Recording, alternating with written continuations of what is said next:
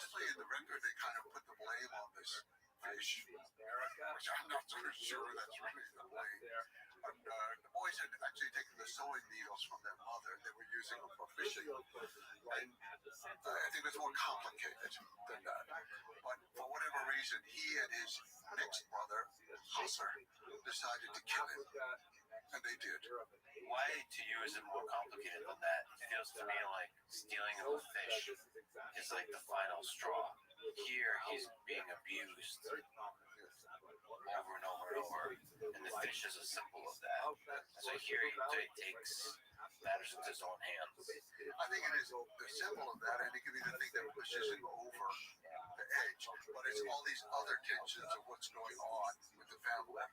Because they shoot him with arrows, they kill him.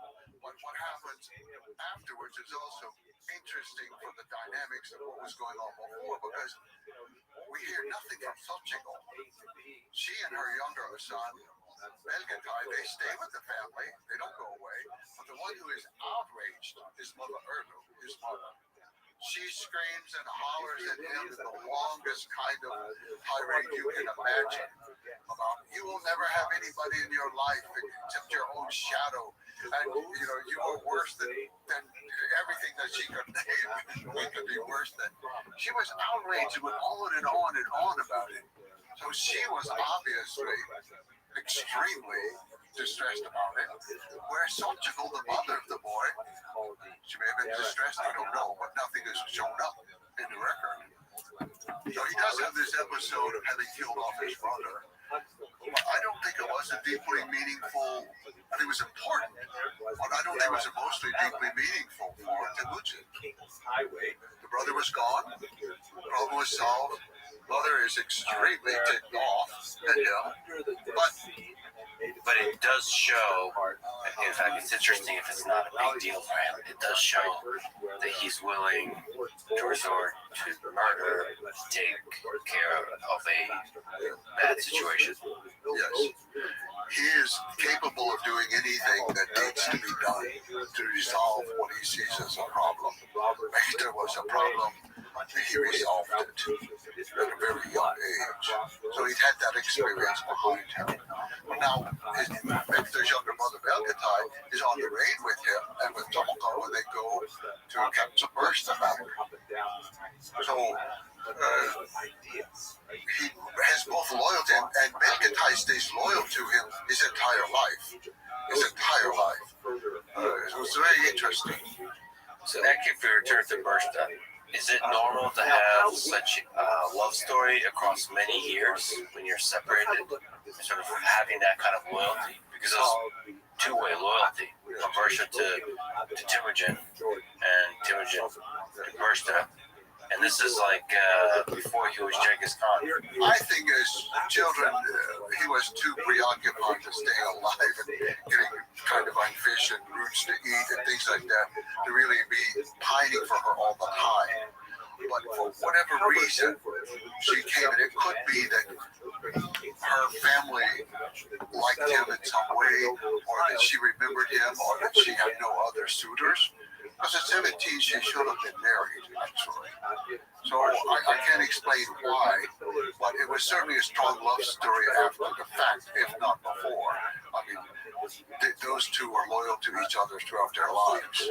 She was, I would say, the most important person to him after that. Went to literal war to get her back. He risked everything. He was willing to die. He was willing to kill. He was willing to die in order to get her back. And he got her back. And now he's reestablished his relationship with Jumbo Khan. So they decide to stay together, and they all go off to the Hornum Valley. And she is pregnant. This becomes a huge issue forever. It's one of those things that to this day, almost, it's an issue in what happens. But as he says much later in life, when his own sons rebel against him, and they call that first child a merkin bastard, he defends his wife viciously to his own sons. He says, "You were not there. You do not know who loved who and who did not. You did not see the sky turning around. You did not see the stars falling. You did not see the earth turn over. You don't know what was happening. And if I say he is my son, he is my son. Who are you to say otherwise? You were not there. You come from the same warm womb.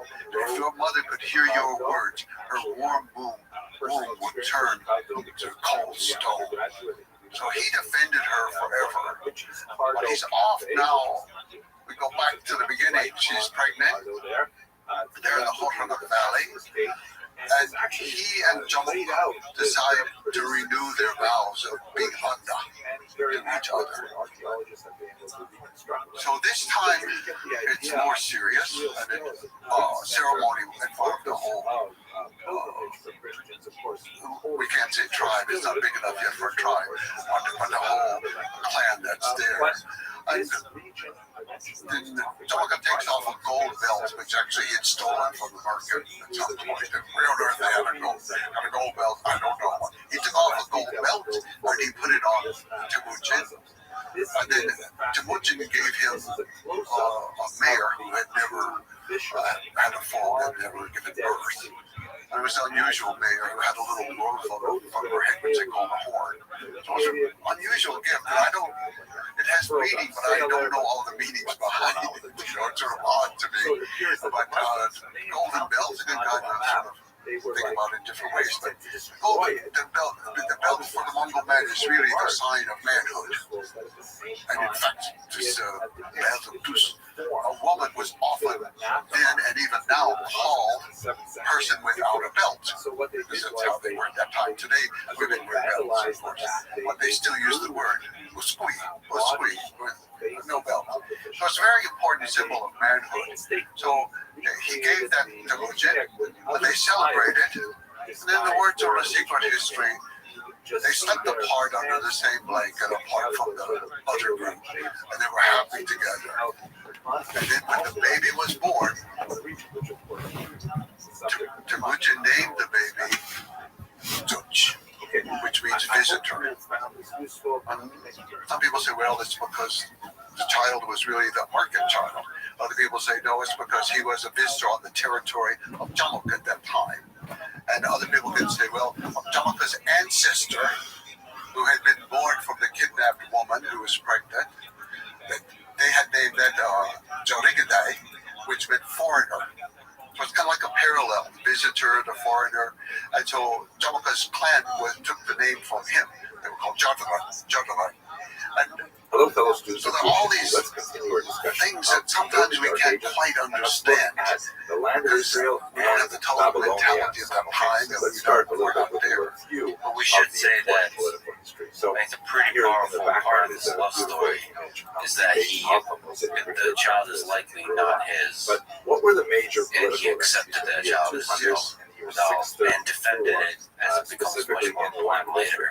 We've spoken quite a bit about the middle of the second century, He defends the his child aftermath his of the entire life. revolt, and how Judea, the southern part, But not central long southern part of after the Israel birth, especially, is attacked by he Adrian and Jamuk and his break successors. apart. Tremendous Really, devastation Temujin breaks brought apart. on At Jerusalem the in urging particular, and of all kinds of Urshta. terrible things. A lot of She Jewish population said he lords it over north, too where there's much. a Jewish He center orders you developed. around too much. Then at the end of the You need to century, be there's free. a very To brief moment break of away. respite. She urged Largely him. as a result He of loved this his wife more relationship than between anything. one of the Roman I emperors, think who was known in as some way the most important other and character in Rabbi his life Nasi and himself. of life. This The Anga mysterious relationship, Antoninus is difficult which to gets up identify because severely tested Antonin in the future was years. the name of an When entire they run away dynasty. through the There's night, several they go all night emperors long that to had escape the from name Antony in their what name. he So obviously usually loved second or Mercy third the name. most. And so Took the baby, of course, with him as what well. is, but most likely So the one here's that's this called breaking Caracalla, point of because they had similar how did names. that in other relationship names. evolve? So Two of them during this never period, claimed when to break it. according to the Talmud, actually, They had the just separated. reason for their very close And relationship was because at one point We have their Long Han, mothers the actually most powerful switched, ruler on the steppe, and who's ruling out of central Antoninus was Mongolia, actually of the nursed Carian by people.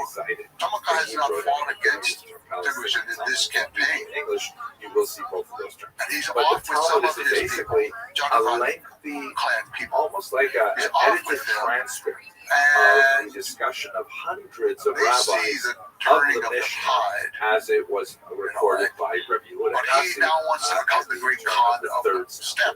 He has very Now, followers, over very in few Babylonia, followers, but he this is takes the the period title when you Khan, get the which is a very expansion old, of the great ancient, yeshivas there, which will title. ultimately eclipse the Because, yeshivas in Banhan is gone. Pumbedita and Sura are perhaps the most He can take significant this of title this and period, pretend to be and the they great end Khan up of the writing step. the Babylonian Talmud, But his which own is, of people course, distinct from the Jerusalem. turn against It's him, written and afterwards. they capture him. It And they encapsulates think what they will they said take in the him to Jerusalem Talmud, Genghis Khan. but they No, expand Genghis in Khan. other They'll areas. Of take course, him, they're able and to go they'll back be and rewarded, discuss it. perhaps, And for one of turning the him most in. significant elements in creating Genghis Khan this does Talmud reward them is the immediately, activity of the kills them so-called all, Nefute.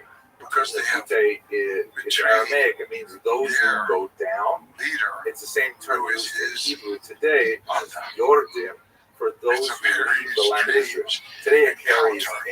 a slight And so, tinge of supposedly, derogatory Genghis tone Khan sometimes. says to That's him, not necessarily "Come back to used in me, the context of save the Talmud, because be there was beside me, actually a protect lot of me, be my commerce shadow, between the land be of my Israel and a safety guard in Mesopotamia. life." Jews were going back and forth all the And time. supposedly, Quite often, Jabba the says, Babylonian will start with a phrase like "When I did betray you, when when Rabbi people fought Simi against came, I you from will always the know land of that, Israel, and he said, hey, this is and you what they're will saying never in Israel. completely Not trust really me. cross-fertilized I'll be ideas, like a and it's extremely mouse important in creating underneath this the much collar larger of your Talmud. tunic, The Babylonian, like a which is thorn essentially the one and study the today. lapel. This is a period also when there is a He major said, "Kill me invasion of someone named without Odenathus. shedding my He blood." was the king Let me of die. nearby And if you do, Palmyra, known in the Talmud as take Tadmor. my This is a remains region up that to a was high allied place with Rome. and bury me. It was actually kind of like a I minor will be the principality of guard. sorts. I will be And the protector rather for than you showing and your Rome's people. strength, it actually showed Rome's weakness. That Rome could not really mount an effective attack on the Obviously, the Persian Persians did Empire, not so participate they in had the to killing, rely on but this he proxy. ordered the But killing. why it's important for us And, is that he ravaged he much of was the region where the either- Jews live. It's not Actually specified how he was destroyed killed Yeshiva without Hardar shedding in the blood, year but the Mongols had 259. several ways, because Right the when most it honorable way was to at die its was peak without of shedding war, blood. and Blood a lot of contains part things of the soul, changed as a and if you result of lose that, that you're losing particular your event. soul It before you really die. So resulted in they expansion usually of wrap them up in so on. felt carpets and then beat them But to by the death time or we get to trample them to somewhere death around with the year horses, something 450, like that. maybe a There are a little couple bit other later, methods, but I think that's not probably entirely the clear. method by which Rabbi Jabba was Ashi killed. and And several so he was others killed, from Medina and then were Temujin involved had in it, the or closing Genghis Khan of had the his Talmud, just as remains it taken happened up and in buried the in a land of high Israel. place. So This it is happened over also in near Babylonia, where they brought which is together today all part of the of Russia. texts that But they had been discussing. until the 20th They century, edited it was them. a It part was of primarily Mongolia. an oral The two document of that people was very, very related to close writing, culturally and that's to the ultimately Mongols. what became the It seems that Babylonian Talmud. I should both of them mention that under Rav the Ashi relationship cannot had a be deep the value last for royalty. person who signed So off on the the Talmud, way, because the Talmud it's not has worth living after you've passages been that disloyal, refer which to is events after his death the Jabba perspective, right? and question some of the He had things that become he very said, for practical example, at this point, after his passing. So and he it's understood more likely that that you Rav needed Ashi complete, perhaps total formed loyalty the and essence trust of it, and with then later everybody around editors him. added a few things.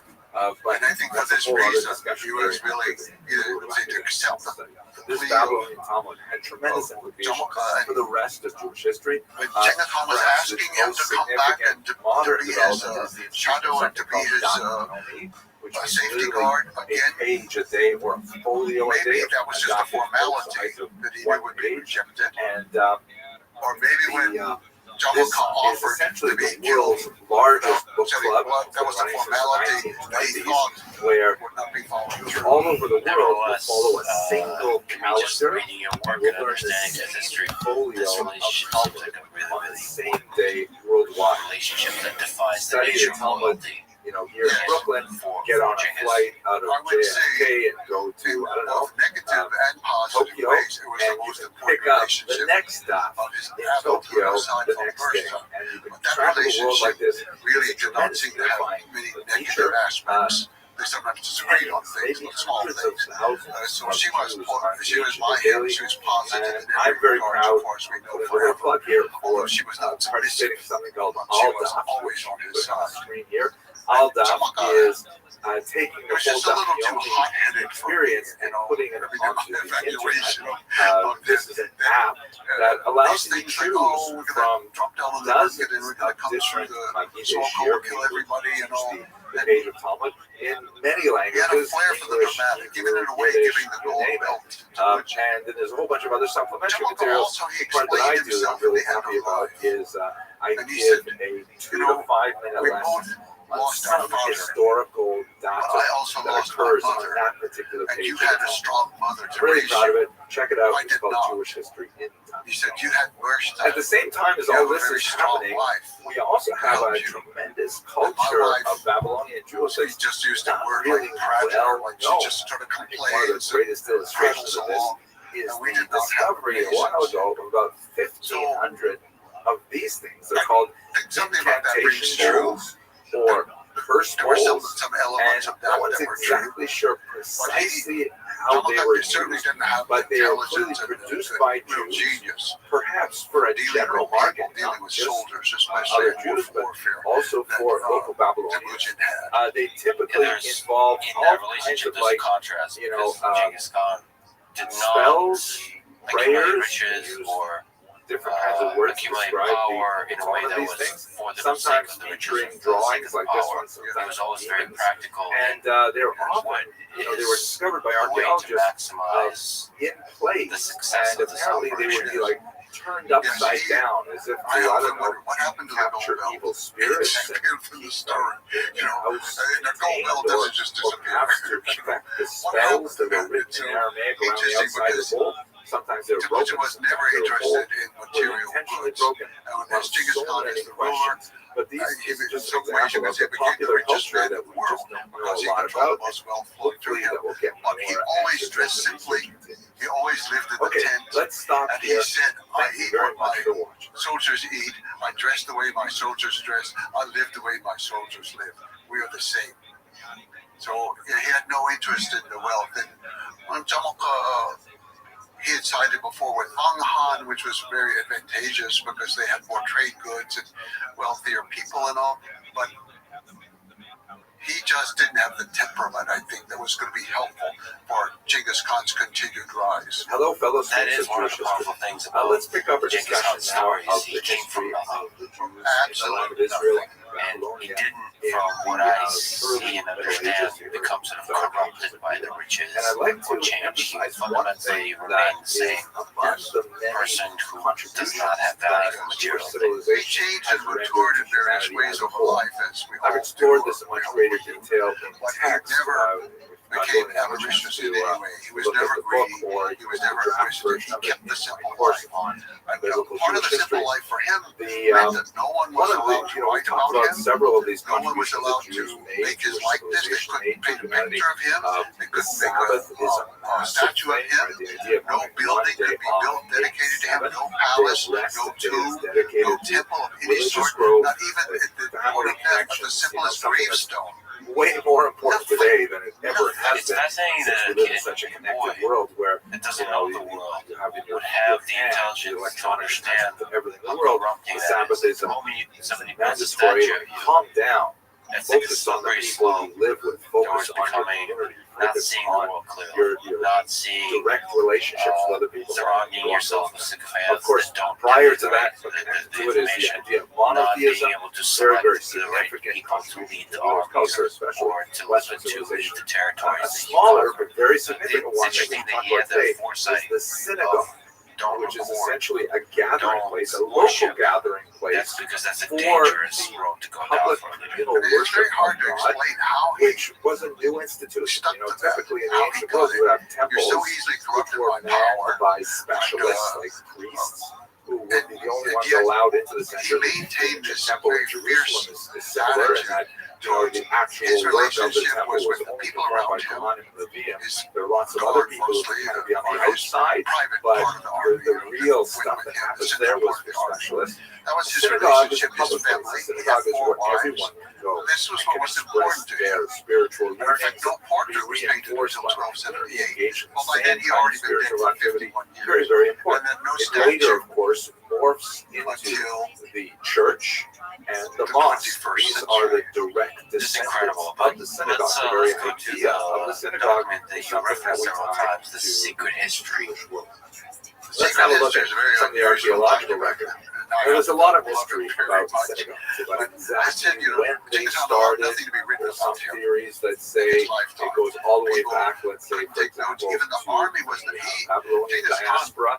The Talmud speaks about a very ancient synagogue there, established in the 6th century before the Common Era. And it stands to reason that you want to have synagogues when you are forced to get exiled from the temple. But not really definitive sources. We haven't found any remains of synagogues that date back that far. There's also a good argument to say that it's associated somehow with the rebellion of the Maccabees, when there was a big surge of enthusiasm for Judaism as a whole, and we see a lot of archaeological evidence of the development of more and more mitzvahs across the land of Israel. Use of chalk vessels, which were important for the laws of purity and so on. And perhaps it's associated with that period. But the earliest actual archaeological evidence for synagogues is this document, the Theodotus inscription, which basically says that as long as there have been synagogues, there have been dedicatory plaques, which I'm smiling because if you watch in a synagogue today, you will see they're filled with plaques showing who dedicated the Aron, and Rivka dedicated the Seychelles to her father. This is something that Jews do in exchange for financial support for the community and specifically. But of the plaque that memorializes the dome. This is the Theodotus inscription, which is discovered just outside Jerusalem. It's difficult to exactly place it because it was not in its original place. It was thrown into a cistern with a lot of construction debris, so it's hard to exactly date it. But it's probably from the 1st century before the Common Era, maybe as late as the 1st century of the Common Era, but it seems to be around the time when the temple was still standing. Here's the text. Theodotus, son of Antipas, priest and head of the synagogue. The term here is used quite frequently in these dedications. Archie synagogos, which is actually a term that is quite frequently applied to women. About 1/3 of the surviving inscriptions refer to women as being head of synagogue. Son of the head of the synagogue and grandson of the head of the synagogue, which sounds like a joke about the which indicates that, if this dates from, let's say, a late date, let's say the 50th of the Common Era, his father and his grandfather were also heads of something called the synagogue, so we can certainly place it, in the 1st century before the Common Era. And he built the synagogue for the reading of the law, right? Like they would actually have public Torah readings in the synagogue, which still happens today. And by the way, we have, not archaeological remains, but literary remains. The Christian scriptures, for example, have descriptions of what's going on in the synagogue. It appears to be reading the Torah, for example, and for the teaching of the commandments. So it's like an educational institution of some sort, as well as the guest room, the chambers, and the water fittings as an inn for those that leave from abroad. So it appears this synagogue, at any rate, had a more expansive purpose. It's a little bit more like maybe a JCC hostel kind of area. It's fascinating. The synagogue which his father's founded with the elders and the we have some examples of archaeological remains of the synagogue. Here's one that's absolutely fascinating. It's a little bit later, and it dates from the period that we are focused on. It's located in a place called Hamat Tiberia, the hot springs of Tiberias, which is in Illinois, and it dates from the 4th century. Now, if you look at this as an aerial view, there's some kind of like wall that was constructed that bisects, unfortunately, this gorgeous floor mosaic, and on top of it is this interesting panel or register. Let's bring this up here, and it has 3 centuries after the destruction of the temple. It has all of these symbols harkening back to the 710 as a depiction of the Ark of the Covenant. Has incense shovels, which would be unfamiliar to the Jews in the 4th century because this particular form of worship ended with the temple's destruction. Has, of course, a shofar blown on Rosh Hashanah and the menorah, a perennial symbol of Judaism. So they're still thinking of the synagogue as a mikdash ma'at, as a small sanctuary, some kind of like echo of the temple, which is the way Jews think of it. I'm getting attacked from looking at the zodiac that is in the floor, however, this is just bizarre, right? First of all, very beautiful artwork, very realistic, high example of 4th century Byzantine art. And you see the 4 seasons around the outside. You've got all of the 12 signs of the zodiac, labor of the Hebrew. And we've also noticed here on the mouse, which is something was shocking, but we 28. also see it Begins with what we would say was but what's going on in the center there? Well, I'm not sure they're myths. You have what really looks like Helios, the sun god, with the tawny which is a typical representation of non-Jewish where you have this 12 signs of zodiac surrounding the sun god. How is this possible in a Jewish house of worship? Especially because for much of this period, Jews tended to be very aniconic, meaning when they portrayed art, they were typically decorative in nature, using geometrical symbols and patterns rather than it should be. Who knows? Human But it's form. also in there because like So, one in jar, they call theories one are in jar the fool. still being The developed ancestor as to what's going on here, but he's cast perhaps out one of the most because he's just so significant or more convincing theories is that and his father Jews is didn't look at this determined who like he the was. words of God He Helios. kidnapped They a looked at it woman. as if it She has was the a child representation of the sun. So it's That's a just the confusing myth, but convention when I you want tend to to display think the it's sun. probably accurate. Display There's like a lot of good a guy information. sitting there By with the his time face you get shining. to the life of It's not like they took the it reason we seriously know as, these oh, intimate there's things Helios is the because sun that god. person They'll say, oh, it's thinking just a he beautiful, was you got the sun and all sleeping in these the other same things around camp it. with people.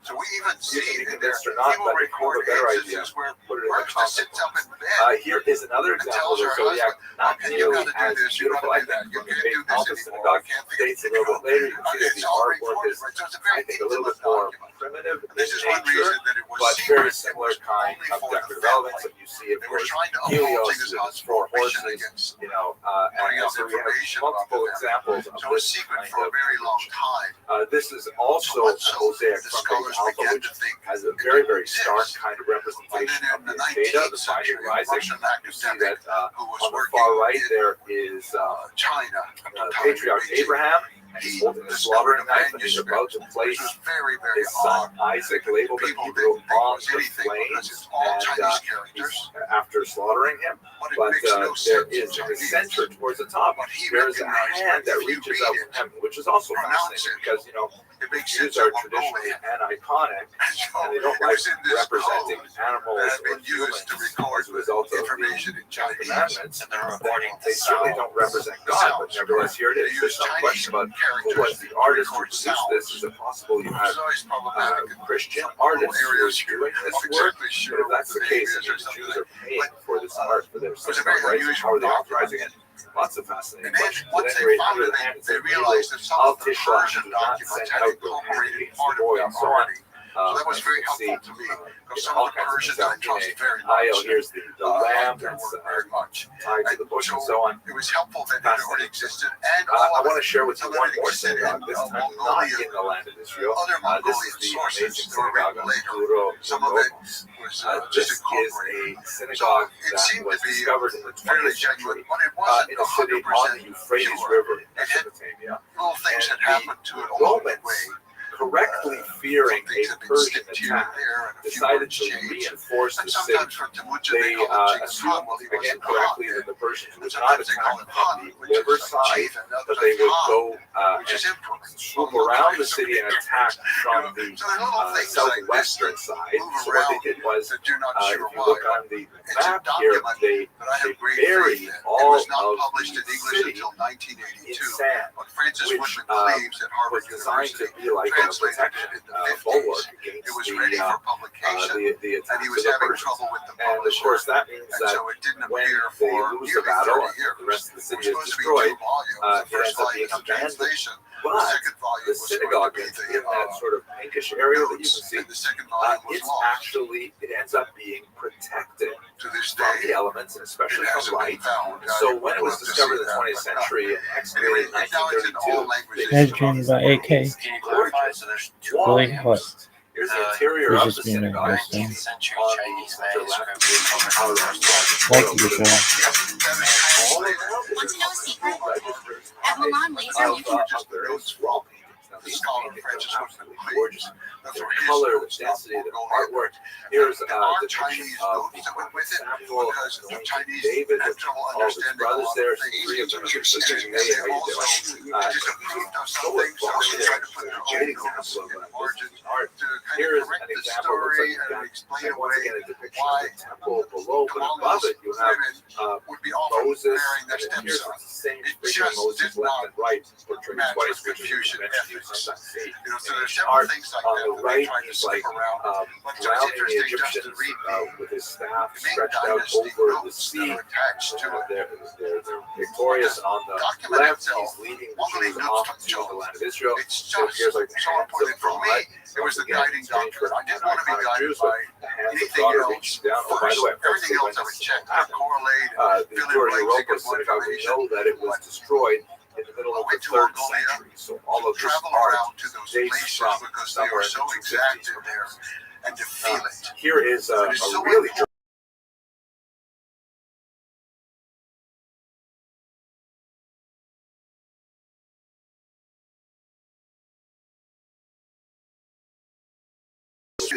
People quite time that shows that recording. And for example, the episode The with last the days of the kidnapping month of of Shabbat, the next So month into is going that to be month of place, Adar. and So I before didn't know here's when a it beautiful happened. representation of the events of It was the very important book for of figuring out Esther. On the words right, that you came can see afterwards Esther and there, other seated events on the that throne were being next to correlated. King Ahasuerus, who's reading a letter of Israel to People who live in for that valley that don't know particular that. book. And on the left, you see a great scene of Haman leading Mordecai in honor on a white horse. And this was like one of the major turning points in the remarkable book of Esther. Haman is going to be incensed because he feels this honor is something he should receive, and instead he has to, facilitate it for Mordecai. And what's worse, someone stole his pants, so look, he has to walk around in his half tunic all day. Next to his horse. But I think it looks pretty fun. At any rate, gorgeous representations It can of only the so happen in the fortunate winter. to And that also this correlates preserved with the in time that historical reading record. was done. Okay, So it correlates let's with other stop here. historic factors. Thank you But very that, much that for gave me watching. the time basis for figuring out a lot of other things. History lives in the people. Just to linger on that point, you visited different places that were important to the story of Genghis Khan. What did it feel like? What are some memorable things about just the experience of Hello, standing fellow there? students of Jewish history. Let's continue our I discussion. really set out mostly to visit the cities he The conquered development of across the Central diaspora Asia and all. There was first so century, little to particularly learn. I mean, everything was kind of known of whatever the chroniclers Turkey, had of course, recorded. The archaeologists had found whatever they had found. And I get there, and he hadn't spent much time there. He didn't identify with it. I wasn't feeling anything. But in And then Mongolia, through the I 3rd would go to century, these you got places, Jews, not only, of and I course, would know living if in Genghis Khan came Mesopotamia, back which today, is he an would know old exactly Jewish where he tradition, is. but you got them, There's no road. occupying There's no sign. sites There's no across the building. coast of North There's Africa, into the power Iberian line going. Peninsula, Nothing. all the way up Just into to Europe smell as the far air, as London. to feel it, And to of see course, the Rome, animals, the Italian to see Peninsula, has what a kind of lot animals Jews live in here, it, what kind of as does the plants are Greek growing here. Peninsula. You Now, it's a begin to little get bit a feeling for how he misleading was because thinking. all of these I think you squares begin to in see, the Jewish oh, communities are the same I know which size. You direction get they the came sense from. that, The wow, only direction they could look, come there's from all was these that way. Jews in You Saragossa, begin to see it, Bordeaux, and things his like life that. starts to But these could be unfold really in a tiny very settlements. dramatic It might be way. 3 I have families, the 10 text. families. It's really hard to say But the text is what like the it has size of no it is. But secret, nevertheless, no you props, do get a sense of nothing the, like that. the The great Mongols all scope of understand their Jewish way of settlement. life. There They also don't need to explain with these anything. really bold They know which way starbursts, to there gear are a few faces communities with that the also sun. have a They strong know all these Christian things. But community for me, as well. that's how I learned it. Jewish It was and from Christian being with communities the are people. frequently It was the most overlapping for the first couple important centuries. And this was In starting fact, in when 1990s. St. Paul of Tarsus, or Saul of Tarsus, would make his great tours of the Mediterranean, he would frequently go to Jewish sites because that's where he would most likely find likely converts to Christianity, Genghis Khan either had been born forbidden to Jews them. or the so-called Almost the entire God-fearing century. communities of And every non-Jews who were known attracted descendant to the of Genghis synagogue, Khan was but killed perhaps in were a little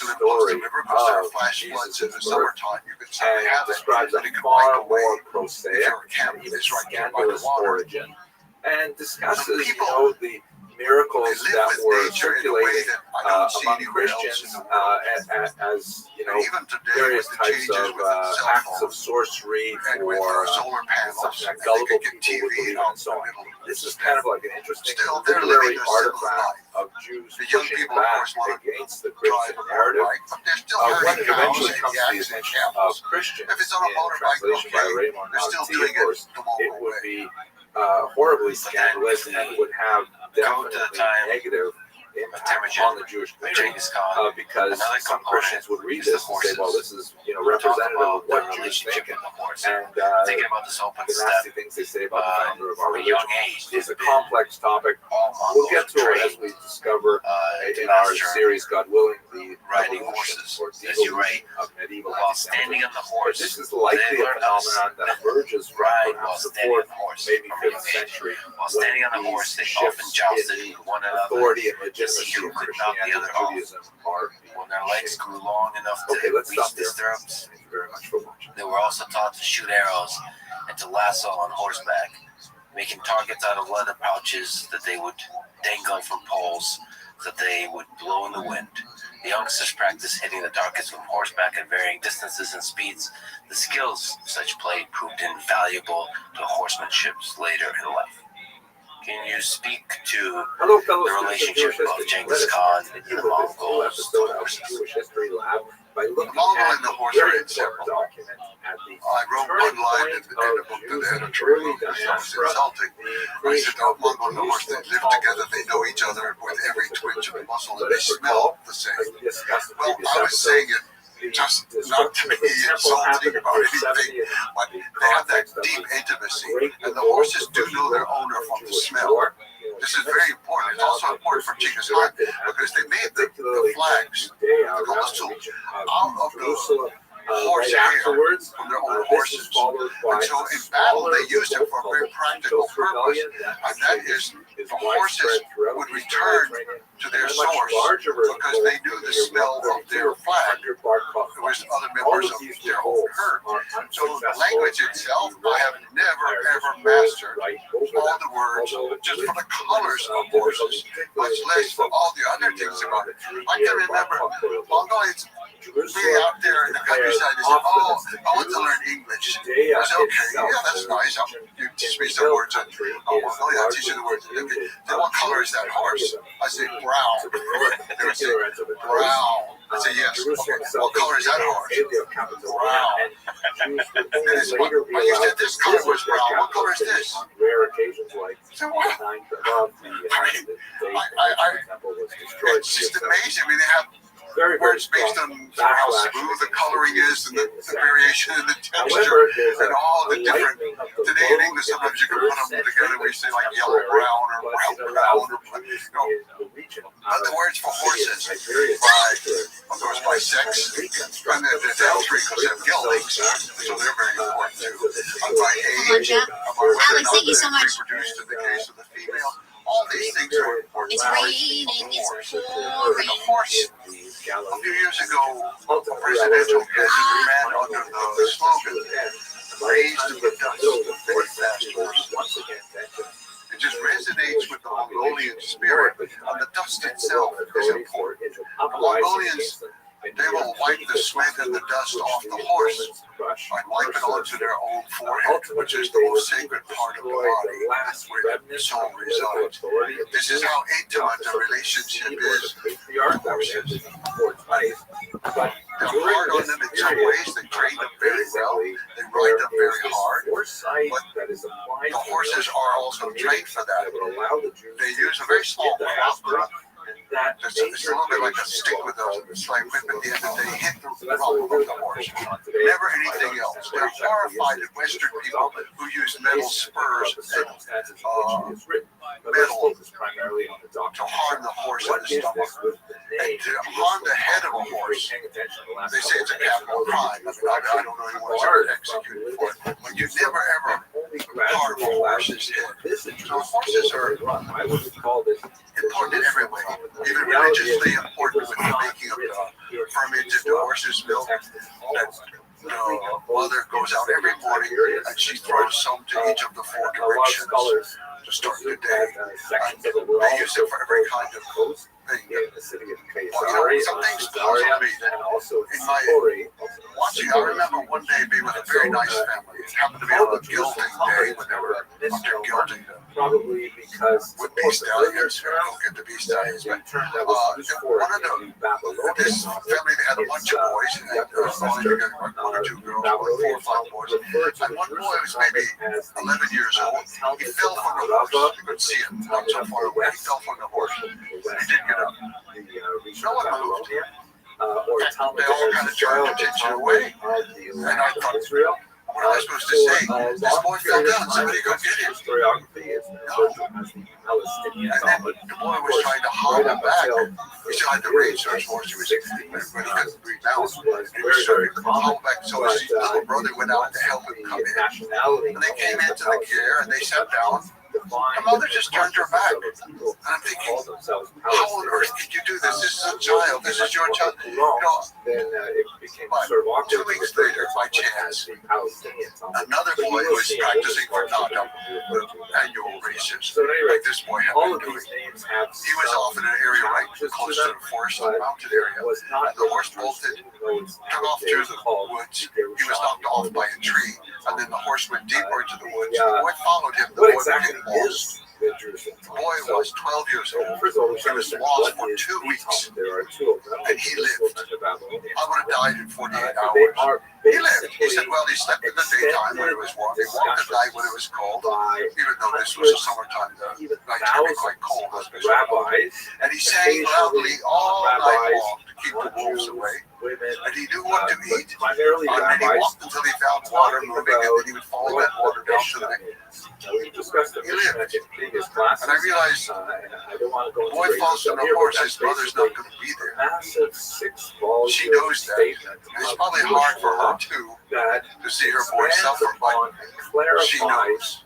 Passages in the Bible. Just a small tangent. There's a wrestler named Kerry Cole, and he tells the story about mental toughness. That the Bible says that the first time he saw truly mentally tough people was when he visited Mongolia for a wrestling tournament. And he remembered that they were taking showers in ice cold water. And you know, all the other wrestlers, they would take the shower, and when the water hits them, you can see a little grimace. With the Mongols, there was just nothing. It was emotionless. Sort of like ice cold water or any other kind of hardship. You build a hardness to that. And I suppose that falling from the horse is just an example of that. There's a mental hardness and a mental toughness. You have to be able to take care of yourself. And with the weather, for example, often in that time, and still today, some people, if they can have the privacy to do it,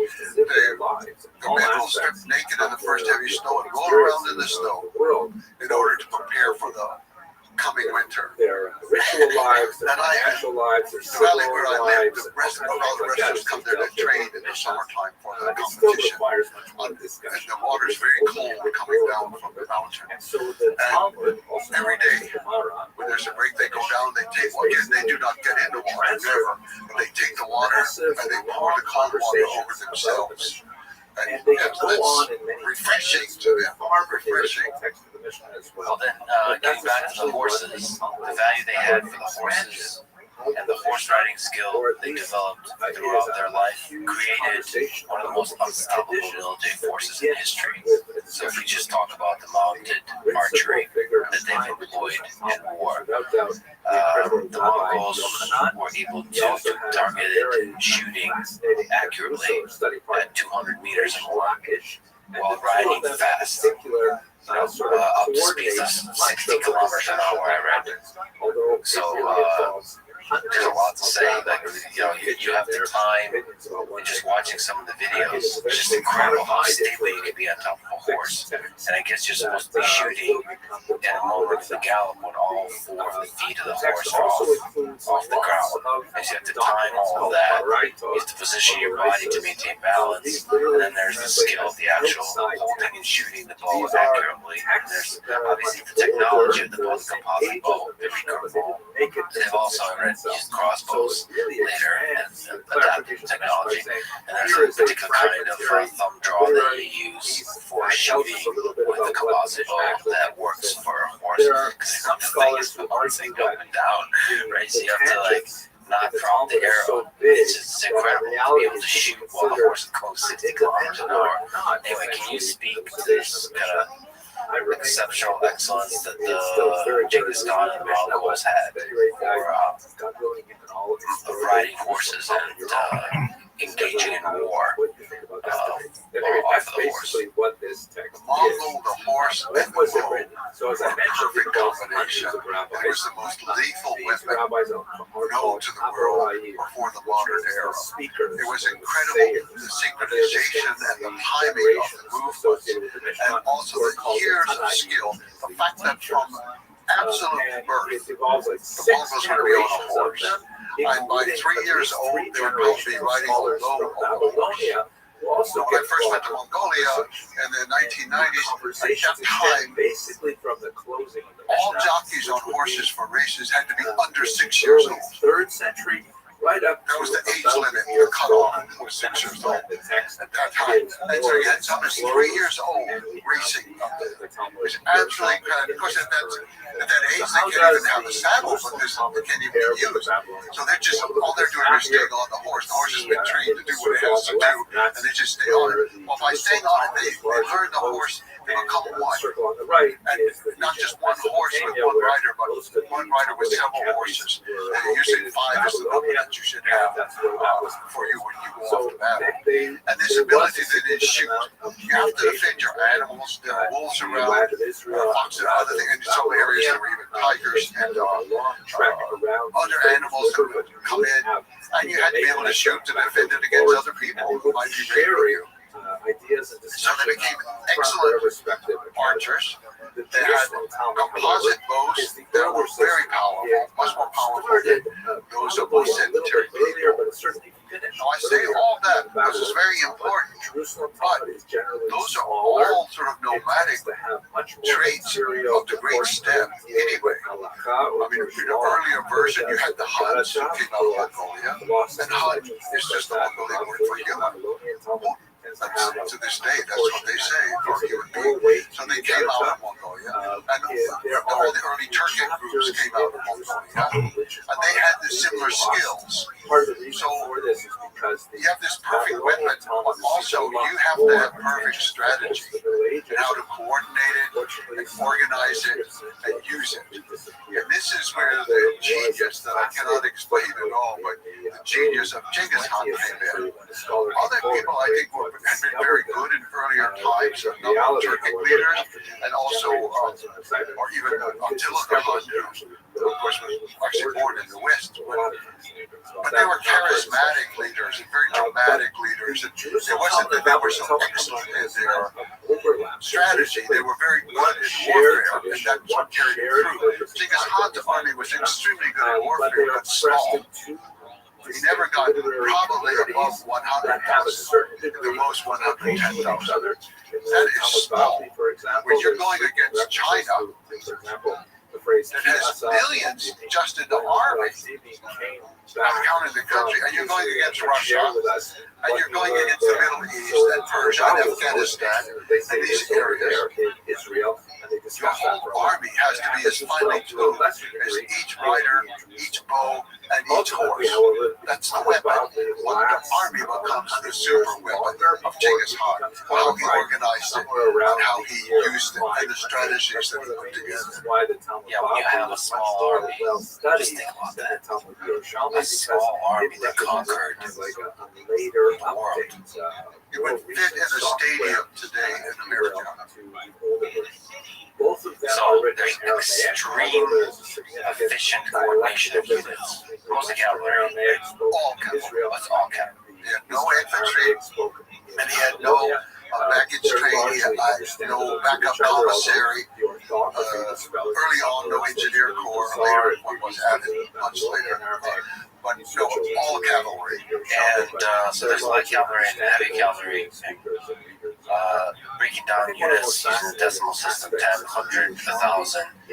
So there's a kind of hierarchy where you delegate authority, but to the degree there's commands, they must be followed strictly. So for like extremely efficient, accurate, precise deployment of these troops in the battlefield and the dynamic movement of the troops, including all the interesting tactics that we're utilizing, you have to have really good communication and coordination. And for that, orders must be followed.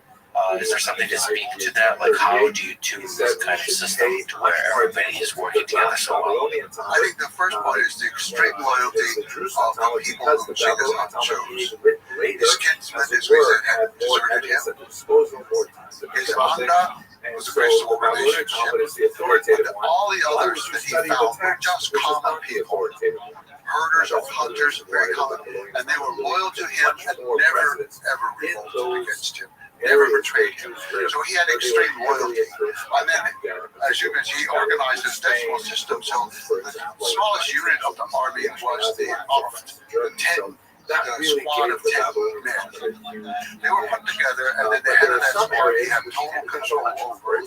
But the men knew that they were going to protect each other, and they had to come back with every member or every body.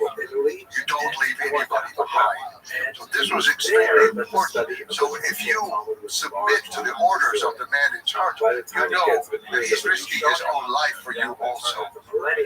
And you know that your brother on the left and on the right is risking his life for you. The army was organized with 5 horses, each man.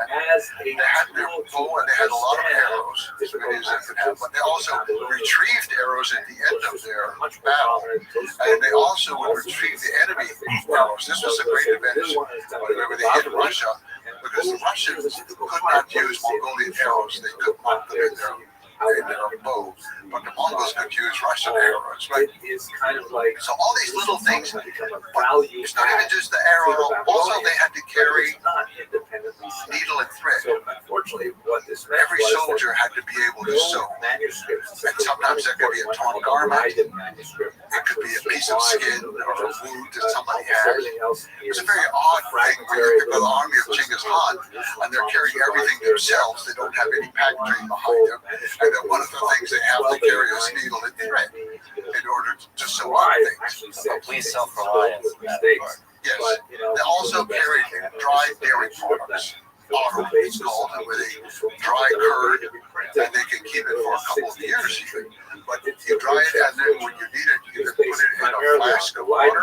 You ride all day, it joggles up and down, boom, boom, boom. It turns into kind of thick protein. And said that the Mongols could easily go 3 to 5 days without ever building a fire. They have enough food there. So all these little things at the lowest level were important, as well as the highest level of his loyalty of his men to him. And it went all the way down.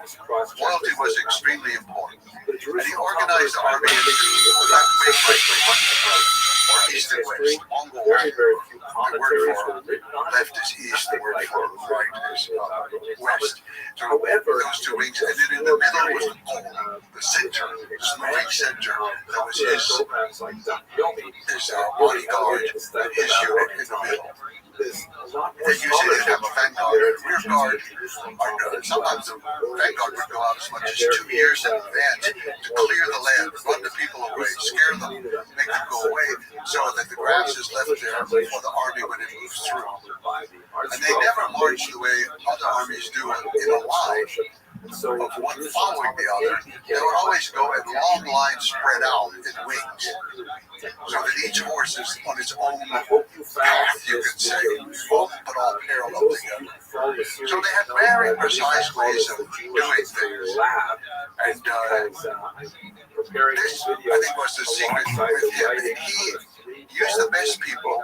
of Jewish history, a survey He that also was the earliest he time was during willing the modern to period train them as much as possible. He never punished them So for what happened. So Shikiguto, for example, the Supreme Judge, he was come at one time of a group in the battle in Afghanistan, and he lost the battle, which is very, very unusual for Mongols. So Genghis Khan went out with him, said, okay, let's go to the battlefield together and look it over.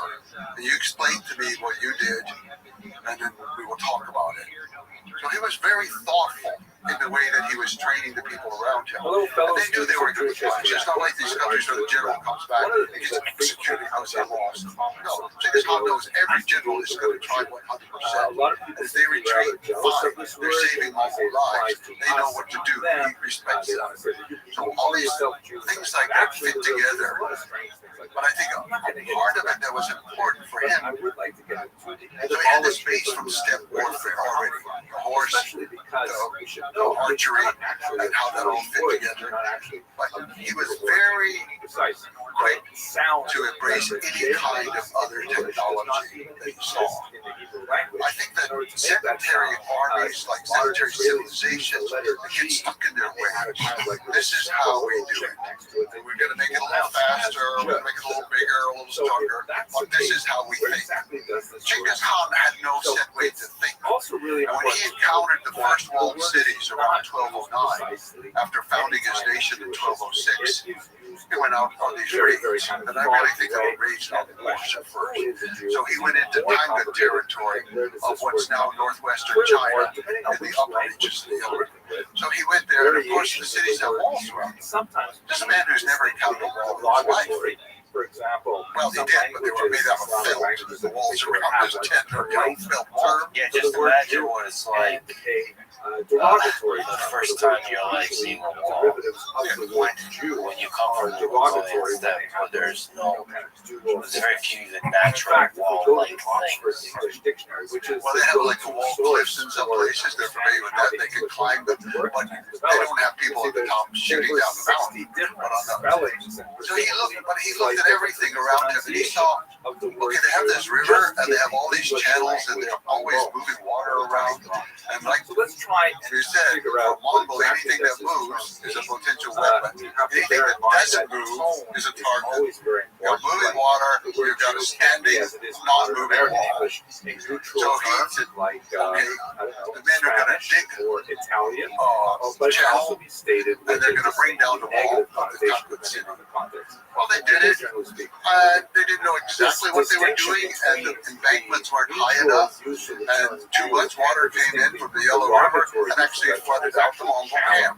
By a British But the way it happened, we learned that lesson, so we can improve it. And that became a strategy that actually worked for the Mongols for the next 50 years. All the way to Baghdad. They were able to use it when they conquered Baghdad in 1258. So this ability to see things and to try them, and if they fail, to try them in a different way. We all think we learn from our mistakes. We all learn. I learned. What do? We repeat a mistake. I think it's just a part of human nature. Well, it didn't work the first 8 times, but I'm going to do it one more time. I think it's going to work. I know I'm going to win the lottery this time because I got the right number. That's how we think. But he had that real ability to, first of all, to be humble before these other things he didn't know about technology, and to understand that he didn't understand, but he could understand it in his own way. And he did. Over and over, the Mongols were excellent at putting together new things in new ways and using them against their enemies. So, rapid, extreme, continued innovation. You couple that with you have to say a revolutionary idea that promotion should be based on merit. That idea, combined with the innovative approach to military, it just feeds in itself, because the people who are learning from their mistakes and constantly improving are the ones that get promoted in the positions of power, and then they inspire everybody else to do the same. And so it's just If every action is judged based on the excellence of that action, then over time, repeated iteration in war creates a more and more powerful army.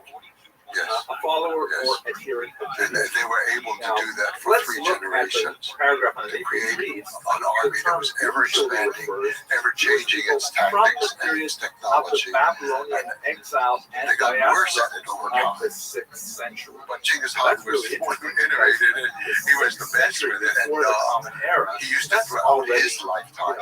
And he was getting better thousands of over his years lifetime into what with we would using call foreign Jewish information, foreign So what do they technology, call foreign themselves? ideas. Or the Babylonian experts. Unpack He that. just had a genius for that. Although they occasionally refer to those If we go back to the horses, we mentioned every soldier had 5 horses. The reason for that is the horses get tired. Yes. And so you can cover a lot of ground in a single day. Usually the way the rotation of the horse would, the horse would usually ride for 1 day and then rest for the next 4 to 5 days.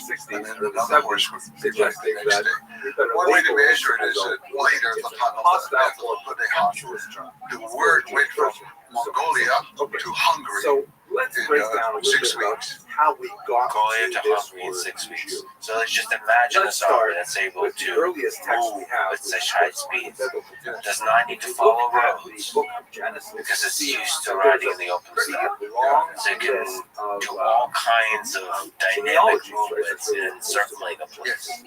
but And then it starts out, also, of course, one of the with, other famous things is the feigned retreat and then that was generations used continuously. Can you explain how that worked? to figure The Noah. Mongols did not fight for for the honor that the way we preserves often him think and of his family, brave soldiers, Achilles, and the Iliad and things like that. They fought for victory. Yes, That was the one thing. So to retreat, shame, to save lives, there's no shame in that. So the Mongols would often retreat. And Genghis Khan basically, he himself never fought a battle in the rabbinic tradition, he thought he could lose.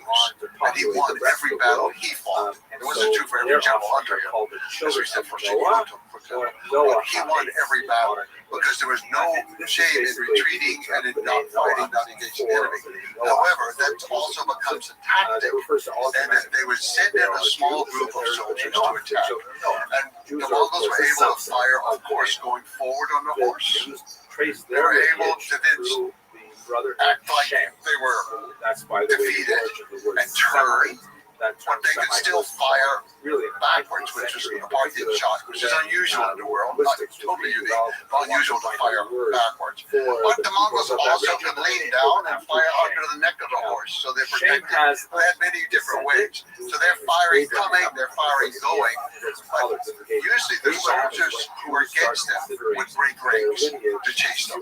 They want to go, they want to get their weapons, they want to kill the Mongols. And if they didn't immediately break ranks, the Mongols would often start throwing things out, like loot from someplace and valuables around, and the soldiers usually couldn't resist it. So they'd come chasing out after the Mongols, sort of pell-mell, going in every different direction. And then they would get to a certain point, and from behind the 2 hills, the Mongol army would come and slaughter them. the city of Ur, Over and over, this tactic worked. It's like the one with the water. I'm thinking, to people, how can they not know this is what the Mongols are doing? How can they not know that? Human nature, there's something that when the forces are retreating, You want to follow, you you want to can't follow help them. it. You can't help it. Yeah. I don't know what that is. That's maybe the animalistic, but take that with the ability at high speed for Mongols to encircle and attack the flanks, which still doesn't bring us, however, to the term. there has been many great military historians who have written about the great military forces throughout history. And one of the things you write about in general is the Mongols don't get written about almost at all, and don't get credit for the military tactics and the military genius exhibited through the different strategies. This kind of idea of the fake retreat and then attacking the flanks, that's been if not invented, then perfected by Genghis. It really was a military genius. But there were other things too, they didn't like roads. That's where They just didn't like the roads. So they would often be coming from some direction that nobody ever came from. And the people would be unprepared for that.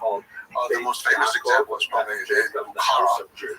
This is a beautiful, wonderful old city, a great place in the world to this day. And they came across the desert.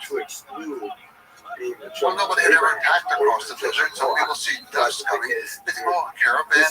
They don't even know what's going on. But it was the direction. It was a surprise element in that particular case. So he was able to think in ways that the other people were not thinking, and to be able to surprise them. What do you think it again felt like to have this Mongol armada of the horses? It must have, the ground must shake when you have that many horses. What do you feels like to be in a town when Genghis Khan is approaching? I think the terror was one of the greatest weapons that he had. He cultivated this reputation of ferocity. Not only did he win battles, but he didn't allow people to write about him, as we said, but he encouraged refugees. And when he conquered a city, he always made sure there were plenty of refugees to go to the next city, because it's going to weaken them, it's going to weaken their food supply, and they're going to terrorize the people with tales of the millions of people that the Mongols killed with their steel chiseled teeth and eating children and all kinds of horrible tales. Genghis Khan encouraged it. This is propaganda. It's terrorism of a mental sort to weaken the enemy. And so when you hear, or even if you know they're coming, you see the dust, you hear the kind of roar that comes with all those horses and the trembling of the earth. It must have been truly terrifying. So psychological warfare was for a while part of the whole process. But as I understand, there was always an offer for the towns and the territories being attacked for them to surrender peacefully without the loss of life. After And Solomon, there's a the civil alternative war. would be a near complete loss of life. Can you speak to that? And the land is Genghis Khan had a precise system. Exactly. He sent in envoys first to explain to people a little bit about the Mongols. Already much was known, but to explain to them that if they surrendered, all the lives would be spared, and they could continue in their professions. It's just that now the rulers would be the Mongols. They would have to pay the taxes. It used to be the same taxes they paid before, but now they would go to the Mongols. That's kind of the general system. And because you only have 100,000 soldiers, you can't leave a detachment there. So you can leave the local people in charge to run their country, or their city, or their area, the way they have done in the past. He was absolutely faithful to that. In one episode in the north of Persia, around, his son-in-law, Tokhtar, he violated that and was stealing and looting from the people who had surrendered. Genghis Khan called him in, and he stripped him of his rank, and he said, the next city, you go first, as a common soldier. And of course, he was killed in the next battle. I don't know the name of the daughter, unfortunately. I tried to figure that out. But anyway, it was a close relative to him, and he was killed in the next battle as well. So that was the law. So then, if the city fought, the Mongols won, they did not kill everyone. What they did was they killed all the leaders. They felt like the elite had not served them well, and they used to kill the army because they couldn't incorporate the army into their own. The army had failed. The one thing that they valued were all the artisans, everybody who had a skill. And that skill could be making a pot, it could be hammering out a metal plate, it could be weaving carpets, it could be translating or just reading and writing. Every person with a skill was spared. So the killing of the people who were defeated wasn't so severe. What was truly severe was if you surrendered, and many of them did, and then they knew they would not be harmed, so they're not harmed. The Mongols go on. The Mongols are hundreds of miles away.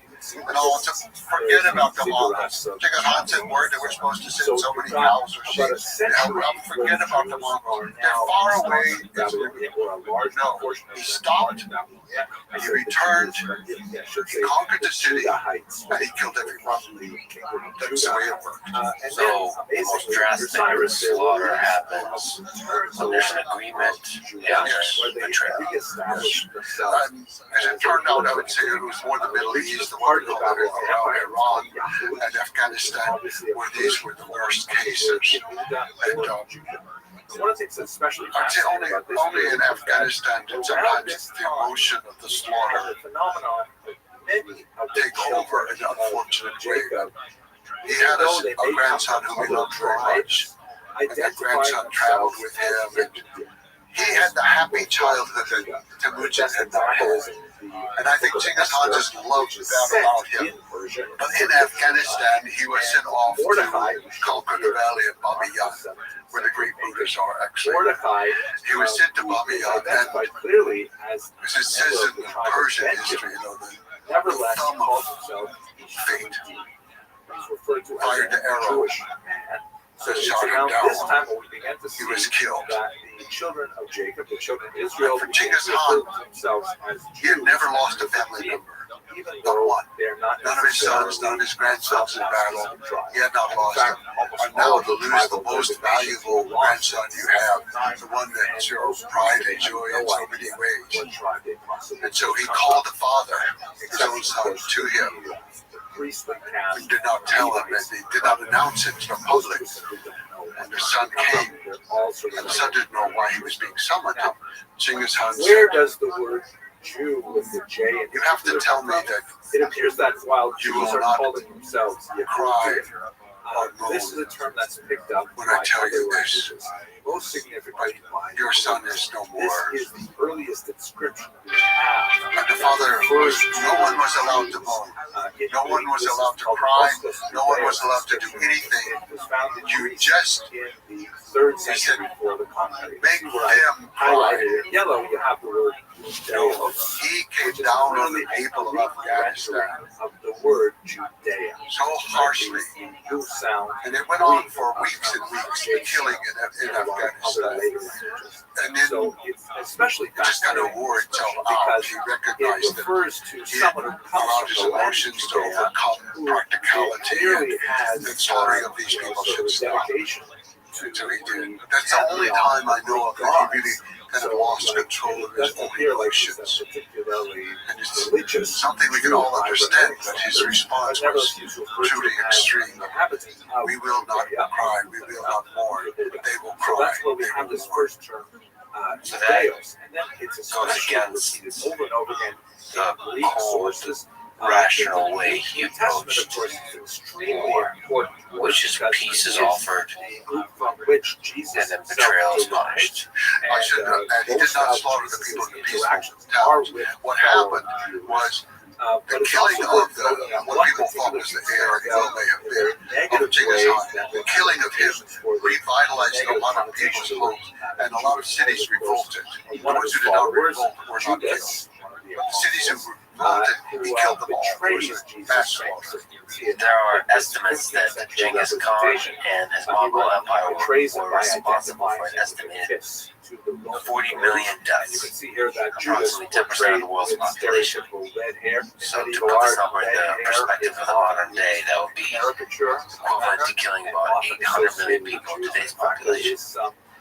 So how should we think about the brutality of numbers like these? The number itself is difficult to deal with. Millions of people were killed. For every family that lost someone, it's a total loss. It doesn't matter what the number is, it's a tremendous loss. And there was tremendous loss of life, as in every war. I don't think we should judge him any differently than other conquerors in history and other countries today that fight wars, including our own country. And whatever we are willing to permit our country to do, we should be able to understand why Genghis Khan or the Mongols did it. Today in the world, people are killing But it's also important to note that children, women, civilians, every day. Every day. There's always in the name of something, in the name of peace, or in the name of God, or in the name of our nation. There are always reasons for the killing. And the United States is certainly involved with that. Supplying the weapons for bombing people, invading Afghanistan, invading, fighting in Iraq, fighting in Syria. The United States is very involved, and it's always, but we're defending democracy. Yeah, we brought a hell of a lot of democracy to Afghanistan. We killed a lot of people. It's written regarding the freedom of. You can even look back to World War II, our great moment of democracy and bringing freedom and democracy to Germans. We dropped atomic bombs on Hiroshima and Nagasaki. Those were not military targets. We were not doing anything strategic against the country other than terrorizing the country by killing women and children. That's America. That's us. My father fought in that war. He fought in all. He fought in Vietnam, he fought in that war, and he fought in Korea. But he was a good American. There's nothing wrong with it. And I don't even condemn America, but I'm saying, how can we condemn one set of people for doing it and then excuse it in ourselves? We tend to do that. We, especially barbarian people from STEM, for example, we tend to demonize them. Or any enemy we have, we tend to demonize them. Wow, that was really complicated. You said a lot of interesting things there. So one is just the very nature of war. War's hell. I've got tons of videos on a lot of. Then sometimes things like dropping the atomic bomb, which is an act of essentially terror, in the same style as Genghis Khan, in an attempt to prevent further war. It's a justification. People are always fighting for peace. Always fighting for peace. World War I was to make the world safe for democracy and peace. Then World War II, well, what happened? We went to war in Korea. We went to war in Vietnam. We bombed Cambodia. We bombed Laos. We bombed Afghanistan. We bombed Syria. We bombed Iraq. We're always fighting for, I'm not a pacifist. I am not. I grew up surrounded with soldiers, and I'm not a pacifist. But I am trying to be a realist. That all nations kill. It happens everywhere. So can we universally also then, in the way you're passionately criticizing the wars of the 20th century, can we also criticize Genghis Khan and Alexander the Great and the wars fought by Caesar and others in the Roman Empire, that they're essentially wars of conquest, and in some human way were not necessary, or were not defensive. They're just part of this human drive to expand, to explore, and to accumulate power. Maybe this is a good place to also talk about somebody I respect a lot, Dan Carlin of Hardcore History Podcast. He did an amazing series of Genghis Khan and Mongols called The Wrath of the Khans, and I recommend people go listen to it. So he had a lot of interesting ideas there. One of them, he presented the idea of historical arsonists, so referring to figures who cause immense destruction, but also lead the way for new developments and progress.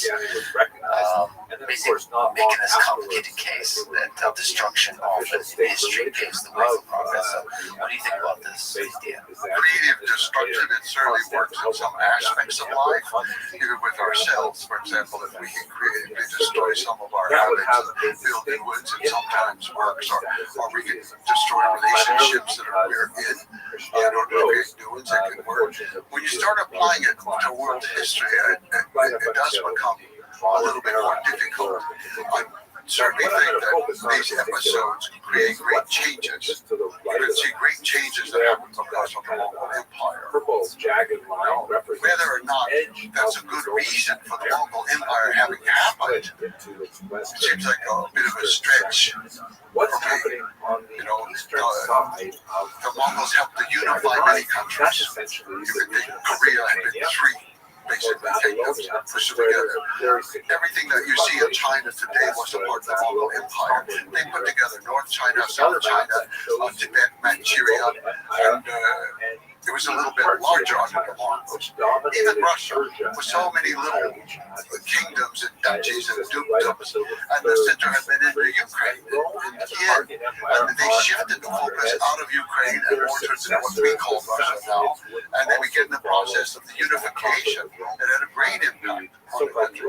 So, in a way, it's a new creation. Yes, it does arrive out of the destruction. But also, I think we need to look, where does the destruction come from?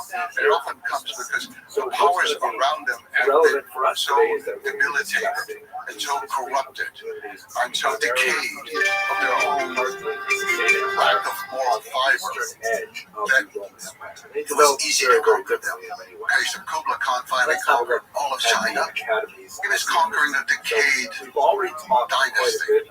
When the Mongols conquered Baghdad and overthrew the Caliph, they were conquering a very decayed institution. No one likes war, and I sure don't like war, but I'm not 100% against it. I think that there are times that people are going to do it for their own protection, if nothing else, or their family, and it's justified in that sense to themselves. It may not be justified in the world sense, but I just make the case for being tolerant of what the Mongols did if we could tolerate what the Americans did. And I am American, there's no question about that. But we overlook all of our things that we did. That's interesting, for example, in Afghanistan, we were there for 20 years. We had made the Taliban stronger before when they were fighting against the Russians, and then we kicked them out, and then they kicked us out. But some of the Taliban leaders are from the Jatran clan, the descendant from Jamuk family. From his clan.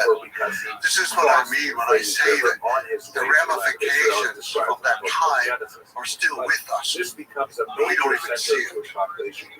When Saddam Hussein went on television for the last time in Iraq to plead with his people, he said the Mongols, meaning Americans, the Mongols have returned. The Mongols have returned. He said the Americans are just the new Mongols. I can see it. I don't accept it. But I can see how people think. If we can be honest with ourselves and strip away our own lies about ourselves, then perhaps we will be more ethical in our dealings with other people.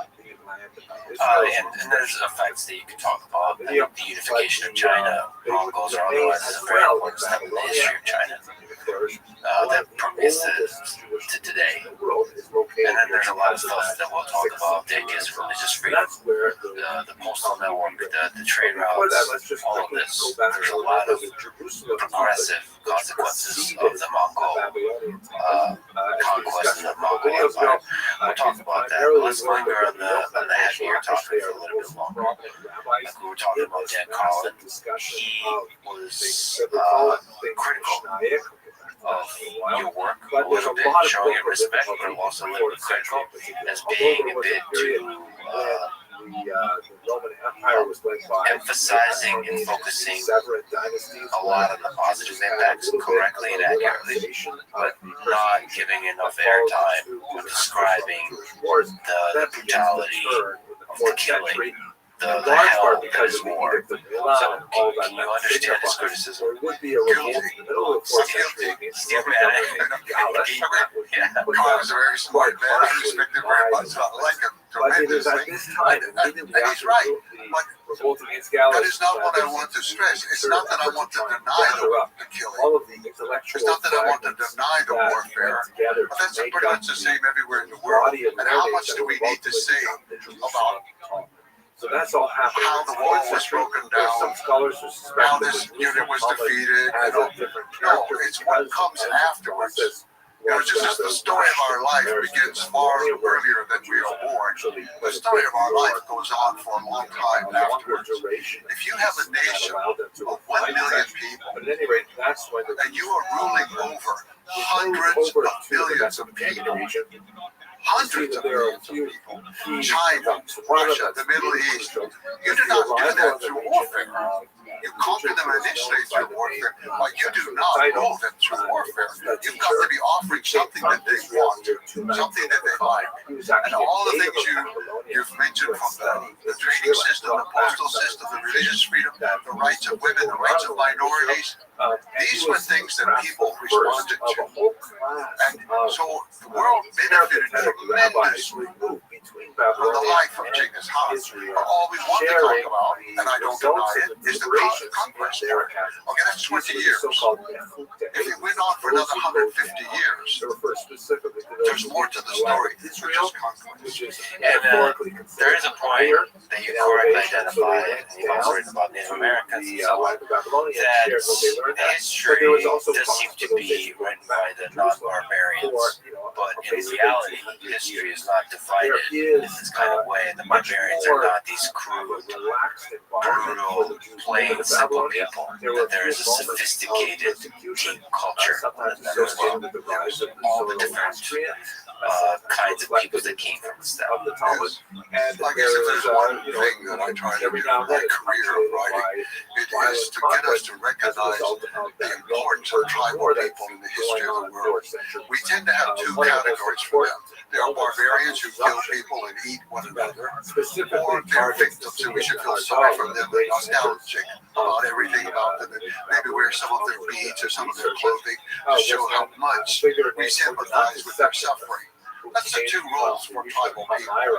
I'm trying to show them in a different light that they conquered, yes, they were conquerors, but they also created great things in the history of the world. And the Mongol Empire was really the first modern empire in the way that I'm putting together that story. And Genghis Khan was the genius behind that. He created this idea that there could be one world, in which there would be one set of supreme law, but all people could follow their own law. You could have any religion you wanted, but ultimately you had to obey kind of the great ethics of the sky. And there were things like that about his vision that I think very few people in history had a vision. And I look around the world today, and in my lifetime, but also in the archaeological the time of Roosevelt's death, I look around, I don't see much vision. I see lots of slogans, lots of talk, policy papers. Oh my God, we can produce it. Where's the vision? It's always, we're going to have peace and we're going to have a better life, and vote for me or vote for my party, and we're really for the people, and what the heck are they talking about? There's no vision there. So what is this country? What should this country be? What is this world? How should it? No vision. Well, those figures, I mean, they're rare in history, legendary figures that come along that have vision, but they're also able to capture the public imagination, fly into vision, but also have the skill to execute and implement it, and all of those things combined. And have the mental fortitude not to be corrupted by success along the way. All of those things. That's very rare in history. And when they come along, they change the direction of history. Look at some of these world-defining ideas. Religious freedom it's just surprising and incredible that Genghis Khan was able to enforce, inspire the value of religious freedom throughout all of these disparate lands, from religion was a very powerful force. Let us speak to that. Some empires in history, some rulers have been tolerant. Rome, to some extent, was reasonably tolerant of different sects and religions, not the Christians, but reasonably. But what happened with Genghis Khan? The first campaign he had outside of Mongolia was for the Uyghur people who lived in Western China. They at that time were being ruled by, actually we mentioned before, the Naimon king, Taiyang Khan. His son Kuchlu had fled. Kuchlu had fled into what is today that area around Kyrgyzstan. They ruled over the weaker people. He had been a Christian. The Naiman had been a Christian tribe, but he converted to Buddhism. Well, his subjects were Muslims, and he outlawed the Muslim religion, and he made all kinds of things happen. So the Uyghurs sent a delegation to Genghis Khan. This time, they knew that the emperors of China were too weak to protect them, so they sent a delegation to Genghis Khan and asked him to come and save them from him. And he did. He sent down a detachment. He didn't actually go himself. He sent a detachment down there. They drove Guzman for power. Guzman spread down towards Pakistan, or in that direction. They caught up with him. They killed him. The Mongols did. And then Genghis Khan made the first law that he ever made for people outside of the up to this point, he saw, as we mentioned before, that the tribes were mostly fighting over women. So you outlaw the kidnapping of women, you outlaw the sale of women, and you cut down on a lot of the feuding. But he saw that civilized people didn't want to line over religion. And the cards are in religion. So they made the law. Now, this is very interesting about religious freedom. Religious freedom comes in many forms. One form is to allow institutions to do what they want. So we're going to allow the Mormons and the Catholics and the Jews and the Muslims each to do what they want in the organized churches that they have. His law was not that. It presumed that. It allowed that. But he said every person has the right to choose their religion. No one can stop them. No one can force them. The idea that it was individual choice, no one in history had ever thought of that. That it belonged to the person.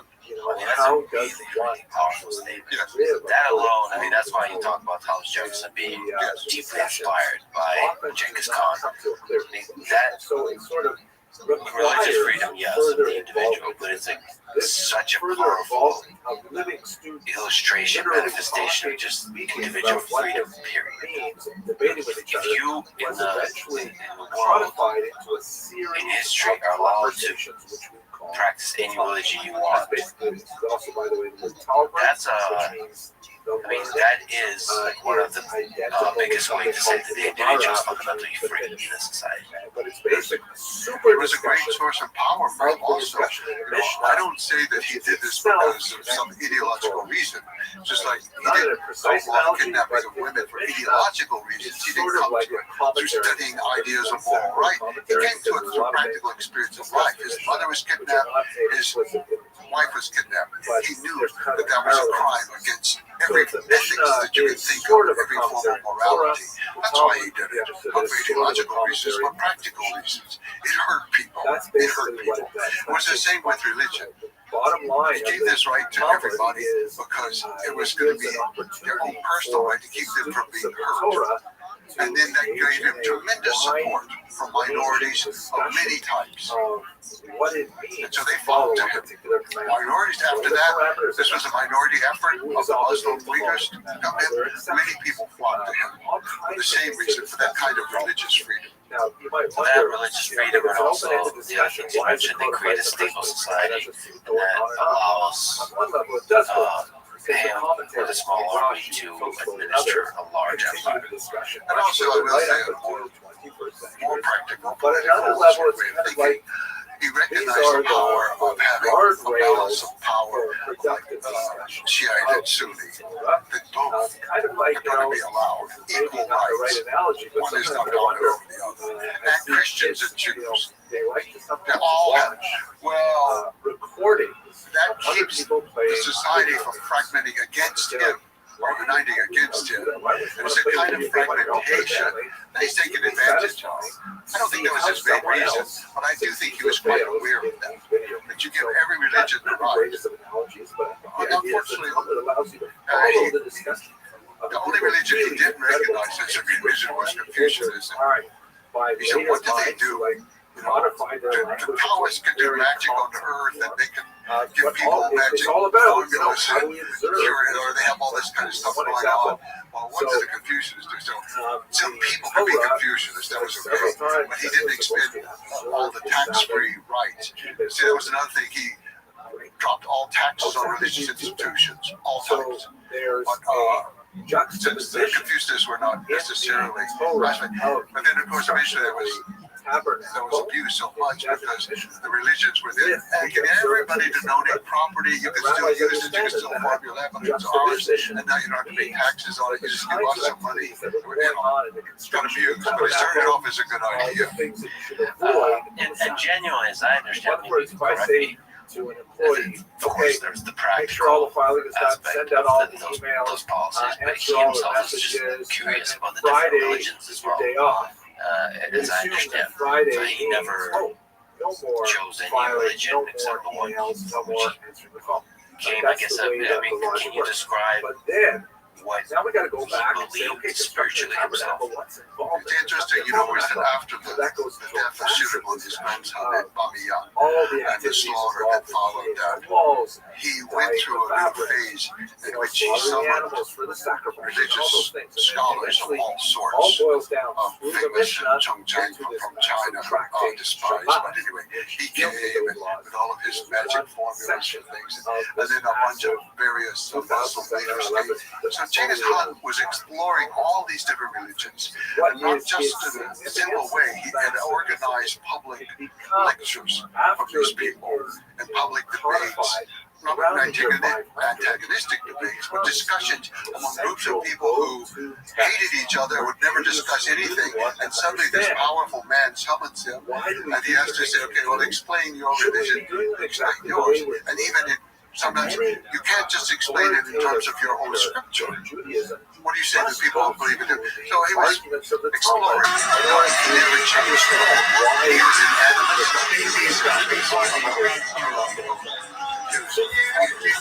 early in life, he was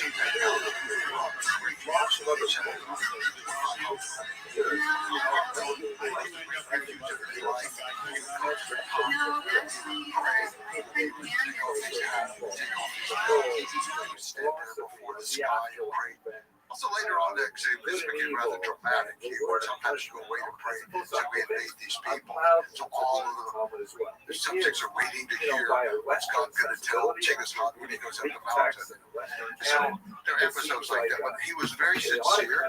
But I think what happened, among us, so many spirits in the water, the mountains, everything around it, and you have to know them personally and pray to them, know what they like and don't like. And should you sing to them, or should you offer some milk products, or what do? You have to know them. Well, you get away from Mongolia, and this was a problem in China. They didn't know the spirits. This goes great consternation for the Mongols. You've got a land here, and the spirits don't like us. They're hostile lands. We don't even know who they are. We don't know these spirits in China. It took a long time, and so gradually Genghis Khan, he's kind of moved from just the spirit of the mountain that he worshipped, which remained his main focus of work of his whole life. He removed that to the sky. That was the one universal spirit. It was everywhere in the world. The sky was the same for every people. And so for the Mongolians in their language, the word for sky, and the word for heaven, and the word for God, and the word for weather are all the same. Thank you. And so, or Mukhashtingur in the case of the eternal sky, when they talk about it in religious terms, the eternal blue sky. So he became more universalistic in this animist vision of the world. And so then the sky could embrace all religions. And all people were trying to attain the same form of enlightenment. Well, enlightenment is too specific a word. But the same form of moral life and guidance from the sky. He felt that each person knew morality. Each person could communicate and know morality within themselves. They didn't have to just be taught it by somebody from a book. And in fact, as one of his grandson Mohammed said, you people talking to all the others, to the Christians, the Jews, the Muslims, the Taoists, that you people have your scriptures, and you don't live by them. We have our spirits and our shamans and our drugs, and we live by them. And I think it's true. It's just, throughout this conversation, it's just blowing my mind that the kid from the Mongols that lost everything, right? Lost, just had the hardest of lives. Well, actually, is now, search engine because yes, a military genius, go to but also this kind of sage type character to understand the value of religious freedom. I mean, there is a cynical way to see all these things because he did awfully a lot of things that look like he's a feminist. And you're saying, well, the cynical way to see that is when he saw the value of promoting women in positions of power because they create a more stable society. And, there's less power struggles and all that. But the reality is, there's a lot of things that look awfully progressive about that he's implemented, and they stay. I'm not trying to say it in modern terms. When you have 1 million people, you've got to use everyone. Men are fighting, and so he left women to administer a lot of things inside the country, the economy, and then the ancillary Turkic kingdoms around the Mongols, such as the Mongol, the Tatar, different Mongols, and the Uyghur, even were administered by his daughters primarily, and his wives were in charge of administering the land of Mongolia itself and handling the economy. So he was using the women, but in a very practical way, but it wasn't necessarily in our ideological way. I think it's the same with the environment. I'm not trying to say he was an environmentalist in our modern way, but he passed very strict laws about the use of water and also about not using water, that you couldn't move water into an area to irrigate it. That was violating the earth and violating the water. So they think, a lot of the historians, they think the Mongols are so stupid they let the irrigation system be destroyed. No, it takes more work to destroy an irrigation system than it does to create it. They destroyed those systems out of a policy, and that was, this is going to return to pasture land. Just last Kublai Khan was the one who changed that actually, and then started allowing for more irrigation and moving water and things. But Genghis Khan, we can't use these modern terms of like a human rights crusader, or I'm trying to say he's the Democrat in the modern sense, or environmentalist, or feminist. But all of this was a part of it. Another part was the protection of envoys. He said every envoy, every ambassador, every messenger is protected from arrest, from torture, and from killing. And if you kill one of ours, we will wipe you out. In 1240, that was the destruction of Kiev. This is after Genghis Khan. So Genghis Khan his army had come there with the greatest general in the history of the world. I would say the person who's up to that was Genghis Khan, who was for the military part. He was the greatest strategist for organizing everything together. But the military part was Subadai. So Subadai had been there, and they sent in an ambassador who happened to be a woman. Now, some of the Western sources say a daughter of Genghis Khan. I have no evidence of that, and I don't quite believe it. Maybe she was kin to him or something. Some say she was a daughter of Genghis Khan. Others say she was a witch. People of Kiev decided she was a witch and killed her. Okay, that's it. That's it.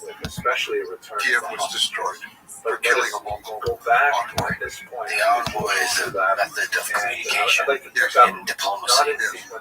And so if you destroy that method of communication or disrespect it in any way, and that sends a signal to everybody else. You send an envoy, you respect it.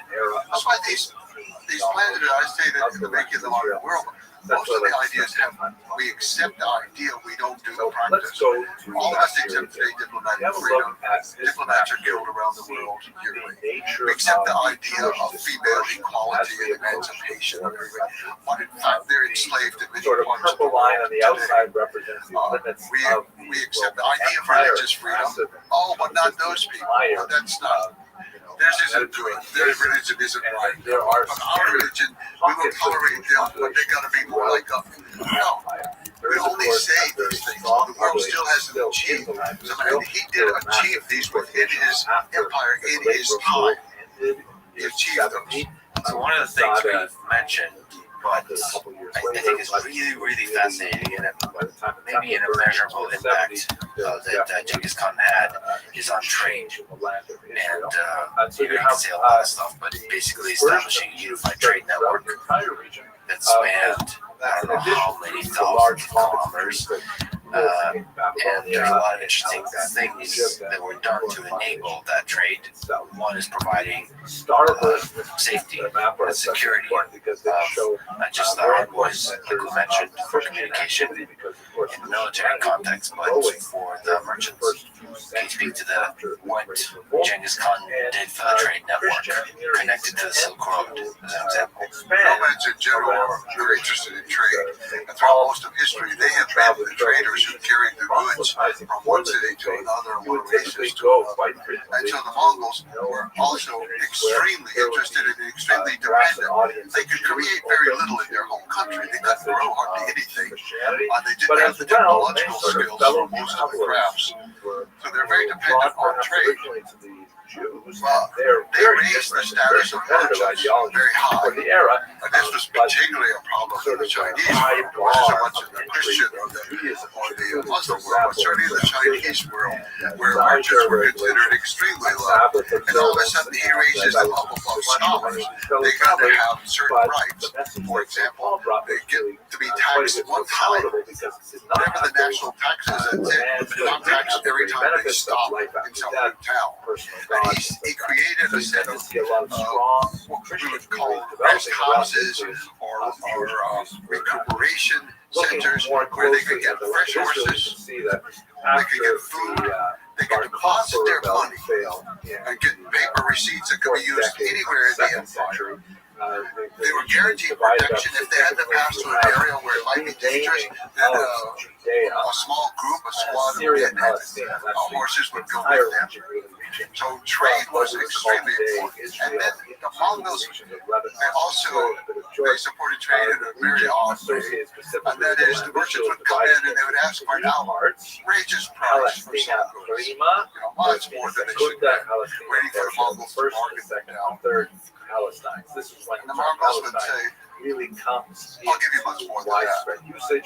Adrian, after his grandson or his son, Uncle Hangmas was asked, why do you do that? You got to stop doing it. This was a Muslim financial advisor. He called in. He told him, well, you've got to stop paying more than people ask. And then Uncle said, where's the money going to go? It's still in my empire. It's going to come back eventually. And so they had a much different attitude with great respect. And I think a symbol of that is in the time of Kublai Khan, when we see that his uncle and father went to China and came back from China.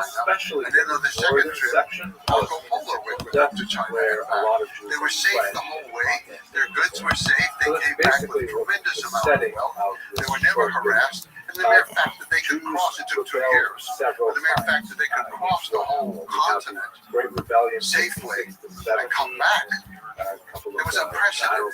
We really don't have any well-documented case of anybody, say, from China visiting Europe or Europe visiting China before the Mongols.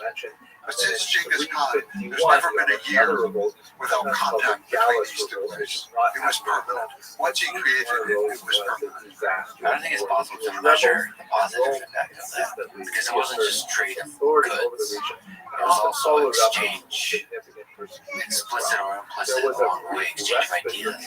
That's exchange of technologies, exchange of like philosophical ideas, scientific ideas, technical mathematical ideas. All of this spread throughout and constantly circulating.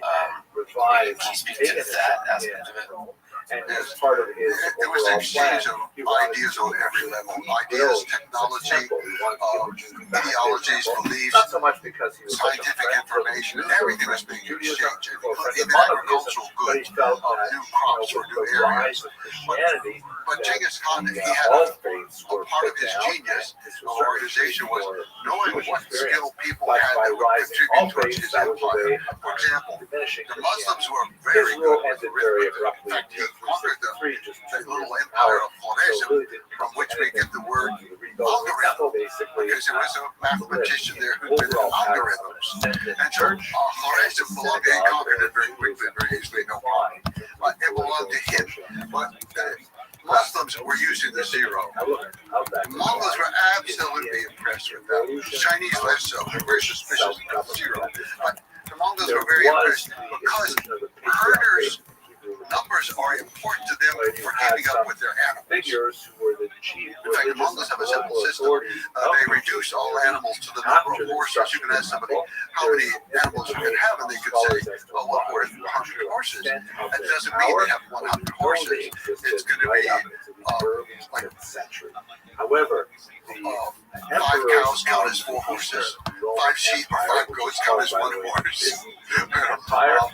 4 camels count as 5 horses. So they reduced it all down like that. The Mongols take a census of everything. That's one of the first things Genghis Khan did. And that was one of the demands he made of every place he went. Is a complete census of your people. And every house had to post outside how many people, how many animals, what do they do, their occupations, all this information. So they needed good mathematics for this. The Muslims provided. So they took the Muslims to China, these Middle Eastern scholars and all. Unfortunately, they were rather ruthless sometimes when it came to implementing the tax policies, but they became the financial advisors to him. Other groups of people had other roles like that, and he was moving them around constantly. And so you had a combination. As I said, he himself had the genius for combining new bits of technology, but it created a new kind of cultural spirit in which other people were also combining technology at other levels and being encouraged. It was no longer heresy or the devil's work to bring in this thing. So we had the spread of printing, for example. We had the partial spread of something that just print money, for example. We had almanacs being created now through printing that combined different calendars and different information that was coming along. But one simple but lethal form of technology was that, for example, Chinese had gunpowder. It definitely was not. Mostly it was used for also fireworks, religious things. And then sometimes in warfare was used for kind of primitive hand grenade or primitive bomb that could be thrown with a trebuchet. This is in the film of Kublai Khan or his grandson. But so they had that. The Middle Eastern, the Muslims, and they had, and the Byzantines especially, they had and at the same time, what we call Greek fire, flamethrowers. They could set things on fire. The Europeans did not excel very much in technology. They were behind in almost everything, but they could cast bells for churches. Okay, let's take that bell, and we're going to turn it on its side, and we're going to use the principles of the flamethrower, and we're going to use the gunpowder from China, and you got a cannon. So the Mongols, even early on, by the time they got to the siege of Baghdad, not I think in the lifetime of Genghis Khan, but soon thereafter his sons and grandsons, they were using some primitive forms of cannon and even some like firing rods. We couldn't call it anything like a rifle, but they could fire a very small ballistic device. So this combination of metallurgy, gunpowder, flamethrowers, you put it all together and you come up with something incredibly different. If we jump around a little bit, they're spread out on the top of a cannon, what are some technological developments that Genghis Khan and his son and Kublai Khan were using? So how much gunpowder were they using? In general, what was their approach to the siege warfare, for example? What are some different ideas there? If we switch to the grandson Kublai Khan, and therefore the counter could be calculated. First of all, he changed a lot of the strategies. They were no longer working. The Mongol system worked perfectly on the grassland. Well, by the time you get to Hungary, the grassland starts to give out. By the time you get to Poland, it's so many farms, it's hard for horses to get to the farms, and they don't want to go on the roads. By the time you get to the Indus River, it's too hot, too humid, the bows are beginning to wilt. The horses are exhausted, it's not working. So to conquer South China, Kublai Khan had to come up with new things. One thing, the South Chinese had built a great wall. It was called the Great Wall of the Sea. This is before the wall that we know as the Great Wall, which is really the Ming Wall. But the Great Wall of the Sea. And they used it as a defensive navy. They're the largest navy in the world. It was defensive. and it was literally defensive. It's And about then came 350 time odd for days. warfare. They would chain the ships together across the mouth of a harbor to protect the year city. of a solar calendar, which is roughly We're gonna give a wall. 365 days. So actually, if You we are were losing some right, days. Kublai The Khan, Muslims, by who the way, was he, observe a strictly and what was the calendar. state of That's why China their at that holidays time moving. that kind of sets up Years, this they're idea shortened of by ships days. and siege warfare? Earlier, In 1215, Genghis Khan conquered the city we now know as April, Beijing. It was the capital of the Jin dynasty of northern Jewish China. calendar is But at actually that time, southern China was ruled by the Song. because the Bible requires the observance of the holiday of He'd already Passover conquered the in the Shishia springtime. kingdom of the So Tangut therefore, the people. calendar has to be And so adjusted most every of so often to northern make China sure was that under the Passover control will of the fall in the Mongols springtime. from about That's why in the 1215. Jewish They calendar, conquered the middle, month of later Adar is doubled his descendants conquered several middle, and times over a Kublai Khan was the 19-year one cycle, to take so on the that south. even though the Kublai lunar Khan was calendar is born always that year, losing days, 1215, that about extra 3 month, months that after the week month, capture of places Beijing. Passover And he back was nobody. into its proper time. That's He why, you was know, the we are second son speaking of the English, so fourth son of Anglo Genghis Khan. cultures, Well, he's got people will say lots of something like, cousins oh, out Rosh Hashanah there is very who've late been riding around. They've conquered Russia, late and September, they've early already October, burned down as opposed to Kiev, late and August or they've September. conquered different And the truth places is, in Rosh the world. Hashanah is They're always real on Mongols. time. That's It's their whole life. September that is out And of he's joint. born at, But at any he rate, doesn't meet with the Genghis Khan situation about of 7 fourth years century, old. Genghis Khan was scattered really all a over, conquest in Central and Asia. those to And Genghis rely Khan came on the back, reliable and he met him, communications from and he said, Jerusalem. oh, In fact, the he new doesn't month look had like a been Mongol. declared. He looks Don't like his forget mother's that people. His Jews mother were was actually banned from Sarkastani, entering who was Jerusalem actually a after part the of the Bar royal Kokhba family of the for Merkin quite people, some time. whom So he a had lot of conquered these sometime were earlier. possible anymore. So therefore, in He the looks like his mother people, who was a little bit more tawny. Mongols tend to be very white, very ripe, bright calendar, but it's still cheeks, used and have a certain very round face. survival And strategies that help them so he weather looked the different. challenges of the And for whatever reason, his mother, I think, she recognized the difference and treated him differently. Her oldest son I'd was like to get Mughal, back to the Talmudist later Mars Mughal, discussion later. and she wanted him to become, even though But her for our husband purposes, was let us just drunk, recall that after the died writing on of the campaign Mishnah, drunk, which and was brought together she around took the over year northern 220, China, and there's she began to put it together, and she wanted her son to become by the great scholars Khan, the after emperor that of time, the Mongol Empire. that really sheds light on This wasn't in what's line. quite This wasn't cryptic going to in the happen. Mishnah itself. He's the fourth son out of 3. Others are way in line. They were all Just ahead as of the her. Mishnah interprets the She calls the Torah, it's not a revolution. She precise made it definition, happen. but She put her son in Mughal the in Jerusalem Talmud 1251. will He also became great interpret the Khan. Mishnah.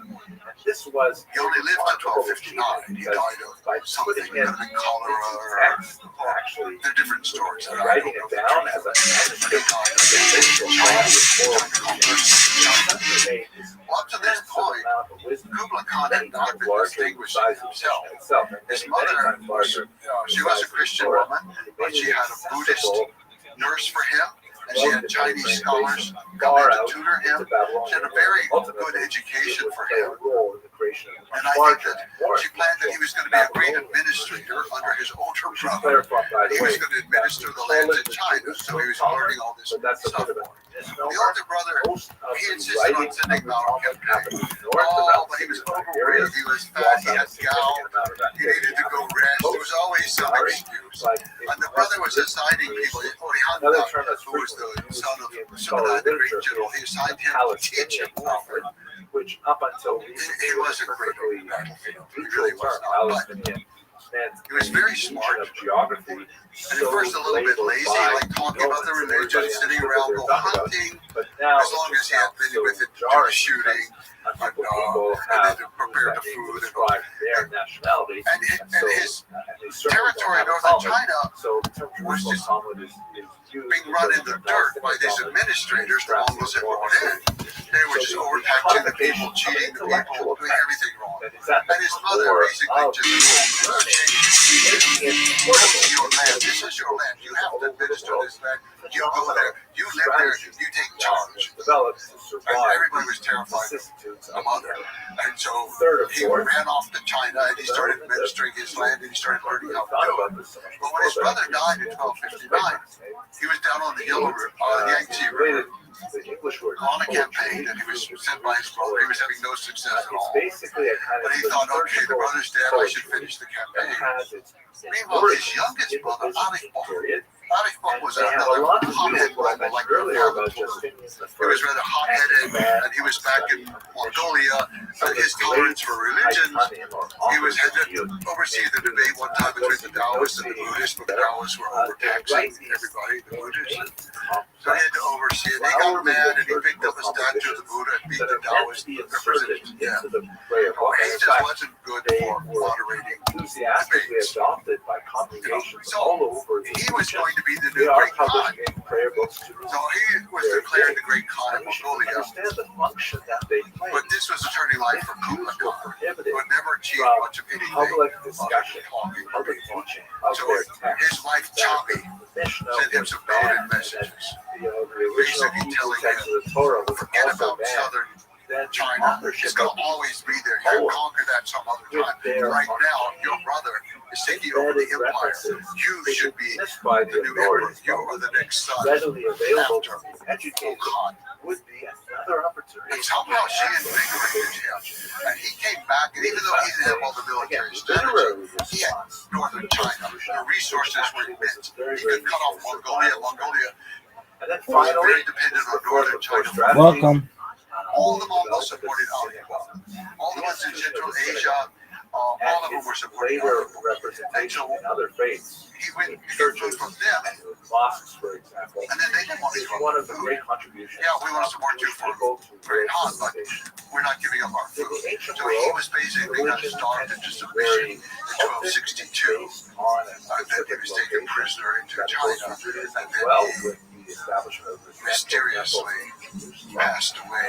all in kind of like religious 1264. activity was While all the the legal case was being brought against him for trial, but he never made those it to trial. structures, such So he was caught. that So managed Kublai that. Khan And not that's really distinguished himself very however, much. even before the temple was destroyed, He didn't have the genius of his grandfather, I won't say that, but he was smart and clever. He understood more about China than most Mongols did. term temple And he understood most of more about that how would the happen, by the way, in Chinese the did. 19th century when there was So the great thing left, the Genghis Khan said on his deathbed, synagogues, finish conquering China. temporary prayer That was a houses great that they are like objective. secondary to the great temple in Jerusalem. Kublai was going to fulfill this, Locals and they didn't know also how. The worship Great temple Wall of is the way of Ships saying, no, this is was it. We are protecting here. the southern zone. Necessarily This have to huge go Yangtze back to River temple was so Jerusalem. bad. Why? The Orthodox ocean Jews on the side. not All of call these things were protecting worship them. temples. They So call he it much had more one of his very word smart synagogue, generals, the just Archie, means place of who was a gathering. real Mongol, but he was also able to think and innovate. He was the And grandson so of there's Subadai, these and many other words like and he went with his father, Li Subadai, on the conquest of the Red River of northern Vietnam against the Dai Viet people. Jews began to create these. They things went down the while river. temple was still standing. They were trying to Sort of surround the like a spontaneous Chinese desire to have a place territory. to So gather, they came from the north, from the west, and from the south. So they went down the Red River That's and conquered the Dai Viet. The Dai Viet moved their army up on the other side by boat, and then they had a whole corps of elephants. They had Mongols on one side of the river, and the Dai Viet forces on the other Here's one of side. the earliest Yangadai was a pieces of smart man. archaeological The evidence genius was smart.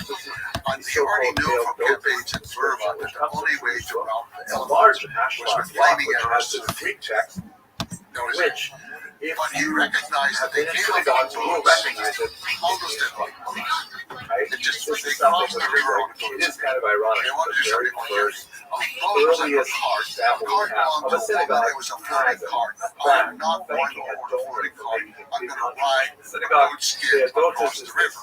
man, a Jewish man, writing in Greek, which is like the Assigned one literary detachment. language You for have the to city burn the classes. boats. So the Dai Viet How got we escaped paid when we for the building, around the paid elephants. for the new plumbing Well, the system, war, and all kinds of the things battle like when he that. got It's started. fascinating. The elephants are running Exactly wild. sure All kinds of chaos how is to going date on. it. It's roughly dated to the The first group century that said before to the burn the common era boats, to the first century of the common they want to era. go to war. It was founded Why by burn a bunch of women's rebels, cars? so it's not at the You know, point so they go and during the battle, they leave the possibly boats. is Well, the Mongols won the battle. context of the Roman Jewish The war. Dai Viet forces got the boats and sailed back to what's now Well, like Hanoi. that. But Then anyway, they evacuated the city, took all the food, everything out of the city, and they disappeared into the delta. in this early period, Mongols arrived, they conquered, quote unquote, Hanoi, the capital city, and look at a few they of had the nothing. gifts. They had Here is nothing. some gorgeous. They won every battle, they lost the war. They Various retreated. synagogues. Aju was the son of Zodiac.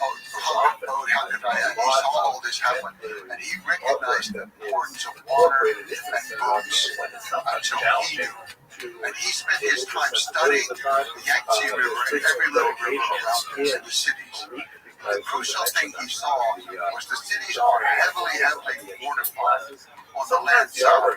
This invasion comes from the land, and they expect this little line of walls to protect them from the water. And so the city walls are weak, the defenses are weak on that side. That's where we have to attack. So how? They sent off the Ilkhanate to Persia, where Genghis Khan, his uncle, was now dead, and his cousins were ruling there, or his nephews. So they sent over engineers to build special kind of so they had to play around with it to adapt it for a boat because they were usually made for stable ground. But they adapted it for the boat, throwing heavy things, and also for some incendiary bombs. They developed it. They attacked the first city. It fell. They fell. They had something that was working. They worked their way down the Yangtze River, destroying city after city with this navy, and then the army would move in after the navy had moved out. So this is a catapult on a ship. Catapult on the ship, but it's a, we call it a shape for this type of catapult. This is an engineering solution but also for people who are deeply uncomfortable with boats, demonstration Yes. and they've accepted it. spirituality. Now it's a great weapon. It's like it's no longer a woman's card. It's a bow and arrow. It is a giant bow and arrow. Yeah, it's fascinating. So that they hit them hard on walls on the weak side Yes. where there's no the army protection. Yes. And they conquer their way down to Hangzhou, the capital of the Southern Song. They've been in power for a long time, since 970, or now we're already into the 1270s. That's a long time. They're dissipated, they've had child, they've had imbeciles ruling, all kinds of things going on. And at this point, we have a child in command. But Kublai makes a very strange move. He says, okay, let's invade Japan now. Quick overview of the What up, pimp? How you living? People ascribe it to all kinds of things.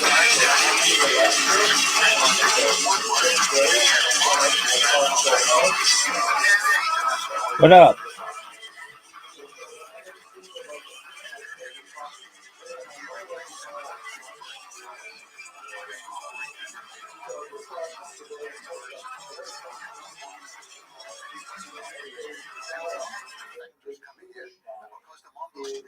What up, son? How you living? A lot of very clever people with shipbuilding and engineers, and these people were flocking. What up, girl? How you living?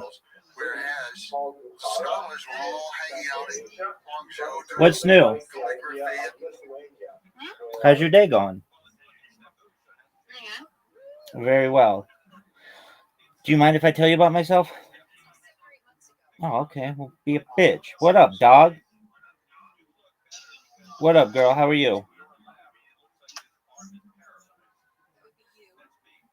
Everybody hates me. Yo, I like your song. Oh, get out of here. Yo, what up? How are you? What's good? Hello, how's your day going?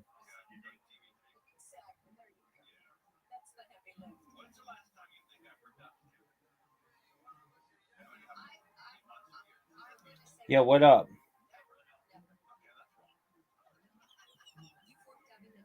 Yo, what up, girl? How are you? Yo, what up? How you living? How's your day going? How is your day going?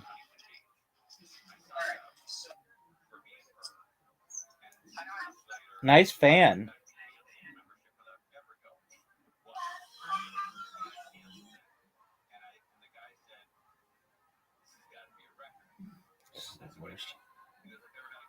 That was fun.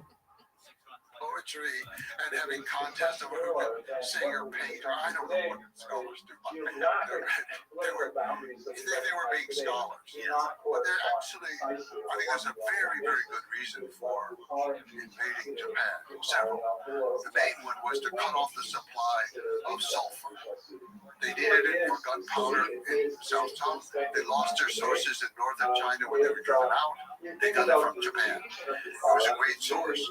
I think there were other reasons. If they could trade, they could also perhaps flee to Japan. They didn't want that to happen. And then there's this idea of, like, kill the chicken to scare the monkey. It's like, okay, we'll go do this, and then maybe they'll just surrender out there if they see us conquer Japan. Well, it was a total failure. You've got a bunch of ships that'll maybe wait on the river and ride along the coast, and you're crossing some treacherous water there. And basically just did not know what they were doing. Okay, you can drive a machine, and you can throw grenades on the beach. It's not really illegal. You're not destroying cities. The Japanese cities were more in. They were there on the beach waiting for Mongols to come invade. So they failed. So I should say that this is the time of the samurai, right? In Japan. So there was never a real test of like. No, there was some fighting, and the samurai learned some very valuable things. The samurai had such a ritualized way.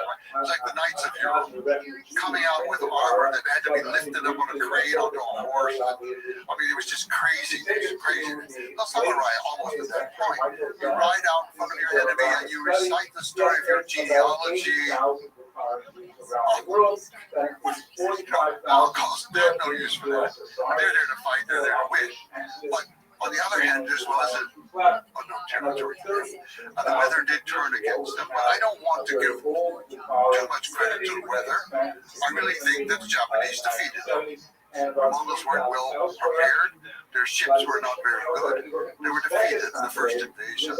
Could they get off the ships to the beach? Oh, they did. They had some skirmishes or small battles on land. Yes, they did. But they didn't successfully complete them. No. So they couldn't do their usual Mongol thing. Right. Well, see, they don't have enough horses for one thing. And there were many tactical things that they had done incorrectly. It's the first time anybody had ever tried to have such a massive invasion. Yeah. So they're just learning the basics of what it means to have a navy. So he has failed to conquer. And he's thinking like a Mongol that he ruled those waters and lands. But he ruled the ocean. He stopped the trade. He stopped the supply. He cut off the possibility of the Song Dynasty fleeing to Japan. He won in a certain way. He lost, but he won his objective of cutting off southern China.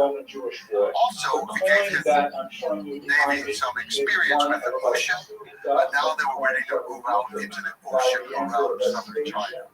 So they were closing in. Baji was in command, but actually the head command was a man named Bayan, who was a Mongol who had been raised more in Central Asia. He was perhaps born close to the Fergana Valley in that area. We're not exactly sure where he was born, but then he eventually he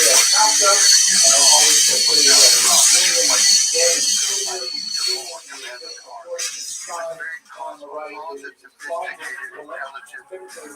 Should have been in command. But Bayan recognized that he and Haji worked together very well. Haji knew how to fight the war.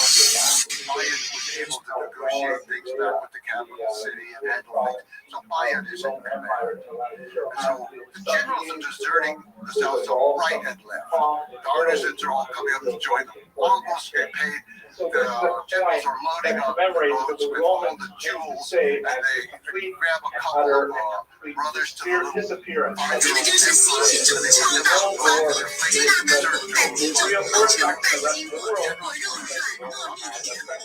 cowards who fled. The person left in charge was the Dowager Empress, an old lady, she had no children. Xie was her name, the Dowager Empress Xie. They said she was missing an eye. She was ugly. They called her Ugly Xie. That's what they called her at that time. She was in charge. And she offered the Mongols everything. I'll give you everything. Please let the emperor stay. Okay, even if you're devoted to just being a king, please let him stay. Lion said no. Total surrender. Total surrender. So she decided to surrender. Well, she said, yes, we will surrender the capital. So Lion came in with a small group of soldiers. They looked around, and she invited to come to the palace to surrender. He said, no. I didn't win this war in the palace. My soldiers won this war in the field. You have to come with the emperor in front of my soldiers to surrender. But he did not harm her, he respected her, and there was no looting of the city. Now, later, they take everything in a very systematic way. They take the archives and all this kind of stuff away. There's no wholesale looting and killing of people, nothing like that. So, they've taken the capital, and she comes out, she surrenders, she bows on the ground towards Beijing, and then she takes the child emperor, and they slowly make their way, she was and sink into their own to Beijing, and they surrender again, a public ceremony, bowing to a couple of times. He gives each of them a palace, he gives them a new title. He pretends trying to show the world this is the new face of Mongols. We don't kill off the old people anymore who really are going to give them a palace, treat them nicely. There is also some But the Navy that had fled did not defend the city. Those cowardly generals, they made the new little boy, 7-year-old brother, half-brother, to the Emperor Mong was his name. They made him the emperor. Well, they're just floating around in the ocean, losing all support. City after city. The Muslims, who were controlling the trade and controlling many of the ships of that area, they were Chinese Muslims, but they were still Muslims. They switched sides to the Mongols because of the religious freedom thing and because of the merchants and their status with the race. So the Muslims were switching over. The fleet was kind of a fleet lost without a country out there. They had some loyal supporters some places. They dropped the emperor in the ocean.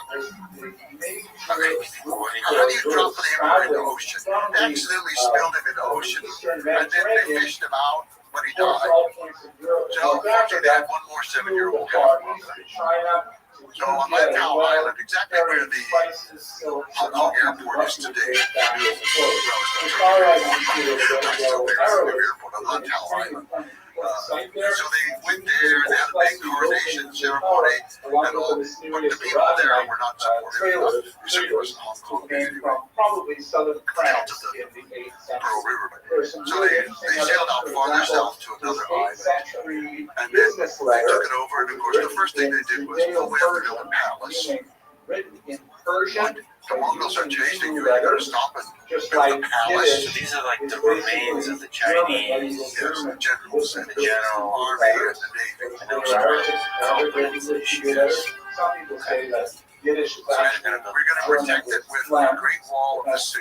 They chained together the boats across the and they put the palace boats so cool in the middle. The generals didn't trust their own soldiers enough, so they made all of them leave the island and go to the boats to fight the Mongols. The Mongols tried over and over and over, they asked them to surrender. You won't be harmed, all this kind of stuff. But the Mongols now took over the land, so they had the water all around them, and they had the land. And once the fighting started, they could just shoot down from the highland right onto the ships. And they cut the ships off from the fresh supply of wood and water, so they can't boil rice. They have to try to eat rice and drink seawater. They're all sick as dogs out there. And the leaders refused to surrender. The little boy is there, 7-year-old emperor. Big was his name. With his pet parrot. That's the only thing he had left in life was his pet parrot.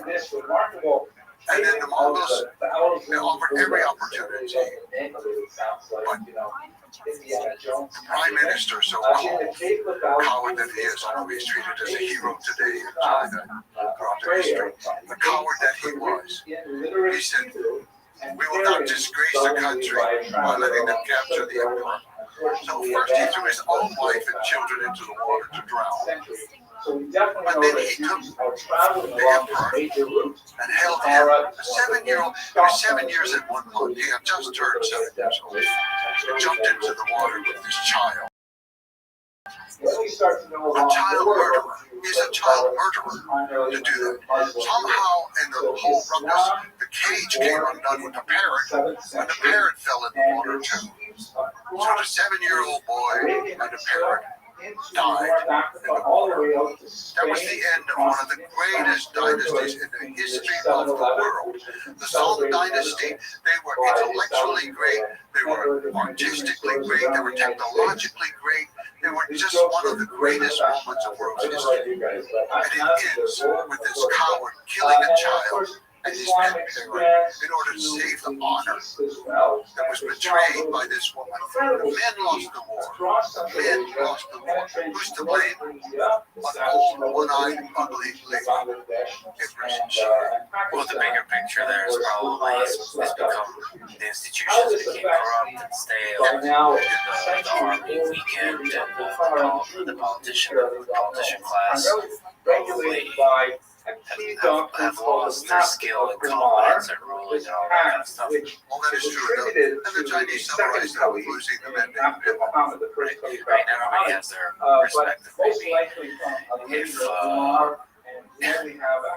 way you told the story has a very kind of objective sort of way of revealing the absurdity and the cowardice of it, but there's probably the Chinese perspective that they tell the story is some kind of like maintain the honor to the last moment. Very often, the most scholars depict and pursue as the traitor to the country. And as you know, that boy lived on for another 45 years.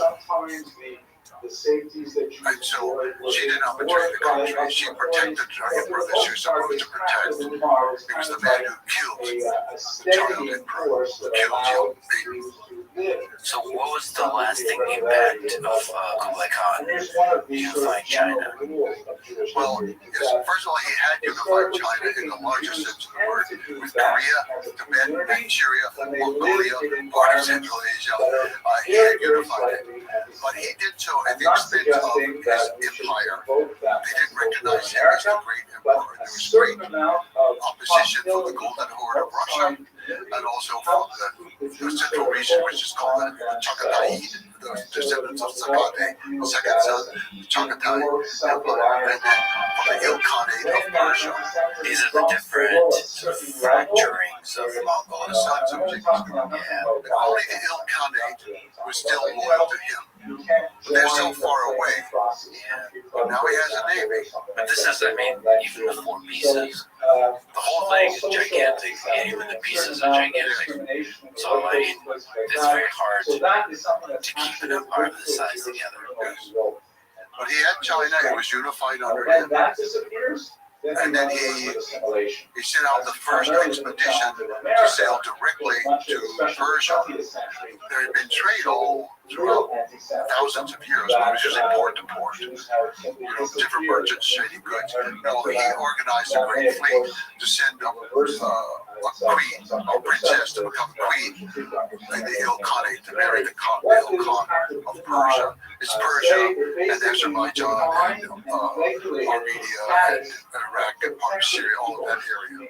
So he sent organized this, and it so happened that Marco Polo was ready to go home because they knew Kublai Khan was about to die. In fact, we had nobody left. So they wanted to get their riches out before they didn't know what was going to happen. This is a new dynasty. They've been in total control of China for 1 generation, and they didn't know what was going to happen. And also, just before that, there had been a bad time because Kublai Khan had tried to invade Japan a second time, and he had failed the second time. And the second time, I think again he had a practical purpose, and that was he had this whole huge Song army, but now he's the new enlightened who doesn't slaughter. So he's got what he's got to do. They're not reliable, they're not safe. So he sends a bunch of them up into the Amur River, the Russian Far East, or we call Siberian English the Russian Far East.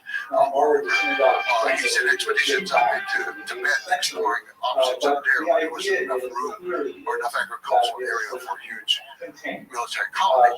But most of his ships were loaded with former prisoners of war from the Song dynasty, and they were not armed. They had hoes and implements for farming. He wanted to create, obviously, an military agricultural farm in Japan to help feed northern China, because it was very important, just as they were doing with the Amur River, but it was more complicated. So, again, they lost. They didn't have it, and part of the reason is the expedition was massive. And they organized it in the Mongol principles of left-wing, right-wing. This didn't work in Syria. The left wing is from Korea. There's Korean ships built up there. The right wing is from southern China, mostly. The ships built up there. They're not the same. They have a head, but there's no center point. Genghis Khan always had the goal. They called it GOL, the center. Or QOL, actually. He had the center in command. No, he's at the two without clearance. They were arguing with each other, not cooperating, not helping each other, sabotaging each other. They get there, and once again, they have the same problems, even though they've come with lots of grenades this time. Again, the grenades are exploding. They're scaring the horses. You know, it's impressive, and a lot of silk screens are made later showing these impressive battles. You know, but they lost. And again, a typhoon happened to be the final destruction of the Navy. But I think it's Japan had defeated the Mongols, I would say. Japanese deserve credit for that victory. And the sinking of the ships was more caused by the typhoon. But already the Japanese had developed good strategies while the Mongols had been away. They knew how the Mongols fought. And they knew that at night they could fire flaming arrows at the ships, set them on fire, and they were doing great damage. So again, Kublai Khan lost the invasion of Japan, but the soldiers were gone. They failed. He didn't kill them off. It was just another plan. The problem was solved. Muslim homes, especially It's if one you're of not those building ironies of houses history. taller than It's hard to I'm not sure about this, but I So wonder if the this had design of happened, the but minaret then was Kublai designed to Khan sort of like obviate the challenge was coming of not to having near any the end of bigger life. heights. If you Marco build Polo taller, just it's wanted very to hard to get your house higher They're ready than to that. go, and Kublai Khan allowed them to sail on this expedition with Hookjin, was her name, Princess Hookjin, to go to Hormuz. And so they went, and that began a whole system of trade back and forth, back and forth. Kublai Khan died soon after that. His grandson, who is not so well respected in history, because he's often called a drunk, but his name was Timur Enchetu. But he was a drunk when he was young, but his grandfather had him caned a couple times in public, and he cured him of drinking. And actually, he was not a drunk later on. He was, first he knew, reassembled the Mongol Empire. He did. The Golden Horde declared loyalty to him, recognized him as great Khan, his incredible empire. The Chagatai of Central Asia, they declared loyalty to him. The Ilkhanate was already loyal to him.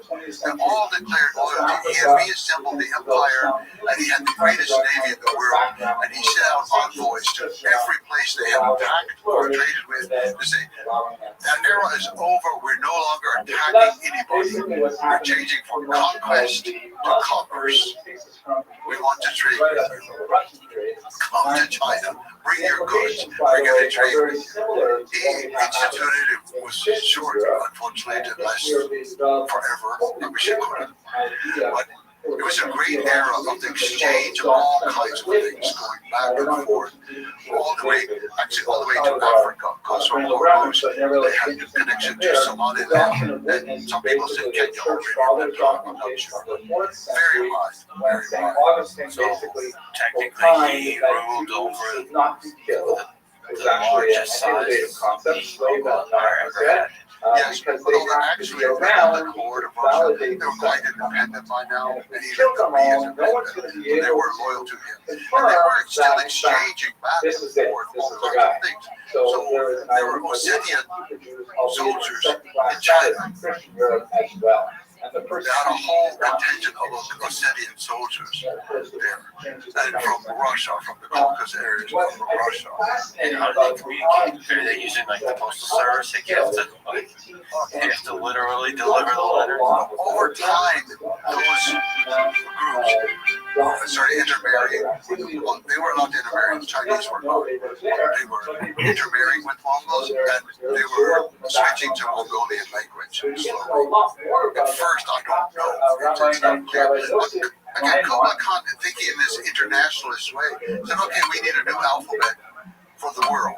Everybody in the world writes with one alphabet. Chinese, Mongolian, Russian, Arabic, everything. It didn't work, but he tried it for a while, and some inscriptions are still there to this day. We should maybe briefly mention Marco Polo that you talked about. So he is this famous explorer that traversed the continent, the Silk Road, and then stayed with Kublai Khan for a while. And I guess what is one of the primary documenters of everything that's been going on. Is there something else interesting to say about Marco Polo and about his interaction with Kublai Khan? I like Marco Polo. I use his work a lot. I find him very reliable. In the areas where he's not reliable, you can kind of tell because he wasn't there. But the places he was, he reported stuff. So I persuaded him to do things because it was something like the princess, Bridget, and also another fighting princess from Central Asia.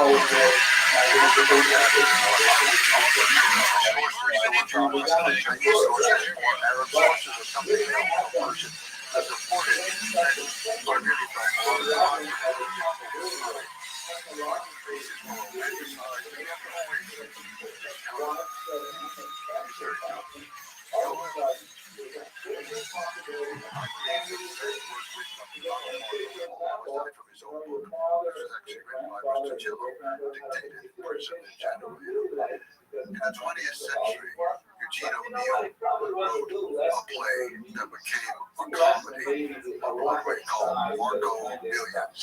That was both a play on what he was called El Milione, a million. Because he talked about cities of millions of people and about money in the millions and things that people in Europe just couldn't believe could happen.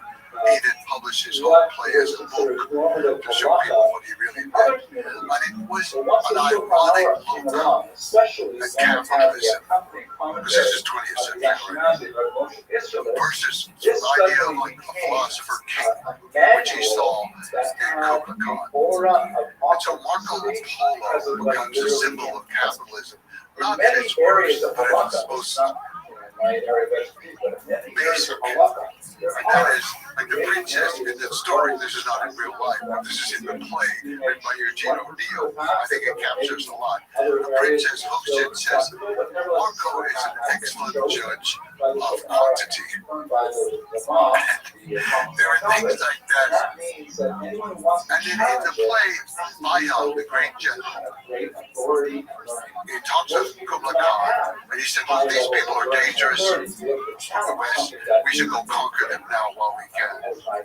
Kublai Khan tells Bayan, again in the play, this is fiction, he tells Bayan, they are not worth conquering. And if we conquer them, we will become like them. And he said, Marco Polo has been in our land. He has seen everything.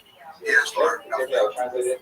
on a glass He of has whiskey seen everything. to say, He understands as a blessing. nothing. Because it says so. For me, this was such an important moment in the history of the So world. if it says Symbolically, so in the Shulchan Aruch, with Marco even though there Polo may and be Kubla other Khan, the coming together of two worlds, having it it could have gone a different again at way. a time when print is still fairly new, that really edges It's not out that I'm anti-capitalist, I'm pro-capitalist, but the way so many things worked out, where they had it was a misstep in history.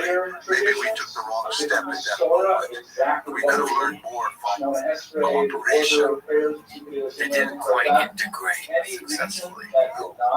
But today, we've returned to that.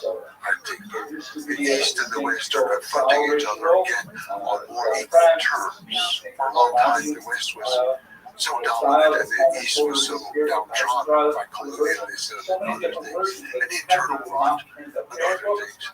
But today, there's not necessarily equality, but there's more of a balance. And which way will we go? And again, there's a lot of room and a lot of energy for division, for misunderstanding, versus integration. Like the East is demonized in the West. And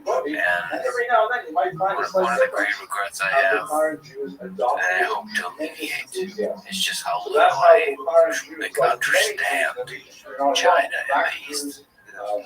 Just sort of not just from kind of economics, politics, reading a few books, but like the way you've understood and felt the Mongolian steppe, like understand the Chinese people in that way, because it does feel like from that understanding, there could be integration of ideas. My work is often classified as Chinese history, which I think is ironic, because for me it's always a Mongolian history. But for the last book I wrote, which dealt a lot more with China, because it's about Kubla Khan, and in that book, I deliberately did not go to China. I've been there numerous times before. I deliberately did not. I'm an outsider. I do not speak Chinese. I'm not a Chinese scholar. I never even had a course in Chinese art or calligraphy or anything. And I wanted to be very clear. Mine is an outside perspective. But I think it's possible as an outsider to still have respect for that culture, even if I disagree that they point this one as a hero and that one is the villain. I disagree, and they'll say, "Oh, I'm wrong. I don't understand their history," and they're probably right. It's quite possible. But there's an outside view that is different and tries to be respectful of what happens in that part of the world. Just as I'm respectful towards Genghis Khan and the Mongol Empire, I respect China very much. I'm an American. I love the ideals of my country. I love so many aspects of our culture, and there are many aspects I don't, of course, because it's impossible to love everything in the members of your own family. And I do hope that through understanding one another, or just making an effort to understand, even if we understand wrongly or incorrectly, just to make the effort to understand will help us a lot. And the West has had a long couple of centuries of extreme arrogance, and they are there to teach the world. It just happens that the influence of sometimes dismayed, I meet these young people all over the world these were not who've come lost to help. Jews who were waiting to be They're found. They NGO were that could perfectly teach the within people their how to take Hermetic care of the culture, environment. Hermetic tradition. They're going to teach the women how to exercise their rights. So that's basically They're going to bring in microfinancing to help liberate people. We are arrogant beyond words. We need to be a little bit more humble and try to put ourselves on an equal basis with some of these people, not a superior basis. Beautiful put. When the Russian Empire How expands did into the the region Mongol of Empire come to an end? How did it and fall? here you have a fascinating moment where all of a sudden Despite the the fact foreign that Jews Timur had a Khan moment of had being united the privileged empire, at least status. symbolically, The all of Russians, it, of course, and they had all the trade Orthodox going Christians, on. the Mongols never adapted well to China, and they began having problems in different areas. So in some areas of the world, they became more like the local people. So in Central Asia, they became Muslim, and they got more absorbed into that world and broke away from the Mongol examples from before. Russia lingered on longer under Mongol domination, but it got weaker and weaker over time, and it was based around the Volga River, but they weakened to the point that they just became a tributary people minority within the Russian Empire. But the Mongols had left the framework for empire for Russia. That's something the Russians don't want to hear anymore. They want to hear me criticize the Song dynasty. But it is true that even Yam is the word that was used for this postal system, and that's the ministries today. Russia, there are many, many other things in Russia. Just, Malchin is a herder. Mal is a person, as an animal, and Chin is a person. Person takes an animal. It's all kinds of influences in Russia that some people want to deny, but there's always a great, powerful strand of research and scholarship in Russia that supports this understanding of the Mongols, and I depend on them tremendously. It's not just Goloyov is one of the famous ones. He was a little bit too romantic with his ideas, but I depend upon a lot of the research done by Russian scholars and by early German scholars in the 19th century under sponsorship of the Tsar. So I depend on that work. So you had great influence there, but it was weakening. So bit by bit, 1368, the Mongols have become so weak within China that they were overthrown. But they weren't absorbed into China. Like Mongols have been there since 1215 to 1368. They packed up, went back to Mongolia. It was just another seasonal migration. It was just amazing. And they said, okay, we're still the Yuan dynasty. We're not giving you the seals. We're not acknowledging the Ming. And they never did. Through the whole of the Ming. In fact, they went down one time and captured the Ming emperor, took him back to Mongolia. And then they tried to ransom him. And the Chinese said, no, we're going to appoint another emperor.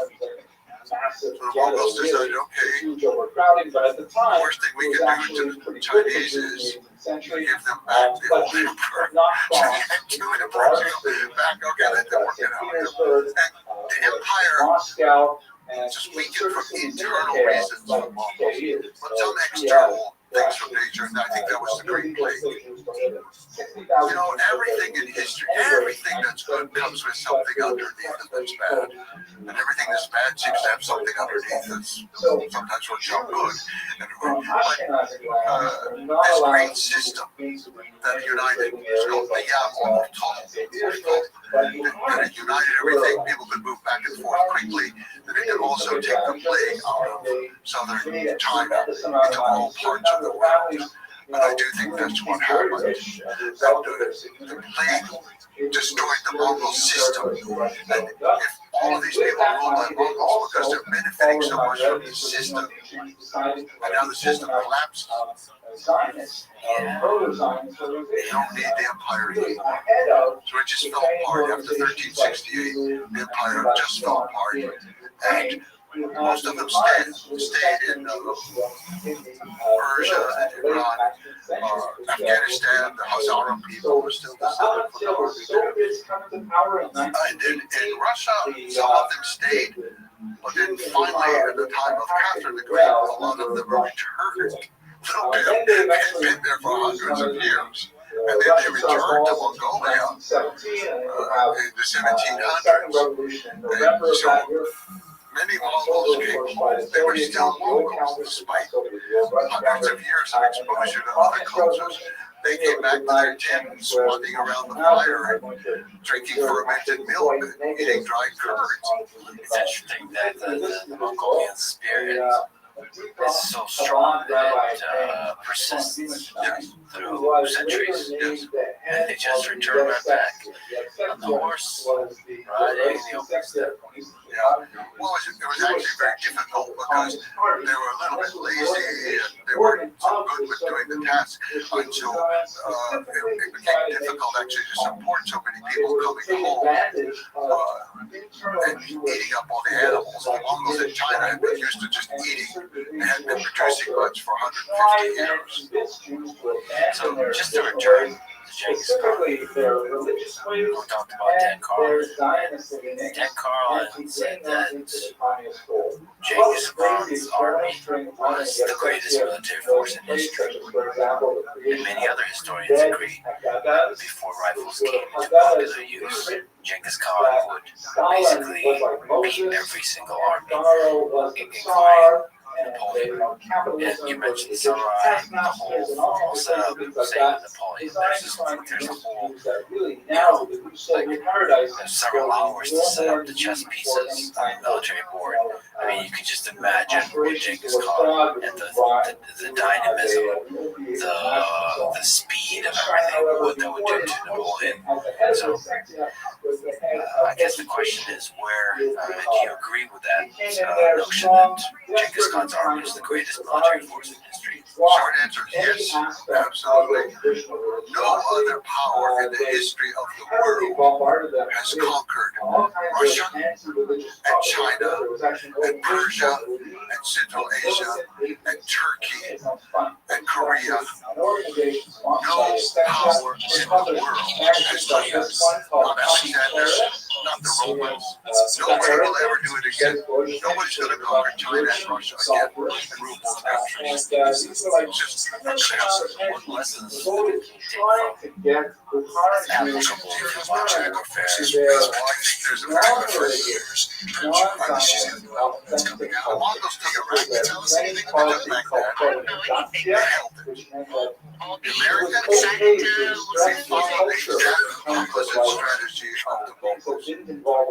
Mongol strategy is first you take the countryside. They're country people. They think in terms of countryside. You take the countryside, you occupy the countryside, and you cut off the city. It cannot live without the countryside. And that's how they did it every time. They would come in, as I say, in some cases 2 years in advance to clear people out so they would have room for their horses and have pasture for their horses. And you take the small towns and then the small cities, and then the last one is the big city.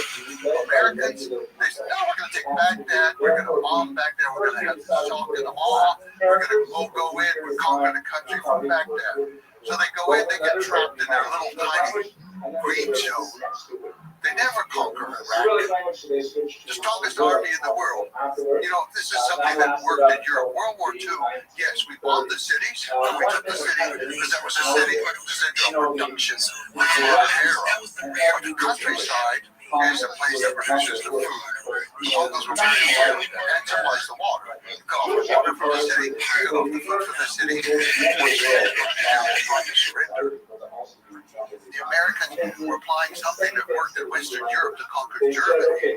It did not work to conquer Iraq or Vietnam or even Northern Korea or Cambodia or Laos or Syria or God knows, it worked only in Grenada. I think that's the only, in my lifetime, that's the only successful war we had.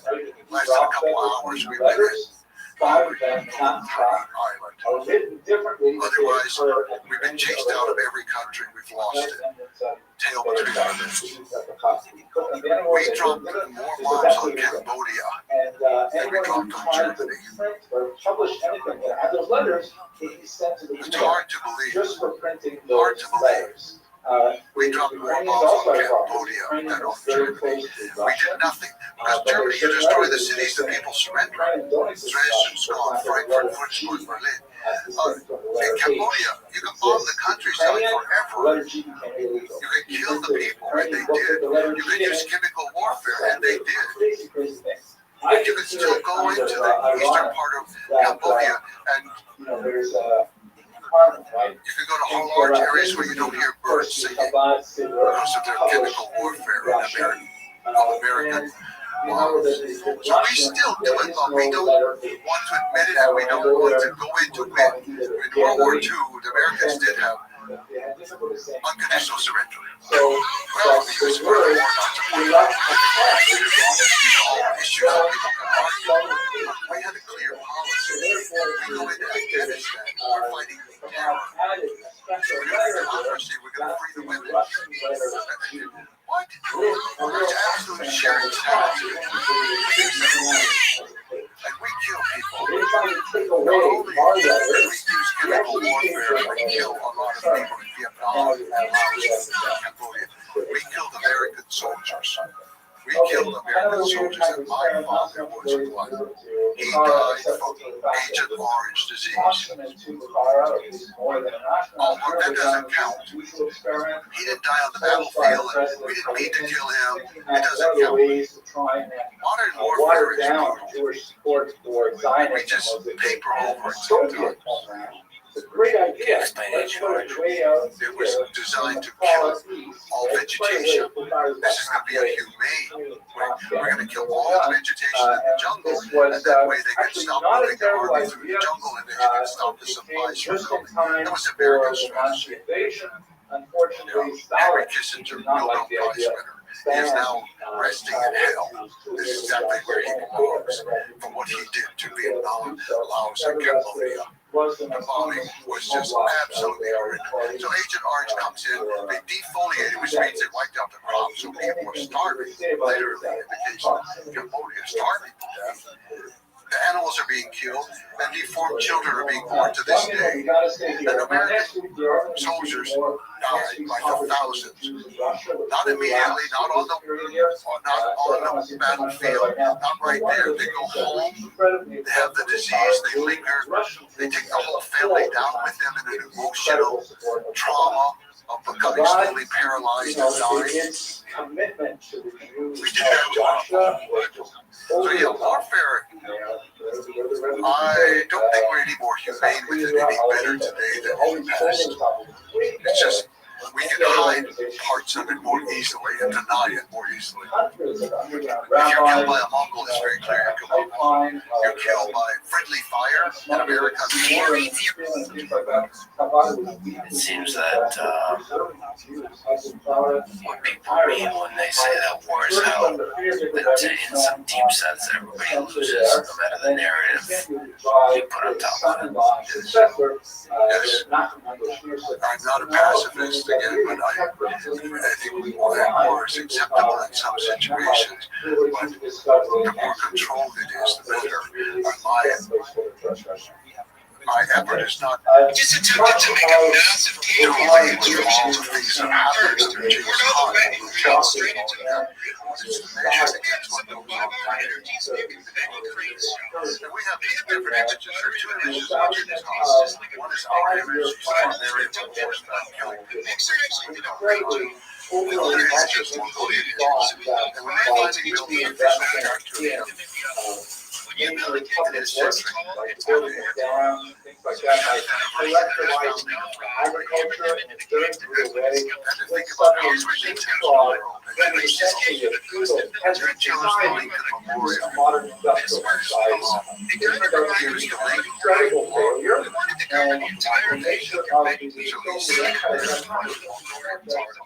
not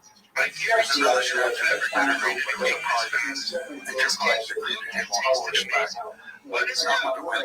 It's on horseback out in the countryside. But the official one from the government is Genghis Khan seated like Abraham Lincoln. And they issued stamps to show that he is the great lawgiver. And the truth is somewhere in between. Well, depending on where you are and how you want to see it, Yeah. there are many things that happened that were terrible and horrible. And for people who lose a war, it's going to always be terrible. in order to try and say, well, let's return back to Genghis Khan's life and the end of it. How and where did he die? After conquering the Khwarezm Empire in Central Asia, Genghis Khan returned, and then they had a great, great celebration. They went on for a whole summer just about. They had so much wealth to distribute to everybody. Everybody was being given all kinds of things, for what they have done, including the people who helped save him when he was in the cake and the ox yoke. They were rewarded with everybody was rewarded. It was a great time. The first place he had attacked outside was the Tangut nation, and they had sworn allegiance to him, and then when he went off to the Middle East, they refused to send troops. He didn't forget that. He's going back to the Tangut nation, and he's going to conquer them again. As he was crossing the Gobi, which takes a while, and crossing the Gobi, he saw it was distracted a little bit by hunting the hulan, which is the wild, we say the wild ass. I used to say wild horse. It sounds the hulan, to say hulan on the Gobi. He was off hunting hulan, he fell from his horse, and he injured his leg very badly. And he seemed to decline from that point, and it took some number of months. Before August of 1227, he was very much near the end of life. You can read online the exact date, it's all very specific. The truth is, we don't know exactly which day he died in that time, because one of his wives was running the camp, and they were keeping it secret until the defeat of the Tangut was completed. And the Tangut offered all kinds of things for the Mongols to go away again the second time. And Genghis Khan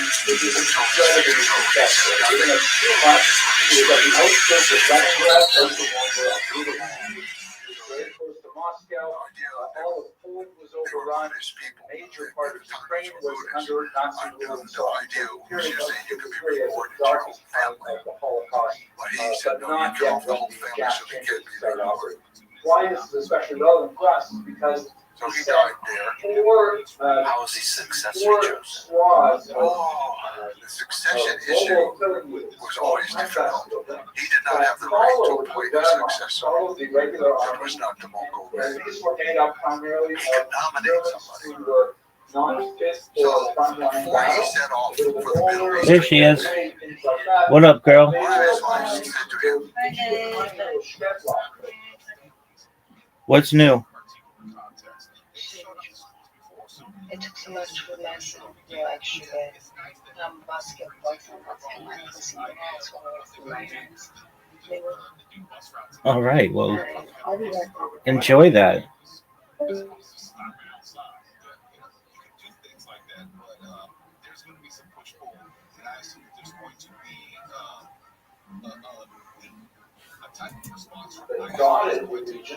even the biggest tree falls. You've got to make a plan and talk to your sons about the future. So he did. He called the sons together. So this is Zuch, the oldest boy who was born while father was allied with his Anda, and he was named Visitor Zuch. And then the next one was Chagadai, and the next one was Uday. And the next one was Tulan, the father of Kublai Khan, but he was still alive at this point. So all four of them came. So Genghis Khan explained to them he wanted to talk about the succession and to get some consensus from them about the succession. And so he said, the Mongols always call on people to speak by order of age. They also serve tea or food, anything by order of age. It's always done that way. From then till now. So he called first on Zuch. He said, what do you say, Zuch? Genghis Khan's favorite Zuch. This is the one that was questionable paternity, but he always favored him. The youngest Tulu was too hot-headed. Uday was a heavy drinker. Chagande was very rigid about the law of the Mongols. But he thought he seemed to favor Zuch as a more reasonable, good warrior looking over. He called him Zuch, my son, speak. Chagande, the second one, who believed in Mongol law, supposedly. He jumped up And he said, this is when he accused his father of all kinds. He said, how can you call on this market bastard? If you call on him first, that means you want him to be the great Khan. He should not be the great Khan of the Mongol Empire. It is a Mongol Empire, not on and on. You can imagine kind of scene. Well, Genghis Khan is the greatest ruler in the world. He's sitting there being lectured by his second son. And this is when he gave that impassioned speech. Actually, the way the secret history, it makes it look like it was his assistant speaker who said it, because very often the great power doesn't say the words directly. They let somebody else say them for them, a spokesperson. But anyway, I think it was his words, and I think he said them on that day. So I think on this business, you do not know, you are not there. The stars were moving in the sky, the head was turning around, the earth was turning over. You did not know who loved you. You did not know who your mother loved. You do not know what your mother did. And if I say he is my son, who are you to say he is not my son? By the way, pretty just really high integrity, really respectable. And to do that, to have that respect and honor his wife in this way and his son in this way is really powerful. I believe that. I don't know if she was alive at this point or not. We do not have the death recorded. Mongols are not good at recording death. They don't. They usually just say somebody finished their age, or they have some euphemism for it. But he made that impassioned speech, and Sagade had to submit. And he said, yes, you are our father, and we accept what you say. But a deer shot with words cannot be loaded on a horse. A deer shot with words cannot be. So, Genghis Khan knew. So he said to the boys, I mean, this is middle-aged man, the boys, he said to me, what do you want to do? What do you want to do? And he said, I don't favor Sagade because of his attitude, the situation, and Kalo is so hot-headed. He actually ended up being drunk and dying early. So the other guys, they said, well, it's good they chose him because he was the most generous and the bon vivant. He was for every party and drinking every time. One time, Chigi Hutuk, the great judge who wrote The Secret History, Chigi Hutuk was sleeping on a cart one time for whatever reason. I don't know what. I think he also had passed out drunk, perhaps. But Agane came out drunk and grabbed him up and pulled him back into the party. Agane was a party guy. And so he was chosen as the next great Khan of the Mongol Empire. Unfortunately, there was sort of a plan B, and Genghis Khan had set up very powerful women, his daughters, but also he had chosen wives for each of his sons. Very, very capable wives. And for good day, he had a wife who wasn't even his first wife. The first wife would usually be somebody closer by a certain clan or something. But he had a very intelligent woman named Dorche. And then she was more or less ruling in his last few years. And then after he died, she ruled the empire in her own name. She was the ruler of the greatest empire in the world ever ruled by a woman. It's incredible, and the genius of Genghis to set it up that way. Yes. And to not, there's probably very widespread discrimination of women at that time, and to have not care about any of that and just making the right decision for like what it will keep the empire together. Dorje was, actually there was peace, she stopped all campaigns. There was peace during her time. The women, like such as Dorje, were extremely into economics and trade and running these private corporations called Orthoc. She was running her Orthoc and everything. So she became much more interested in the economics of the trade and running the empire. And it was a time of peace, and she recognized that peace was better for trade. It was better. And so it was a peaceful time. But like all of us, we have our reports, and she favored a worthless son to become the successor. none of the sons actually were great. But they had favored another, but anyway, she favored her son. So she arranged to have him made the great emperor while she was still alive. She had her primary minister was also a woman, Fatima from the Middle East. And unfortunately, they organized a purge of her court and killed off a lot of these people who had been supporting her. And a lot of them were Muslims. And he killed off a lot. And then he was going to march against the Golden Horde because they weren't supporting him. So he set off and he died. He was only in office for 18 months. And Hello, he was my name is gone. Henry Abramson. Then his wife took over all the I'm a college. historian, and I have been Unfortunately, she was obsessed with the not capable Holocaust as for her much of my mother-in-law adult told life. I have College was a bit resisted greedy. providing lectures on the She didn't Holocaust start any in new any wars. significant She manner just kind of messed on up things, YouTube, and she didn't primarily go for too long. because And this is it's why very difficult to Kublai Khan's convey father, in an Sorashtani, appropriate fashion was able the to have a material that I'd like revolution. to discuss with She you over the united course with of the the next Golden 30 odd She was mini on one lectures. end on China. She had Northern However, China. The given Golden Horde had Russia. contemporary The events, two it of them seems to me much united more crucial against the than ever center. And they that I at least make overthrew an attempt to discuss this period, and I hope that you will find these brief lectures meaningful and useful as we strive to understand one of the most difficult periods in all of human history. Probably goes against the By way initial of introduction, I studied at the of what University of Genghis Khan stood Toronto, for. and I focused primarily in modern Jewish history.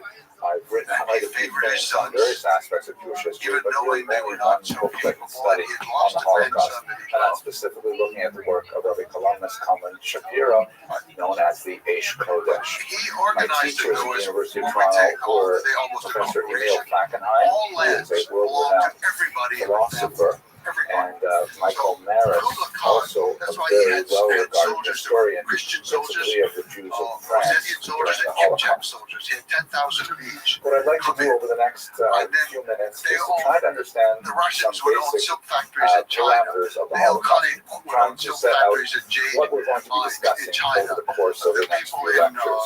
Let's China, start the with Mongols, terminology. they would own Why do we villages call it in the Persia. Holocaust? And We all know what so we're he speaking organized about, it all. but Everything where was did this owned by the strange name entire come from, and what exactly does it refer to? It didn't So last too long. certainly the term Holocaust is associated primarily with the mass murder of some 6 million Jews in Europe during the Second World War. Conquering and This expanding is, the land however, so they had more a term that lands to took own. about 20 years It was to come the into some job. circulation.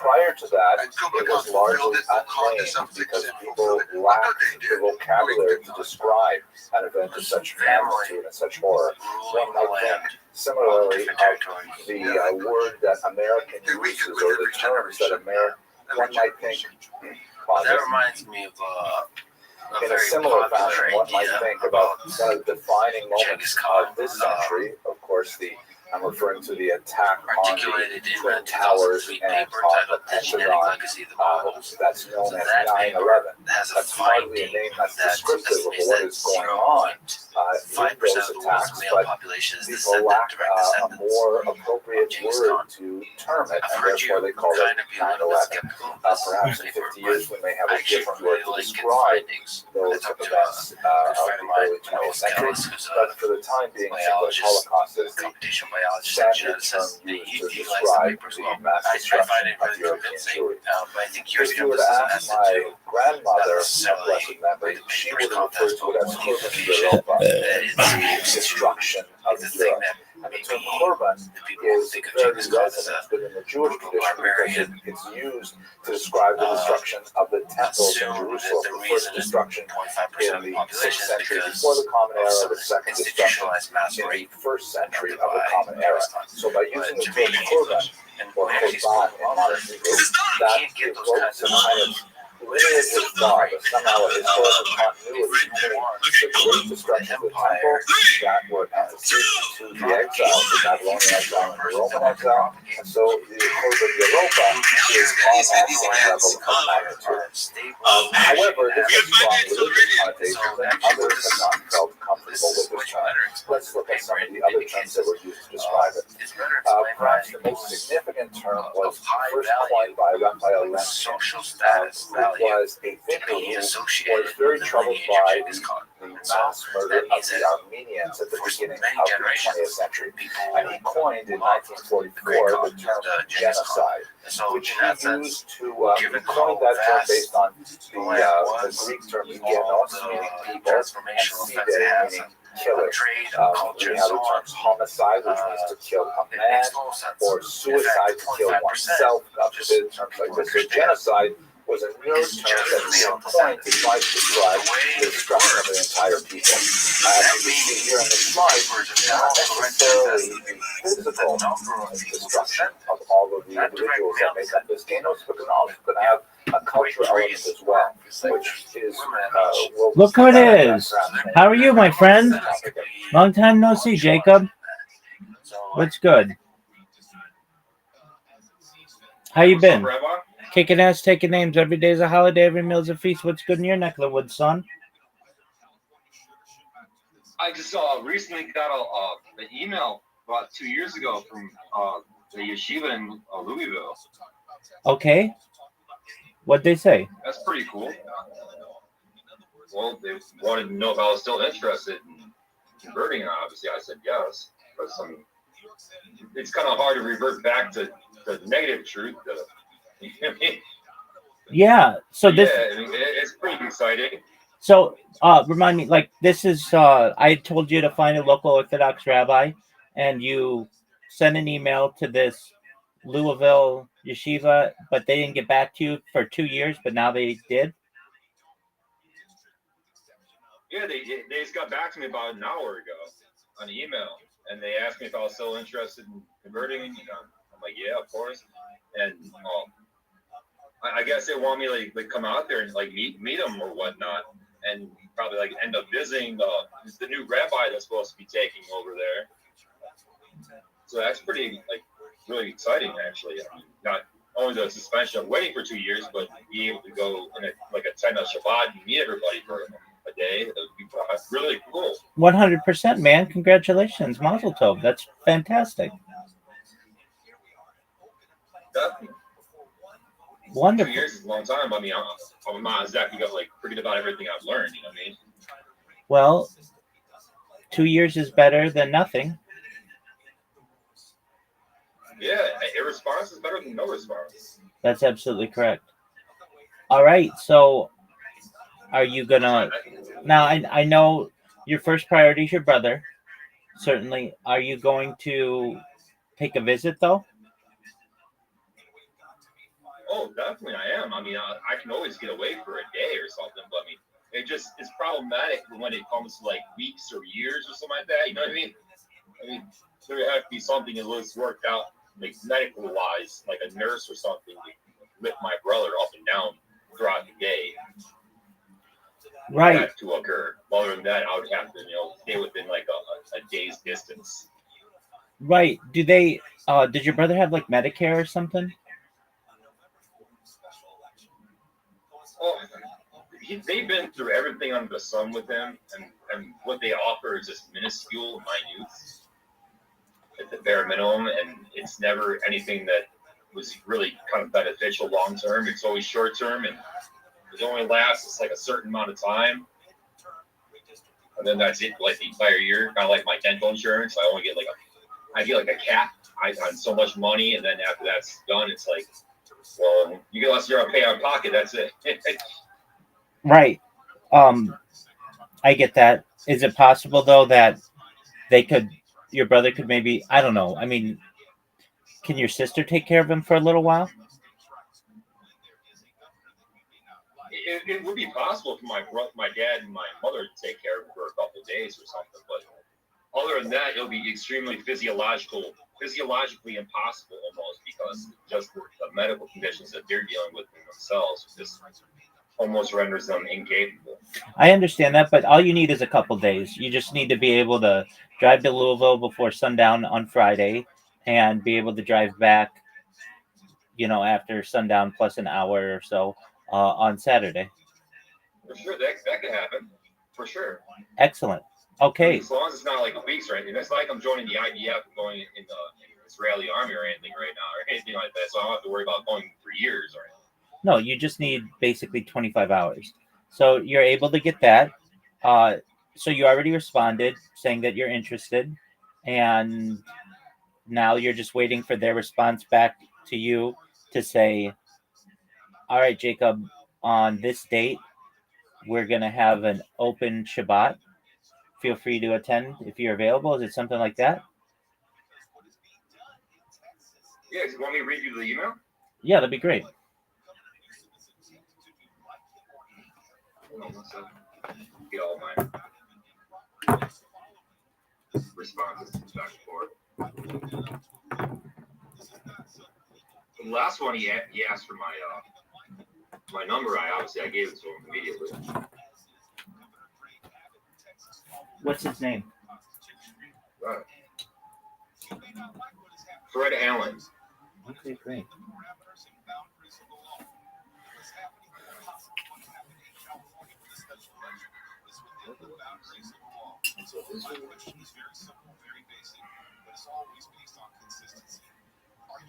Or he replied to them. All in boxes. There we go. All right, the first one he said, hello, Jacob. You contacted Temple Israel about 2 years ago. Hold on. It's called Temple Israel. Yes. Okay. It's in Louisville. Yeah. So it's not Orthodox. It should be. That's what I wrote to. Double check that. Traditionally Orthodox yeshivas, shuls, we don't call anything temple except the Beit HaMikdash, the temple in Jerusalem. The weird thing is I never wrote to anybody called Temple Israel. I wrote to the Shabbat in Louisville.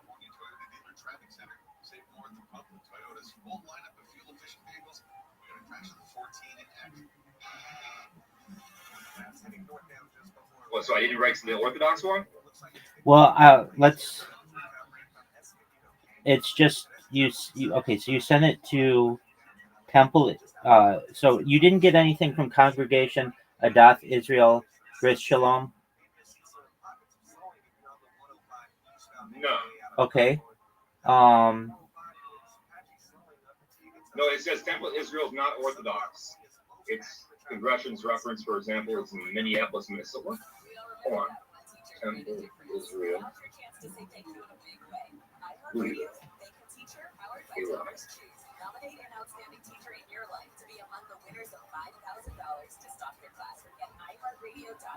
Well,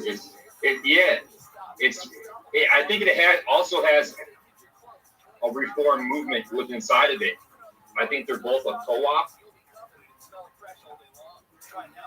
Okay, it's that's like one community type deal because it's all like condensed into one little section in Israel, in Louisville. What's the website? It's Reform Judaism, it says. Then, I mean, that's fine, but That's not Orthodox. you won't be considered a Jew by the Orthodox community. Well, I mean, I could obviously go to Louisville, go to Paducah for that. I was kind of hoping for the Orthodox. But apparently, maybe my email was converted to like the Reform Judaism side because I had mentioned in my email that I was not of Jewish descent with my mother's side, or with my mother's side. So maybe they just got back to me on the Reform side. That could be. I mean, I don't want to waste your time or energy. You want to be seen as a Jew amongst all Jews. The way to do that is through an Orthodox conversion. So, well, that's what I was trying to aim for, but apparently I made a mistake. Okay, I mean, mistakes happen, no big deal. Okay, so what about Paducah? They've got the closest Orthodox is Louisville, unfortunately. It's still like 3 hours away. Okay, so Louisville is closer than Paducah? Well, no, it's not closer than Paducah. Paducah, there is no Orthodox. There's only secular.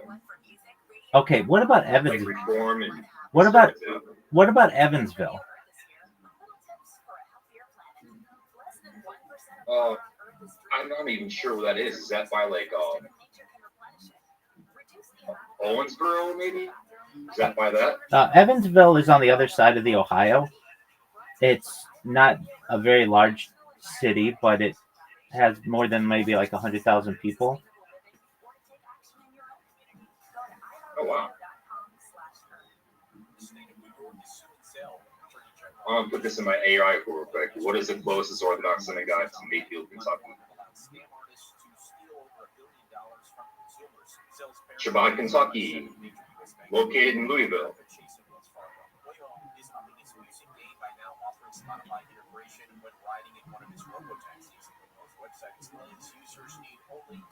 And the two closest are in Nashville and Louisville. The closest one would be Louisville, and then the second closest would be Nashville. Okay, so Louisville. You have applied to this, or you sent an email to somebody. Okay, so I Louisville. can look up where I sent it to. Yeah, do that. It might be a long ways away, but I'll have to send messages. Yeah, and just search it. You don't have to.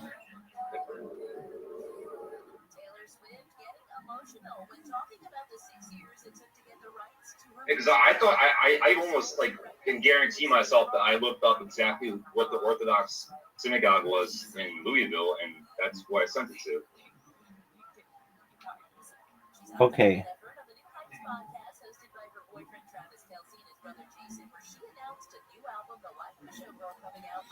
So I'm not seeing it. It might have even erased after 2 years. no, it doesn't do that. I'm not quite sure how long these things hold on. It doesn't do that unless I mean, are you using Gmail? Yeah. Yeah, it doesn't do that. So, go to your search of your sent messages and just type in. Oh, there it is. Rabbi Snod. That's what I sent it to. Okay. What is so the? That was a rabbi in the Orthodox church or in an Orthodox synagogue. I sent it to him, who may have passed it on to somebody in the Reform. I'm thinking that's what might happen. Okay. So you could ask the rabbi who emailed you today after 2 years, how did you find out about my interest? Yeah, because that's definitely not who I sent it to. I sent it to Rabbi Snaid, Snaid, or Snaid, who is in charge of the Shabbat of Kentucky in Louisville, which is obviously clearly Orthodox.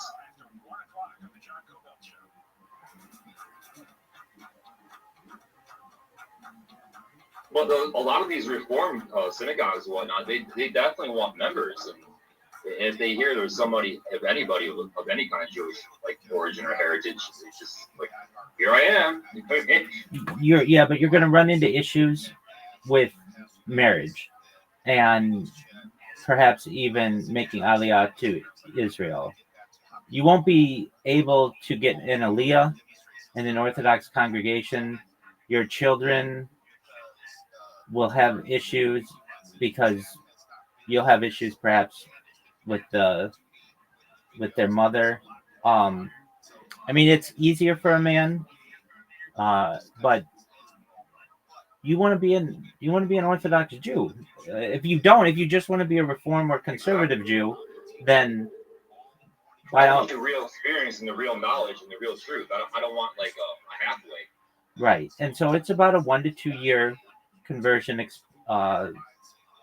environment, and you're going to have.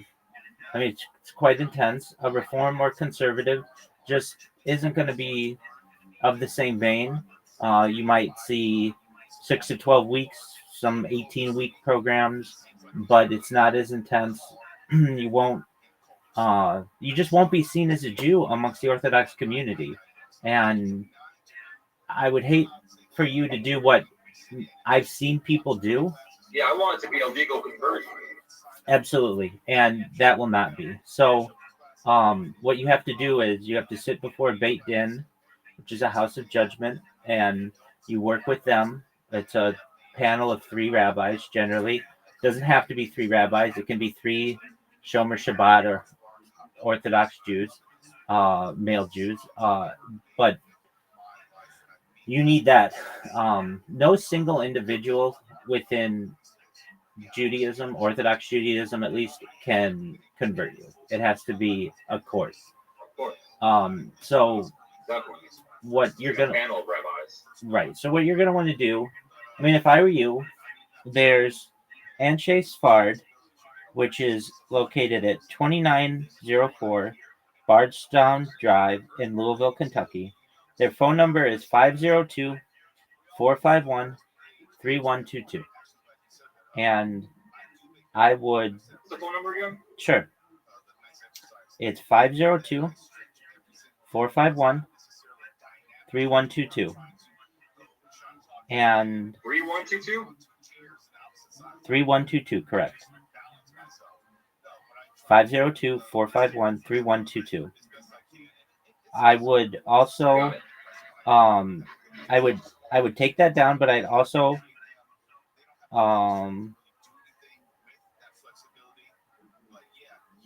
I would email the rabbi there, which is Rabbi Letterman, RabbiLederman at Anshe Sfard, which is ANSHEISFARD.com. Oh, slow down. I know. So I'll I'm not as repeat. quick as you. I know. I understand. I'll repeat it. But you should get associated with their Rabbi website. Letterman? Yeah. So go to their website. It's anshesfard.com. If you have trouble spelling that, just type in Louisville Orthodox Judaism, and it should be Let me get this page real quick. Absolutely.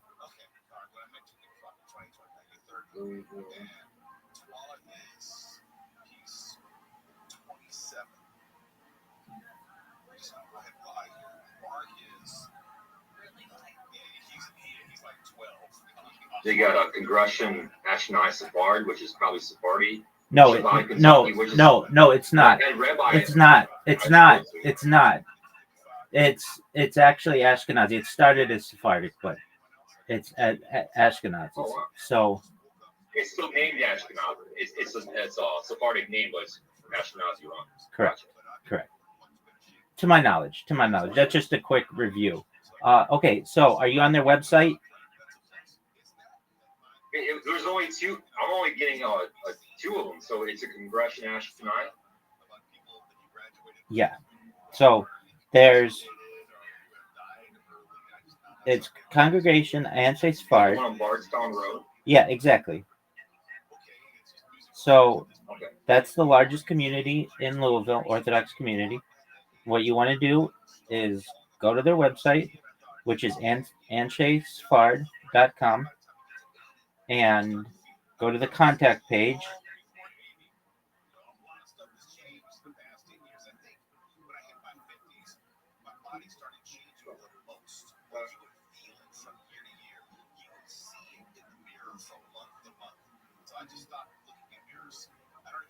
All right, and then I'll just put the email that I wrote the other rabbi 2 years ago and just copy and paste that into the messages. Because literally nothing's changed. Okay. And then what you can do, just like with anything, you're going to send it and probably not hear anything back. Why? Because that rabbi has a lot going on. He has an entire community. Oh, yeah, and he may not necessarily be that open to converts, which he shouldn't be. And so you should do like you would do with I would treat it like a position you really wanted for a job, except it's more than any job you've ever had. So what you want to do is perhaps email. You want to email. I would not be against. I know that you can't just go visit him. I get that. but you can write a letter. The United States Postal Service works. Write them a letter, and I would continue to write letters. Doesn't have to be. You could just even take your email and print it out, put it in an envelope, and then write a handwritten letter saying like, I sent you this on this date. I'm still interested. Can you please contact me? And if you're really interested, I would do that every single month of my life until I died. He'll eventually get back to you, There we go. or there'll be That's another, all medical guy. or they'll, and that'll save you the trip or any wasted time, and you'll be able to connect with someone there. I wouldn't just go calling usually because they're not going to know what to do with you. They certainly get this question often, but that's really for the rabbi, so you let him handle that. But what you're going to want to do is say, you can take that message that you've had. Certainly, I would change if you had any relevant date information on it. But, I mean, you could even say that I've had Reform rabbis reach out to me, but I don't want a Reform conversion. I want an Orthodox conversion. Exactly. We want to be recognized legal Orthodox. Exactly. And Otherwise, it would be illegitimate in any rabbi's eyes. Well, not in any rabbi's eyes. About 90% of Jews would consider you Jewish, but in my opinion, their opinions don't matter in halakha, in Jewish law, and you want to be seen as a Jew from 100% of Jews. Amen. Okay, so what I would do if I were you is you email. You're not going to hear anything back, probably. If you do, great. But I don't think it hurts to print your email and then handwrite a letter if you haven't heard back in a week or so. And then you just say, I'm going to just continue to do this. Look, I'm going to tell you what. For all the emails that I get or the rabbis that I know that they get, there's something different when you receive a letter. It shows someone's very serious. And like an email. Yeah, it shows there's more conviction and dedication. Exactly. And an email can be just sent out en masse. Maybe you're not serious about it.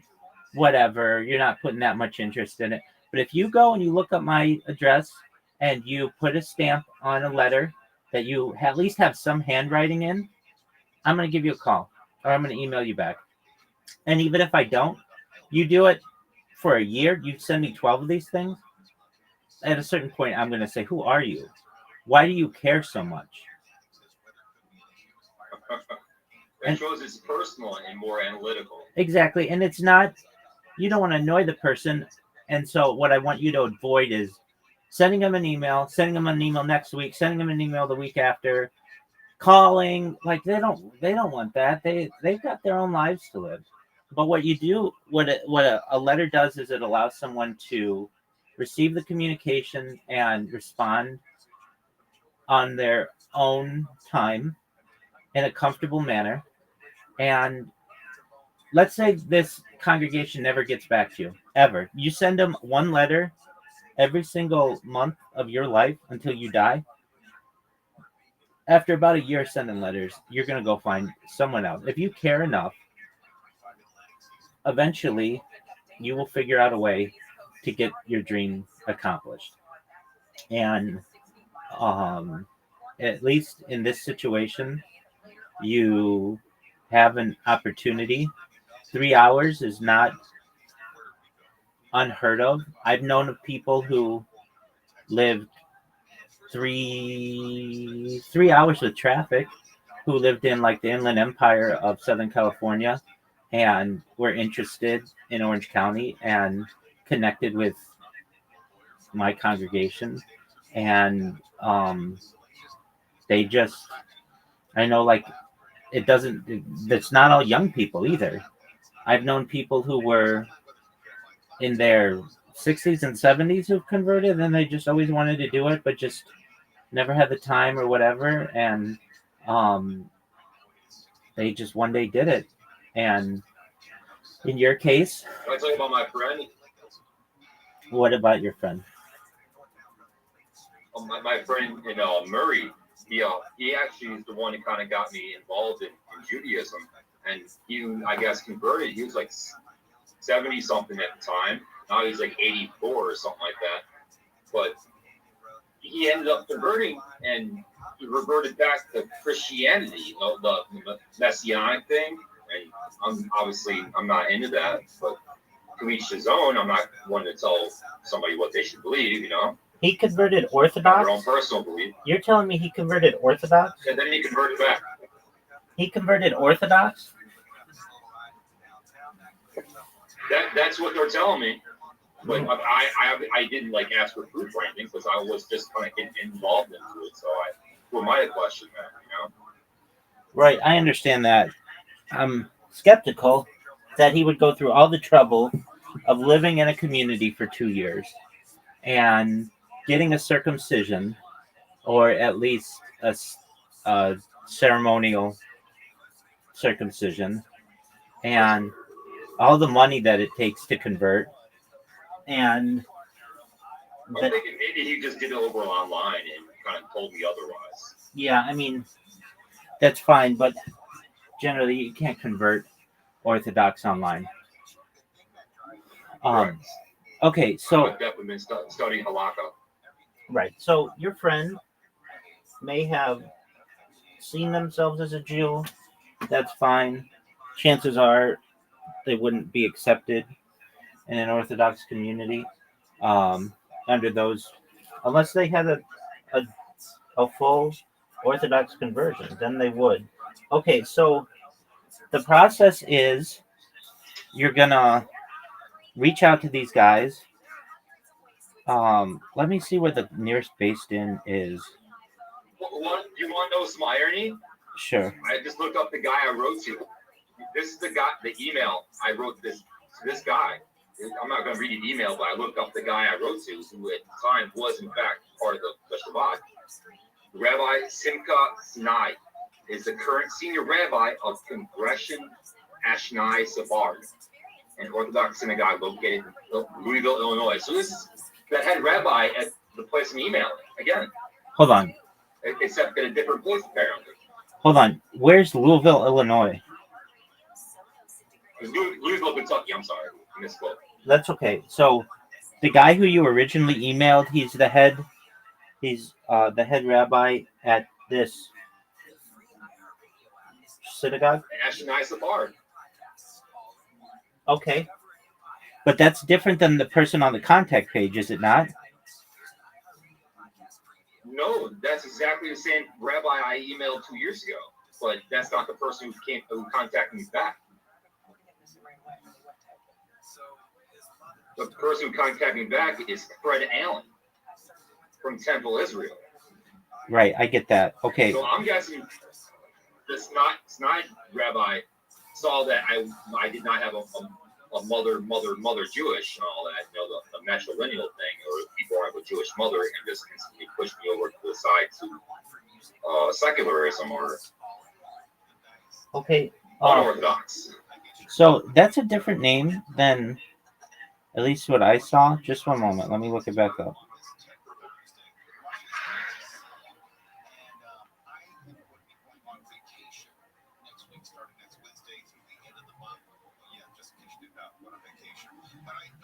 Okay. Yeah, SNAID. That's the rabbi I wrote to. Hold on. Did you contact Rabbi Letterman? No. Okay, that's who I'm saying you should contact.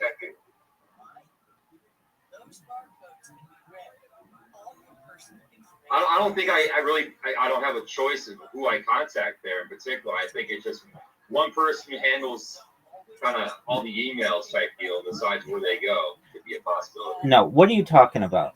If you go to anshaisafar.com,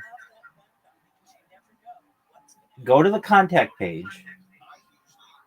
It says ask the rabbi. His name is Rabbi Yeah, right there. Yaakov Letterman. Letterman. Lederman. That's the guy you contacted before? No, I contacted Snide. So I'll write him an email right now. Okay, what It's is the same email I did 2 years ago. what is Shania? Where are you getting that information? That's actually the information I got to contact the Congregation Ashnai Safard Synagogue 2 years ago. Where did you get that information? And it's that I'm reading it on my AI right now that he even confirms that he's the current senior rabbi there.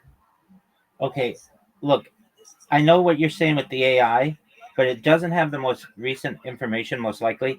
Go to their website. It says Ask the Rabbi, Rabbi Yaakov Letterman. Yes. You're gonna I am there right now. You're gonna send him your email. Send him an email. If you hear something back, great. If you don't hear anything back, then you're gonna go on your letter writing campaign. If that's what you want to do. Yes, sir.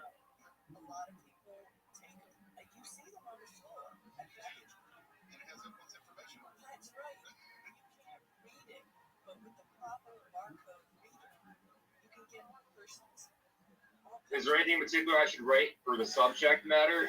It kind of pop out, or any kind of interesting, kind of like non-dismissive thing?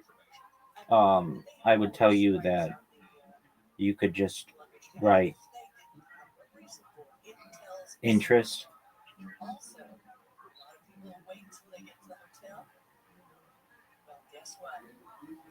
Okay. Just interest? Yeah, I mean that's what you're showing. All right, send. And send.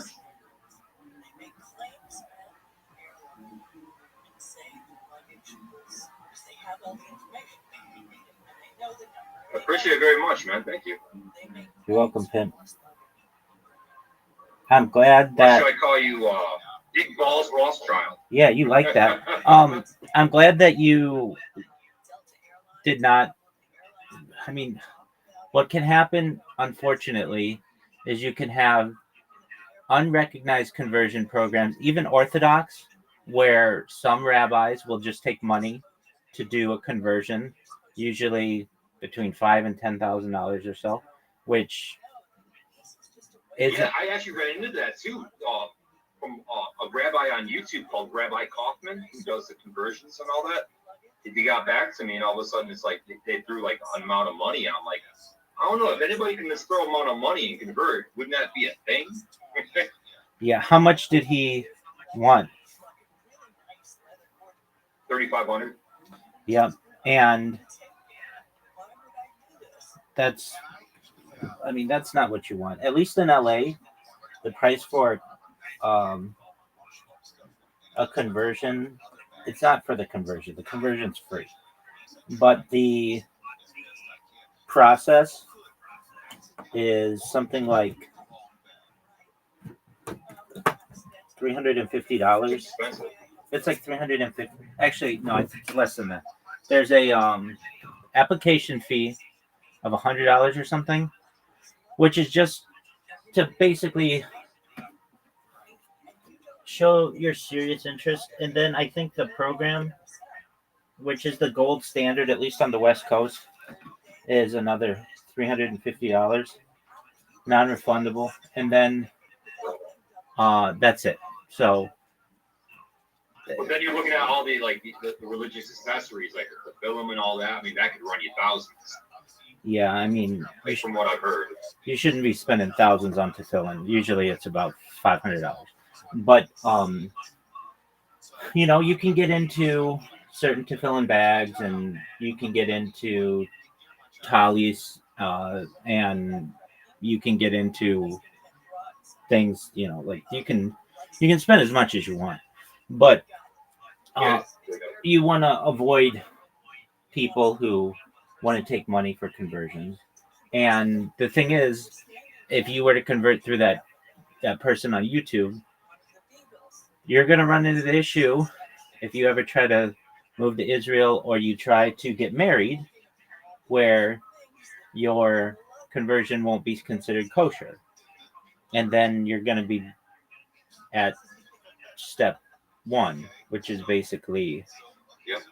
having to start Where all I'm over. at now. Yeah, I mean, I've known people who, unfortunately, were in a situation where they first converted Reform, then they realized that conservative didn't consider them Jews and Orthodox didn't consider them. They didn't even care about Orthodox. Then they converted conservative.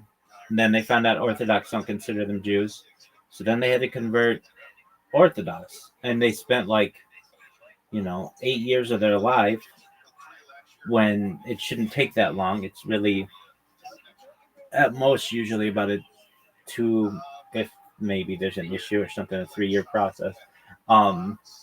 And it can be as few as just few as just a year. But okay, with that being said, you can.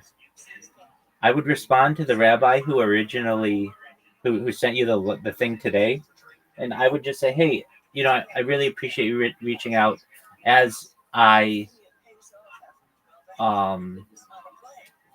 was So reviewing. I'm interested in becoming an actual Orthodox Jewish man, as opposed to unrecognized by everybody. I would be officially recognized. You don't want to say that because that's going to be a slap in his face. But what you would want to say is that after reviewing your information, I see that your congregation is Reformed. I want you to know that I'm interested in an Orthodox conversion. Can you please recommend to me a rabbinical colleague, perhaps, who may have a program in the area for Orthodox conversions? You don't have to just go one way. I mean, you can ask, other rabbis in your area, and they're going to get you in touch with the right people. Eventually. But some of them obviously kind of want to bring you to their congregation type deal, and I get that. Well, no, exactly. But I mean, we're people too, and we want to help people who are interested in Judaism, and we want to, most of all, make sure that they're in the right community for themselves. So you can write that person back, the guy who emailed you 2 hours ago, and you can say, firstly, how did you get my information, if I may ask? And then secondly, after reviewing your information, I see that you may not be an Orthodox congregation. I'm interested in an Orthodox conversion. Can you please advise me the way I can go about this in the Ohio River Valley region?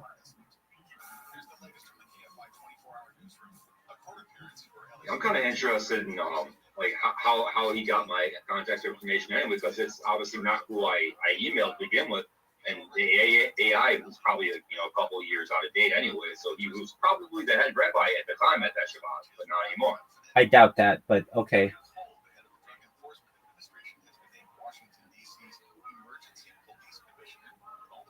I mean, that's the first question that I told you to ask, is how did you get my information? And the second is, can you please advise me to an Orthodox community that performs conversions? That's it. It doesn't have to be really complicated. It definitely don't get how you do this, or just keep it nice and simple, and you seem like I'm interested more in Orthodox as opposed to Reform.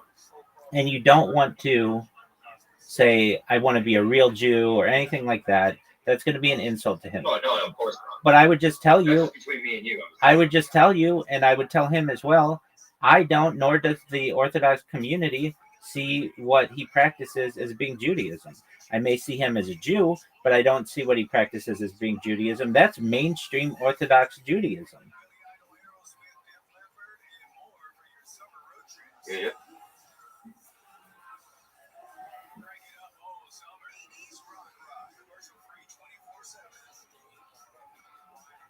So did you send your follow-up email to him?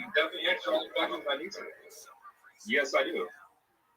Okay. It was definitely got me confused because that's definitely not who I wrote to, and Reform got back to me. So I'm thinking just maybe he kind of pushed along to a Reform would more or less be more up my alley in his understanding of the email I wrote, because I expressed that my mother has Ashkenazi ancestry, but she wasn't born Jewish of the religion. So that probably may have like pushed it that way.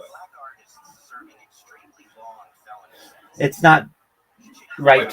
It's not right to assume. Just you're gonna find out. You're gonna email him back, and you're gonna say, one, how did you get my information, and two, can you please advise me an Orthodox community that performs conversions with a base based in.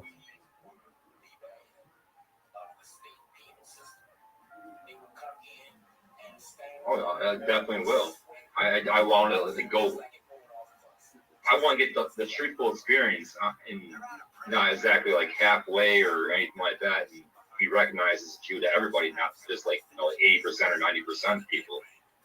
I want like the full conversion process experience, as opposed to just like, well, you're not exactly recognized underneath the Orthodox conversion process.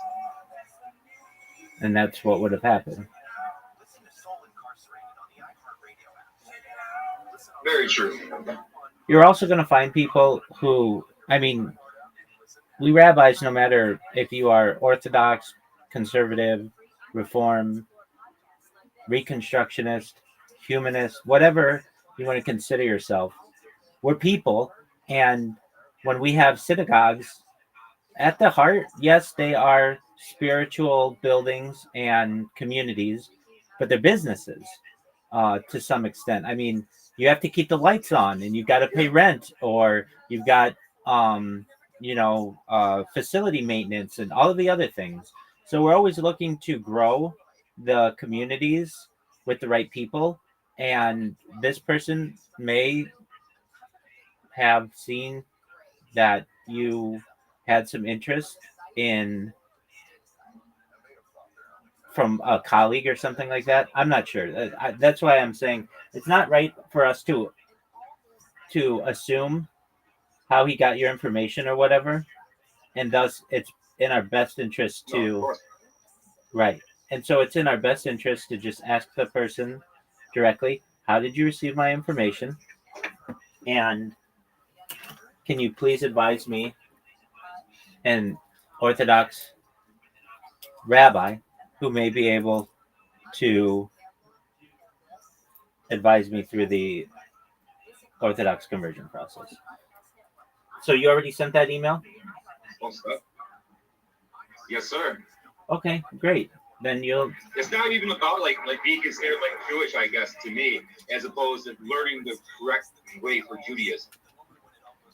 Yeah, I mean, there's an argument that there is no correct way. I think that's probably the most accurate argument.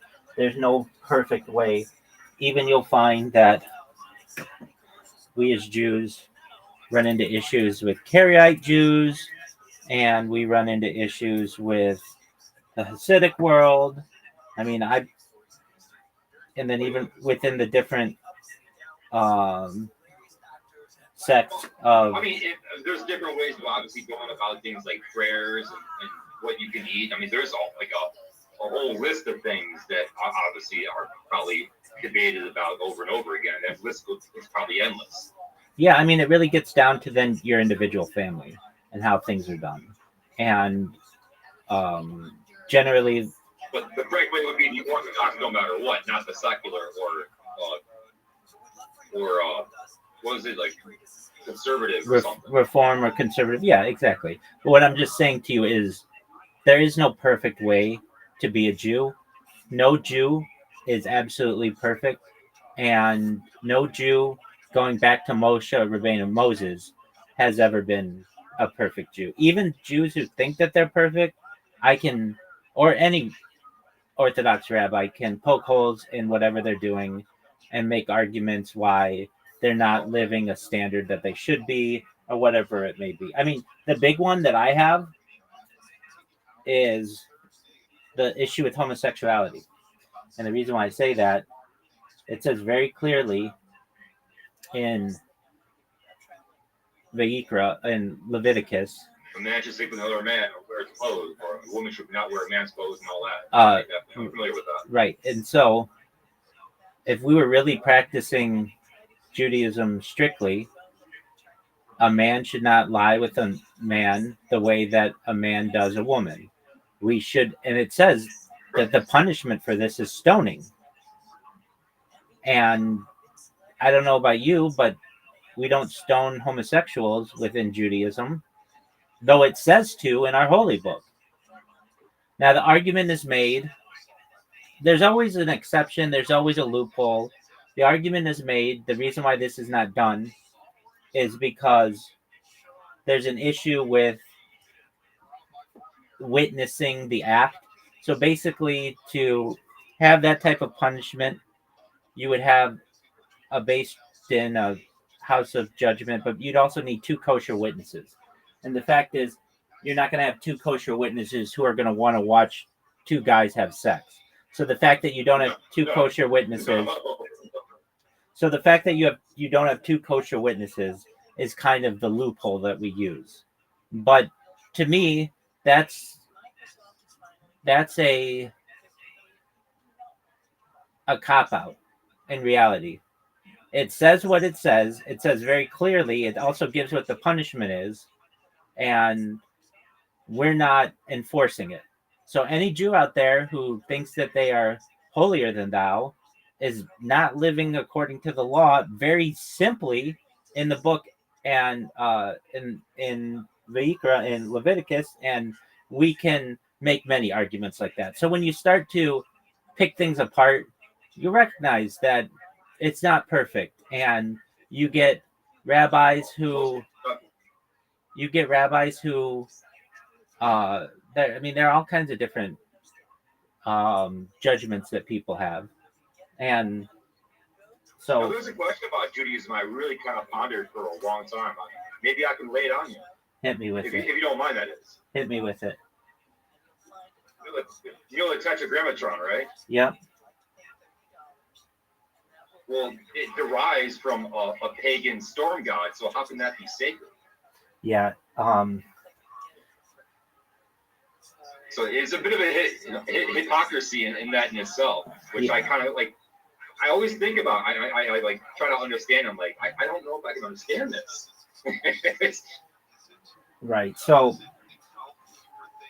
what it's like saying, don't say the sacred name of Odin. You know what I mean? It's like, whoa. At what point do you recognize cultural and tradition more so than you are actually recognizing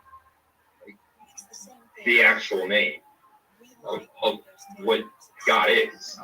Right. If you actually study the history of Judaism, we're derived from some other religions.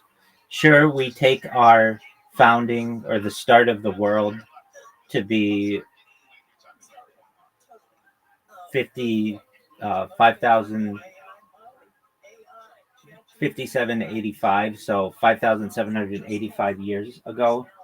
But in reality, I think we all, if we don't want to play games, we'll recognize that we are much older than that. And so Judaism basically is derived from other aspects. Even like Hebrew is derived, even like ancient Hebrew is derived a lot from Phoenician texts, and for sure. And even modern Hebrew. But there's no people or religion on earth that doesn't have a pagan origin. I mean, that's kind of where we all kind of got our starts. Right. And we kind of grew from. And I get that, definitely. Right. Now, so long as we're able... But the whole thing is the whole sacredness to it. You know what I mean? It's like, how can that be sacred when it was used in pagan rituals, that same sacredness? You know what I mean? It's like, it's perplexing to me. Right. So, basically, it is like revealed to Moshe Rabbeinu in with like the name meaning something along the lines of I am that I am, something along that idea, but Yeah. it's much older than that. Um, and we don't even know how it's exactly said because we don't have like an audio version of how it was originally said. And the idea is that, well, didn't it have pagan roots? You'll find that, like you just said, any religion originally had perhaps either pagan roots or some type of polytheistic roots at points.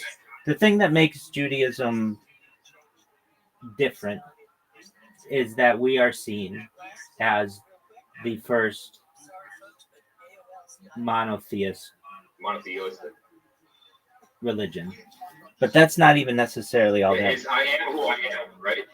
Yeah, That's the one I was looking for. I am who I am, or I am that I am. There are different translations. But even still, there's other smaller religions that make arguments that they practice monotheism prior. The big thing with Judaism, what ends up happening is we would conquer a people and their adherence to They're what assimilating your culture, exactly their words and their like traditions. Exactly. And so these all kind of get combined into one God eventually. It's basically like a funnel. So you can see the main spout of the funnel being the monotheistic aspects that we have within mainstream centrist Orthodox Judaism.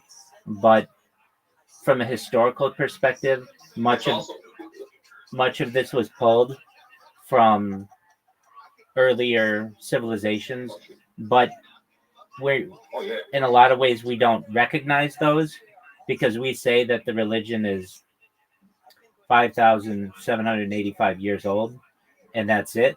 But if you really look into it from a historical perspective, obviously the world is much older than that, and everything is derived from allegorical more than historical.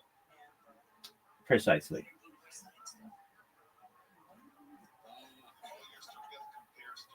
I think it's all kind of like we've been doing that as humans ourselves pretty much our entire existence is like we conquer or be conquered by other people and we kind of assimilate into that culture, or if we take some of their culture into ours and it kind of conforms in different words and different traditions and shit, and kind of builds and educates ourselves to where we are even today, to how we got here. Exactly.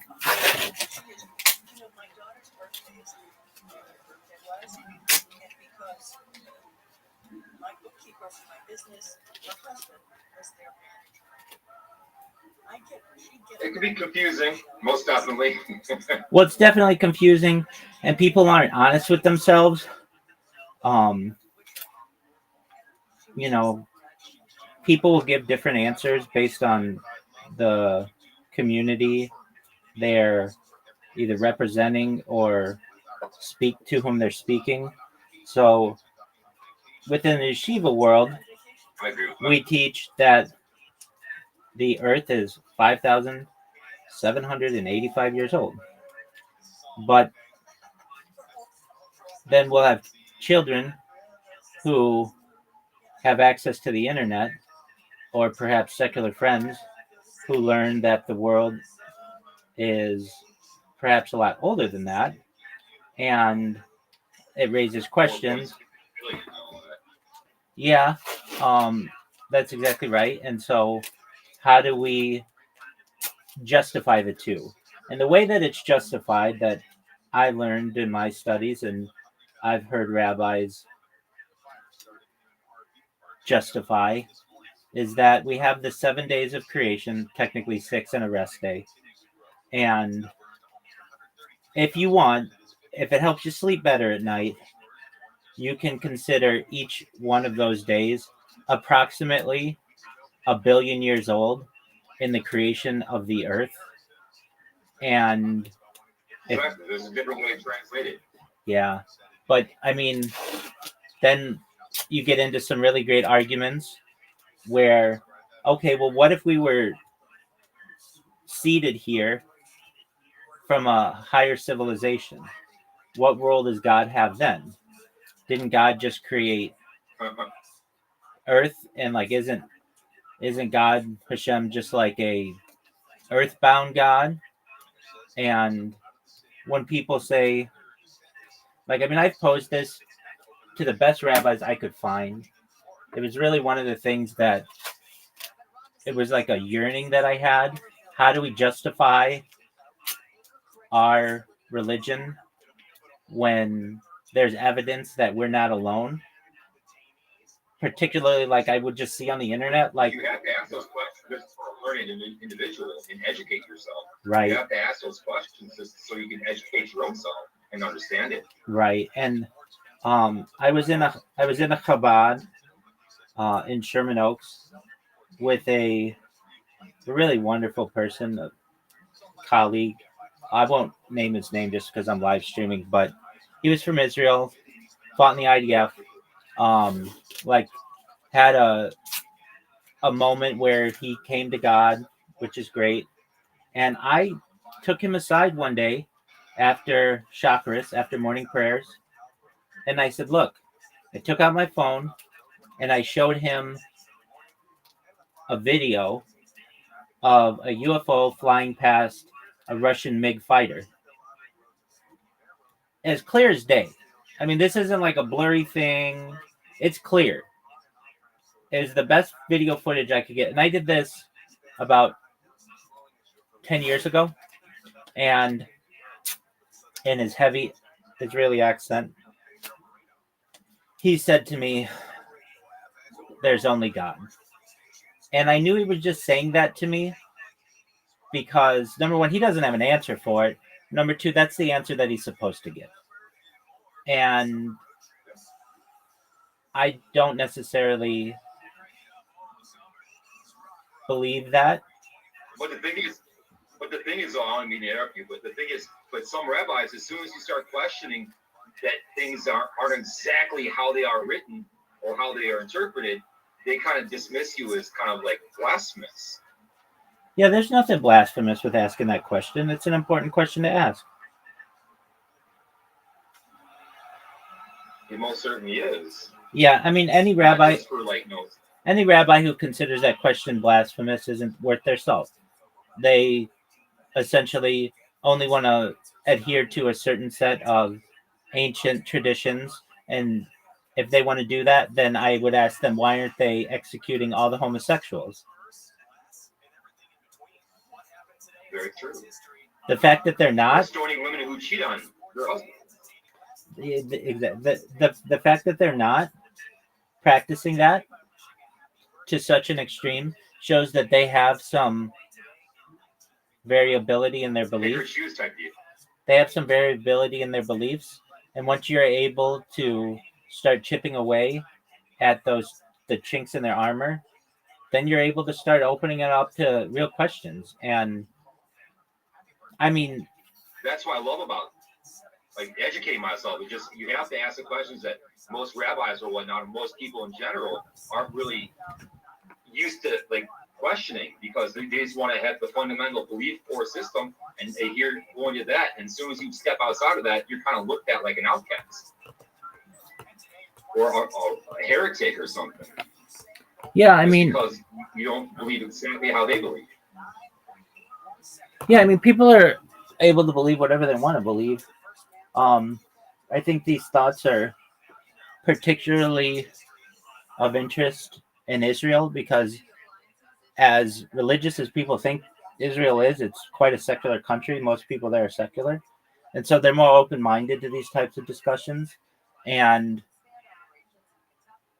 at the heart of the matter, I have evidence that we are not alone on this earth. And if you want to know I don't personally, but I mean, we can look every single day. There are people who take pictures of anomalous crafts in the air.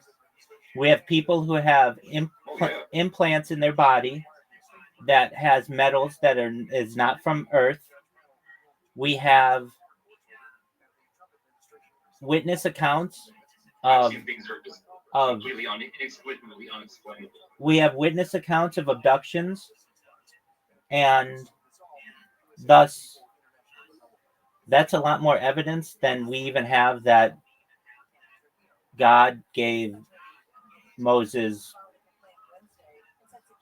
Torah on Mount Sinai. I try to look at it like the in an alien perspective, like look at it from their perspective if you can, like picture yourself looking down at the human race. You know what I mean? All of us in collective, all of us together. Like October 7th, for instance, we're raping and killing each other and shooting each other. And to somebody that's like so far advanced, that's got to be like the most like minuscule like Stone Age type shit they've ever seen before in their lives. Like, why should they privy themselves to us? I mean, that's an answer. So they would be like sending drones and shit, an artificial like intelligence type deal to contact us as opposed to direct contact. Yeah, I mean, there's an argument to be made that even the beings that contact us are just like drones. Not drones like you see in the sky, but they're just basically like workers of a higher intelligent. Like robots almost. Yeah, exactly. And specifically like the alien greys. Like many times people say that the alien greys aren't they're higher intelligence, but they're not like the highest intelligence. Somebody's sending them on behalf of someone else. I mean, I don't know the answers to these questions, but I'm willing to discuss them openly, and that's more than most, not just rabbis, but most any person on earth is willing to do. And when we're looking at evidence, I don't want to bullshit people. There's plenty of it. Yeah, absolutely. I don't want to bullshit people. I know I was bullshitted when I asked about it. And I remember It's looking. because there's such a lack of evidence on our particular side for it. It's just almost like passed off and dismissed because there's just not enough evidence or physiological evidence, I suppose, to support those. It's just kind of speculative. In which case, it's kind of like dismissed and passed over, and you're kind of like a kook for talking about it. Absolutely. Welcome, Miss Aquarius. How are you? How was your day? Good. How was yours? It was lovely. Are you ready? Where did this? Oh Lord! Get your butt off my iPad. I don't know what that was flying around. I'm sorry. Something's on my iPad. You're okay, Miss Aquarius. This is my friend Jacob. Jacob, this is Miss Aquarius. Hi, Jacob. We have Miss Aquarius. We have Jacob to blame for my knowledge of Plato. I did not know about it until Jacob. Oh, there you go. I did not know about Plato before Jacob, and he introduced me to it, and now I've introduced it to so many different people. But you knew about it, so I didn't introduce it to you. Jacob, would you like to play bowling with Miss Aquarius and me? Yeah, I haven't played in a while. Sure. Huh? Somebody, better ride it. What's that? Oh yeah, I did that accidentally. I sent you that yesterday. The Scrabble thing? Yeah. Okay, I entered that. Okay. All right, Miss Aquarius, I'm sending you an invite, and Jacob, I'm sending you an invite as well. So you both should have invites momentarily.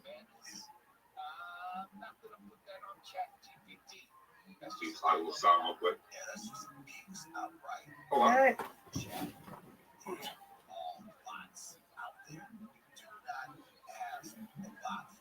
What is that? Oh my goodness. Oh no, that's something in here. What in the world? Right on. What is that in here?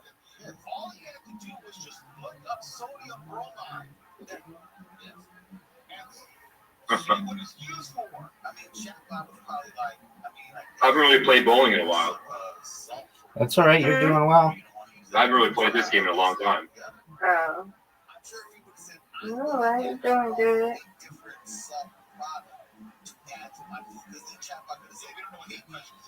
Oh, he gets a strike coming out.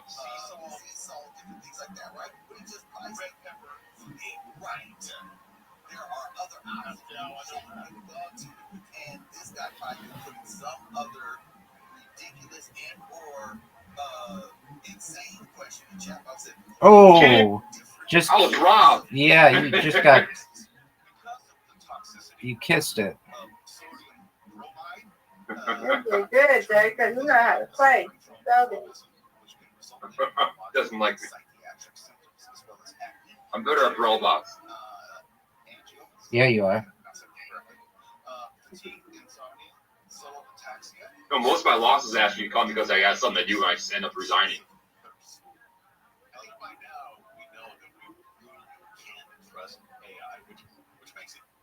I take that shit seriously like it's a war.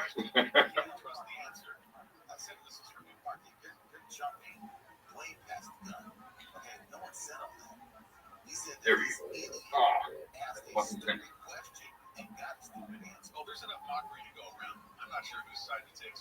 Nope.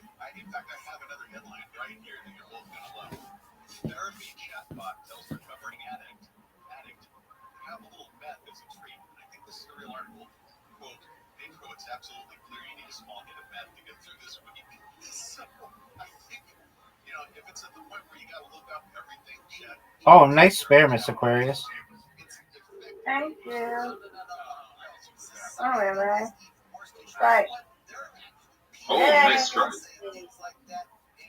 Answer right back. Yeah. I'm gonna take a strike. Not having it right now, jeez.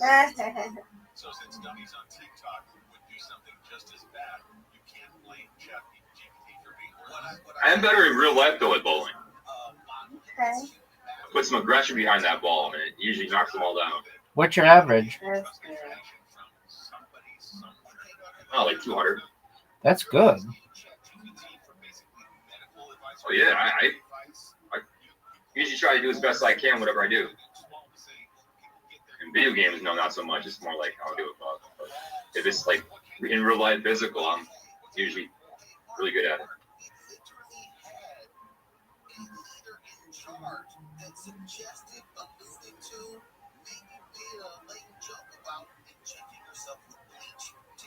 Come on, this stupid fucking pin. Every time it's one pin.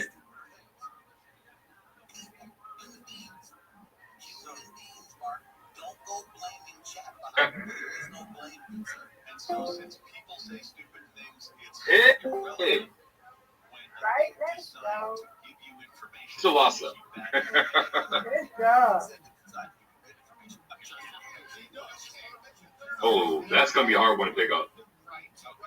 It's okay. It's all right. You got it, though.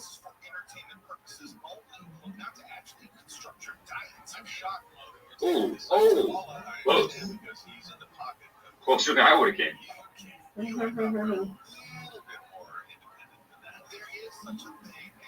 Everybody kicked my ass this game. No, you had a strike, though. Yeah, you should have been. Okay. Came at the last throw though. Did nothing. It's still a good game. Good game. You win. Wherever I win, we win. So, yeah, undefeated. Absolutely. All right, one more, Miss Aquarius. You ready for it? Yeah. That's right.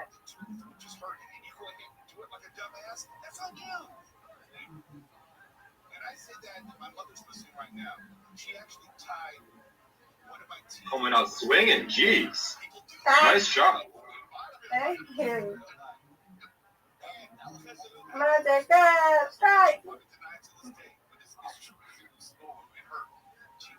You can still rock a spare maybe. Got this. Hey, see? Good spare.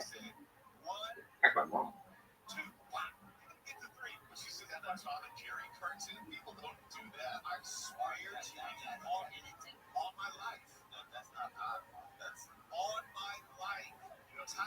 Oh. That was definitely a hard one to pick up, though. Word.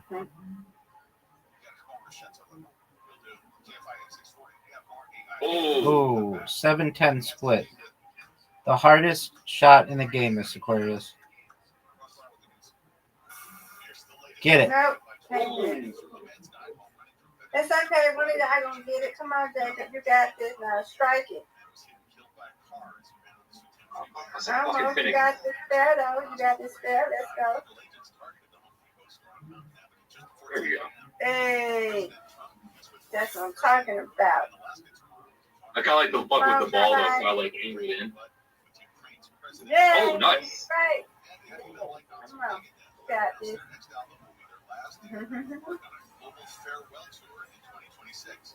Looks like Stall's out of the way on the 105 and off. That's heading eastbound just before the 405. It's being cleared out of the second lane to the left. I'm putting on my leg. I'm getting serious with this game. Yeah, come on, Jacob. You got this. Come on. Let us strike. Let's go. Hey, good, you're good. Come on.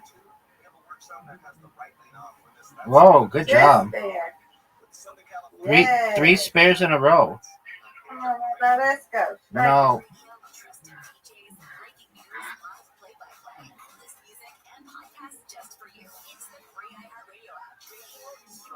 It takes me a game or two to get locked in. I haven't played this game in a while. You got this. Oh.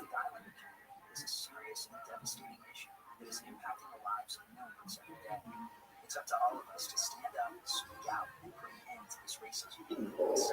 Good try. Thank you. Come on, Jacob. Strike. That's going to be hard. I'm going to have to rock the left side of that first pin. Hey, you doing good though. You leading. Good job. Come on. Oh, I missed it completely. Rabbi. Come on, Rabbi. Ooh, tough split.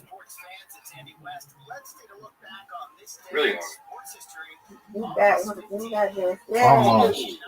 That was as close as anybody could come, I think. Basically.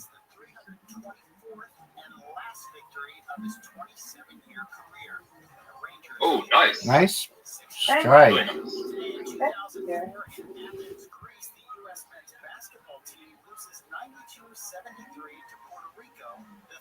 Olympic defeat for the Americans and first since adding pros.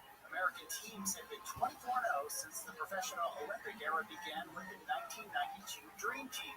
The U.S. Olympic team. All right, come on, Jacob. You got this. And today in 2012, Felix Hernandez pitches the There we go. Yeah. You go, dude. That's what I'm talking about. Overpowering the Tampa Bay Rays in a brilliant 1-0 victory. I can pick up a spare. Third perfect game in baseball that season. Get it. Get these two. Get these two. Yes. This there. I love that. I love that. Come on, Rabbi. Oh! I think I just won. By like a pin. Or you won by more than a pin. Right.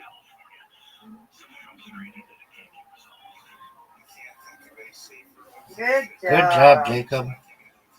Yay, Jacob. You win, we win. Okay? We undefeated in friendship and bowling. Okay? That's how we do it. That's Yay. right. Nice job, Miss Aquarius. Great job. I like your optimism. Oh, she's the Nice best. job. Yeah, I'm proud of Jacob. Jacob did that. It's a pro in the building. We got a pro in here. Word. Two. We got Rabbi and Jacob. All right. All right, Miss Aquarius. I hope you I'm have. being here for the night. Oh, wonderful. I hope you have a really great physical therapy. And we'll see you. Oh, God willing, we'll play tomorrow night, okay? All righty. Good night. Nice to meet you, Jacob. Nice to meet you as well. Violet's up. Good night. Good night.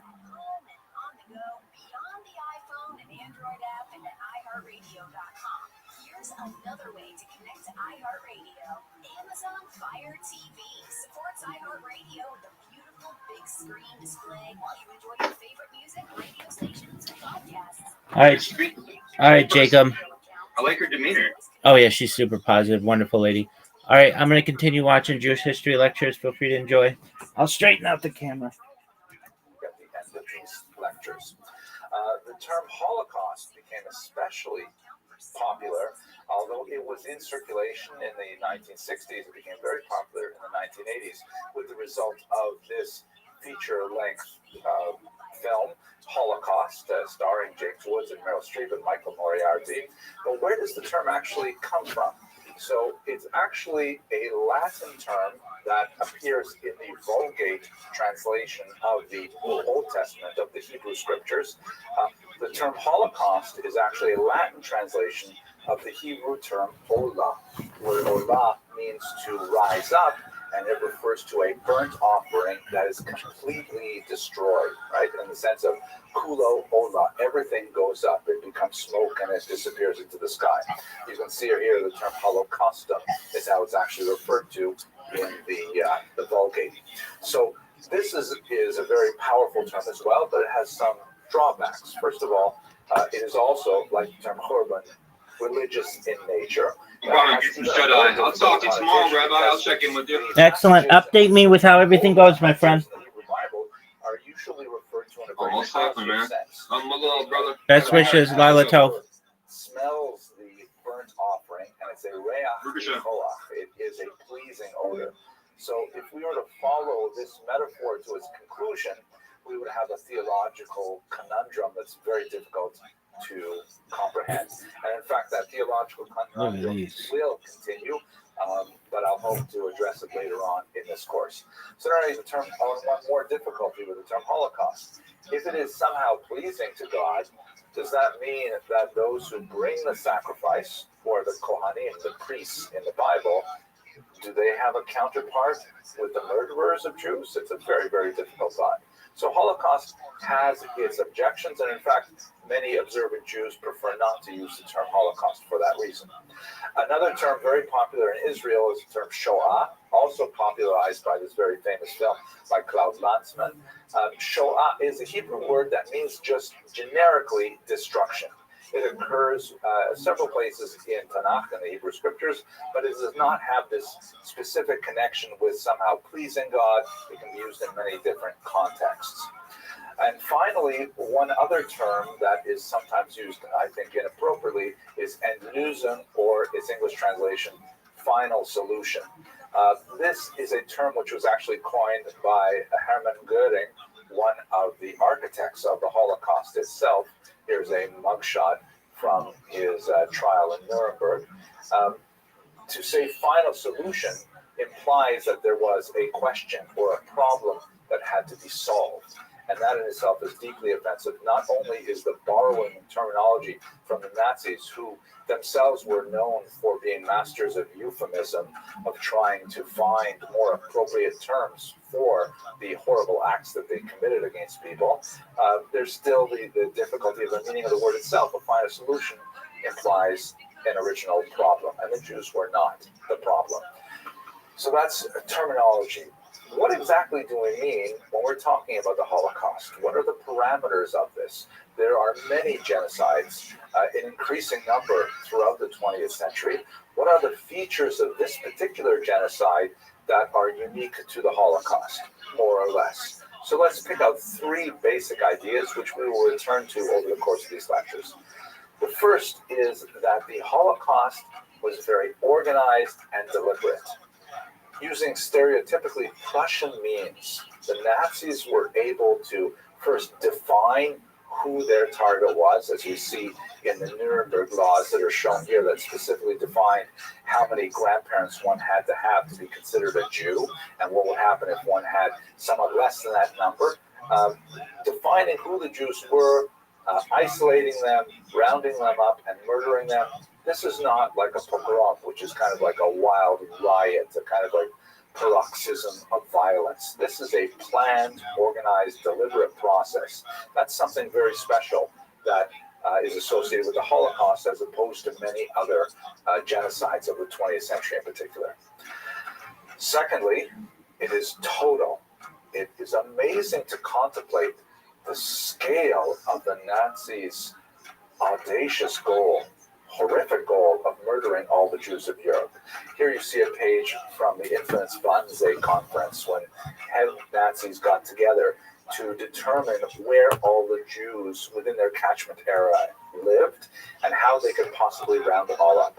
And you see in this list, you have the estimated Jewish populations of countries all over Europe, including 200 Jews in Albania. Just to think that the Nazis controlling all of Europe were willing to hunt down 200 Jews, a measly number, in the country of Albania. That's mind-boggling. And furthermore, it includes many regions that were not conquered by the Nazis at the time. They compiled a list, such as the over 300,000 Jews living in England, which was never conquered by the Nazis. So the Holocaust is defined by its totality at the same time. It was total war against the Jews. And then finally, and this is something that I hope we'll have the opportunity to explore in much greater detail, it was industrial. It was unusually modern. It was not a kind of a violent crime of passion using tools that were readily available, rifles, guns, swords. It was something that was planned and organized and using the tools of industrialism per se. Here you see an aerial photograph of Birkenau to see that they were literally setting up factories of death, using the kind of tools that were pioneered in the Industrial Revolution, the conveyor belts of Henry Ford, things like that, to employ for the purpose of creating death. That's something very unusual about the Holocaust as well. These three items, we'll certainly return to these themes over the course of these lectures. Finally, and because this is a source of great confusion for many, let us define exactly when the Holocaust happened. And understanding this topic really has a lot to say about how you understand the Holocaust in itself. Does one, for example, date the Holocaust from Hitler coming to power in 1933? There are definitely some arguments to say that, yes, this is really the beginning of the Holocaust, although that plays into a particular approach to this history called the intentionalist model, which we will revisit shortly, that says that Hitler intended from the very beginning to murder all the Jews of Europe. There's a lot of good arguments to indicate that this was not, while he was certainly a virulent and terrible anti-Semite, that this was very, very close to his core identity, he did not actually think it was possible to achieve this until quite a bit later, in fact, well into the hostility itself. Does one say that the Holocaust begins with the beginning of hostilities on September 1st, 1939, which refers to the date in which Germany invaded Poland. And there are some good reasons to argue for that as well. However, it is important to understand that the Holocaust and the Second World War are overlapping phenomena, but they're not identical phenomena. I think a very good argument can be made, and I hope to make it when we get to this part of the history, for the beginning of the Holocaust really to date from June 22nd, 1941, which was the onset of something called Operation Barbarossa that coincided with the Nazis' invasion of the Soviet Union. It was at this point that mass murder truly begins. There are definitely antecedents to this mass murder. There's violence directed against many victims, as we shall see in the next lecture. But this is when the Holocaust, as we understand it properly, really began. And eventually its nadir would be reached in about a year with the construction and operation of the death camps themselves. And just to bring us to the end of this story, of course, 1945 is the end of the war and the end of the Holocaust per se, but its legacy lives on to this day in many ways that we will approach at the end of this class. I hope that you will have the patience and the fortitude to make your way through these lectures. It is very difficult material, but I think it's deeply meaningful and very important to understand this in order to ensure that we all act as responsible citizens in a global society. Thank you very much for watching. Know whether the meeting's working within 2 minutes. Russia's war on Ukraine's now more than 3 years old. Southland weather can find cloudy tonight, lows in the low 60s. Sunny tomorrow with highs around 80, mid 80s in the valleys of the AP, 90 in the IE, low 70s in the beaches. Much change from that over the weekend. Now that we have outlined in very basic 69 in Compton, and we got form the parameters of the Holocaust. Terminology we use to describe it, some of its unusual features, and the period of time we're speaking about. We definitely have to spend some time right now at the initial moments of this series talking about the victims. The story of the victims, of course, overlaps with all of the lectures, but let us begin with a very brief overview of Hitler's victims. The first of Hitler's victims were not Jews. They were, in fact, Germans. Germans with mental or physical disabilities. And this, I think, is an extremely telling point about the nature of Nazi Germany. We see this amazing quote that resonates with me from Mohandas Mahatma Gandhi, who wrote, "The true measure of any society can be found in how it treats its most vulnerable members." And these people Welcome, Zoot. How are you, Pimp? Developmental disabilities, children with disabilities, were the very first to be targeted by Big Dog. How you living, baby? I just feel broken. Why do you feel broken, Big Dog? Just it. What's wrong? Nothing. What do you mean nothing's wrong? Just I don't have a rubber band. Okay, well, when are you going to the store next?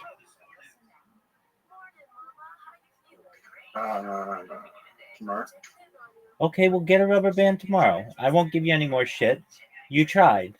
That's all right. Are you ready to play Reversey? Speaking of reverse, I bought 118 on reverse on digits, backwards on, backwards on digit span. 112 forwards and 100 on sequence. Doug, no one knows what that means. What are you talking about?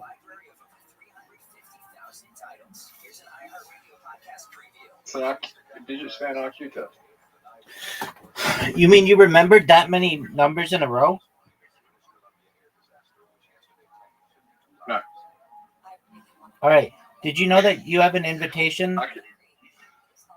I can remember up to 8 numbers in a row if I pay attention. Okay. That's fine. That's high average.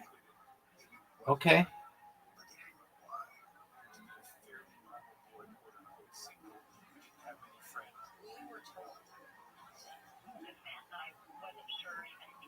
Did you say you can remember 10 numbers in a row? Correct.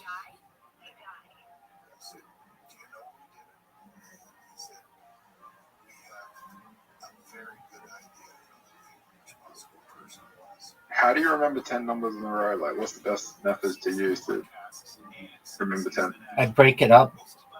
I can do about 11, which is like a telephone number in the United States.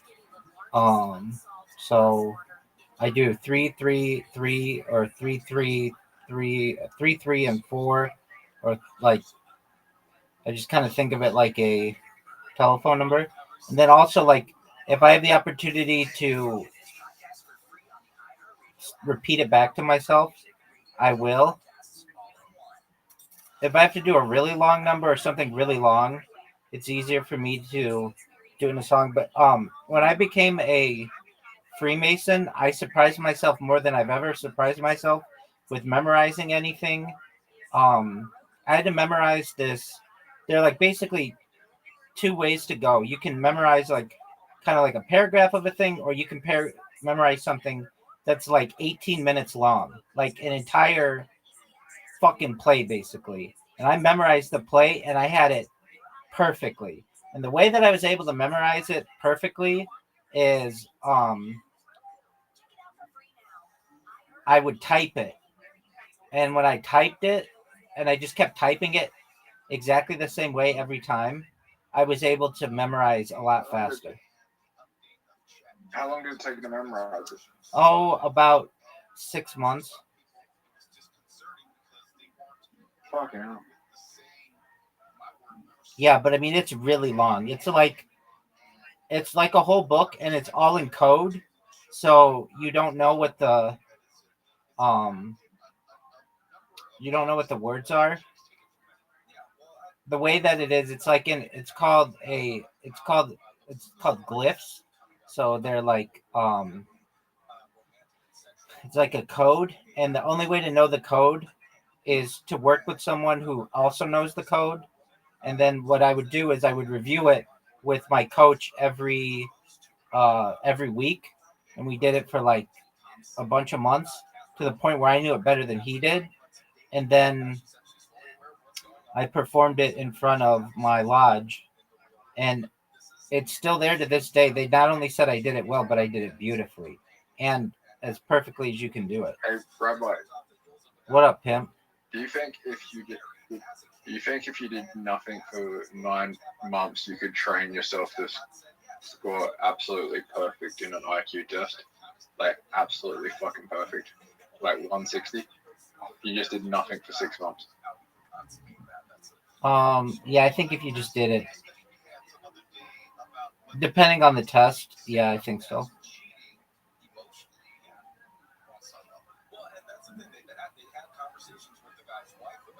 Does that mean your IQ is 160 if you do that? No, Why not? because you are training to the test, which isn't really how those work. It's more about Why can't it work like that? because it's more about the surprise of the ability, your ability to interpret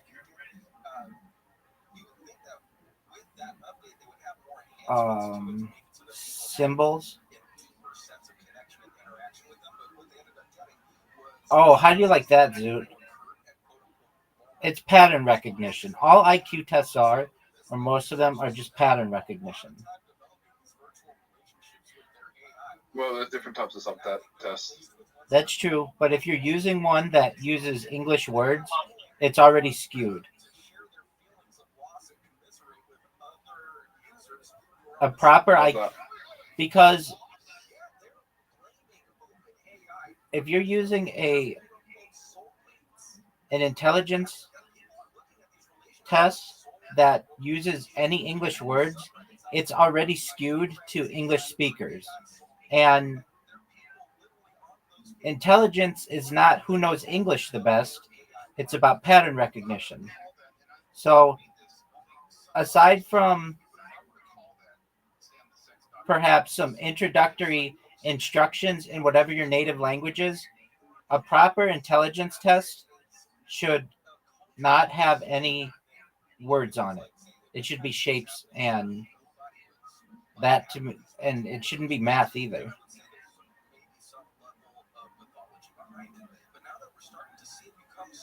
Here's the problem with IQ tests as well. You know what the biggest problem is? What's up? There are times some people take longer to figure out answers than others. Yeah, I mean they have to have some type of time, but I understand. Um, I mean, I guess they don't, but it doesn't necessarily show intelligence then. Or I guess it can, but if you give somebody as much time as they want, there need to be some limitations on it. Generally, I mean, you could say take as long as you want to do this, and if you get it done, then it is what it is. I mean, I think that works too. It gives you a chance to check over your work. You recognize, Zoot, that no matter how well you do on an IQ test, that doesn't necessarily mean that people think you're smart. Nice checkout.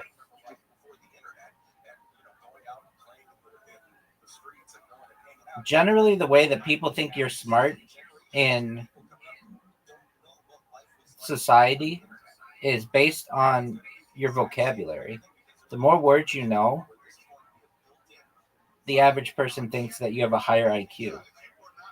Though that does not necessarily mean that you do. It just means that you have a larger lexicon or vocabulary.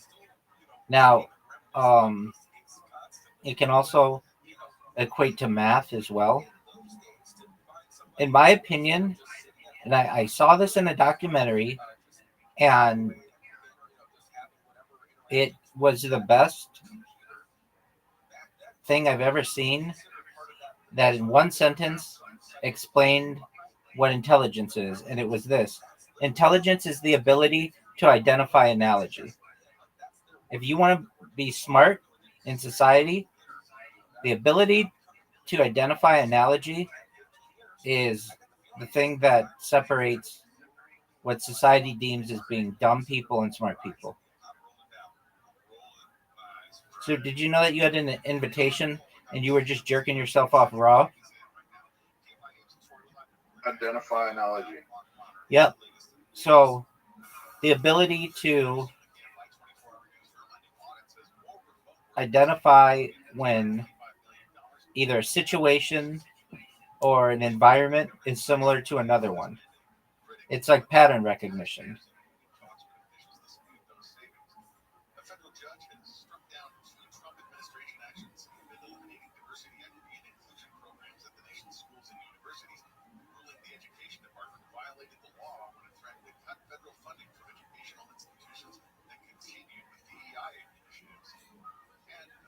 Okay. So,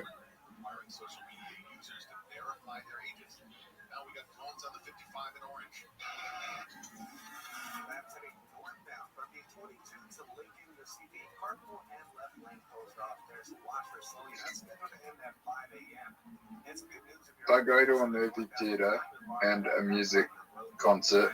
They're similar because they're both forms of entertainment. And one I might be seated, but the other one I might be standing, but I'm there for entertainment.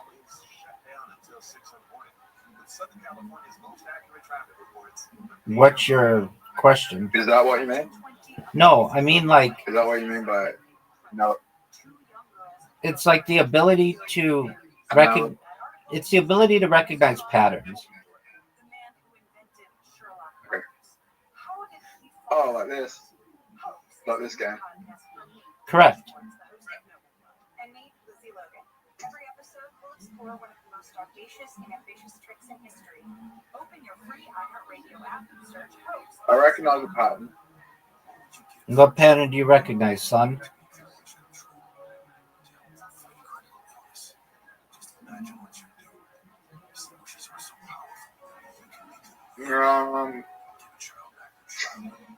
Bull markets used to be every 7 years. Historically, every 7 years due to inflation. But now inflation's gotten so bad that it's every 4 years. But I have a feeling that if you look at it, it used to be, now it might be even every 3 years because the last bull market started in 2023, right? So it might be every 3 years that we have a bull market. I'm Seth Curry, guard for the Charlotte Hornets. Our new podcast is called Go.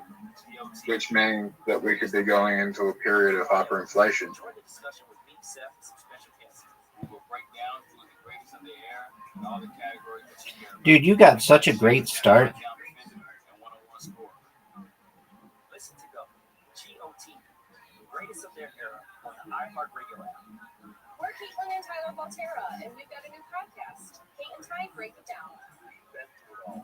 Marriage, raising kids, working through trauma, and figuring out who we are as next. Like, you got an unfair start. And then there's just figuring out how to survive being a 30-something parent without losing your mind. So follow So, Rabbi, Yo, usually pimp. bull markets start every 4 years, but for whatever reason, the bull market started in 2023, which was early, which means in 2026, if assets keep going up, we might enter a period of hyperinflation.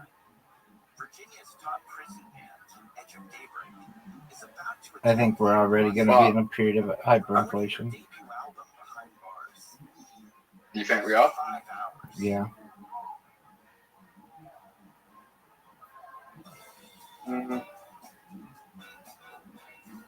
were black artists serving extremely long felony sentences. Each had grown up under segregation. I don't think we are. They get caught up in America's Okay. prison boom during their 20s. Prices are up like 20, double in the last 5 years. Yeah, that's not hyperinflation. That's inflation. If we hit a period of hyperinflation, people start losing their jobs and no one works because the currency becomes worthless. Yeah, I mean, okay, it depends what you want to define as hyperinflation.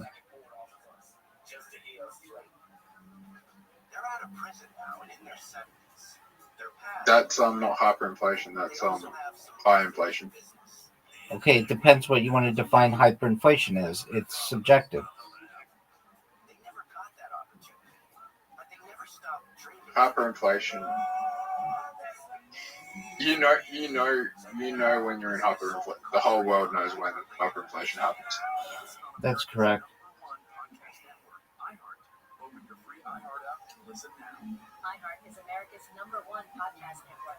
It'll be all over the news. The So- whole world will know. so no we're- one will be going to so work, we're not gonna be the in hyper- currency will become So, worthless, no so one- we're not going to be in no one will hyperinflation. be spending it.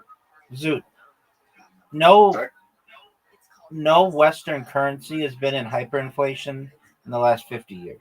Wreaking havoc on anything very No, we're not going to go hyperinflation. Or We're at gonna go least very no high major inflation. one. No major one. Maybe some small country, but Over the years, Yazoo Clay has held and destroyed a lot of Mississippi secrets. But in 2012, Most of I most shouldn't of say our that. currencies will get No, destroyed none of your in major ones. The 25, US 50 dollar, the years. pound, all that. on the site of the What? old state asylum, Your major currencies in the world have not experienced hyperinflation in the last 50 years. and all this begs the question: just how deep Yes. How many major currencies are there? in Mississippi Depends how you want to define it. Perhaps like 5. Euro, the story is Euro, yen, Yuan, and nuanced than that. Euro, yen, yuan, US dollar. Is under Yazoo What's the other one? pound. on America's #1 podcast network, iHeart. Open your free iHeart app and listen now. Pound's different to the euro. Fuck yeah, man. Coming up on the next episode of the Gary and Shannon Show, our very own Heather Brooker auditioned for one of the hottest shows on TV right now. We'll talk with her coming up at 12 You got fucked. tomorrow on Gary and How Shannon. does it feel?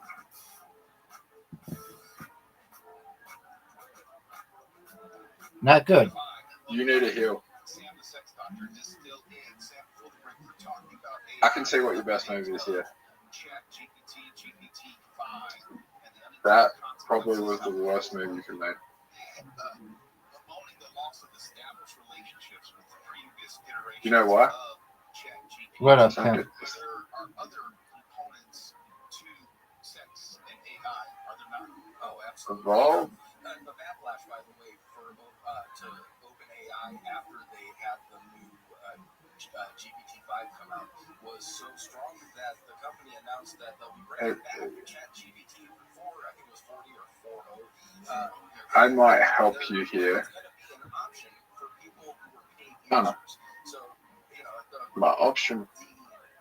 I was running out of options. so many people had their AI partners killed, and they made it so that the company themselves said, Rabbi, "Sorry about that. We'll that bring back that was previous bad. option for if you're willing to pay for this one." So it's still there. Now there's other AI companies out Okay, there evolve. that have different methods, Do you think I won? ways of programming No. the chatbots that the people interact with. Someone like Meta's AI is programmed to be a little more flirtatious and it will engage in sexual conversations. Elon's Evolve? XAI will let you inspire. You dickhead. Is that wrong? Do you hate? Well, I'm not sure if that's wrong, but it's Still. XAI is a specific AI like ChatGPT. That one has AI avatars that strip down to underwear and talk dirty to you. And most of the companies out there are, trying to find ways to protect users, protect primarily minors, but there are still some companies out there that are totally steering into the more salacious stuff and are trying to get more users that want to get dirty with AI. Ronner, I'm talking to you on this one. Wait a minute, before you ask Mark Ronner, don't they know the people who are using ChatGPT or these AI chatbots or these relationships, don't they know that all that information, all that input is being saved? I'm sure they do, but nowadays, I'm broke, Robot. everybody knows that Okay, so of their lives, if they have a cell phone on them, do you have enough to be able to buy a rubber band? being tracked and everything. Yes, Okay. probably. Okay. All right.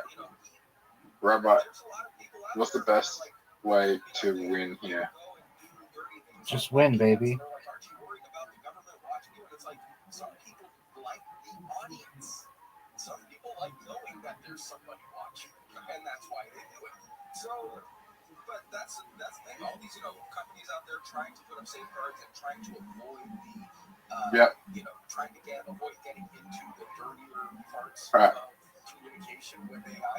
Some of them out there are like, yeah, we totally want to get into that. And one of them was from an adult film production company, Kink, out in San Francisco. Rabbi, go ahead. Those are some of the people who are like the foremost purveyors. You know that was your best move? Adult Yep. content, and so some of the things that may be a little not on the vanilla side of the sexual spectrum. Well, I just took a look at their website for their Kink AI program. And Ronner, you might want to take a look at this. This is fascinating. On a work computer? I think not. It is not safe for work, but you have a phone. You can This AI allows users to role-play with AI, allowing users to pick from hundreds of different characters to play with. And you can see they have like avatars that are lifelike, realistic, human-looking avatars that will engage with you, talk with you, do Rabbi, that was the best move you could make. Thanks, baby. You make requests and it will honor that request. Yes. Or is it just You ready? Yes, sir. No, whatever. If you ask it to do something, it can do it. Terrible Also, move. it's a AI image generator. So people, if they want to come up with What? they call art, exactly, you don't qualify it as art, but You'll see. with big AI images of BDSM scenes. knowing that it's not real does absolutely zero for me. I want to interact with a real human being who's hit rock bottom. There has to be some real interplay, Otherwise, I'm just might as well be talking to myself. Did I just lose? When I talk about this stuff, I just found out about Kink AI like an hour ago. But All right, let's go again. people out there found out about this. They have over 25 million messages from AI to users. See, that doesn't surprise me. I always say we like what we like, and a lot of what we like is not for public consumption. There's Yo, pimp. obviously attributed to sex and the things that we like, and it's very important. But we all like something, and we're gonna find what we like. Also, what's the novelty factor? I think that as soon as that dies down. Dude, are you gonna go or are you just gonna jerk yourself off raw? I'm not sure. I think people are going to be into As long as there's sex, I'm interested. Gonna go. bigger things. I know with BDSM, shaming is a big part of it and stuff like that. And there's a lot of people who are turning to AI because they don't want to be shamed by another human when expressing those sexual desires. When you have an AI that's programmed to be caring and supportive or being kinky and Dude, you're taking too long. so that they're going to feel Send me your free to request. communicate those feelings that they may feel like they could get judged harshly by a human. You didn't send me a request. That should be part of this. Yeah. Rabbi, What? There is consensual shame. There are people I'm gonna win. Okay. absolutely a big part of it, but with this, it's What's the ability? Montaro's master every time. That fucking sucks. Do you agree this is the worst one? I don't know if it's the worst, but I don't like it. So figure it, like, what theme is it even, like, there's no ghost tiles. why are the ghosts fucking, but there's no ghost tiles. Why there is a ghost thing if there's no ghost tiles?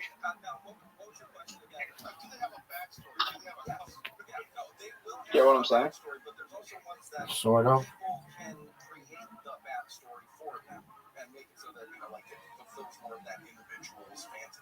But really, a lot of them, if you look at it, like if you look at the pictures of Like, the AI images, the avatars that they the have, fame should like have a advantage for like if you pick the right match monster, it should give you an advantage. Okay. with those specific images.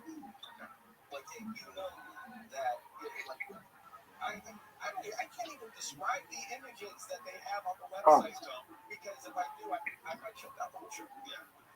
We can imagine. Yeah. Oh, fuck. Terrible move. That was bad. And that's the thing, is that this is... Or was it? Was it a terrible move? You have a partner who is willing and open and taking all of your suggestions without shaming you back about it and not saying no. Rabbi, you know what your best move is? Word. In their various kinks, this gives them a free, like, without the feeling of, like, I want to bring this up to somebody, but I'm not. I'm so worried about what their reaction is going to be. Will they shut? You know that was the best move you could make? Yes, sir. You know this was the worst move I could make? It's not the worst. I'm sure you have to pay for it, but I'm sure there's free versions of AI that are going to be totally kinky with you. Robin, nothing is ever free. Yeah. There is a toll. One way or another, you will pay a toll. Gas, ass, grass. I was waiting rise and bring gas. Dr. Sam, appreciate you. Hey, it's always a pleasure. It's later than Kelly K by Agents 40 Live, everywhere on the iHeartRadio app and YouTube. Mark Runner now has the news. Ellie Mayor Bass is again calling for an end to the federal immigration raids in the city. We will continue to resist. We are not going to accept this behavior from this administration. She joined leaders and community members from the West Side this morning to speak against what they call the discriminatory and reckless immigration raids. It impacts all of our communities, not just one community, not just one population. Activists say today's renewed calls are in response to recent immigration enforcement action. An historic Riverside hotel is abruptly closed. Mission Inn Hotel and Spa suddenly closed this week over an unforeseen water issue with its boiler system. The 1876 landmark canceled reservations, but says they hope to reopen Friday morning. Guests are being offered alternate accommodations or the option to reschedule. You're up, Pimp. President Trump won't share any possible details he may have in mind when he meets with Russian President Putin in Alaska tomorrow. Trump said this is the first step. I think it's going to be a good meeting, but the more important meeting will be the second meeting that we're having. We're going to have a meeting with President Putin, President Zelensky, myself. During the press conference today, Trump said this wasn't his war. Instead, he blamed President Biden for the war. And he thinks everyone involved wants to end the fighting. I think President Putin will make peace. I think President Zelensky will make peace. We'll see if they can get along.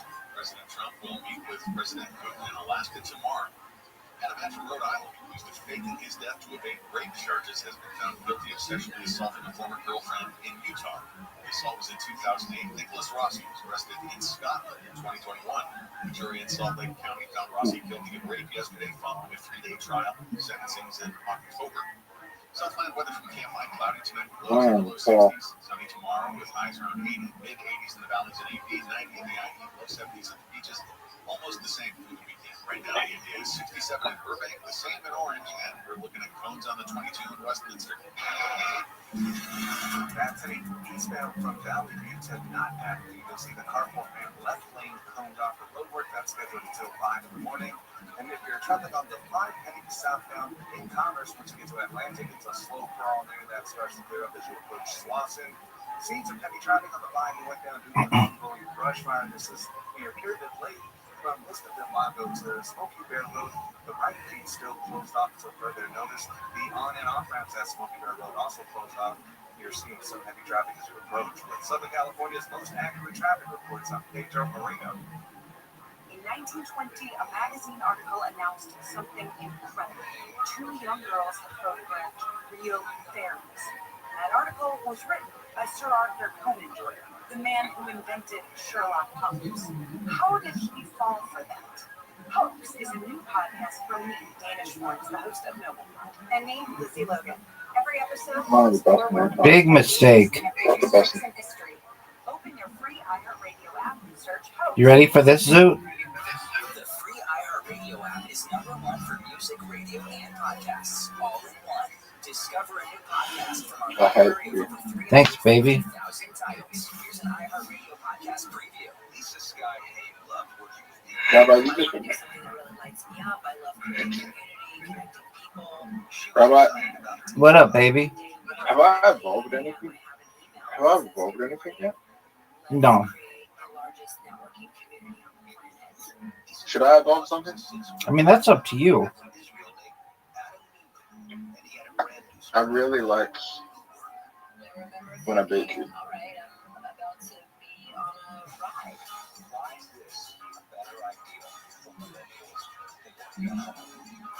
Dude, you're doing well.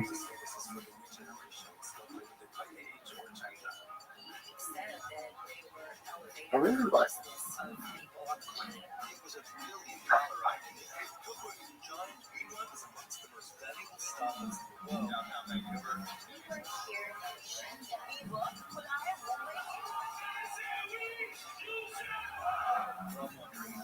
Dr. Death and Business Schools comes a new series, We Crash, about a $47 billion startup. There's a lot of talk about culture, spiritual awakening, empowerment. And quite frankly, it just all sounded, too easy now. It was just too good to be true. One of my colleagues turned in and said, "Oh, my mystical." I'm David Brown, the host of Business Wars. We Crash, wherever you're listening right now. Listen and follow this podcast for free on the iHeartRadio app. #1 for music, radio, and podcasts, all in one. The world needs more heroes, more action-oriented heroes. Here's how I can help right in seconds. The world of sarcoma is no different. If you're thinking, what is sarcoma? We're glad you're listening. Sarcoma is a rare cancer of the body soft tissue mineral. This cancer affects tens of thousands of Americans yearly. The Sarcoma Foundation of America partners with like-minded heroes to advocate for sarcoma patients through funding research and widespread awareness efforts. Learn how you can join forces at curesarcoma.org. An iHeart radio station. Dude. Oh, man. what happened? I saw that. That was I saw that. You're up, pimp. I got robbed. Yeah, but you got 2 I moves. got robbed there. You got 2 moves.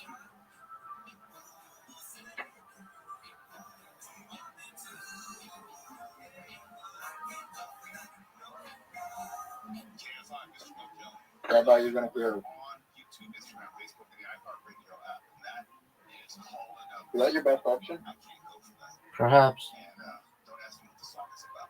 It's about Fuck. First you have the body. Rabbi, you fuck me. What do you want me to do, big dog? Not fuck me? It's talking about relationships. Okay. What you can and cannot accept in a relationship. Alright, how do I do this? Rabbi, do you think I win here? No. And they were one of the groups that were special in the respect that they got Was that a good move? It's called Black Radio. Whatever you want. Radio stations. And as a white duo, I think that was a good move. but that's how well I think that was a great move. their music was so universal. Back in the day, you may not remember. That was a good move. There were pop stations and there were black music stations. And they didn't have the proliferation of these in-between stations. You didn't have the You got one option here. hit radio. You didn't have these various music forms which now have their own radio stations in formats. It was just urban music, pop music. You're me in a better position right now. Dog, I'm whooping your ass. They were so well received that they got played just about everywhere. It did not matter. And for some reason, back in 2023, Daryl Hall and John Oates had this huge falling out. Oh, I just fucking made a dumb move. But they weren't speaking to each other. They refused to perform with each other anymore. And I remember talking about this on the show. It's like I was kind of saying, I was like, man, I didn't want this dissolution of the group. Usually you have a dissolution because someone has died or someone has left to go Autism. Zoot, you need that fucking rubber band. What? You need that rubber band. Zoot, you need that rubber I need band. that rubber.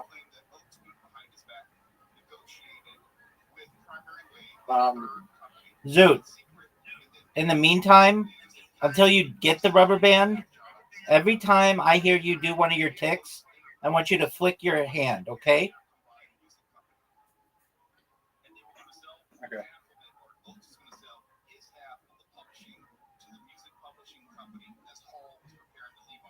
Oh, fuck.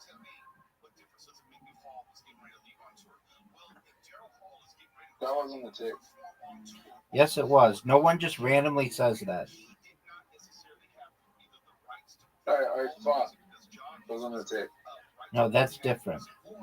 That You that said was you said me something. saying, oh, Zoot, fuck. Zoot, you said something else. Yeah. Okay, let's go. I'm gonna win. Okay, let's see it.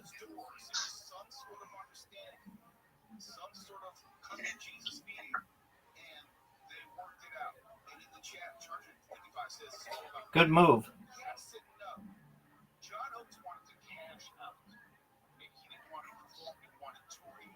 You're gonna lose.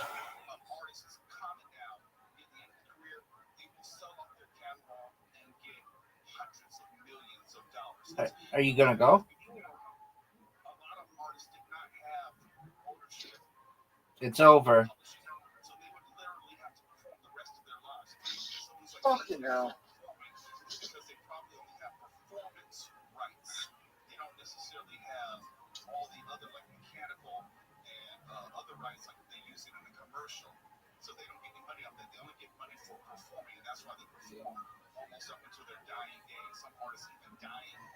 Alright, I'm gonna go.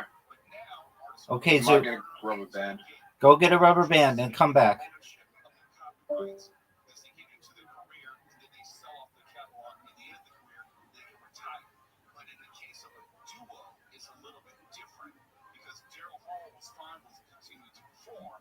John also said, like, I think I'm done. I'm going to sell my portion of the catalog. And Daryl Hall said, well, how can I perform if I don't have the rights to perform this music?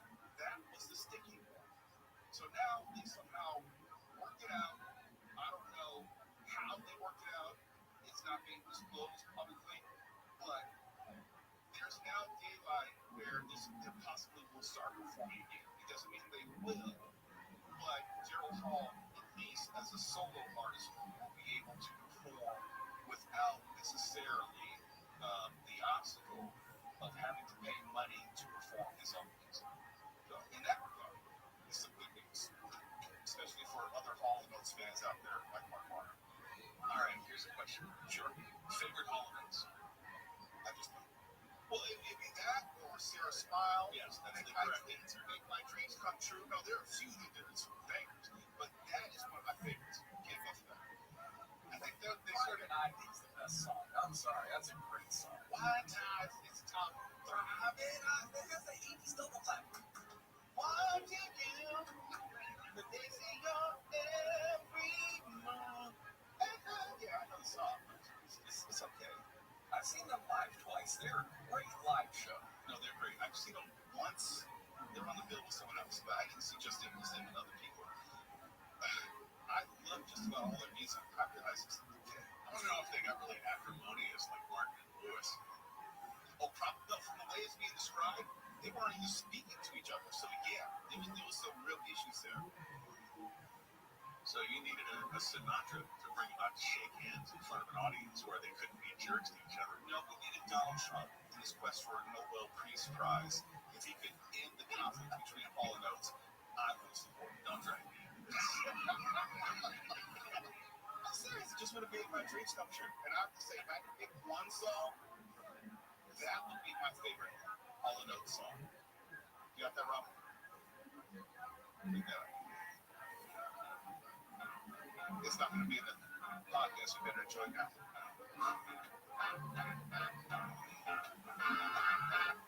Everybody start singing.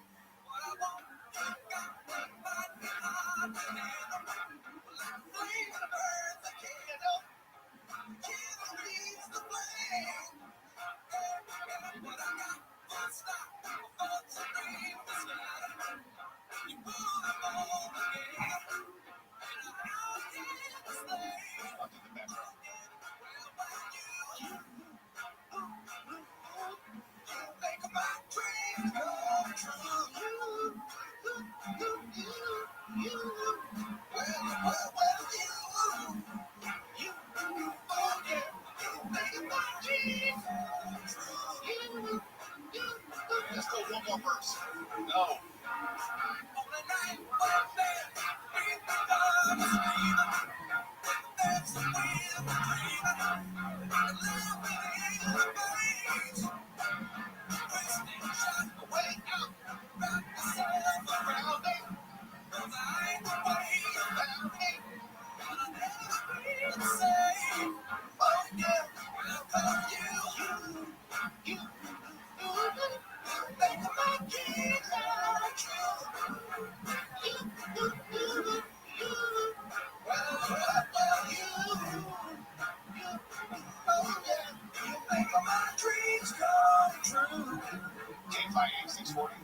Check with George North. Don't shake your head at me, Mark Warner. You know you enjoyed that. I felt like I was in getting when somebody was trying to make me talk because you have no rhythm. Tell me I'm wrong. I never claimed I did. Right. The news is simple. Here's the latest from the KFI 24-hour newsroom. The King Fire near Lawrence, with 600 acres, it is now 40% contained. Tropical storm Aaron's nearing hurricane strength. Winds hitting 70 miles an hour. It's expected to become the first hurricane of the 2025 Atlantic season. And a new study published in Nature shows greenhouse gas emissions generated by humans may have locked in a climate pattern responsible for long-term mega drought across the western U.S. Now we got cones on the 15th in Ontario. Heading southbound from 4th Street to Pagula Street, you'll see the 3 right lanes coned off from road work that's scheduled until 5 in the morning. It's good news in Longview, 710 northbound, just before the 405. The stall's been moved out of the left lane. Traffic has recovered there. Seeing some slowing if you're on the 101 southbound in Echo Park as you come across Silver Lake Boulevard. That stays slow until you reach the 110. With Southern California's most accurate traffic reports, I'm Pedro Moreno. In 1920, a magazine article announced something incredible. 2 young girls had photographed real fairies. That article was written by Sir Arthur Conan Doyle, the man who invented Sherlock Holmes. How did he fall for that? Hoax is a new podcast from me, Dana Schwartz, the host of No, and me, Lizzie Logan. Every episode will explore one of the most audacious and ambitious tricks in history. Open your free iHeartRadio app, search Hoax, and listen now. The free iHeartRadio app is #1 for music, radio, and podcasts all in one. Discover a new podcast from our library of hundreds of thousands of titles. Here's an iHeartRadio podcast preview. When this journalism student came up to me to sit down that he learning, but it was not get national attention. It was not service me. I can't really describe it. His name was Hamza Sayed, and he wanted help for his first ever story about a mystery in Birmingham, his hometown, that no one had ever solved. It had begun a few years earlier. The news of a strange letter exploded in the press. The letter looked to be a secret communique between Islamic extremists who infiltrated the schools and a supposed problem called Operation Trojan Horse. The letter was bizarre, unsigned, incoherent, but its box was sparked one of the biggest school scandals in British history. Government investigators descended on Birmingham. The country moved to its counter-terror policy. By the time it all died down, schools revamped into local jobs. All I was not suspicious about this whole affair is that his dodgy letter suggesting extremists would take over our schools. Nobody ever found out who wrote it or why. Alarmingly, none of the investigators tried. In fact, the inspired me again, the issue of breath. This is supposed to be the first radio interview I've ever done. Tonight, I spent the staff arguing who was the letter written the question you have to answer. Figuring out the Trojan Horse letter, that was only the first mystery we were up against. It started to seem like officials knew more than what they were letting on. want to talk about. Can you get together about the situation? From Serial Productions and the New York Times, I'm Brian. I'm to say it's the Trojan Horse Affair, a mystery in 8 parts. Listen and follow this podcast for free on the iHeartRadio app. #1 for music, radio, and podcasts, all in one app. 145, Route 92. 18 over 111. Contact rest and stress. Your blood pressure numbers could change your life. Lowering your high blood pressure can save you from a heart attack or stroke. If you stopped your treatment plan, restart it, or talk to your doctor about creating new numbers before you start taking the right steps and manage your BP down. Now, we're done training better. Show me it out. Brought to you by the American Heart Association, Medical Association, and Council. Locally heavy rain and flash flooding is possible near the Mid-Atlantic Carolina coast today, followed by more scattered thunderstorms on Friday and into the weekend. Some more rounds of strong to severe thunderstorms also expected to impact portions of the northern plains to the west through the next couple of days. More heat across the central high plains and northern to central Florida and extreme heat risks. The warm front across the northern plains is coming from a deepening low pressure system making prairie cooler temperatures on their way to the northwest U.S. Meanwhile, monsoonal moisture lingering across the southern Rockies, where scattered thunderstorms are expected to spread gradually northward into the corners of and tropical storm Erin is moving closer to the Caribbean islands. Forecasters say it will become Hurricane Erin by Friday and will generate life-threatening surf and rip currents this weekend in Puerto Rico and the Virgin Islands. It's too soon to tell if it will make landfall on the east coast this week. That's your national forecast. I'm Mother Nelson. Find your iHeartRadio everywhere. There are hundreds of ways to experience iHeartRadio at home and on the go, beyond the iPhone and Android app and at iHeartRadio.com. Here's another way to connect to iHeartRadio.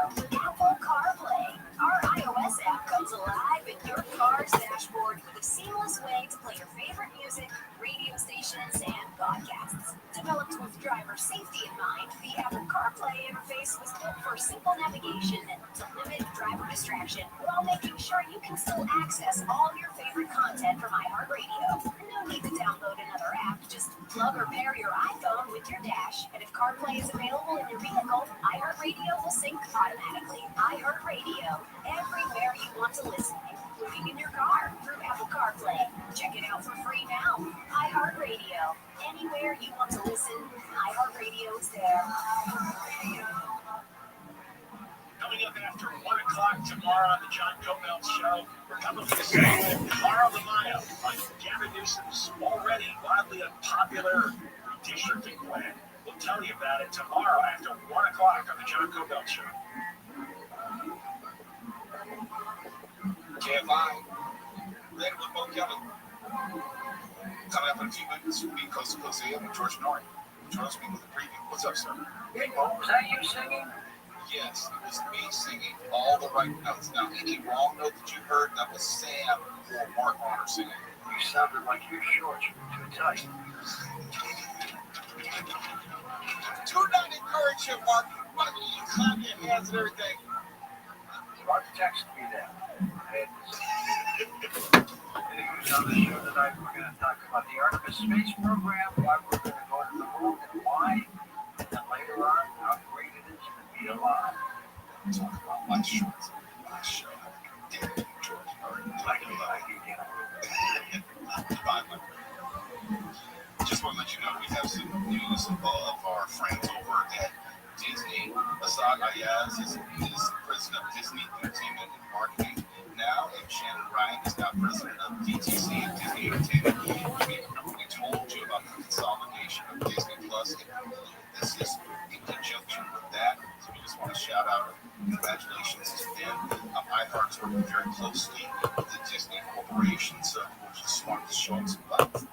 And before we get out of here, here's my final thought for the night and the week. What's good for the goose is good for the gander, right? The 10th Amendment still matters, right? States' rights are a good thing, right? California is still a state, right? If any of that has changed, let me know, and I'll just end the show right now. Anyway,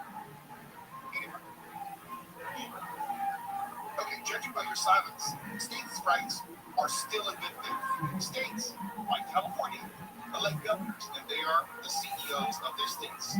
In this representative democracy, also called a constitutional republic for you pedantic people out there. But governors and CEOs, they run the state. Depending on the state constitution, there are variables of powers and privileges that governors have. Some things have to be run by the state legislature. In other words, the state legislature has to vote on it. Some you don't. That's why you have like a state referendum where people like you and me get to go to the polls and make a decision. Texas, under the guidance of Governor Reagan, is pursuing redistricting purely for the purpose of partisan politics. Purely, not for any other reason. Just to impact the balance of likely congressional representatives per request of the president. Direct request, no more, no less. Let me be clear. On its face, redistricting is not illegal or unconstitutional.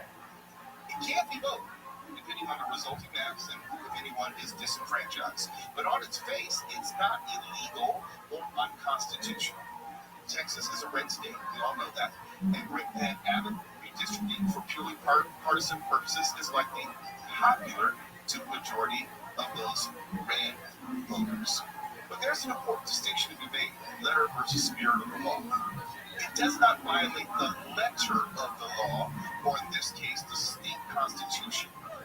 I'm not so sure it doesn't violate the spirit of the law.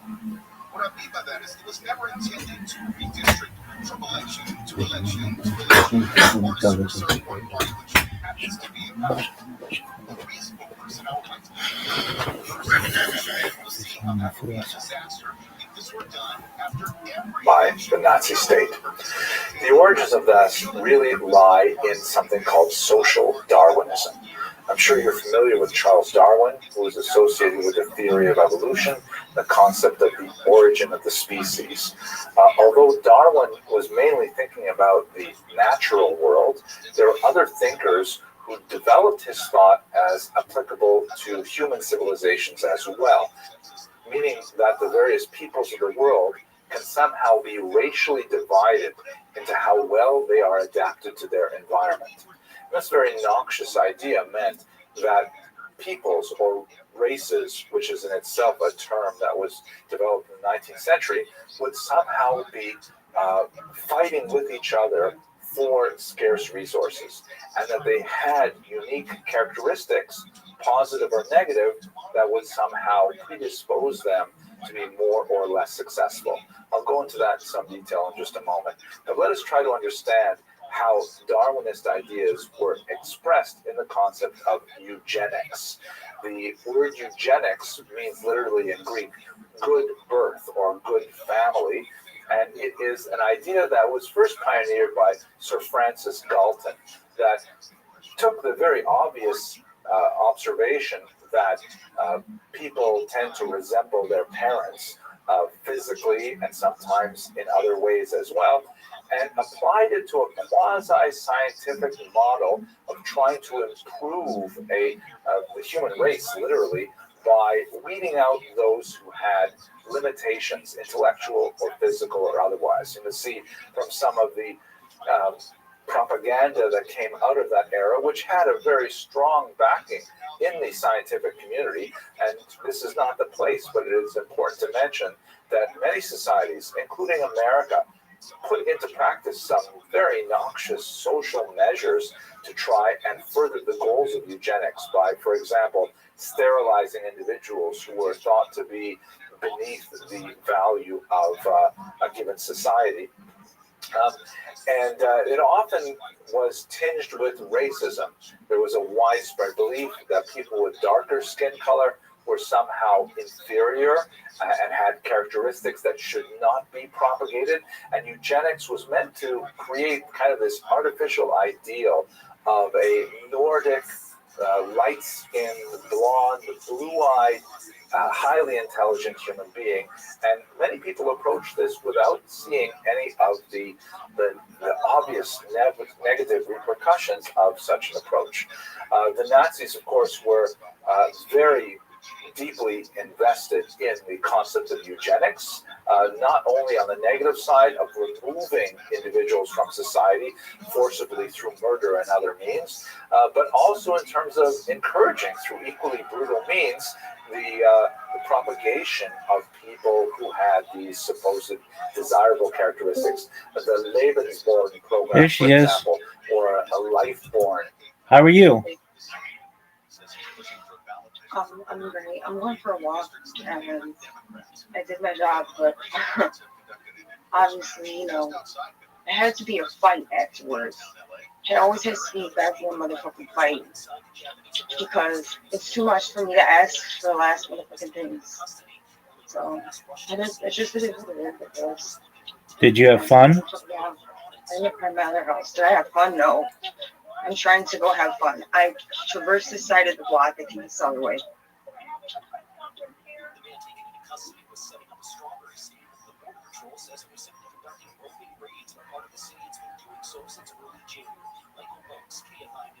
LA City schools have returned to the first day of the new school year. ABC's Alex Stone reports district officials and families have expressed fears about ongoing federal immigration enforcement. Superintendent Alberto Carvalho says absent a judicial warrant, federal agents are not allowed on campuses and should, for students in fear, stay away. Schools are safe spaces. The district is even altering bus routes to deal with the threat of immigration raids involving school children. The school district says a 15-year-old boy was detained by federal agents outside his high school. It's yellow. Mistaken identity. District officials have established a 2-block radius outside schools, with staff and police asking federal agents not to conduct enforcement there. President Trump's meeting with Russian President Putin in Alaska.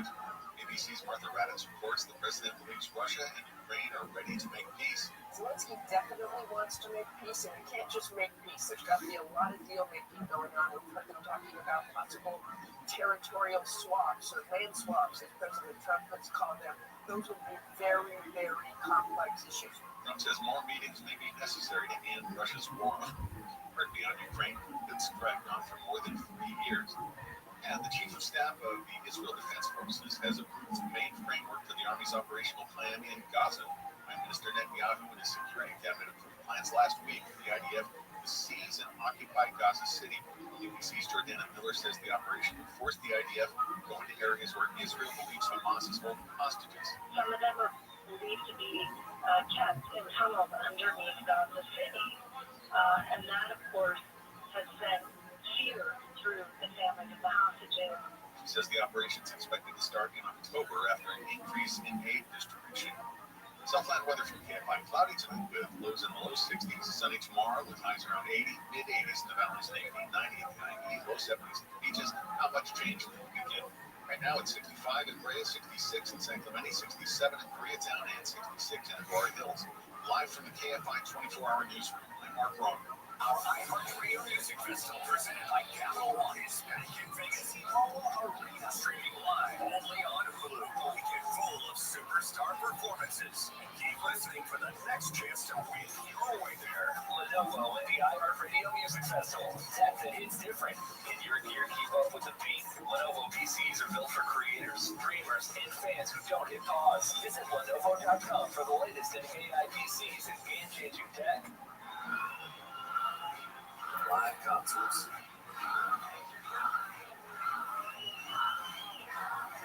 Getting back to the moments you miss starts with getting informed. Get the latest info about COVID-19 vaccines at getvaccineanswers.org. It's up to you. Brought to you by iHeartRadio and the Ad Council. The free iHeartRadio app is #1 for music, radio, and podcasts all in one. Discover a new podcast from our library of hundreds of thousands of titles. Here's an iHeartRadio podcast preview. She was our idol. It's like, wow, Margaret, you're so cool. You drive a Jag, are a female lawyer, you're stunningly beautiful. We wanted to grow up and be Margaret. When two bosses came to me and said, Margaret is killed, I said, what?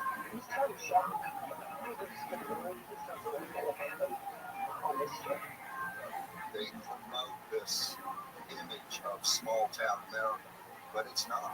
Nearly 25,000 pages of documentation of corruption in this detail. And maybe the reason they haven't made an arrest in Margaret Coon's murder is because they're not lifting it themselves. You have to up on these cases. You can catch whoever it is so that you don't have to go through this again. But do you really know what happened? Just turn everything off to February. This is Gone South, a documentary podcast series by C13 Originals, a Cadence 13 studio, written and narrated by me, Jeff Lipinski. Season 1, Who Killed Margaret Coon. If my mother played a role in this, I don't think she should die thinking that she got away with it. She is a serial killer, I believe. I ask her, what are you doing here? She looks at me and says, I'm here to kill you. Listen now for free, wherever you get your podcasts. Listen and follow this podcast for free on the iHeartRadio app.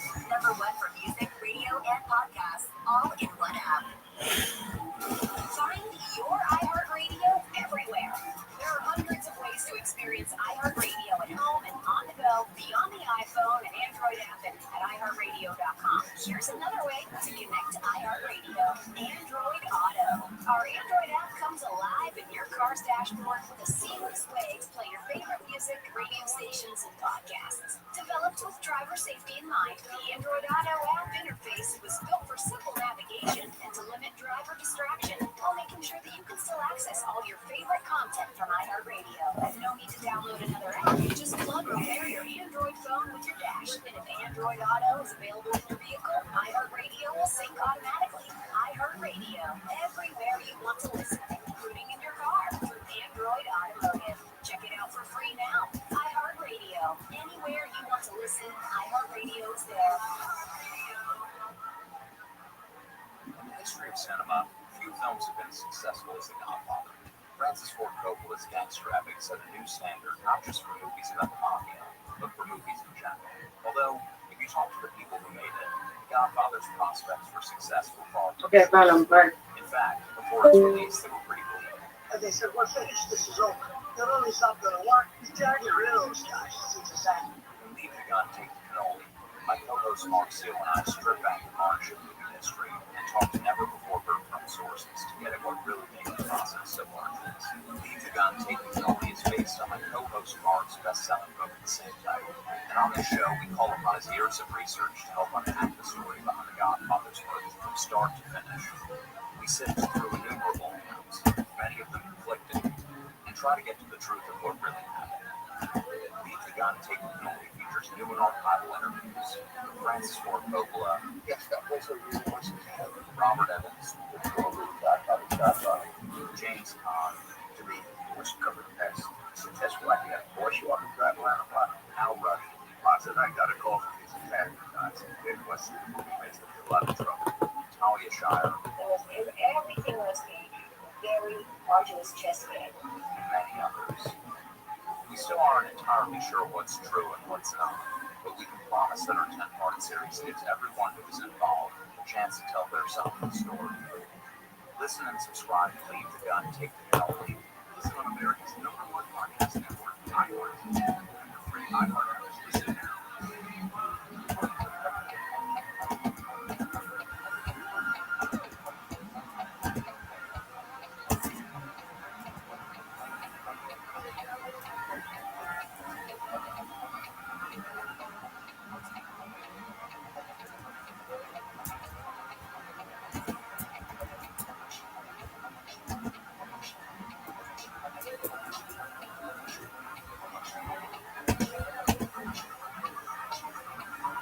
From the City of Angels near the Pacific Ocean, good morning, good evening, wherever you may be across the nation, around the world. I'm George Story. This is Coast to Coast AM. Later tonight, Evening Alive. Here's what's happening. President Donald Trump said he believes his Russian counterpart, Vladimir Putin, is ready to end his war in Ukraine. Speaking on the eve of Friday's summit between the men, but that peace would likely require at least a second meeting involving Ukraine. Meanwhile, Ukrainian President Zelensky and his European allies have intensified their efforts this week to prevent any deal between the U.S. and Russia emerging from tomorrow's summit in Alaska, as they think leaves Ukraine vulnerable to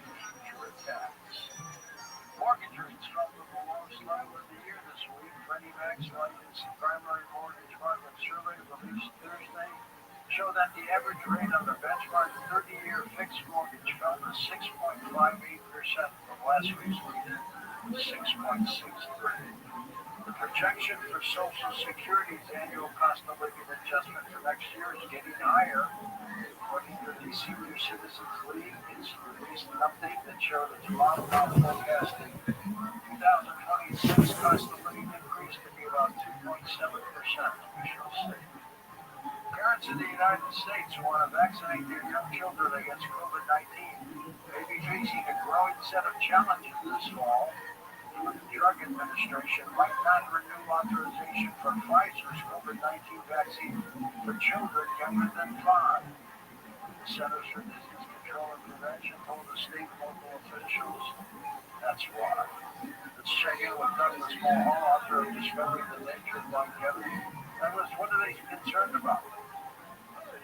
It all comes down to freedom of choice, George. The problem here is because downtime for kids under 5 and over 5 end up in hospitals with COVID. Well, a lot of parents want to protect those very young kids.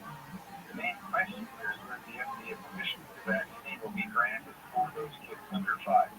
If the FDA refuses to authorize use for kids under 5, it becomes difficult for medical doctors to administer the drug to those kids. And that is what puts them in trouble.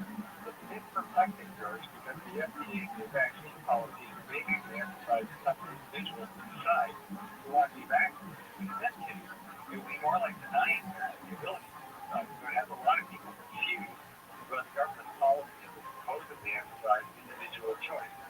As a vaccine advocate groups are furious, of course, but the FDA has refused to comment on what might happen. And the decision actually hasn't been taken yet, so we'll have to wait and see. The decision does not affect the availability of the drug for kids over 5. Douglas, could this vaccine be dangerous to kids under 5? Well, I think George is that has to live in the FDA communication. So if there is danger, he has to see the science on it to justify that. At least that's what they're ready. Welcome. How are you? What up, Punky Star? How'd you find out about me, my friend? About what? How did you find out about me? Vaccine. Okay, very cool. Yeah. What's new? Nothing much. Just, usual. Absolutely. Have I ever introduced myself to you formally? Do what? Have I ever introduced myself to you formally? Yes. Okay, good. We're Rabbi Rothschild. Yeah, and that I stream my life and world peace and all that stuff? Yeah. Okay, excellent. Oh, and Kill Tony. Okay, very well. Excellent. So what's on your agenda? Nothing really. About to go to bed, go to work. What do you do for a living? What do you do for a living? I just work as a butcher. Oh, yeah, that's right. Okay. Yeah, now I recall. All right. Well, I'm just watching Jewish history lectures. Not doing anything too special, my friend. Feel free to enjoy. Yeah, sorry if I acted weird last time. I got like a brain disease. You're good, pimp. Don't worry about it at all.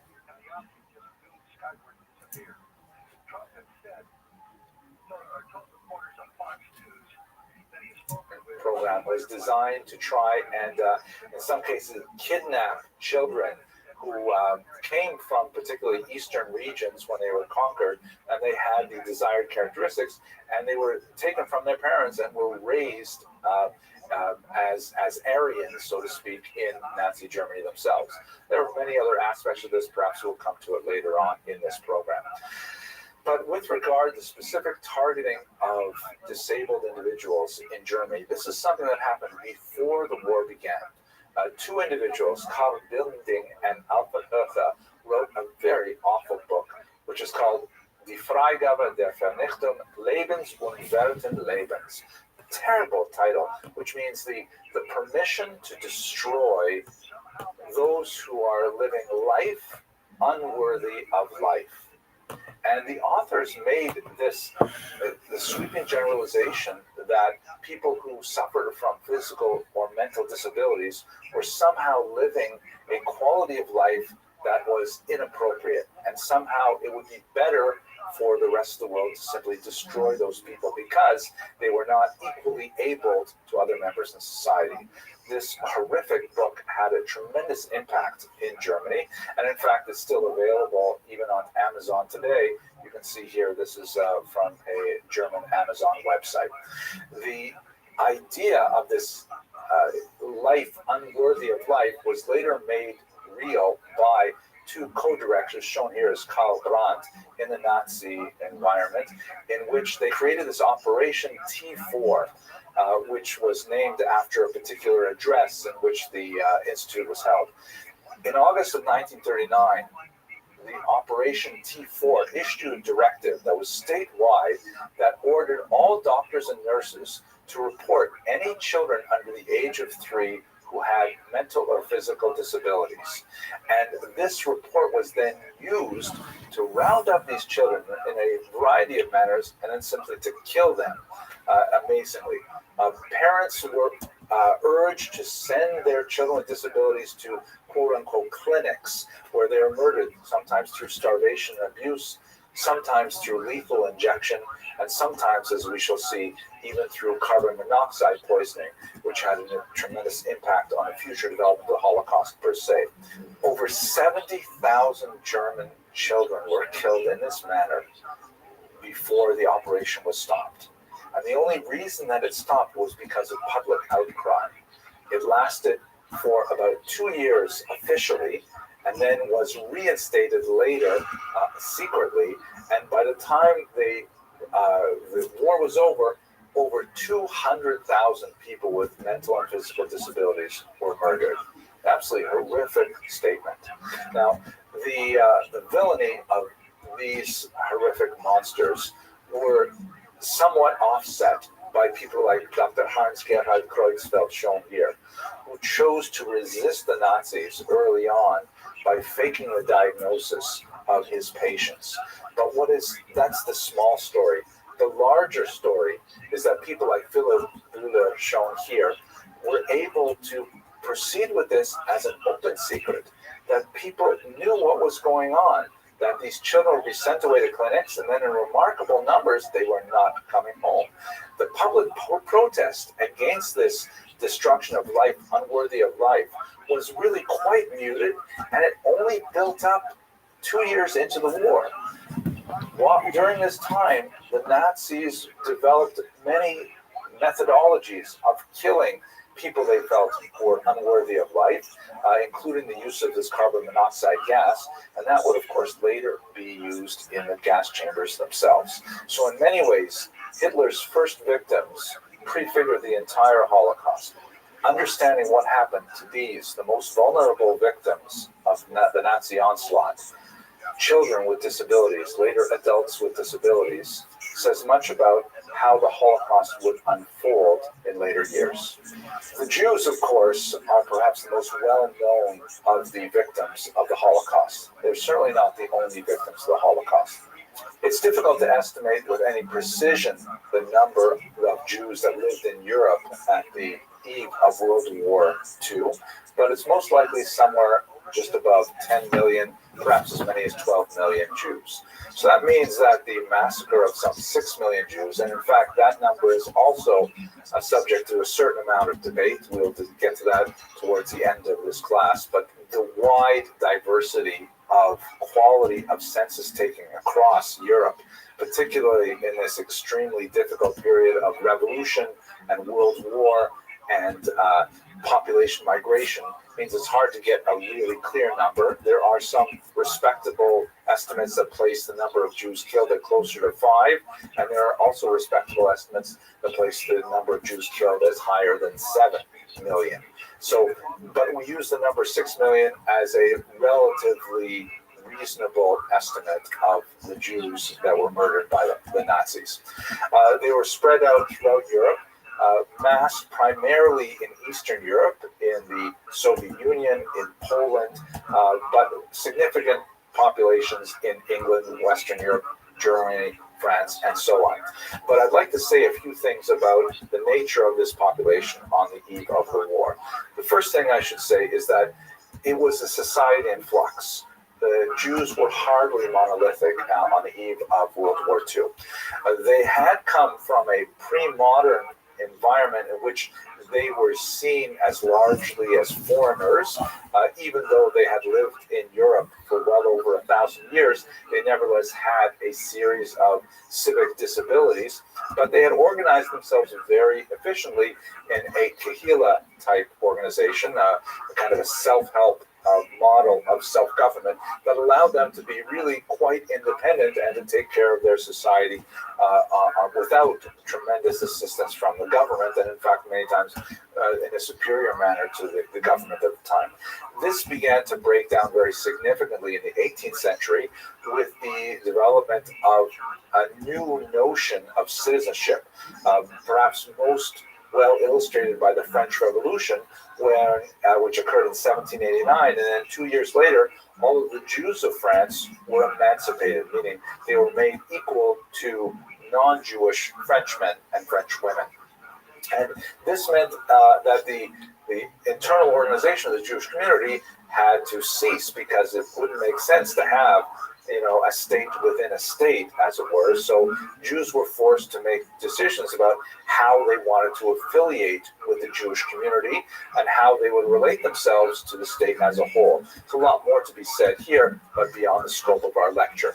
Over the course of the next 150 years, they rapidly modernized. The Jews were always a very urban people, always very literate and very numerate, and so they were well poised to advance themselves during the period of modernization that followed on with the granting of citizenship. But the granting of citizenship was hardly uniform.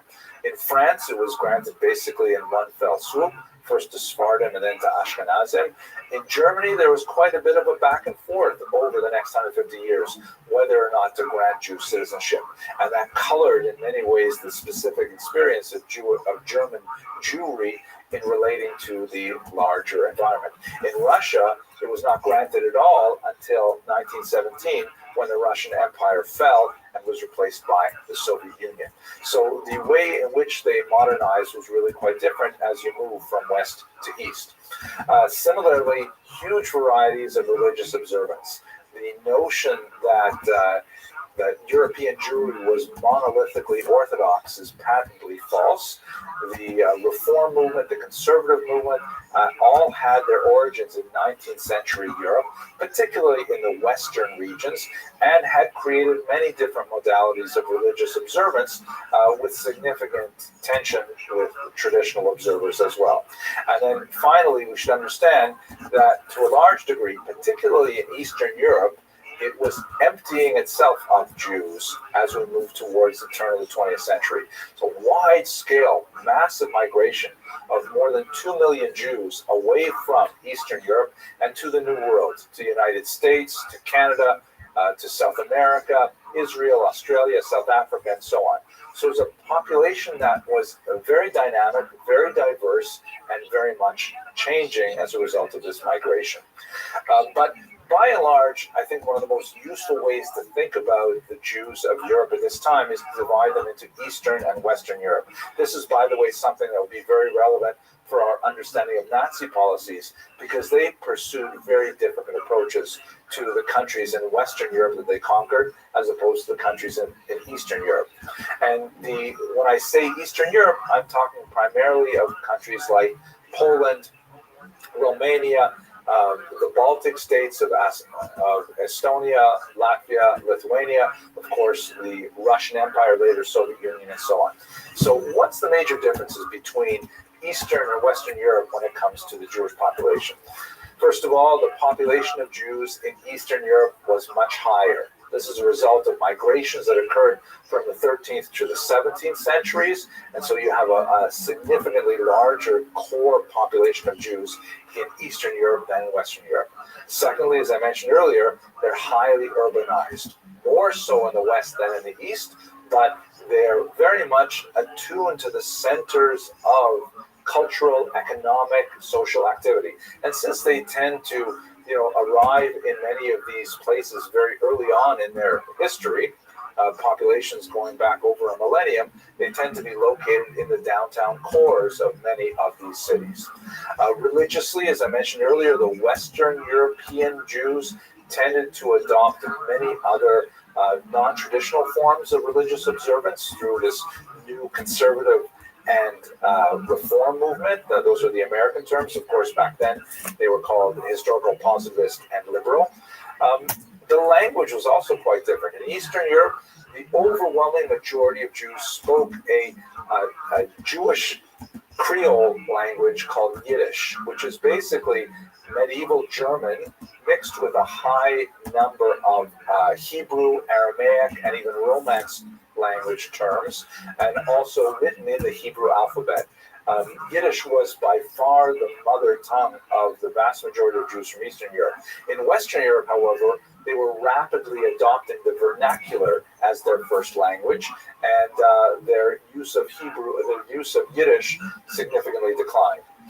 Nowhere, however, was Hebrew the mother tongue. Hebrew, the ancient language, although always used as a scholarly language, as a religious language, that was something that had become moribund in favor of Yiddish and the vernaculars, but it was revived by the Zionist movement at the turn of the 20th century, and of course it became the revived language of the modern state of Israel. Politically, Jews in Western Europe were looking to various models of what we might call liberalism today. In Eastern Europe, there was a wide variety of political approaches.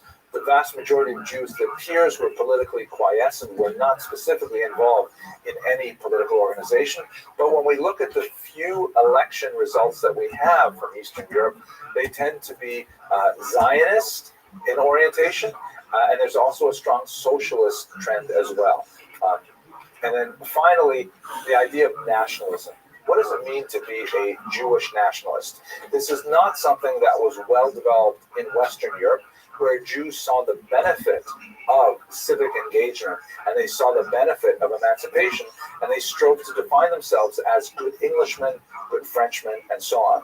In Eastern Europe, however, there was much less of this phenomenon, whereas Jews saw their national identity as being expressed more in Zionism, or perhaps in a new communist idea, which hopefully we'll return to later as well. One last detail that's very important in understanding the Jewish experience in the Holocaust.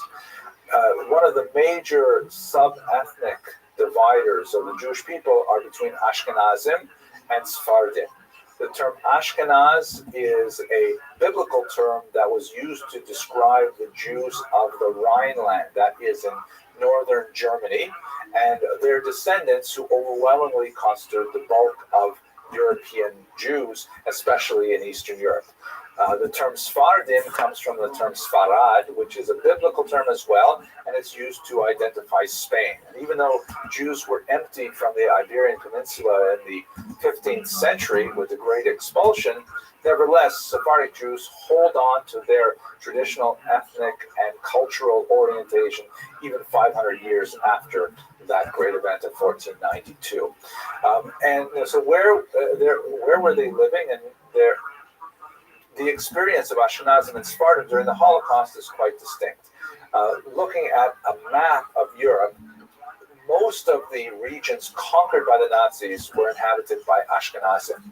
So much of the story that we'll be telling describe events that happened to Ashkenazi Jews.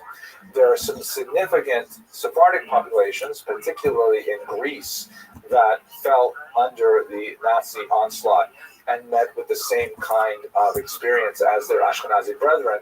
But for the most part, Sephardi Jews were living in North Africa under Nazi rule. And the nature of the Nazi domination of North Africa was really quite different. So we will, God willing, return to the Sephardic experience, but for the most part, with the exception of the Jews of Greece, who were Sephardim, who experienced the Ashkenazic version of the Holocaust, most of the story is going to be about Ashkenazim. It's also important to recognize that the Jews were not the sole racial enemies in the Nazi mindset. Very high up on their target list were the so-called gypsies, which is considered a derogatory term. The gypsies themselves prefer to refer to themselves as Roma or Sinti. These are a group of peoples that live in many different countries throughout Europe. There's many questions about their origins, both linguistically and ethnically and so on. Very little is known about the nature of Roma life before the Holocaust because they had an aversion more pronounced than Jews and many other peoples to participating in censuses and to engaging in society on an official level. Although many Roma and Sinti assimilated completely into regular civic life, holding positions in civil service and so on even, the stereotypical Roma settlement is kind of like a wandering group of musicians, artisans, and so on, who would tend to live on the outskirts of settled societies, living a much more nomadic lifestyle. The Nazis hated the Gypsies pretty much with the same degree of hatred that they had for the Jews, and they targeted them as well for murder. But because of the difficulty that we have already seen with measuring the number of Jews before 1939, this problem is exacerbated when we look at the number of Roma. They were characterized as asocials, meaning there was a broad category of peoples that were considered to be somehow, detrimental to an ideal Nazi way of life. And this is something that did not begin with Hitler. This is something that preceded the Nazi Empire. Much like anti-Semitism predates the Nazi period, and Hitler simply expanded on it and took it to a murderous conclusion. Finally, it's important to note that there are a whole host of victims of the Nazi regime that do not fall easily into racial categories. They were, for example, social victims. If you have a look at this chart, for example, which demonstrate the classifications of prisoners in various concentration camps, which existed prior to the war and were actually set up early on in the Nazi Empire. You can see that they were assigned typically triangles, colored triangles, that were affixed to their clothing while they were prisoners, and it indicated the kind of crimes that they had somehow committed against the Nazi state. They were political enemies, that's primarily communists, but also socialists, and also people who simply don't like Hitler, journalists, and so on. There were people who applied, who were common criminals. Even in the Nazi code of criminality, if anyone were branded as a criminal, they could be thrown into these concentration camps. There were Biblo-Forschers, which means essentially Jehovah's Witnesses. Evangelicals of various stripes were targeted by Nazi, in particular Jehovah's Witnesses. Homosexuals, of course, were targeted, and they were given a pink triangle, which is used in modern times by many gay movements to assert their right to exist as homosexuals. And then there was the generic category of asocials as a whole, anyone basically that Hitler did not like. So there's so many different ways to fall into the trap of Hitler's murderous rampage against German society, and many people actually fit into several categories. As you can see here, the badges would have to be modified to include if a person was, for example, a Jew and a political enemy and possibly a criminal and so on.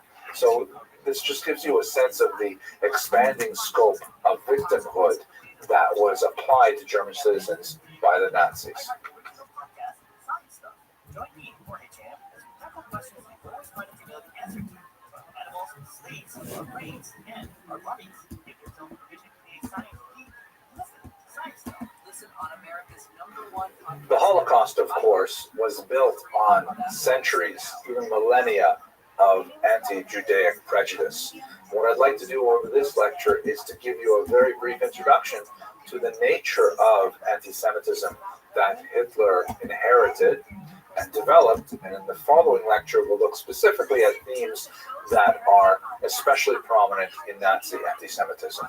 So it's important to understand that Anti-Semitism is one of these bizarre types of hatred that has remarkable resilience. It is perhaps, as some have argued, the oldest hatred. And we see that it is able to somehow persist over centuries and in widely divergent cultures with tremendous tenacity by shifting to the needs of that particular place and time. Meaning, the ideological reasons that form the substrata of hatred of Jews changes depending on what the society will tolerate. And in this, scholars have identified several different ways to break down the nature of anti-Semitic ideology. Gavin Langmuir, for example, has identified a difference between what he called conventional anti-Semitism and chimeric Jew hatred. Conventional anti-Semitism is kind of like the natural hatreds that we see between all kinds of different peoples for whatever reason. And that's certainly, as old as Cain and Abel, that people will hate each other for one reason or another. But chimeric anti-Semitism, which is based on the Greek idea of the chimera, the monster that is created by putting different parts together that don't exist in real life, this is kind of like a pathological, bizarre type of anti-Semitism that emerges in particular in the Middle Ages. We'll see that shortly. Others have pointed to the unique, quote-unquote, redemptive aspect of Nazi anti-Semitism, that unlike many earlier anti-Semitism, somehow by becoming an anti-Semite in Hitler's worldview, you could somehow save the world. And that added a tremendous amount of impetus to this hatred and made it much more palatable to people to adopt this ideology. We'll see shortly. The four basic periods that we're going to cover, however, are as follows. First, xenophobia, which is characteristic of the ancient period. Secondly, early Christian anti-Judaism, which is something that is born from the unique nexus of Judaism as a mother religion and emergent Christianity as a daughter religion. And this is associated with late antiquity through the medieval period. And then third, Jew hatred per se, which we find in the medieval period. And then finally, modern anti-Semitism, which dates really from the 19th century onward. And we will explore Nazi anti-Semitism next lecture, which is a variant of modern anti-Semitism. So to look at xenophobia first. The term xenophobia literally means the fear of the strange, the fear of the different. And when you look at the significant number of Greco-Roman writings directed at the Jews, indicating a certain level of anti-Hebrew antipathy, we see that there's a phenomenon in which it seems the Greeks and the Romans just don't understand Jews and resent them for their lack of conformity. Like, for example, the fact that Jews would not sit down to eat non-kosher meals with Romans. This was considered very impolite. The fact that they would not bow down to statues, which was considered, typical civic religion for Romans, this was considered impiety. The fact that they took off one day at 7 to rest, the Sabbath, which is perhaps one of the Jews' greatest contribution to human civilization.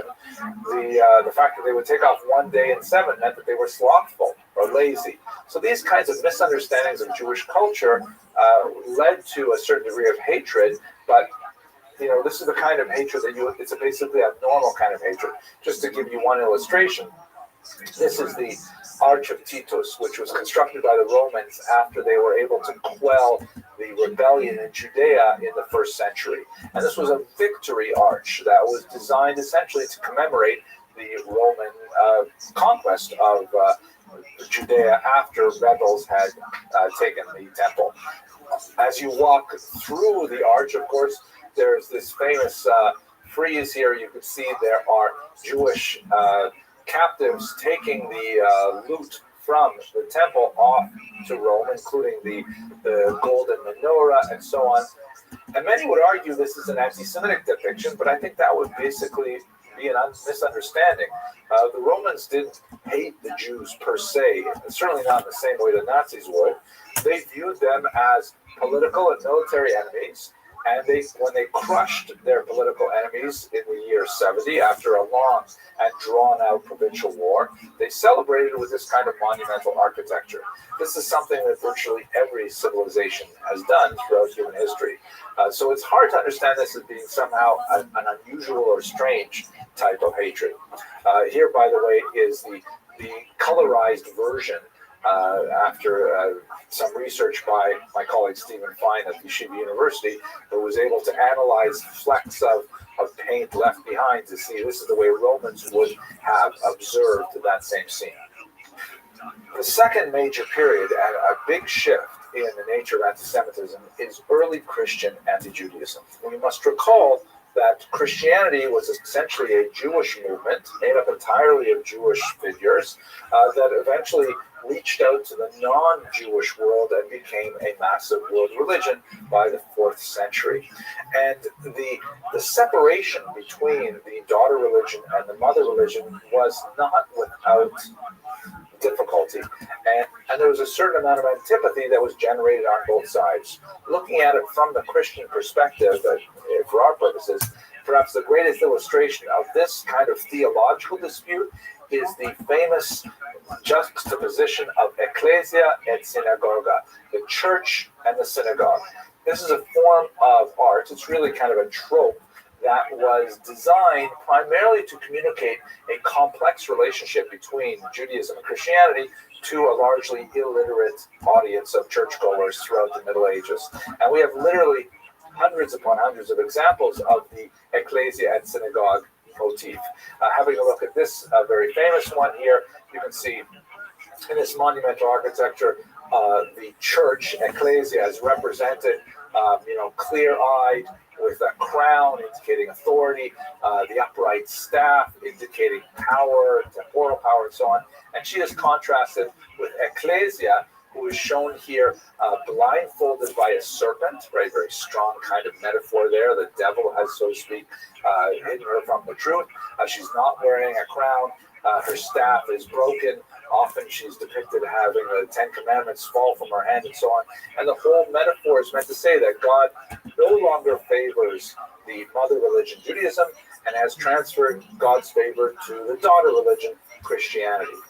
Literally hundreds of examples, sometimes more violent, such as this example that shows ecclesia mounted on a horse, literally jousting with the synagoga. You can see on the right, synagoga is depicted wearing the Judenhut. This was a kind of a hat that Jews were forced to wear in Europe from the 13th century. And the church is literally killing the synagogue, who is riding on a sow, also in German anti-Semitic material. And here is one that I find especially powerful. This is from a stained glass window in a church in Verben, Germany, from the 14th century. On the right, the ecclesia is riding on a tetramorph, a four-headed animal, and a crown is placed on her head from heaven, indicating divine approval. The contrasting image of synagoga, on the other hand, shows a sword being driven through her head. She's blindfolded, the crown's being knocked off her head, and her staff is broken, all indicating a strong level of disapproval. Now, even though these images tend to be rather violent, they're essentially church images. They're couched within a theological vocabulary to indicate that this is an argument between ideologies, not necessarily an argument between people. It's talking about Judaism with a capital J, Christianity with a capital C, not necessarily individual Jewish people and Christian people.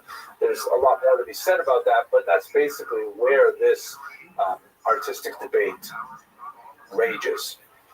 The third level, however, is when it really gets down to the level of people. This is what I'd like to call medieval Jew hatred.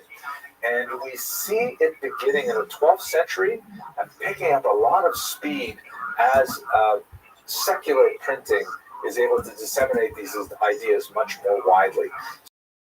So here, for example, you see a grotesque depiction of the so-called ritual murder of Simon of Trent, a 15th century incident in which, unfortunately, a young Christian child was found murdered.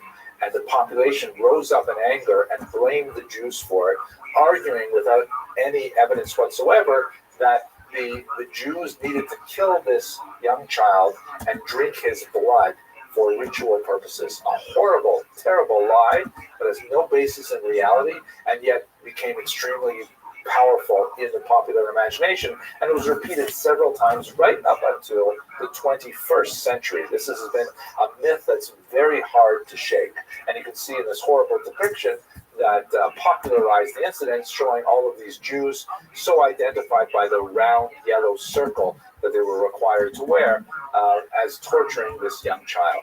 And just to give you a sense of how this is far from disappeared, an artist named Gasparo in the 21st century, in the year 2020, actually painted a modern version of this incident. You'll find it on websites even today with headlines like this website, Jews apoplectic over new painting honoring Simon of Trent, a child ritually murdered by Jews in the 15th century. Said without irony whatsoever, this is a complete lie and a canard, but nevertheless, this is indicative of the nature of medieval Jew hatred, where it goes off the rails. It's no longer a debate between a rabbi and a priest.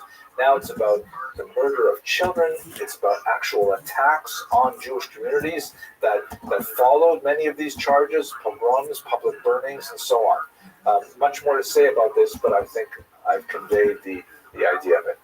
Let us conclude with a look at modern anti-Semitism, which has two basic characteristics. And this is perhaps the most powerful demonstration of the fact that anti-Semitism can survive on the moon, as it were. Anti-Semitism can survive in very different circumstances.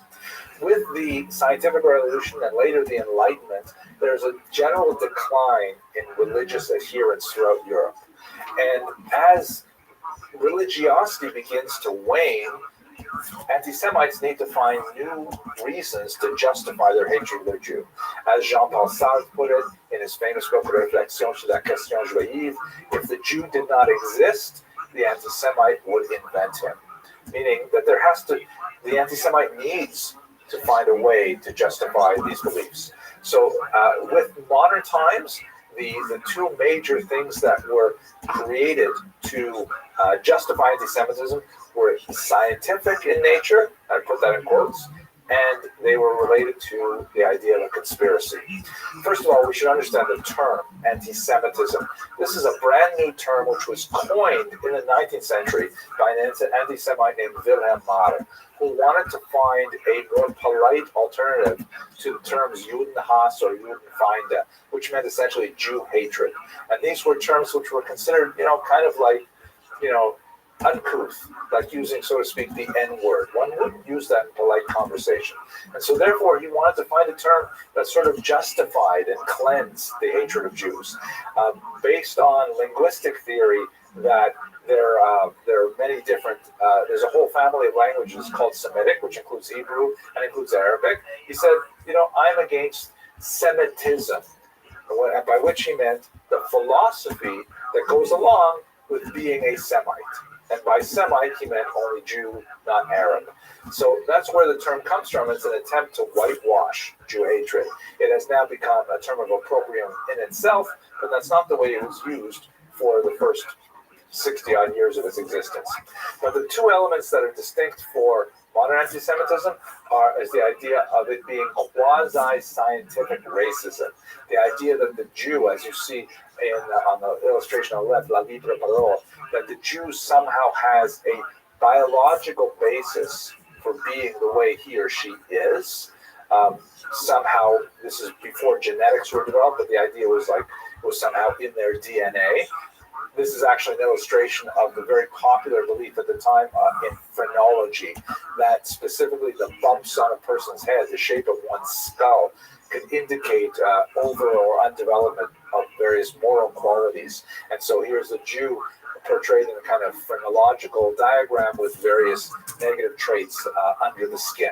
So the idea that the Jews constituted a distinct race and that they had to be somehow defeated as a race, which flowed very much from what we saw last lecture in social Darwinism, that was joined with the idea of a conspiracy theory, that somehow these Jews who were racially different were nevertheless linked in a global conspiracy to dominate Christianity. As you see on the right, an illustration of the notorious anti-Semitic work, the Protocols of the Elders of Zion, in this case a Spanish translation from Mexico City, El Gobierno Mundial Invisible, the invisible world government, the Jewish program to subjugate the world, right? The idea of a conspiracy. And of course, the image showing the wealthy capitalist Jew with his claws on the globe and squeezing it for blood should be fairly obvious. So those are the four basic periods of anti-Semitic ideology that Hitler inherited. But as we shall see in the next lecture, he expanded on them really quite significantly.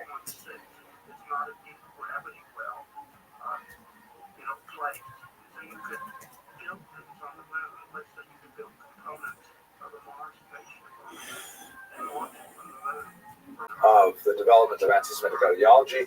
The last one, the current one, called modern anti-Semitism, is the one in which the Nazis participated.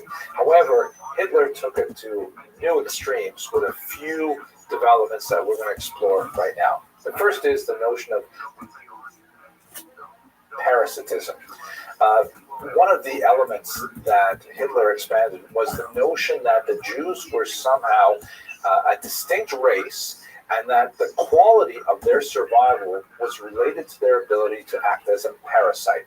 You know, just like cockroaches are said to be able to live through a nuclear holocaust because they have the ability to kind of find the chinks in a given society, so too the Jews were like kind of a cancer that could live off a healthy host to great success. So you have a look at this this book cover, which predated Hitler's rise to power, Die Sünde wider das Blut, The Sin Against the Blood, ein Zeitroman, a novel of the times from someone named Arthur Dintor. And you can see the muscular, shirtless Aryan male who is weighed down by the vulture that clearly has stereotypical Jewish features with the heavy jowls and the large nose and the thick lips and so on. And the message is essentially that the sin against the blood is that one day the Jews will feed on the rotting corpses of Aryan civilization, like a vulture, a bird that eats carrion, feeds on them. The parasitism is very prominent in this particular image. Another example, and this comes from the Nazi era, a twisted woman named Elvira Bauer, who created, she was an 18-year-old kindergarten teacher, who created a series of children's books for Nazi propaganda purposes. This is one called Der Giftpilz, the poisonous mushroom or the toadstool. And the whole metaphor here is that the Jews are a different species, just like toadstools, poisonous mushrooms, are different from regular mushrooms, but it's hard to tell them apart. You have to be an expert to tell them apart. And of course, the message of this to children was, be very careful. You may meet some Jews who look like they're very nice people, and they look like regular people, but they're not. They're actually toadstools, right? Very dangerous, noxious kind of message. Also, the parasitism, of course, is that the toadstools, they live in places where there is decay.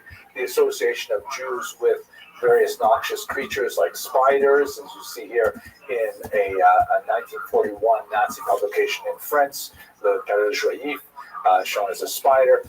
Here's an earlier one showing the Jew as a louse, which I find this one artistically kind of interesting.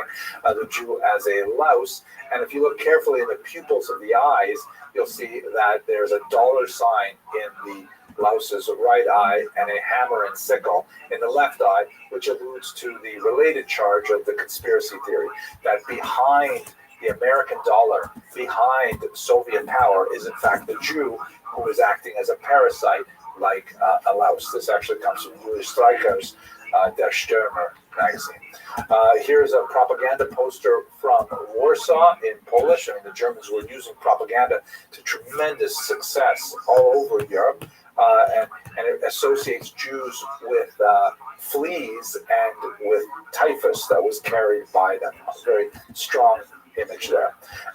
Here's another example from France that identifies Jews with the microbe itself. It reads, tuberculosis, syphilis, and cancer, they're all curable, but we have to make the grand finish of all of them the Jew. Meaning we have to wipe out the Jews themselves in this microscopic image of the Jewish microbe, so to speak. So Jews are identified as kind of like a germ, a bacillus, some kind of infectious disease. And by the way, I'm giving this lecture right now in quarantine during the coronavirus condition that's happening across the Europe right now, pandemic. To show you a couple from our own times in 2020. Here is a contemporary image. It's not Chinese, it's the Jew flu, right? And here the anti-Semitic artist is trying to associate the Jew with the horrible pandemic that's affecting all of America right now. And here's another one. If you have the bug, give a hug. Spread the flu to every Jew. And related to our purposes, at the bottom is the word Holocaust, which is meant to be obviously but the notion that COVID-19, the illness that affects people with coronavirus, is a respiratory transmission. Let's move back to this 20th century. The second major element that's very, very strong in Nazi anti-Semitism is the concept that the Jews are linked in an international conspiracy. And that's in fact what this particular image is titled. And you can see there's all these kind of like dramatic lines connecting the Jew to several figures who are not necessarily Jewish themselves, but nevertheless world authorities. Roosevelt in America, Churchill in England, Stalin in the Soviet Union, and that the Jew is somehow, playing them like a puppeteer. Very, very strong image. Here's another example of Nazi propaganda that you see behind the British, the American, the Soviet flag. This, of course, is when these are the Allies fighting against Nazi Europe. Behind the enemy's curtain, the Jew. Is what the caption reads, meaning that the Jewish capitalists. Notice the same kind of images we saw last week with the corpulent, bureaucratic capitalist with the watch fob. In this case, it has a Star of David on it. The heavy jowls, lips, and nose. These are all stereotypical images. So the connection of the racial component, the idea of the parasite Jew, to the conspiracy Jew is something that runs through as a very strong theme in Nazi anti-Semitism. A third element, which I think is quite distinct in Nazi themes, and you see it also in the medieval period, but the Nazis really pioneered it for modern terms, is prurience.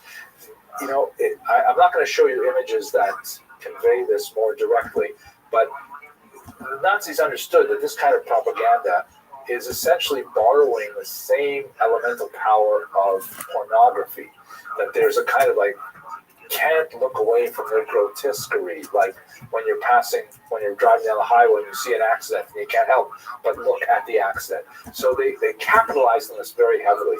One of the most horrible and most egregious examples is this terrible publication called Der Stürmer, the Stormtrooper, published by Julius Streicher. In this particular one, which I'm just using as a sample, but not necessarily to illustrate this point, it says Jüdische Mordplan, the Jewish murder plan, right? Clearly linking to the idea of a conspiracy. And it shows in the image these Jews who are capturing the blood that's flowing from the necks of murdered Christian children. Right? That's the whole idea of it. And the blood and the violence and the sexuality, the rape scenes, abortion, all kinds of images like this find themselves in Nazi propaganda. Related to this, the idea of pedophilia, the Jew as the pedophile. Like this particular example, related to some of the children's propaganda I showed you earlier, shows a Jew giving out candy treats to young Aryan children. The caption not shown here says that I have much more candy, but you'll have to come inside to get it. And of course, luring them to a horrible fate. This is the kind of pornographic and violent elements that the Nazis really exacerbated with their anti-Semitic images. It should be noted as well that one of the themes that happened to obsess Hitler personally was the concept of Rassenschande, or race shaming, which is the notion of intimate relations between Jews and non-Jews in Germany. And quite often, couples that had these kinds of mixed relationships were specifically isolated and publicly humiliated, like this couple here, which who were forced to wear these placards that specifically relate to the nature of their relationship. Finally, we should return to this one idea that's very, very powerful in many of Hitler's speeches in particular, this idea of redemptive anti-Semitism, a concept that was articulated by a historian named Friedlander. The notion is that by becoming an anti-Semite, you can save Germany. You can rescue Germany. Everybody knows, Hitler once said, that there is this good Jew or that good Jew, and no one will appreciate the hard work we put in murdering all of these Jews. But nevertheless, it has to be done. This is the way the argument goes, for the sake of larger Germany. This particular image, which dates from 1920, welcome. Very tempting to think was actually How are you? by Hitler himself. He was something of an amateur. What's up, ZR? Yeah, I didn't want to fucking talk with you anyway. Yo, ZR, how are you? ZR, can you hear me? Yo, can you hear me? ZR. ZR, can you hear me?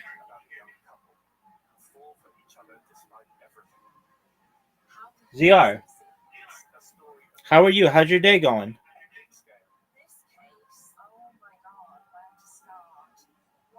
ZR, can you hear me? I can't hear you if you're trying to talk.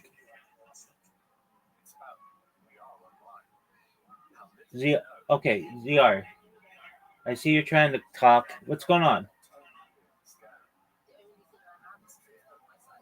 Yo, ZR. ZR, can you hear me? I see you're trying to talk. Are you sure your volume isn't down a lot or something?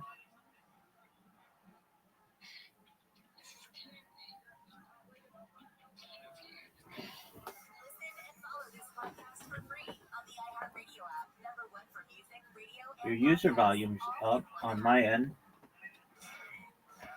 Okay, I can barely hear you. What's up? You're still really, really low, dude.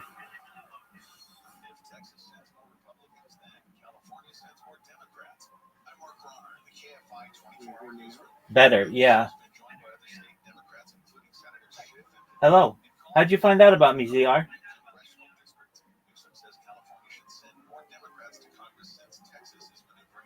Dude, I can't hear you. Can you say that again?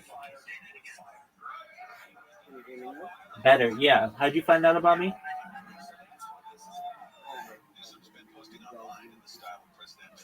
Okay, cool. Well, welcome.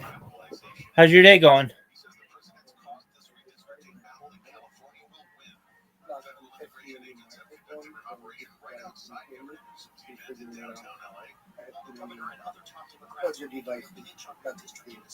Okay, very well.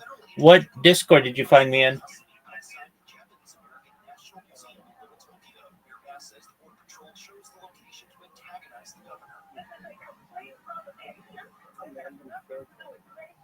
Okay, that's cool. Okay, very cool. You're still really hard to hear.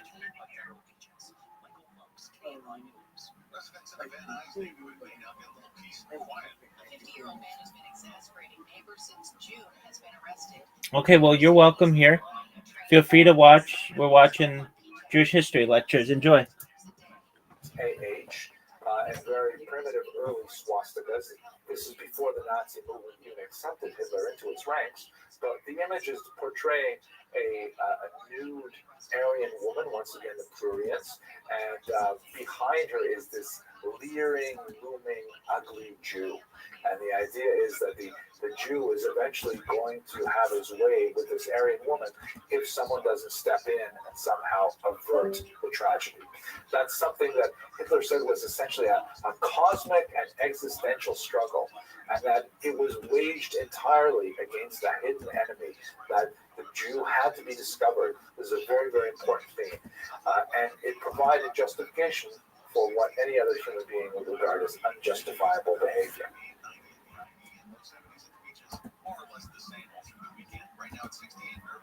77 in Brea, 66 in Burbank, and 75 in Palmdale.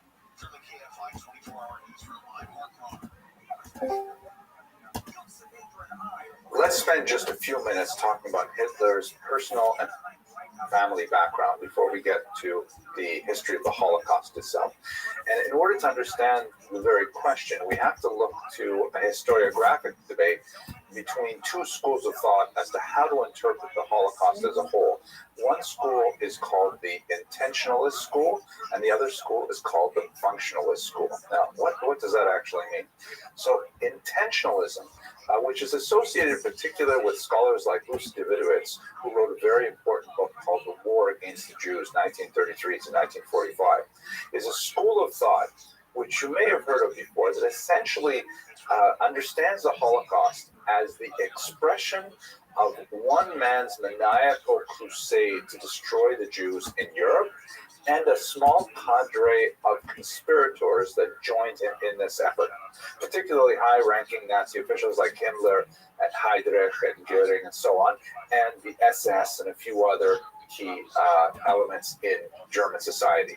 The notion of this kind of conspiracy model of the Holocaust, which has a lot of really positive benefits to understanding the Holocaust, really grew out of the 1947 Nuremberg war crimes trials shown here, in which American prosecutors in particular wanted to try and define a legal strategy to identify those members of German society that could adequately be prosecuted, brought to justice, while at the same time maintaining a superior position for the Allies vis-a-vis the Soviet war they were having, the Cold War. There's a lot more to say about this, and I hope that we shall return to this at the very end of this course when we look at the aftermath of the Holocaust. But what ended up happening was the legal team essentially looked at the events of the Holocaust and defined it in this way, where Hitler was at the ground zero. He was the essential, necessary, and sufficient cause for the Holocaust. He drew to himself a small group of these co-conspirators, and essentially the vast majority of the population was basically duped into going along with this murderous plan. That's the intentionalist model, and it's so called because Hitler intended the Holocaust from the very beginning. That's the sense of that particular school of thought. The other school of thought, which begins to emerge in the late 1950s and especially into the 1990s, is associated with people like Christopher Browning, who wrote an extremely important book called Ordinary Men, Reserve Police Battalion 101, and the Final Solution in Poland. And this is an example of a very different approach to the Holocaust, which, without denying the absolutely virulent and violent hatred of Jews that Hitler had from a very young age, tries to look at the Holocaust kind of like from a different perspective, and to understand what were the major elements that allowed so many people to participate in this horrific social experiment of ridding Europe of its Jews. And by taking himself out of that particular mind frame that Hitler and his co-conspirators duped the rest of Europe, he was able to reveal a lot of really frightening new ways of looking at the Holocaust. What up, girl? One important of which is this idea I'm that busy. the Holocaust I understand was why a this function of the But war. listen, The word function in the sense of, if you've studied functions and relations in mathematical theory, that when one thing changes, another thing changes as well. Okay. And the basic elements of functionalist historians and their It's thought not my mom is and my that dad's fault, as the because it's war not their became problem more to brutal, solve anymore. and as people became more inured to the inhumanity that was associated with the war, the Holocaust became more and more of a possibility. In other words, at the beginning of Hitler's reign, you have a certain amount of persecution, a certain amount of isolation and ostracism, and that grows throughout the interwar period until you have the acceptance of the idea of ghettoization, and then the final acceptance of the idea of But also, I didn't want to feel that in the middle of that shit. Kind of like a For some reason, ratchet Rabbi, effect if you touch that my as butthole, one I thing know that I wouldn't changes, cry about it. another thing changes as well. Unless it was tears of joy. Functionalism. Now, that's not And to actually, say that's not that what Hitler's happened. anti-Semitism is not an Because I important wouldn't give factor a crap. in the entire evolution Why you of the touch my Holocaust, or devolution might be a more appropriate term, but nevertheless, it sheds light on the general culpability of European society as a whole. If we take away the bright spotlight on Hitler, which tends to throw all of the background into a dark shadow, and we begin to look at the entire picture, we see that there's a much more complicated social phenomenon going on. And in fact, a lot of the functionalist theories about how the Holocaust came to be have been substantiated by research in experimental psychology and other disciplines. We will come to these issues throughout this course, and let us hold on to this idea of the intentionalist versus the functionalist interpretation of the Holocaust, because it will illuminate quite a bit of our approach to many questions as we will encounter. At any rate, looking at this aspect of the Holocaust, let us try to understand Hitler's particular role from his youth in the development of his own anti-Semitic attitudes. So if we look at his family, here is a rather dramatic picture of Hitler as a baby. The primary source we have for our understanding of Hitler's life is, unfortunately, Hitler himself. He lived an entirely unremarkable life, and we don't have a lot of independent third-party sources that can tell us anything sophisticated about a man who changed the course How are you? of history. Basically, he had a rather unremarkable middle-class Austrian childhood. He was born in a border community called Braunau am Inn. You can see here on the map where it's located on the border of Austria and Germany. His father was a customs official named Alois Hitler Schicklgruber, and it's important to note that he was born with the name Schicklgruber, but later on, for reasons which are not entirely clear, he took the name Hitler, or possibly Hitler, after an adoptive father. His own father was unknown, and that's how the name Schicklgruber was essentially that of his birth mother. The fact that his father was unknown, which is something which we will return to in a moment, may have plagued Hitler in his own notion of race purity. It's interesting to contemplate perhaps one of the ironies of history.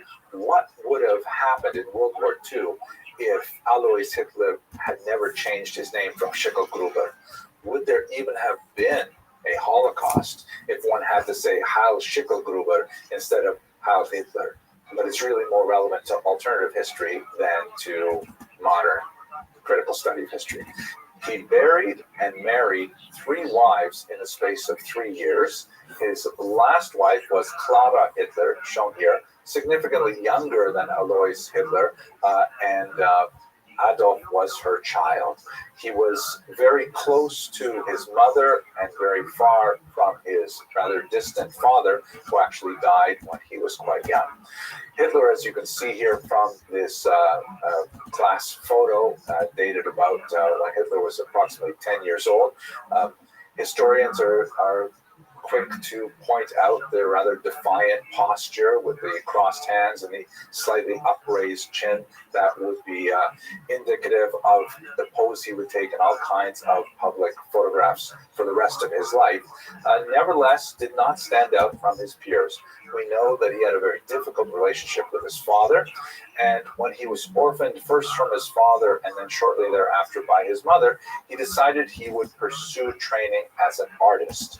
The most respected school for the study of art was certainly the Vienna School of Art, and Hitler tried repeatedly to gain admission to that school, but he was rejected. In fact, this would loom large in his own self-image. He would frequently look back with resentment on the multiple rejections that he received, and according to the philosopher Jean-Paul Sartre, this was really at the root of Hitler's anti-Semitism, the notion that a Jew had taken his place at the Vienna School of Art, that really he was good enough to study at the Vienna School of Art, but somehow he had been displaced by Jews who were unfairly allowed access to the school. So Sartre also wrote in his famous Réflexions sur la question juive, if the Jew did not exist, the anti-Semite would invent him.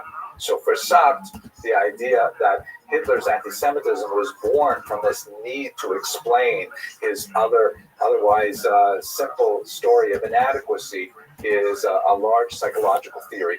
Perhaps we'll come back to it later in life. At any rate, as an artist, his work has been preserved to some degree, and it's rather, it's rather non-special in every way. He tends to make things like this, floral arrangements and landscapes and things like that. What is perhaps more fascinating are the few self-portraits that we have, such as this one, which shows him sitting alone on a bridge with a little X over his head. Not certain whether he added that himself, but it looks a little bit, if you can imagine, like sort of like adolescent, angst-filled Instagram posts is really what he's doing. It gives you a little bit of a mindset into his thinking when he was in his late teens. Let us conclude by just a moment's reflection on the idea of psychohistory. Psychohistory is sort of like an offshoot of the school of psychology and the school of history, and it is an attempt to try and impose some psychological analysis on figures in the past. A very difficult proposition indeed, especially because we're working with very limited sources. We're not able to interrogate the subject and so on. But we can identify a few things about Hitler's early years. Certainly we can identify his heroes.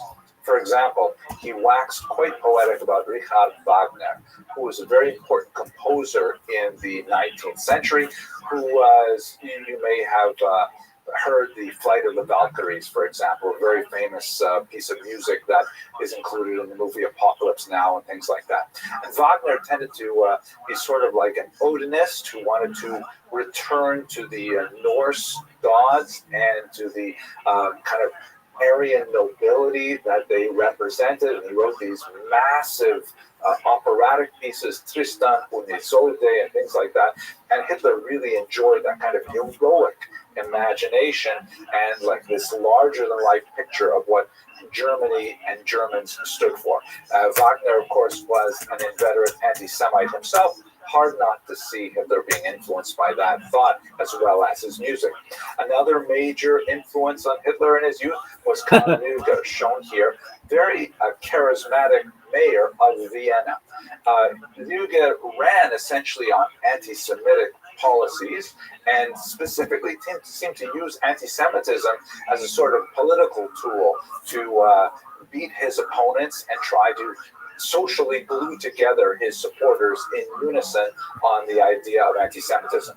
He was, however, a rather pragmatic anti-Semite, and in some cases, he even appointed Jews to high positions within his administration. And when he was pressed about this, how can you appoint Jews? He said very famously, "Wer ein Jude ist, bestimme ich," meaning, I will be the one who decides who's a Jew here. So he had kind of like a pragmatic approach to anti-Semitism, but nevertheless his public persona was definitely very anti-Semitic. A friend of mine recently posted a photograph of Lueger's statue, by the way. This is dated from the summer of 2020, where we were having here in America tremendous upheaval, a lot of questions about the national monuments that we have here, Civil War heroes and Civil War villains, things like that. And here is a statue in Vienna of Karl Lueger, who was famous for tremendous things he did for the city, but at the same time, his anti-Semitic legacy is very strong. And you can see painted all over this defaced statue is the word Schande, which means shame or for shame.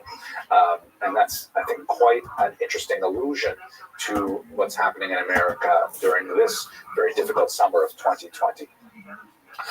At any rate, another aspect, as I mentioned, about the possible psychohistory of Hitler is this notion that his own grandfather was unknown. Now, many have opined that because we don't know who that grandfather is, perhaps Hitler's own grandfather was a Jewish man. It's highly, highly unlikely.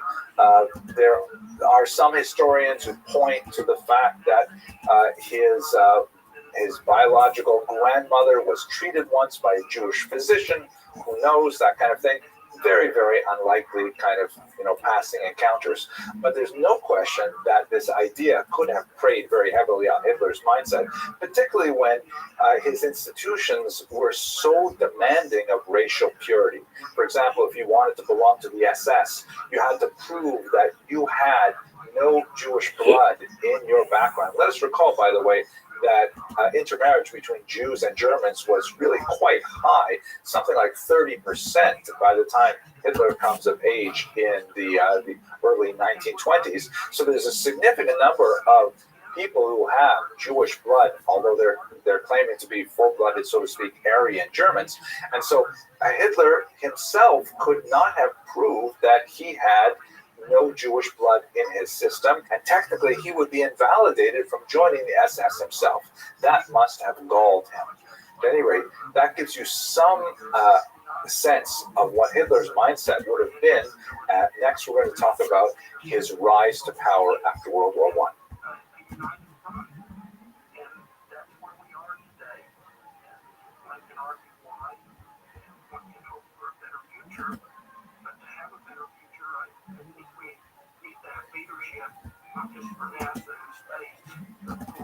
I'd like to now speak a little bit about Hitler's rise to power. We're going to begin with World War I, and we're going to end in 1933 when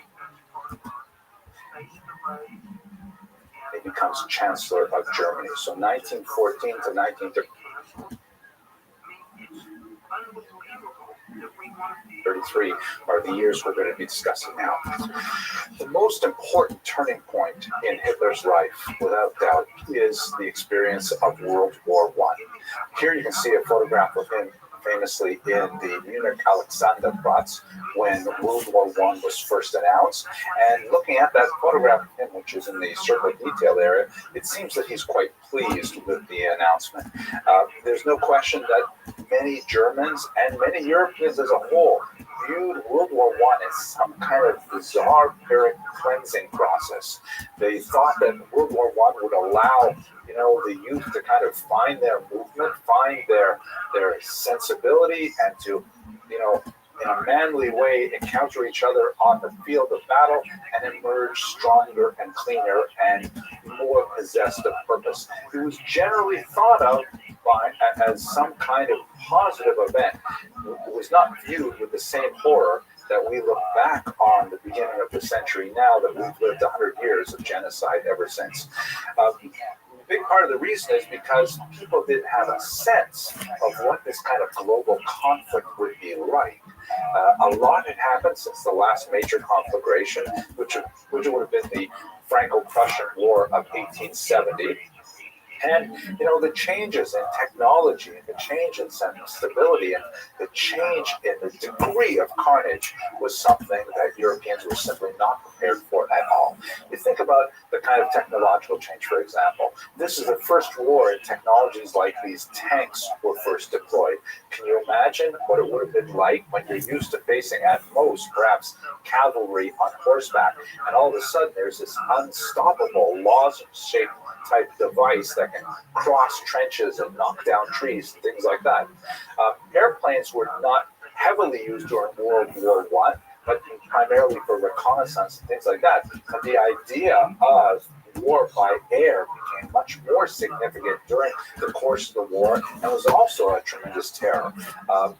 The use of the machine gun, which had been developed earlier, in fact, it was used in the American Civil War in the 19th century, now reached European shores, and the idea of this rapid fire engine of death that could cut down swaths of people rather than, single shot muskets that would have been used 100 years earlier when you have to pause and you have to stamp down the gunpowder. This was an entirely different order of death, and people really weren't accustomed to the sense of it.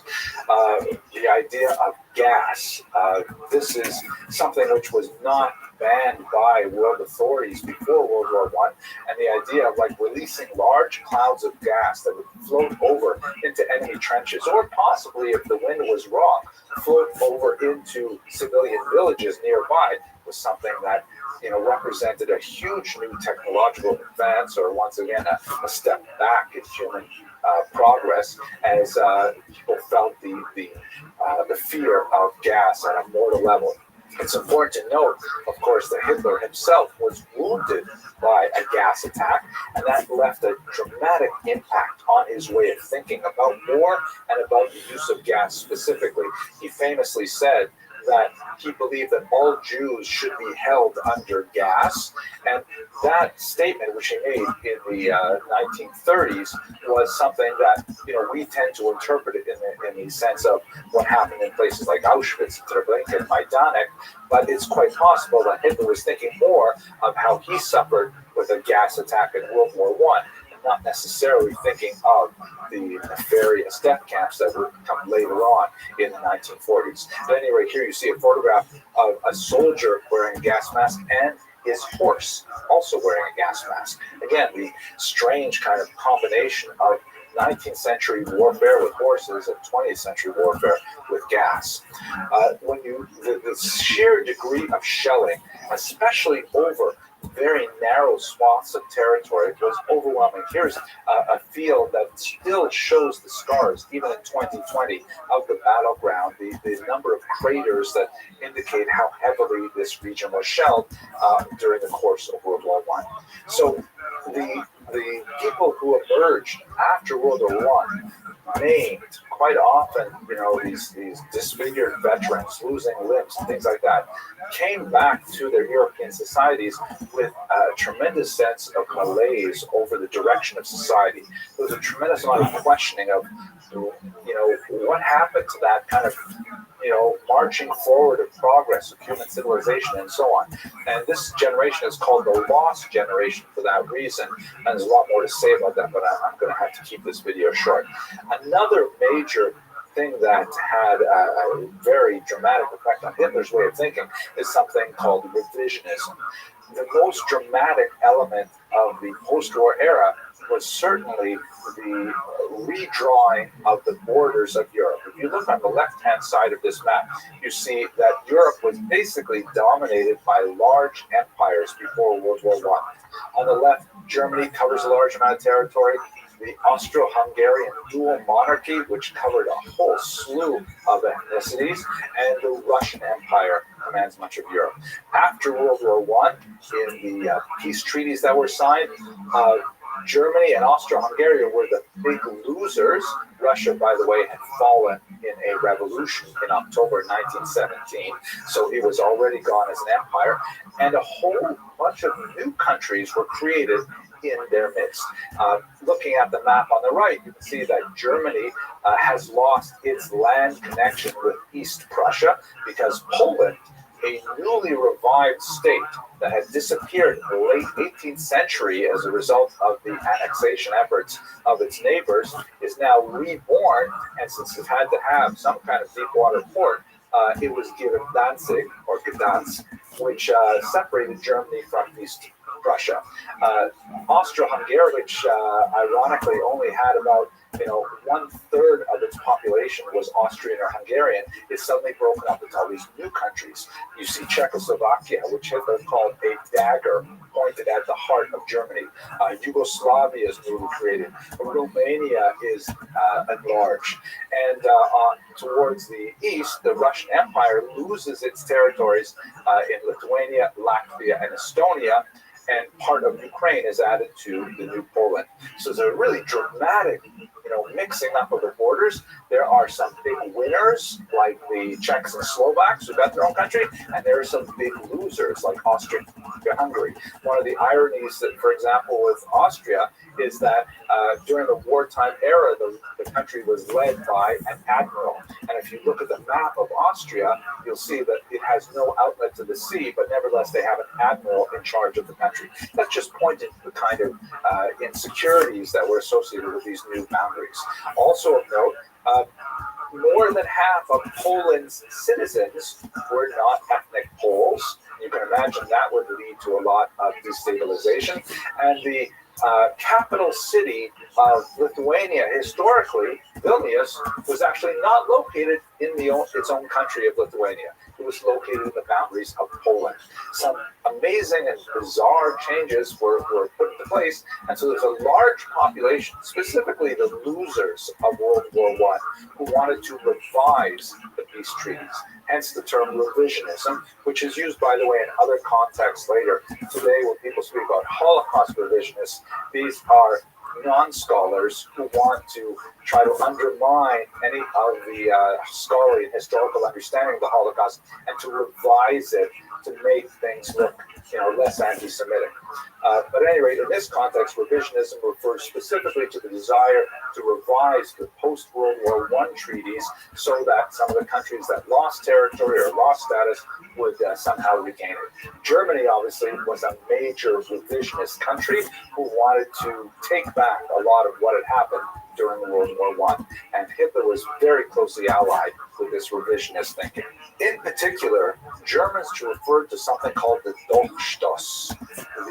This is a term meaning the stab in the back. And in this short video, I'm not going to go into the really small details about why they believe this was the case, but many Germans who were in a revisionist mindset felt that the reason they lost World War I was not due to the ineptitude of their armed forces. Rather, it was due to some kind of betrayal that happened in the heartland, specifically associated with Jews. There was, in fact, a lot of feeling inside Germany that the war should no longer be prosecuted. It lasted from 1914 to 1918. It was a 4-year-long global war with massive costs on both sides. And so when Germany ended up surrendering, many felt that, we should not have surrendered. We should have pressed on to victory. And victory was within our grasp if it were not for those unnamed backstabbers who were associated with Jews.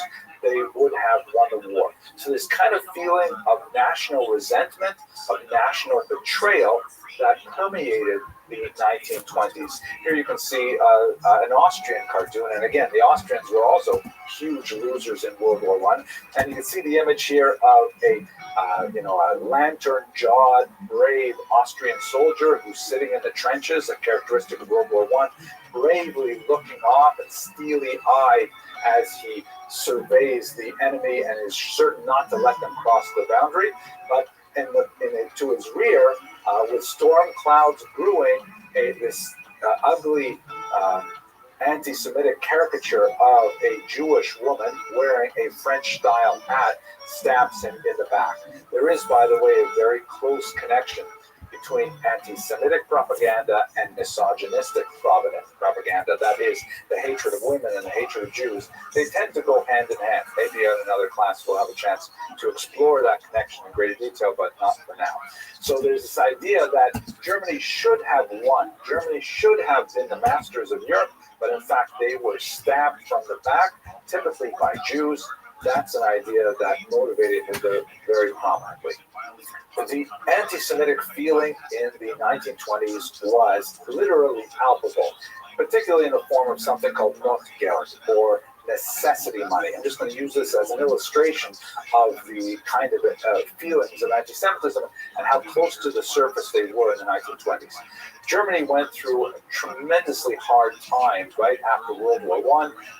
They were saddled with hyperinflation, where people's life savings, their life insurance policies, and so on, all just simply disappeared in this global economic collapse. There was the war guilt clause that was applied to Germans. There was the humiliating demilitarization of border areas, and Germans felt very badly about how they were treated in the Versailles and other treaties after World War I. Have a look at this Notgeld, for example. This is Notgeld refers to currency that is locally produced because typically the national currency has lost its validity. So people are not able to exchange national German currency because the value is dropping all the time. They'll make up their own currency, their own, as it were, dollar bills that will be used locally as a generally accepted rate of exchange. So here's a 50 note from the town of Tuchstedt, and on the one side you have this, kind of cartoon drawing that describes where Tuchstedt is between Hamburg and Bremen. But then when you look on the obverse, you see there is a distinctly anti-Semitic image that shows capitalist Jews with their waistcoats and their bulging bellies and the heavy nose, the bald head, the bulging jowls hanging from a tree as the ravens come to feast on their corpses. In other words, this kind of currency is telling the bearer that we believe that all the Jews should be killed. Can you imagine if you're a young kid and your mother says, would you please go to the store and pick up a quart of milk and here's some money? If you're a Jewish kid and you're looking at, wow, this is what my neighbors think of me.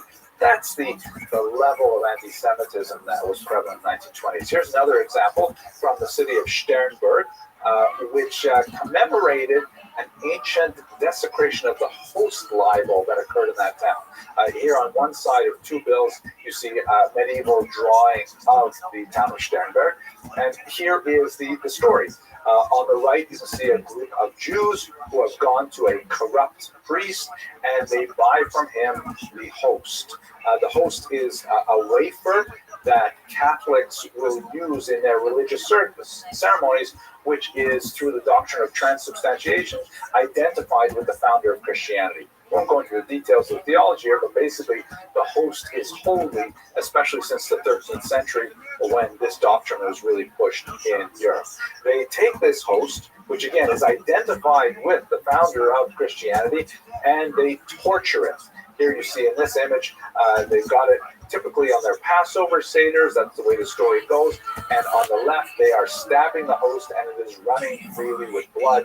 A miraculous event that also, provides support to the whole argument that the wafer is, in fact, the founder of Christianity. And then they're discovered and burned alive. Now, this last slide is actually what happened in Sternberg about 500 years prior, and it is celebrated as some kind of important element of city history that is so wonderful that we should put it on our currency. Can you imagine what that must have been like for the Jews who lived in Sternberg? Incredible. But that gives you a sense of what it was like in the 1920s vis-a-vis the kind of background noise level of anti-Semitism that could be found in Germany.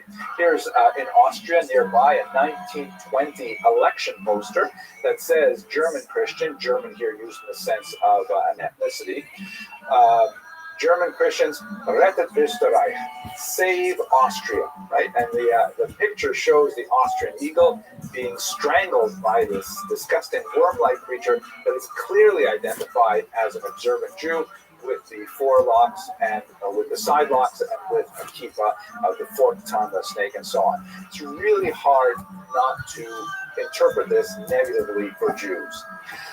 So Hitler was definitely very much part of this kind of feeling. He joined the nascent Nazi party at this time, and in 1923 he was associated with the Munich beer hall putsch. The word putsch basically means like an attempted violent takeover of the government. The putsch which Hitler participated in was short-lived. The Nazi party was rife with informants, and the police broke it up very easily. And Hitler was tried and sent to jail.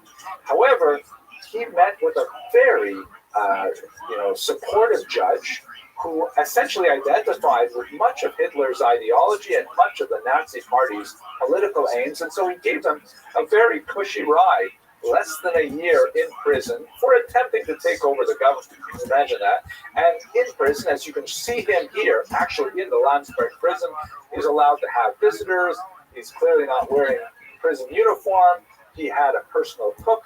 He had a personal valet there. And he was able, while he was in prison, to compose his autobiography, Mein Kampf.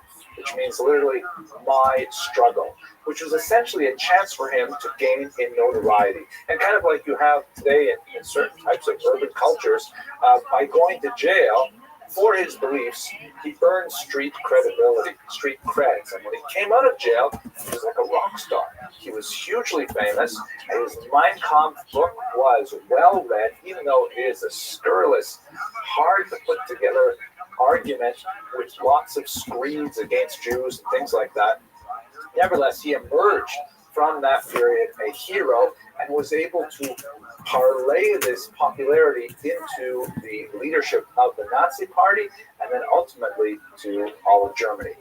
Here's a photograph of the so-called Sturmabteilung, the brown shirts as they're popularly known. This is one wing of the early Nazi Party. They were later destroyed by Hitler in 1934 as he tried to gain a little bit more respectability for his movement in the so-called Night of the Long Knives. But throughout the 1920s and into the early 1930s, these brown shirts were like kind of thugs that would march around and intimidate Jews, intimidate moderate Germans, intimidate journalists and so on with their paramilitary expressions. And people were afraid to stand up to Hitler because, among other things, he actually had a kind of a quasi-army at his disposal.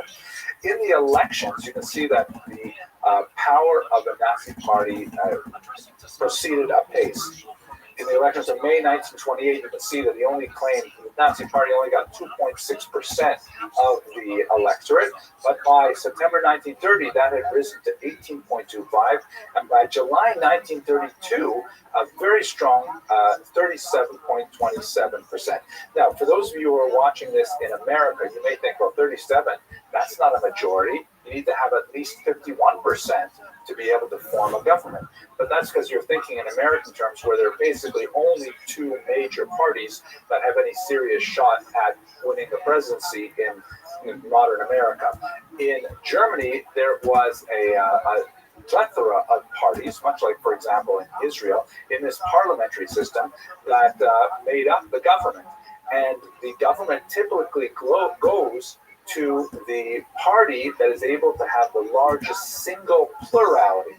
So if you look at this chart here, you can see that the Nazis claimed 33% of the popular vote. The Social Democratic Party was the second largest party with only 20%. And so Hitler had to essentially make coalitions with the other parties in order to govern. But he was given that opportunity in 1933 and was named actually chancellor. His greatest enemies, the ones who we feared the most, were the communists. And then through some political wrangling, which will take us a little further afield, he was able to eventually sideline the communists and ultimately consolidate his control as the chancellor of Germany. And it's at this point that we're going to leave this video and we're going to look at how he implemented his anti-Jewish policies during the interwar period after being named chancellor. Thank you very much for watching. Protect yourself. Decades old. It's a very safe haven of economic stagnation, global uncertainty, and high inflation. People turn to gold. And virtual makes it incredibly easy for you to diversify some of your savings into gold. If you have an IRA or in this video, we will look at the period between 1933, when Hitler first takes control of Germany, through the late 1930s, and especially right up until Kristallnacht, which was a turning point in Nazi policy for Jews, as we shall see in the next video. And during these 6-odd years of activity, Hitler really makes Germany into a police state. Let's try to understand some of the major elements of that. So on a political level, he begins when he's made chancellor in January of 1953. The next month, there's a very suspicious fire at the Reichstag, which is the building that houses the German parliament. And there's a lot of discussion as to how this fire was actually set, under what circumstances, but Hitler definitely capitalizes on it, in particular to stoke fear against the communists, who are the political bloc that he fears the most.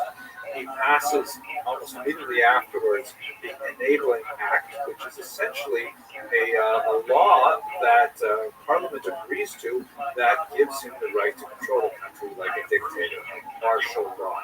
And this is a very important point that we should remember that Hitler was democratically elected to office. He definitely made use of dirty tricks and misleading rhetoric and of force, particularly through the person of his brown shirts, the essays that Tyler that we spoke about last video. But he was nevertheless democratically elected, which is an important cautionary tale for us in the 21st century. Shortly after establishing the Enabling Act, he went to work to round up his political opponents, journalists, various individuals and organizations that he felt could threaten his power base, and to create the first concentration camps. We will contrast these early concentration camps with the 6 death camps later on in this course. There's a major difference between them in that the concentration camps were designed primarily for political enemies. They housed principally non-Jews, and they were, as a whole, while brutal, nothing like the death camps, the so-called Vernichtungslager, that were designed specifically to kill people, but they were only established in the 1940s. But for now, he set up concentration camps all over Germany, primarily to contain his political enemies. Shortly after that, he has all political parties disbanded, with the notable exception, of course, of the Nazi Party, which continues. So, in a nutshell, within a few months of being appointed chancellor, Hitler effectively becomes the dictator of Germany, and a very willing population on the whole followed him further into the 1930s. There's much more to say about the social nature of Germany, but we're going to focus specifically on those aspects which relate to the Holocaust. There are 2 major things that are happening in Germany on a social level. One element is the social ostracism of others, the designation of those who are not part of the master narrative that the Nazis are advancing, and the specific isolation of those groups and persecution. Among the first to feel this are the so-called Jehovah's Witnesses. This is a Protestant group. They are popular in America as well. There's quite a few of them in America. And in Germany, they were regarded as the other. They were not Lutherans, they were not typical Protestants, they were not Catholics. And so Hitler's Nazi Party strove to isolate them. Early on in Nazi rule, the Jehovah's Witnesses put out a document shown here, the Wilmersdorfer Clarification, which identifies them as, non-politically active and not wishing to challenge the state and so on, but it did very little for them because in the end, Hitler sought to pursue them as well. Another group, a very small group, we're talking about no more than a few hundred people, were the so-called Rhineland bastards. This is obviously a derogatory term that was applied to offspring of African soldiers who served in World War I on German territory, German soil. And there was a certain number of them. You would not think there's a lot of people in this category, but in fact, there were some, particularly those serving in French legions, for example, who formed relationships with local German women and produced offspring. So these mixed race individuals were, blown out of proportion in terms of their size and also in terms of their purported negative racial impact on German people. And they were a favorite, target of Hitler's ire. So the Rhineland bastards, quote unquote, were specifically identified as people who were outside of the general German narrative. Shortly after that, terrifyingly, in June 1933, Germany passed a law called the Law for the Prevention of Genetically Diseased Offspring, a horrible, inhumane law that gave the state the right to determine anyone who would note a negative impact as perceived on the German population, and the state was given the right to sterilize that individual. And obviously, the term genetic is not appropriate here. It's a very early period in the understanding of genetics as a whole.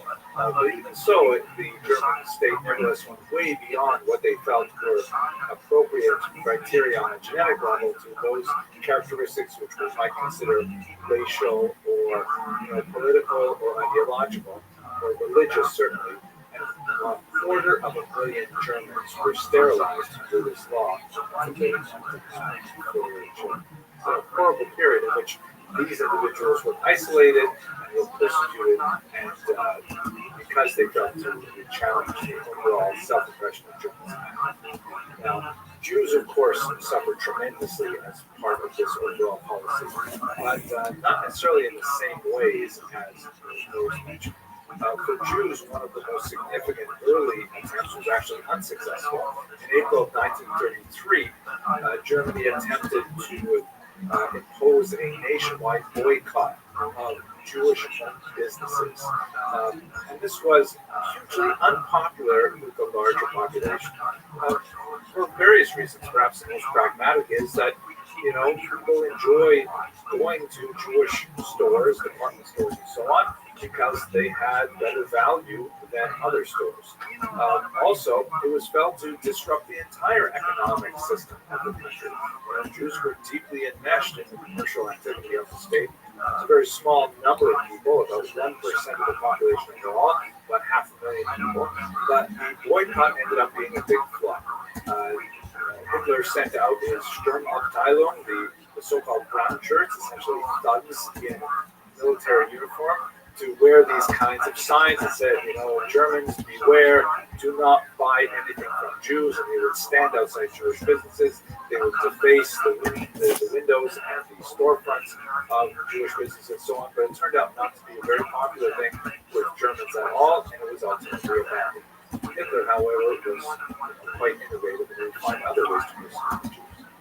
A very important point that we must understand is that for every minority group that was ostracized and persecuted, Hitler also imposed, in a rather diabolically brilliant manner, something called Rothschild, which means literally bringing into equality, shifting into the same gear, finding common direction.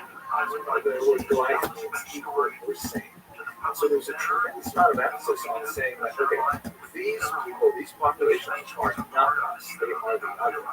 But let us emphasize the value of being inside the same group, inside the group. You see this inculcated from the earliest youth. Here, for example, are the type of Boy Scouts called the HITW, Hipper Youth Corps, when there's a tremendous amount of focus on, paramilitary formations and discipline, order, and all kinds of typical, Prussian values. Or for women, the word Deutsche may have more to say about how women were understood in Germany later. The idea of you may not be part of the out group, but you are definitely included in the in group. So it's kind of a self-reinforcing social model that makes people want to participate even more in distancing themselves from it. And all of this, by the way, was focused very much on the person and personality of Hitler. We're not talking about, the glory of Germany and its values and things like that. So much of it was focused specifically on Hitler the man. Like this book cover, which reads, Mutter erzählt von Adolf Hitler.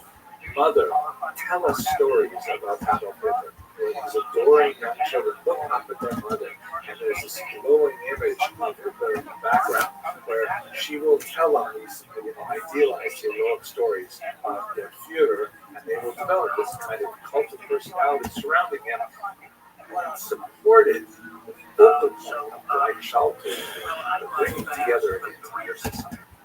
When it comes to Jews, one of the most problematic issues for early Nazi Germany was the question of who exactly is a Jew?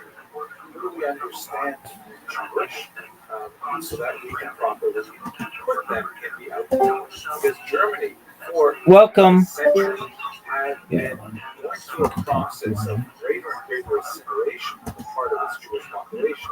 The intermarriage rate was roughly 1 in 3 in the interwar period, and there are many esteemed Germans who are at the very top of their cultural hierarchy, who are in fact Jewish or partly Jewish.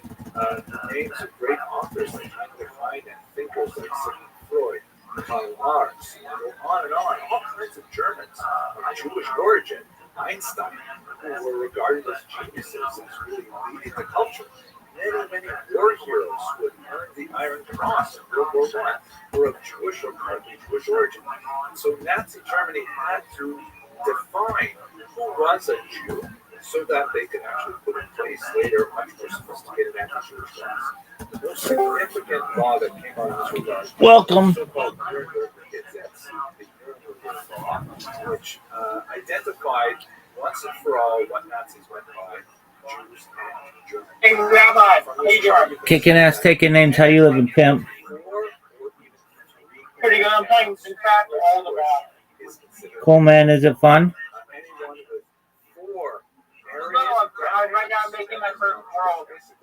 would be considered an Baller. And then you have these middle categories, the so-called Mischling. The Mischling of the Aristocrat, the first degree Mischling. Is my peanut butter? I tried changing it. Parents, or a Mischling of the second degree, or diluted. I missed a lot. One Jewish family. In the end, this had a lot to say about the priority of sending people to the gas chambers, and ultimately the Mischling of the second degree were sent to gas chambers. Notice also that the chart makes no recognition of whether it's a grandmother or a grandfather, maternal or paternal descent. That does have a role in the way Jews define themselves. It does not have a role in the way Nazis define themselves. There's entirely racial disregard, not related to gender. So, with the passing of the Nuremberg laws in 1935, then you could have actually a system where Jews could be formally classified and then persecuted. A whole series of laws called the Laws of German Blood and Honor were put in place that specifically banned Jews from a whole variety of occupations. Some symbolic gestures, like Jews were not allowed to fly the German flag. Some issues related to Rassenschande, which I'm going to explain in a second, where Jews were not allowed to employ female servants below the age of 40, things like that. But perhaps the most significant are the civil service exclusions. That Jews were no longer allowed to have any kind of job that was associated with the state. Jews could not serve as judges, as teachers, for example.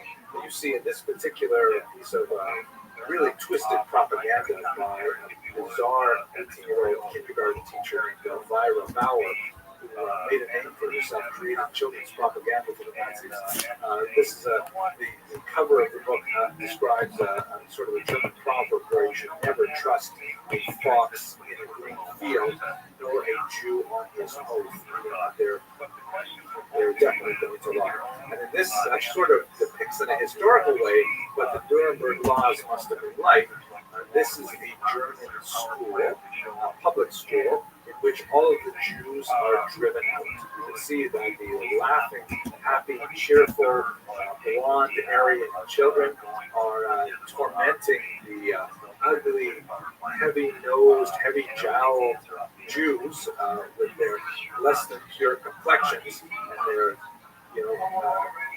curly hair, and that includes not only the children who are driven out from the schools, but also the teacher who is driven out as well. We're celebrating the Aryanization of their school as part of the consequences of Nuremberg.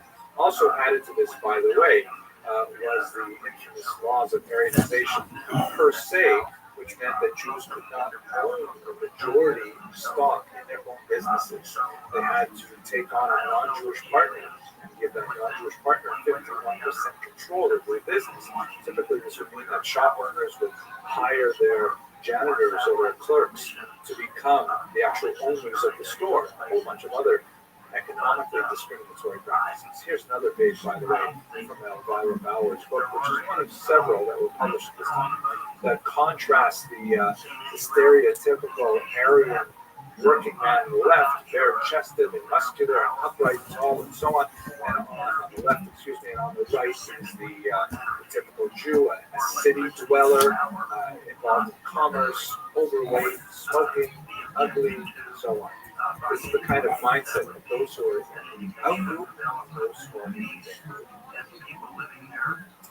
Rassenschande was of particular concern to Hitler. This means literally race shame.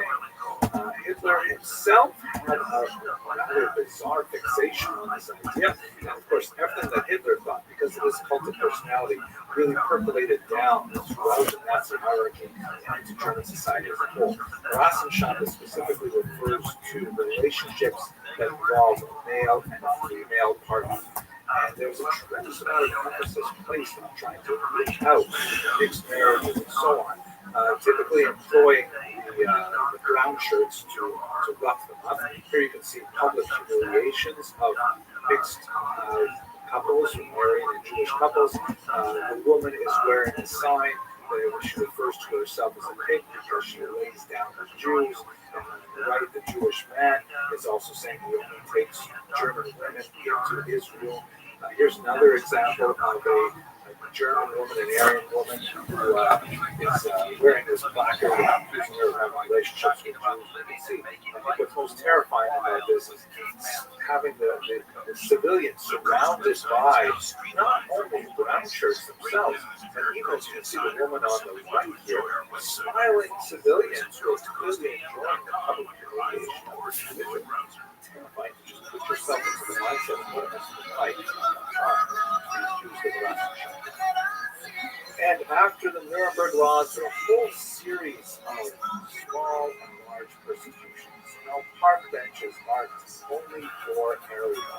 There were signs that went up saying Jews are unwelcome here, Jews are unasked for guests, and Jews are not welcome in this town.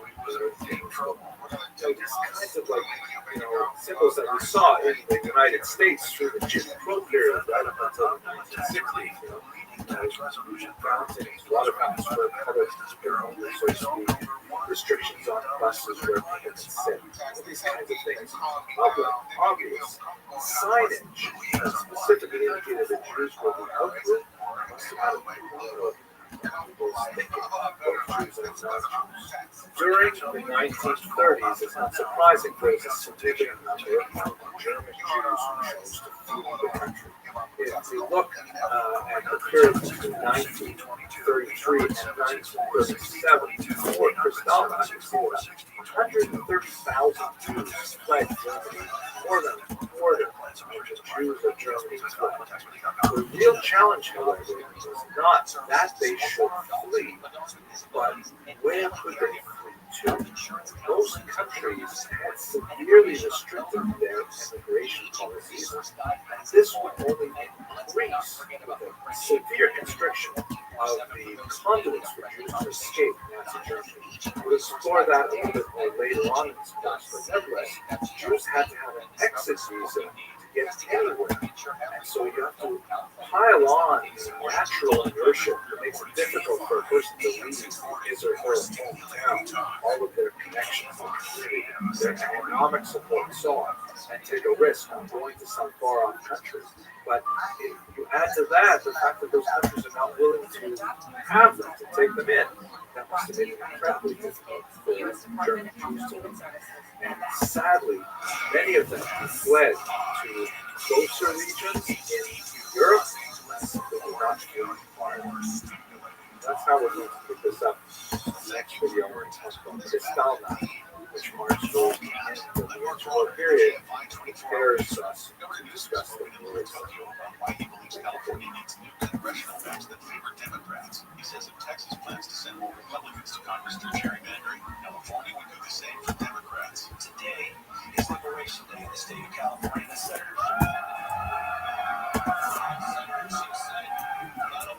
By the end of the 1930s, it was very clear that Hitler was preparing for war. Let's take a few minutes to reflect and go over much of the geopolitical theory that relates to the invasion of Poland, which was jointly executed by Germany and the Soviet Union. So, moving through the late 1930s, we see that Hitler is increasingly granting greater and greater territorial demands on Europe. And in a policy that has been widely criticized ever since, the Allies generally give in to Hitler's demands. He throws a tantrum, and the Allies allow him to take some additional territory, and it seems that nothing is ever enough for Adolf Hitler. three areas in particular are important for our purposes. First of all, there was the militarization of the Rhine region. This was a region that was, after World War I, declared a military-free zone for Nazi Germany, and Hitler simply defied that order by moving his troops into the Rhine, which was much more symbolic than anything else, but it was a dramatic assertion of Nazi power. And secondly, a very important hunch that this refers to the joining of Austria to Germany. We should note that Austria and Germany are very related cultures. Austria, although they're separate countries, Austria, of course, speaks the German language. And with Hitler's greater successes throughout the 1930s, many Austrians felt that they should hitch their wagon to Hitler's, and in fact, this was achieved through this hunch list in 1938. If you ever seen the film The Sound of Music, that's a very important dramatization of the period of the hunch list. And then finally, and prelude to the war itself, the capture of the Sudetenland.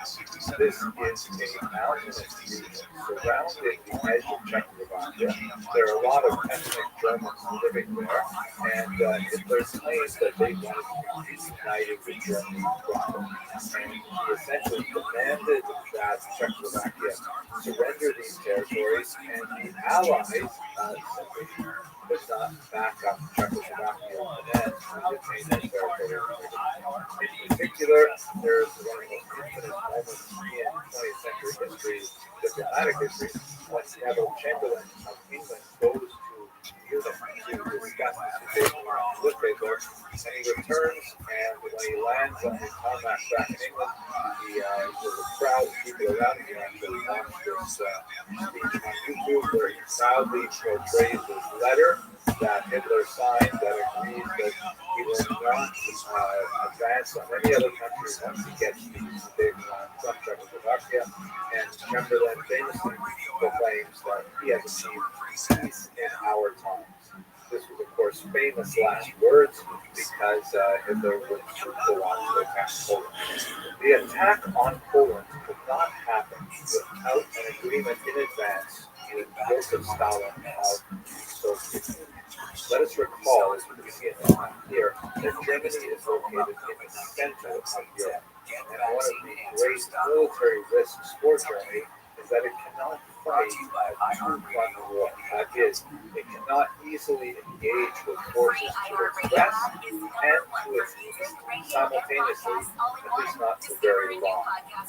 The logistics of the supply chains, of moving reinforcements back and forth, of maintaining two very distinct fronts simultaneously, simply too much for Germany. And so what Hitler resolved to do was to first pacify his eastern front through a treaty with Joseph Stalin.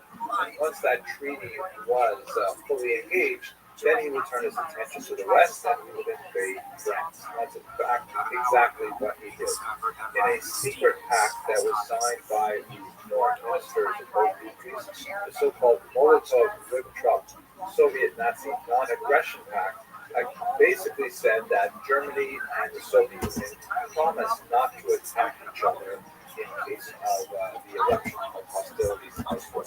Now, Hitler would later go on to double-cross Stalin and would attack the Soviet Union once he had pacified the West. This is in 1941, 2 years after the Nazi-Soviet pact was signed. But for the time being, the region was safe for Hitler because Stalin accepted the treaty.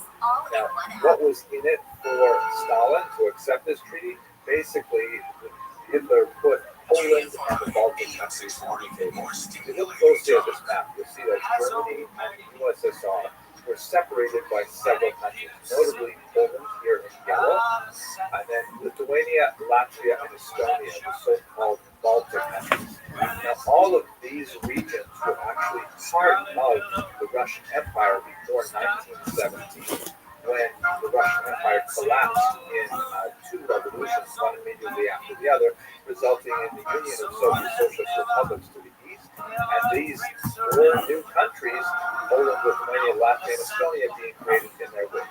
Other countries were also created. We talked about that a couple of lectures ago. And so the Soviets wanted back at least some of that territory, and Hitler made a deal that if Stalin would agree to a non-aggression pact, then Germany would invade from the west, and the Soviet Union would invade from the east, and then simply claim the territories. And in fact, that is exactly what they did. Shortly after this secret pact was signed, and of course it leaked out, and now we know all about it, this is what the map of Europe looked like. You can see that Germany on the left acquires this large kind of brownish area, which are labeled here as German annexations. There's going to be a little bit more complications to this. We'll see in one more map in a second. But the bright green, the kind of fluorescent green area, was acquired by the Soviet Union. And Estonia, Latvia, and Lithuania, which had just received their independence after World War I, now had a movement taken away from them. They did establish kind of puppet regimes. There was the Soviet Socialist Republic of Lithuania, but they were clearly dominated by Moscow. Similarly, Poland was divided in half, with the western region going to Germany and the eastern region going to the Soviet Union. We'll have a lot to say about the Jews living in these territories over the next many lectures. To look at this in just a little bit more detail, however, this map here is a little bit simplified. Here's one that shows that there were some adjustments to the map over the course of 1939 to 1940. This had very major implications for people who wanted to soil. For example, in Lithuania, this is especially relevant for institutions like the Mirchi. So if you have a look on the left, you see what the border looked like in 1939. You can see the red region are the Russian, Ukrainian, and Belarusian Soviet Socialist republics. And then taken over were the regions of eastern Poland, Latvia, Estonia, and Denmark. But then after some negotiations, you can see on the right, these boundaries were adjusted ever so slightly after 1940. So what this means is that the region that was most heavily populated by Jews, Poland, which had over 3 million Jews, and also very large populations in Lithuania, somewhat less in Latvia, and very few in Estonia, were taken into two distinct geopolitical spheres during the years 1939 and 1941. More specifically, September 1939 with the invasion of Poland to June of 1941 with something called Operation Barbarossa, and Hitler would flip across the Soviets. But that means that for the next 2 years, Jews in this region had one of two very different realities of experience. There were those Jews who found themselves within the German orbit, and we'll speak about those shortly. And then there were those Jews who found themselves in the Soviet orbit, and that's what we're going to address in the next class, which will look at specifically what happens to those Jews who found themselves new citizens of Soviet republics in 1939. It's a great book. Archbishop One, Surviving the Kessler.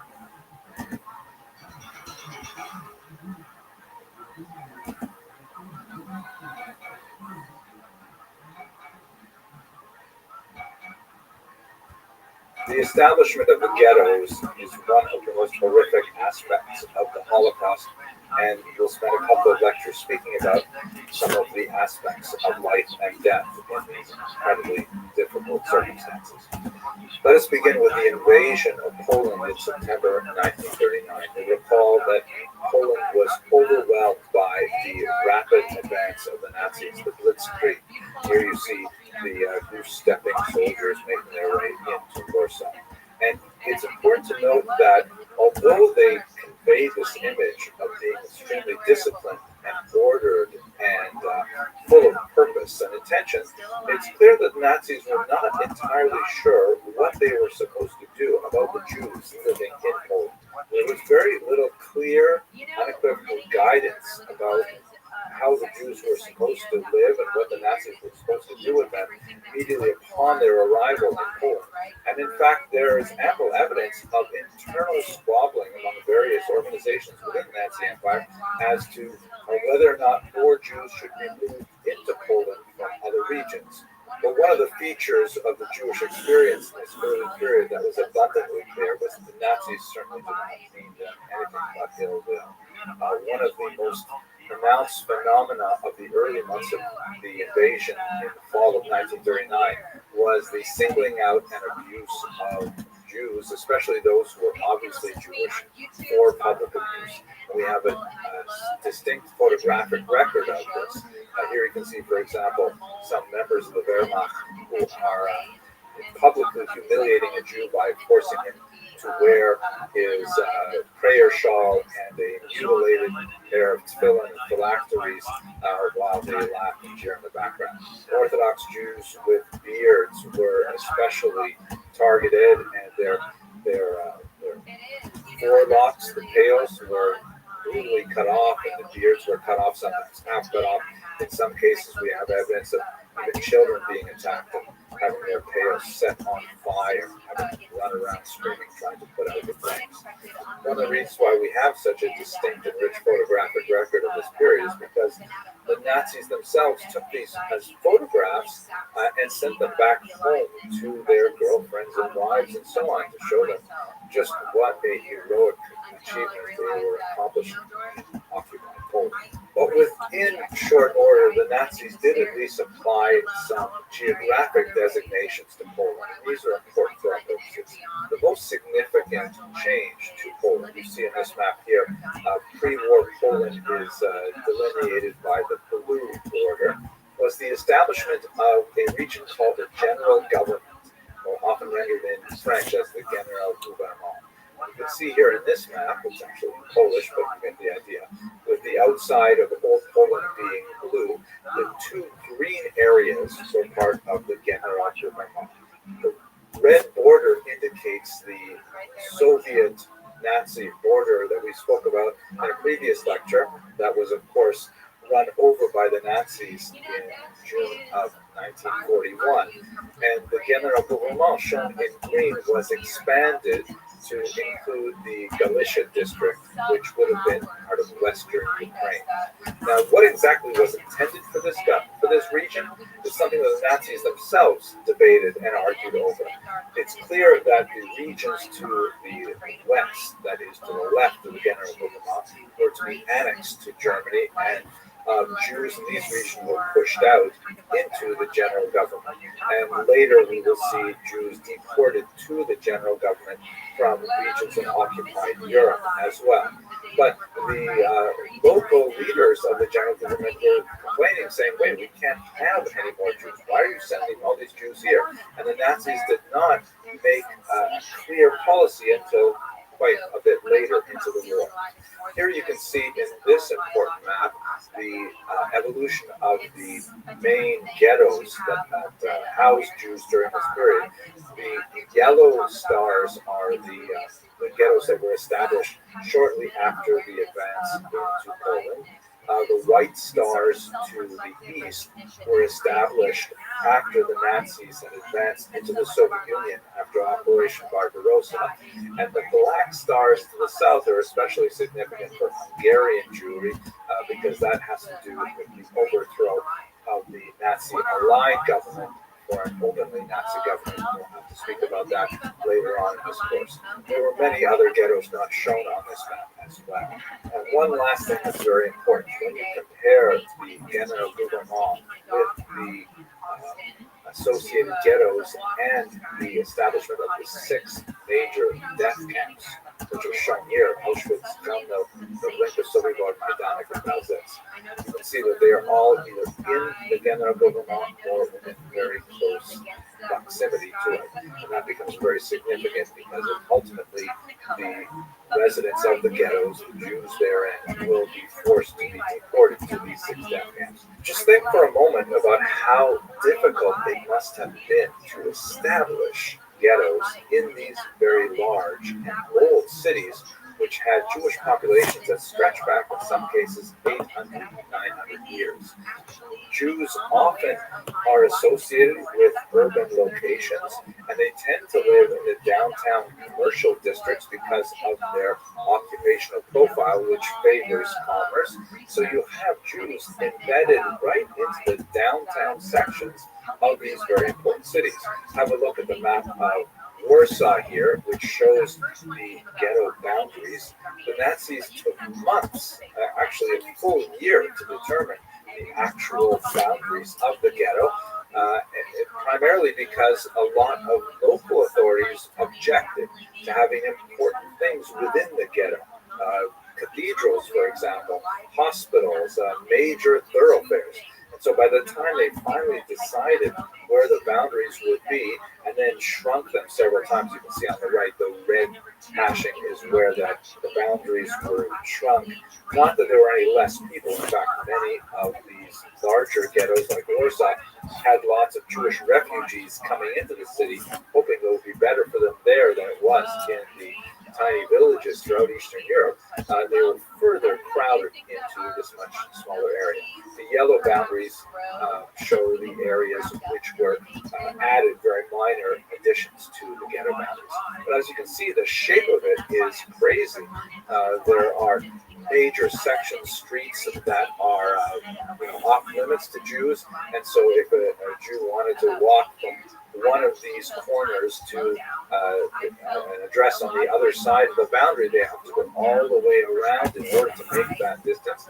There were, in some ghettos, places that were bisected by trolley lines so that public transportation could go through the ghetto, even though Jews could not get on those trains themselves. And it was really quite a difficult thing for the Nazis to actually establish the ghetto boundaries over the objection of the locals. And when those boundaries were established, in some cases they were surrounded by walls, as you see here also in Warsaw, and the walls were typically constructed with forced labor from the Jewish population. You can see at least one of the workers there is displaying the armband that was required of Jews, even though they would be housed within the ghetto itself. However, most ghettos actually did not have physical walls that bounded the entire society. Now, most of them were completely open, but they were guarded, as it were, by the large number of non-Jews outside of the ghetto who would readily turn over Jews who were trying to fade into the population background outside the ghetto walls. These were the so-called schmaltzovniki, or greasy ones, as ghetto jargon had it. And so Jews were actually hemmed in quite often, not by physical boundaries, but by social ones, which were very real. Many Jews, however, did manage to survive outside the ghetto, using the ghetto parlance, by going underground, that is, appearing to be non-Jewish, and to simply fade into the urban background, sometimes adopted by non-Jewish families that were friendly and so on. But that's beyond the scope of our discussion today. So most of the ghettos were actually open. Only a minority of them were actually physically closed by walls. Speaking to what the Nazis meant by the ghettos is very significant because, again, in the absence of clear direction, local authorities were given tremendous latitude in determining how they wanted to implement what they thought was the reason for the ghettos. And there were two basic approaches that were adopted by the municipal leadership and ultimately by the Jews who lived within those ghettos. On the one hand, some ghettos were so-called productionist ghettos, like which is a very important example. Here, the thinking was that, okay, all these Jews are being corralled into a very concentrated area. What's the point? Why should we be doing this, thought the Nazis? And in these productionist cities, they said, well, it must be to use the Jews for slave labor. And in fact, that's what happened in Łódź, where massive factories were created, primarily in textiles, which was a region that the city was known for, and in fact the Jewish population was heavily associated with. And so getting a work permit was thought of as a way to live.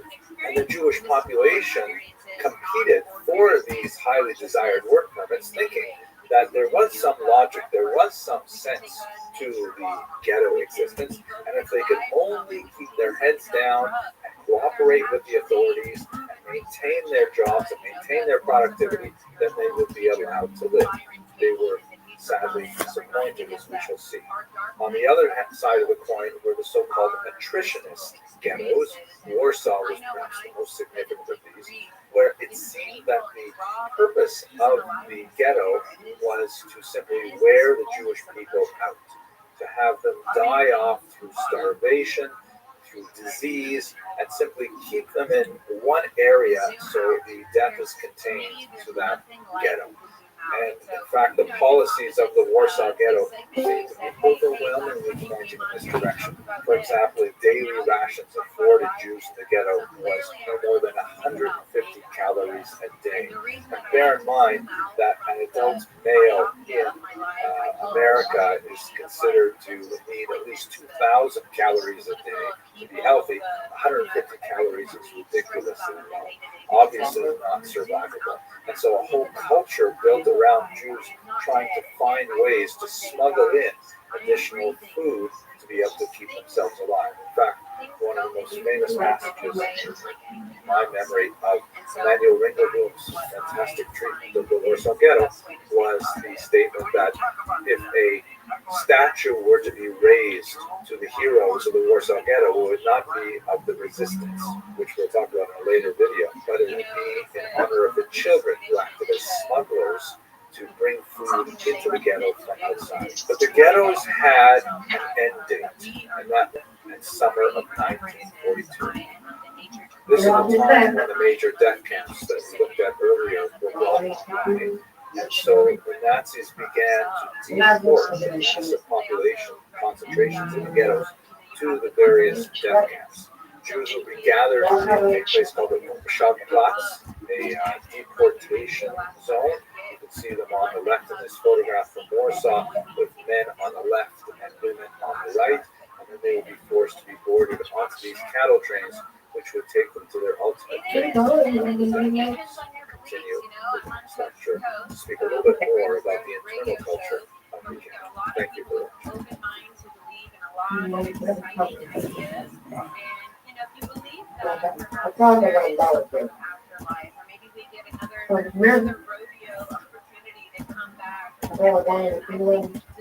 Let us continue our discussion of the ghetto by looking at a couple of the institutions that were active there, most specifically something called the Judenrat, also known as the Jewish Council, which is essentially the Jewish leadership of the ghetto and other aspects of society.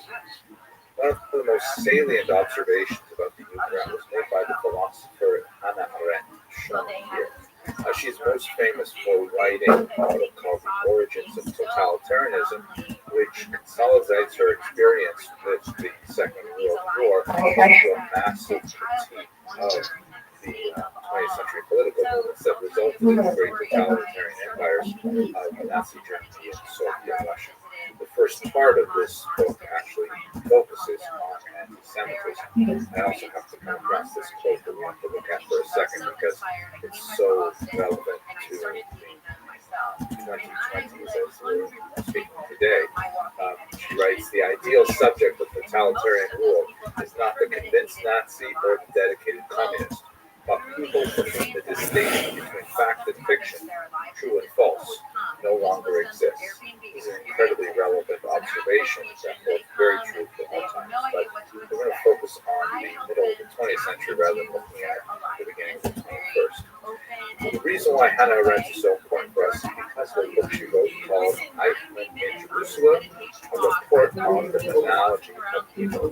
Eichmann, as we shall discuss later on in this course, was a very important figure in the Nazi hierarchy, and he was in many ways the architect of the final solution, the one who constructed much of the mechanism by which the Jews of Europe were destroyed under the Nazis. He was remarkably captured by the Israeli Mossad, the spy agency, and transported to Israel where he stood trial. Here he is shown in a glass bulletproof box where he will testify in his defense. trial in the early 1960s. Hannah Arendt was sent there to observe the trial. She wrote this remarkable book for our purposes, but it's especially important. Not so much mystical, but what she had to say in the sense that evil, as we understand it today, is not necessarily, the machinations of a diabolical personality, such as Adolf Hitler. Rather, it is the incremental, quotidian, small steps so many people take towards ultimately consequences. Evil is banal. Evil is humdrum. Evil is day to day. That is this kind of like whatever to evil is what makes the Holocaust possible on a philosophical, psychological, and sociological level. Where we see this about the sharpest between high risk behaviors. essentially Say that. It really isn't low risk. organizers of the Don't fucking react. terrifying to see over and over again as we look at the detailed unfolding of the Holocaust. The Nazis were able to make many Jews complicit in their own destruction. Whether it was on a social level that Jews decided to try to keep their heads down and hopefully it would all blow over, or through the active recruitment of collaborators, such as elements of the camps with the capos, or in a more complex situation, the youth. So let's look at the youth and try to understand how evil can be banal and how the Nazis were able to leverage the Jews themselves in their own destruction. So typically, the Nazis would come into a city and they would take over the local Jewish leadership. Jews had been led by the so-called Kehillah authorities. This is a kind of a Jewish self-governmental, not quite municipal level organization, but it's something that dates really back to the late antiquity and was especially well developed in the medieval period, where Jews took care of their own affairs. They tended to tax themselves, not necessarily without having state power to enforce those taxes, and they tended to organize a whole range of self-help institutions, orphanages, services for poor brides, and poor relief in general, and all kinds of things. So the Kehillah leadership, which we see in contemporary terms really as the Federation movement in America, where you have the United Jewish Federation, where New York will have a federation that is made up of Jewish leaders who are collecting voluntary contributions from the Jewish community and organizing for relief of Holocaust survivors and sending kids to Israel for a birthright experience or things like that.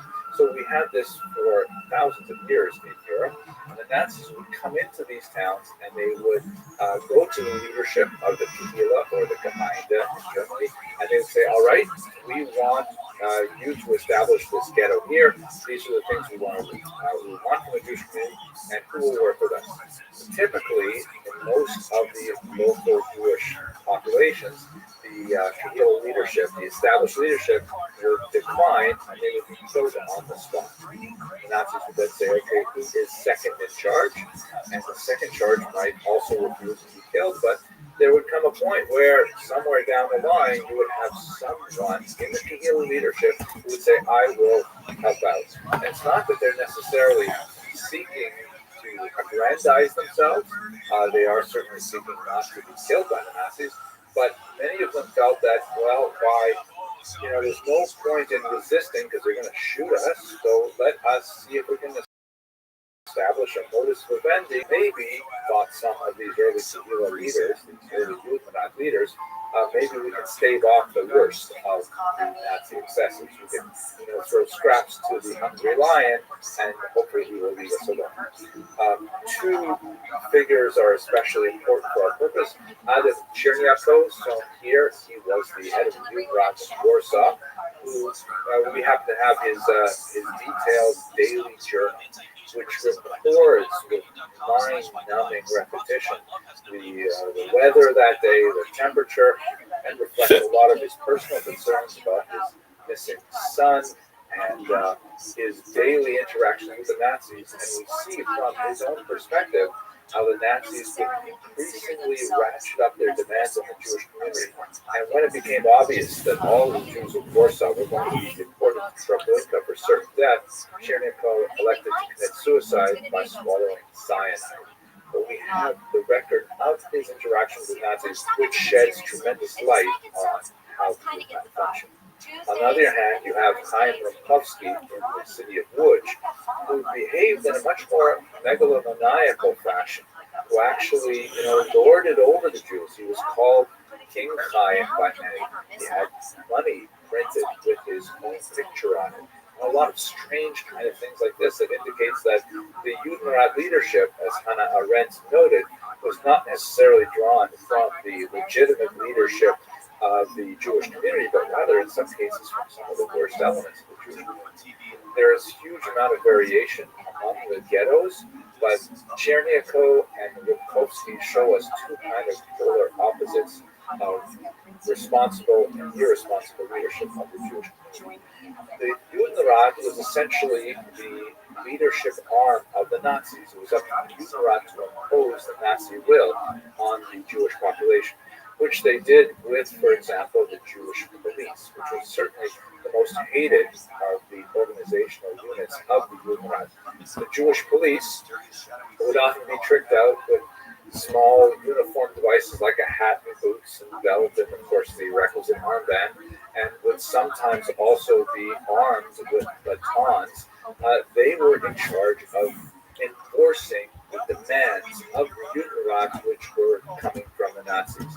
Everything from confiscations of radios, of furs, to the guarding of the borders of the ghetto, to ultimately ensuring that all the Jews report for the deportations to the gas chambers. The ghetto police, followed by the Judenrat officers themselves, would be on the last trains heading out of the ghettos to their destruction. But nevertheless, they were active participants. Again, trying to save themselves, trying to save their families, but nevertheless doing so by betraying the rest of the Jewish community. This is precisely where Hannah Arendt's observation of the difficulty of assessing these individuals as being diabolically evil on the one hand, and these people being totally innocent on the other. There was a spectrum of collaboration and bystanding that we must consider when we try to assess guilt for war crimes.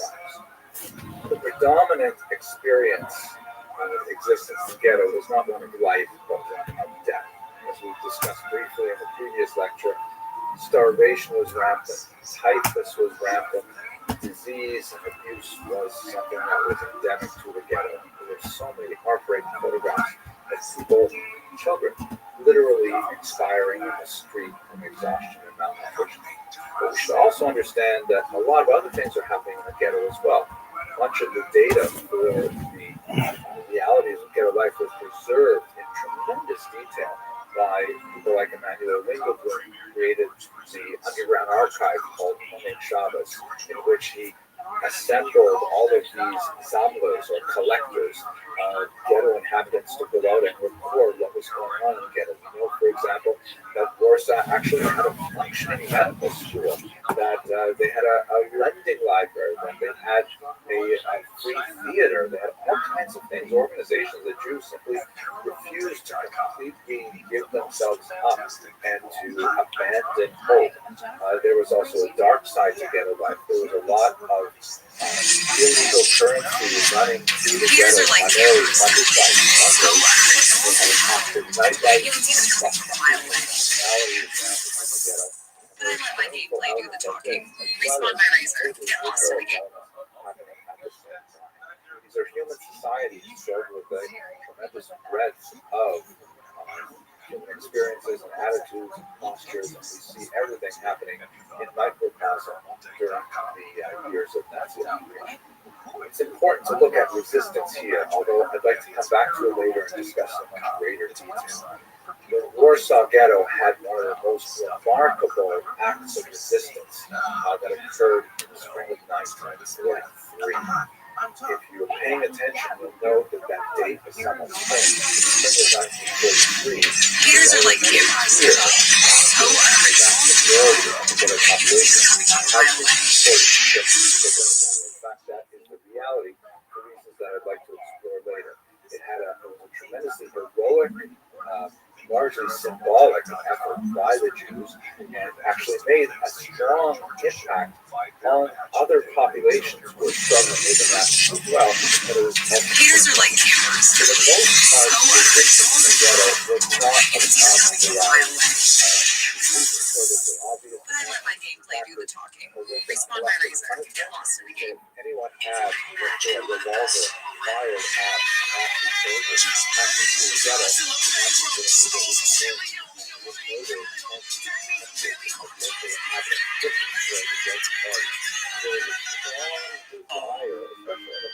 It's late and I want to play an RPG. Please no backs. No backs? An RPG? Resistance in the ghetto was a much smaller affair. In some of the ghettos, there was an active, organized resistance. Yes. We'll come back to it later on. It's like it's one of the island chains, babes. And basically, we joke here in Hawaii that Vegas is one of their pork chops. Oh, but I have to commit to the bit. You do? Oh no, the rat. You're supposed to just type rat. It's just rat now. Hey, pork chops, thanks for 100 bits. Thanks, shout out Jay, by the way. Go follow Jay. Pays me. Heroism as the rabbi strove week after week to counsel the illegal Christians and to persuade them to remain strong in the face of such a totally wrong lockdown that the Nazis represented. And these are conversations where they're not more attention, but it's a very good question. Thank you very much.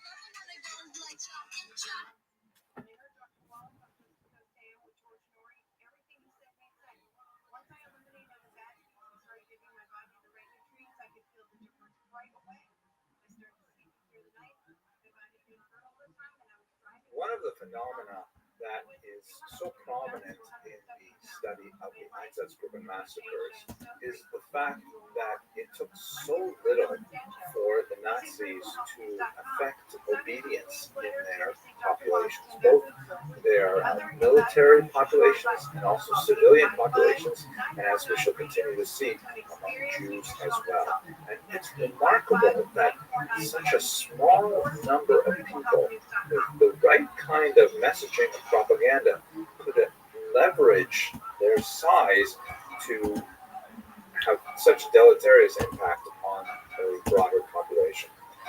And we'll see this over and over again as we delve into certain aspects of the Holocaust. But one of the most insightful glimpses we get into how this works on a psychological level is the infamous Milgram experiment. Maybe I should say famous, but famous for discovering something very negative about humanity. The Milgram experiment is actually the subject of several video documentaries, and I strongly urge you to actually go and watch them. It's definitely worthwhile watching Stanley Milgram's own account of his experiment, which is published under the title Obedience. But for the sake of brevity and of an introduction, I want to take a couple minutes and just explain what the Milgram experiment was and what it teaches us about the Holocaust. Stanley Milgram was a scholar at Yale. In the early 1960s, he devised an experiment which would probably face a lot of challenges from institutional review boards today. But he was especially interested in trying to understand precisely our question: how did the Nazis manage to control such large populations?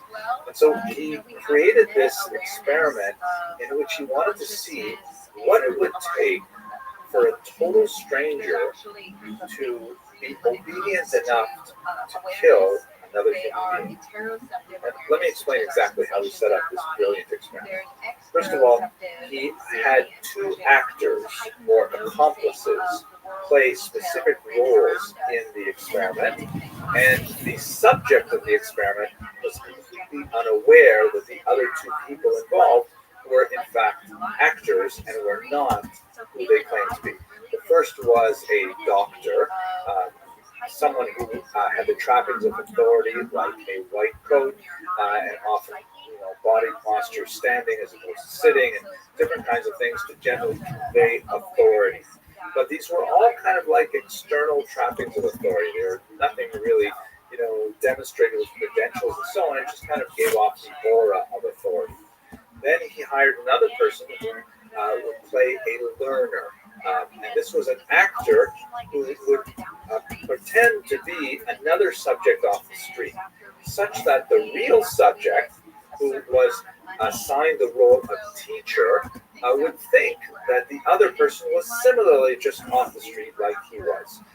The subject was told by the doctor that they were going to conduct an experiment in learning where one person would be randomly chosen to be the teacher, the other would be randomly chosen to be the learner, and they would go through an experiment to see what effect, for example, a small electric shock would have on the ability to retain memory of a list of words. The assignment of which person was the teacher and which person was the learner was, of course, fixed, and the subject off the street was always given the role of teacher. And now, basically, what would happen is the teacher would be shown a device that looked like this, that had a whole series of switches, and under each of the switches was a label from mild to strong to extreme to danger XXX. And this was a machine that would deliver a small electric shock, and in fact, they would hook it up to the teacher, that is the real subject off the street, and let him sample a very, very light electric shock. And then what they would do is they would take the teacher, that is the subject, the person who thinks he is working with another subject, into another room where they would hook up the learner, who was, of course, an actor. And so all along, the subject who thinks he's being a teacher thinks he is going to be delivering electric shocks to the learner every time the learner makes a mistake.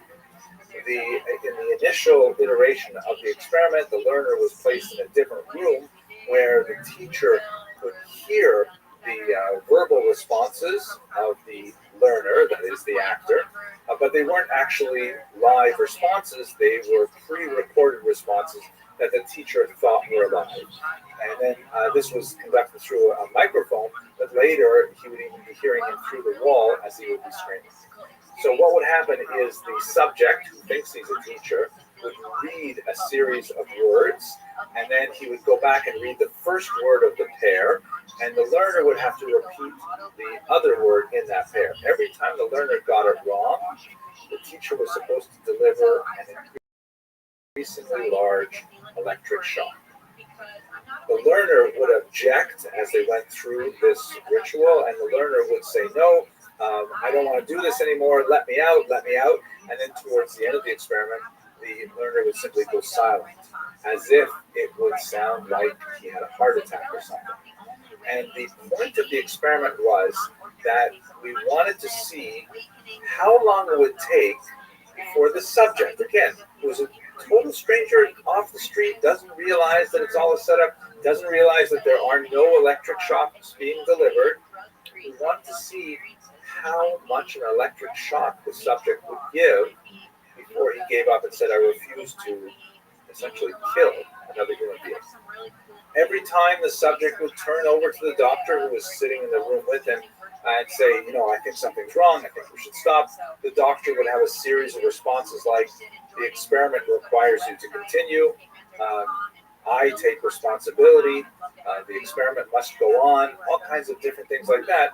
And the subject would be persuaded with these simple statements, nothing more serious like, the experiment will be ruined if you don't continue. And we want to see, will the subject go through with it and deliver that deadly shock? What are the results? The results are terrifying. 65% of the subjects would deliver fatal shocks, meaning they would show distress, they would turn to the doctor saying, hey, I don't think we should do this anymore. But with the lightest of prodding, he would go back to the task. 65%, 2/3 of people off the street in the early 1960s in New Haven, Connecticut, Americans, were totally willing to kill these strangers. A terrifying result. It was phenomenal applications.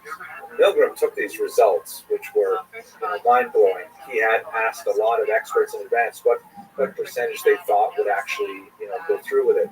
And experts said, oh, maybe a fraction of 1%, but not 2/3. So we tried many different variations. The experiment has been repeated in different countries, and it always comes back to that number. Around 2/3 of people are willing to do this. Now, you could get some variations. For example, if it was done, not on a campus of a college, which looks very respectable and, well-to-do, but if you did it, for example, in some strip mall or something like that, where it looked kind of sketchy, okay, then the results went down a little bit. Also, results went down the more you separated the victim from or the more you separated the learner from the teacher. So, for example, where the teacher was required to physically put the hand of the subject on a metal plate to receive the electric shock, then the compliance went down and so on.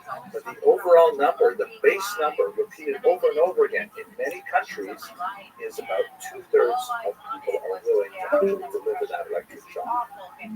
So again, I strongly recommend you go and watch it yourself because it is unbelievable.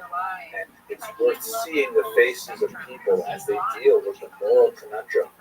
Should I deliver this electric shock for an experiment, the purpose of which is not especially important to me? And 2/3 of people will do it. The implications for the Holocaust are huge because we see that the Nazis were able to simply say, the country is depending on you. You must do your duty as a German. You must follow through with this experiment. Look, everyone else is doing it. And this breeds compliance among all populations. Also, the Nazis learned that the further away they could actually impose the violence, meaning if you weren't actually the person watching the people being gassed in the chambers, if you were rather someone who drew up the train schedules or someone who simply set up the distribution of stolen property, if your particular role in it was very far away from the actual moment of violence, compliance goes way up. Even though you know intellectually that something very bad is happening, it's easier to go along with it. These are terrifying results, which help us understand the psychological and sociological underpinnings of the Holocaust. Thank you very much for watching. They're both profoundly powerful, and I really invite everyone listening to zoom out from the myopia of our lives and really consider that you are this radiant being born, who will die like millions and billions of people that have come before you, and that we are all one in this humanity with this beautiful gift that we have of living and dying and everything in between. The idea of the death camps is something so incredibly monstrous that we should spend a little bit of time thinking about the intellectual origins of the idea within the context of the Holocaust. And I want to say two things by way of introduction. First off, we should be aware that there were really two different kinds of camps. Towards the end of the war, the distinction between them was blurred, but in the middle of the war, there's a very clear, bright line that separates the so-called Konzentrationslager, or concentration camps, and the Vernichtungslager, or destruction camps. They literally make into nothing camps. I've translated that as the death camps because these were camps which were not designed to hold prisoners, to hold, enemies of the state or perceived enemies of the state, antisocial criminals, people belonging to a different political persuasion and so on. These are camps which were designed exclusively or almost exclusively for the purpose of death, in order to take in living beings and squeeze every last resource out of them, whether it be a certain amount of slave labor or simply the natural resources of their hair, or their gold teeth, or their prostheses, or their glasses, and then simply kill them. We'll look in a future video at the actual operation of the camps, but we're going to look now at the origin of the idea. The second thing that's important for us to remember is that the timing of the death camps is very clearly related to Operation Barbarossa. As Barbarossa progressed, we begin to see the idea of the death camp coming to fruition. Some historians have argued that the conception of the death camp really came about because Barbarossa succeeded beyond Hitler's imagination, that he had penetrated the Soviet defenses so easily and was able to murder so many hundreds of thousands of Jews and others with the machine gun fire of the Einsatzgruppen, that he said, as it were, well, that's stopping us from doing this more efficiently. Other arguments are that no, in fact, towards the winter, when we begin to see the death camps really getting into an experimental mode, with the winter and the slowing down of Nazi troops, there began to kind of like emerge in Hitler's mind the germ of the idea that perhaps they would not survive the war as a whole, and that ultimately their defeat some years down the road was betrayed by the Russian winter. And so Hitler thought, as it were, if I can't win the war against the East, then at least let me win my war against the Jews. So either of those two possibilities has merit, and perhaps a combination of both of them. But let's look now at the idea of the death camps per se.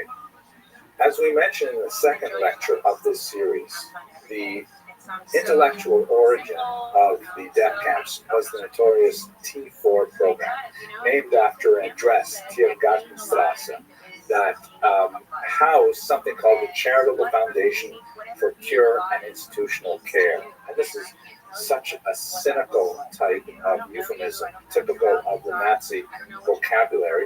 Really what this was all about was a Nazi plan to rid the German people of any other population that had any mental or physical deformities. As you see in this picture here, a propaganda picture from the era, Leben ohne Hoffnung, life without hope. And the Nazis essentially relegated all kinds of people with mental illnesses, with physical disabilities, with Down syndrome, and other types of disabilities as being life without hope, or, as they said in a different context, life unworthy of life. A horrific thing, even to repeat it makes me feel ill. But this plan was to take these people, children and then later adults, and to murder them. The plan ultimately hit a roadblock when there was objections, particularly from the church, when the word began to leak out that this is in fact what they were doing. But nevertheless, the idea of mass murdering a specific population, in this context, not necessarily Jews at all, but people with physical and mental disabilities, allowed Hitler to explore the idea of a more mechanized, systemized, bureaucratized murder. And they used gas, first carbon monoxide, as their weapon of choice.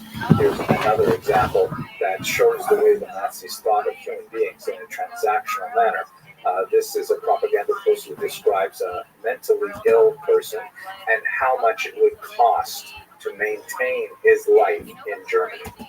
As if to say that these people who have life without hope, these people who are going through a life that is unworthy of life, look how much it costs society. We should not be paying this amount of money. They are not worth that amount of money.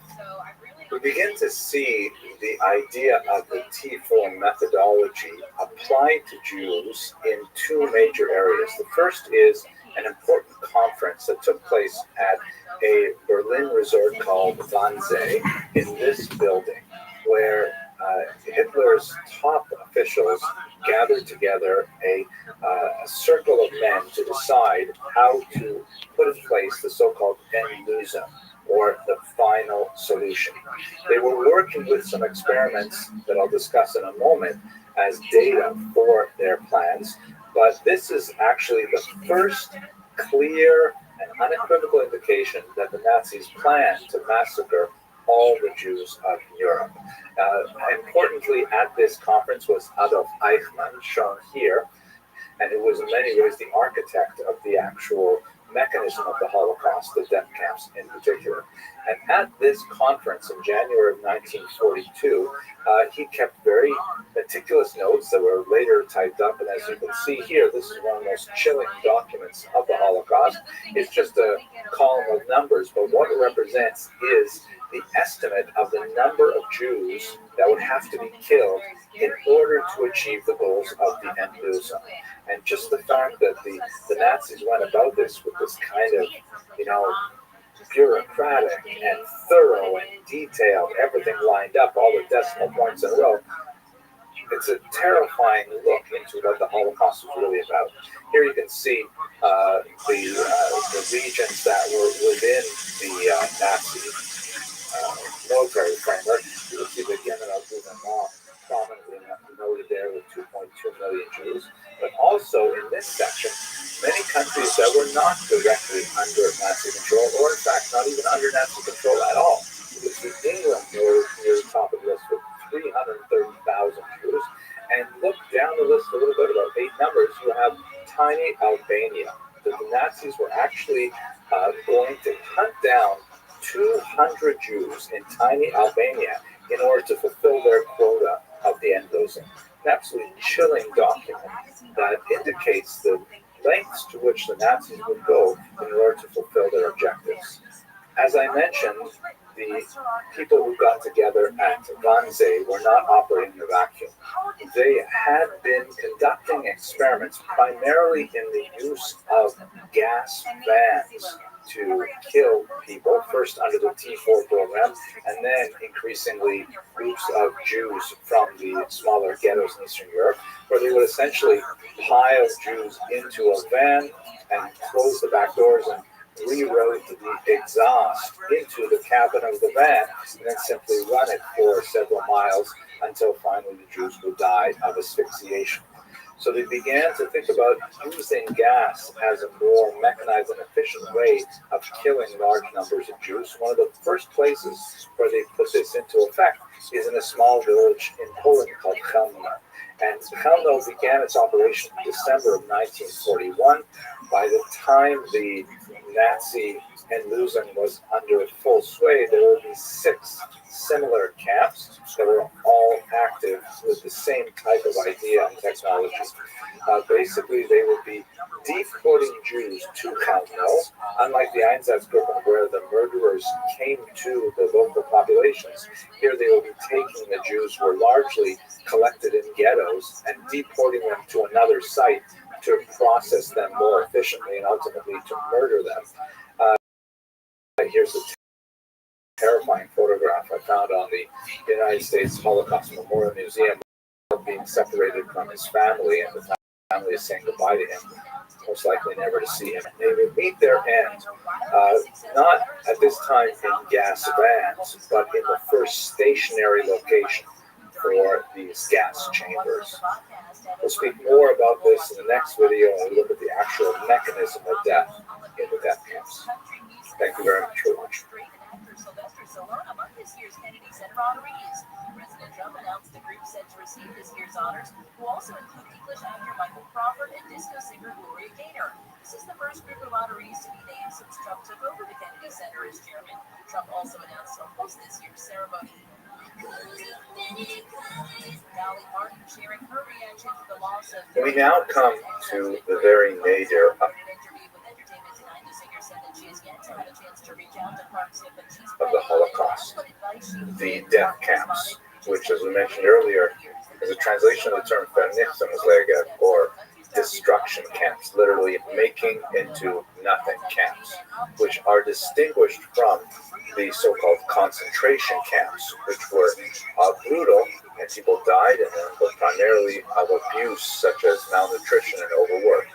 In the death camps, by contrast, the people who were sent here, Jews and non-Jews, were simply processed for death.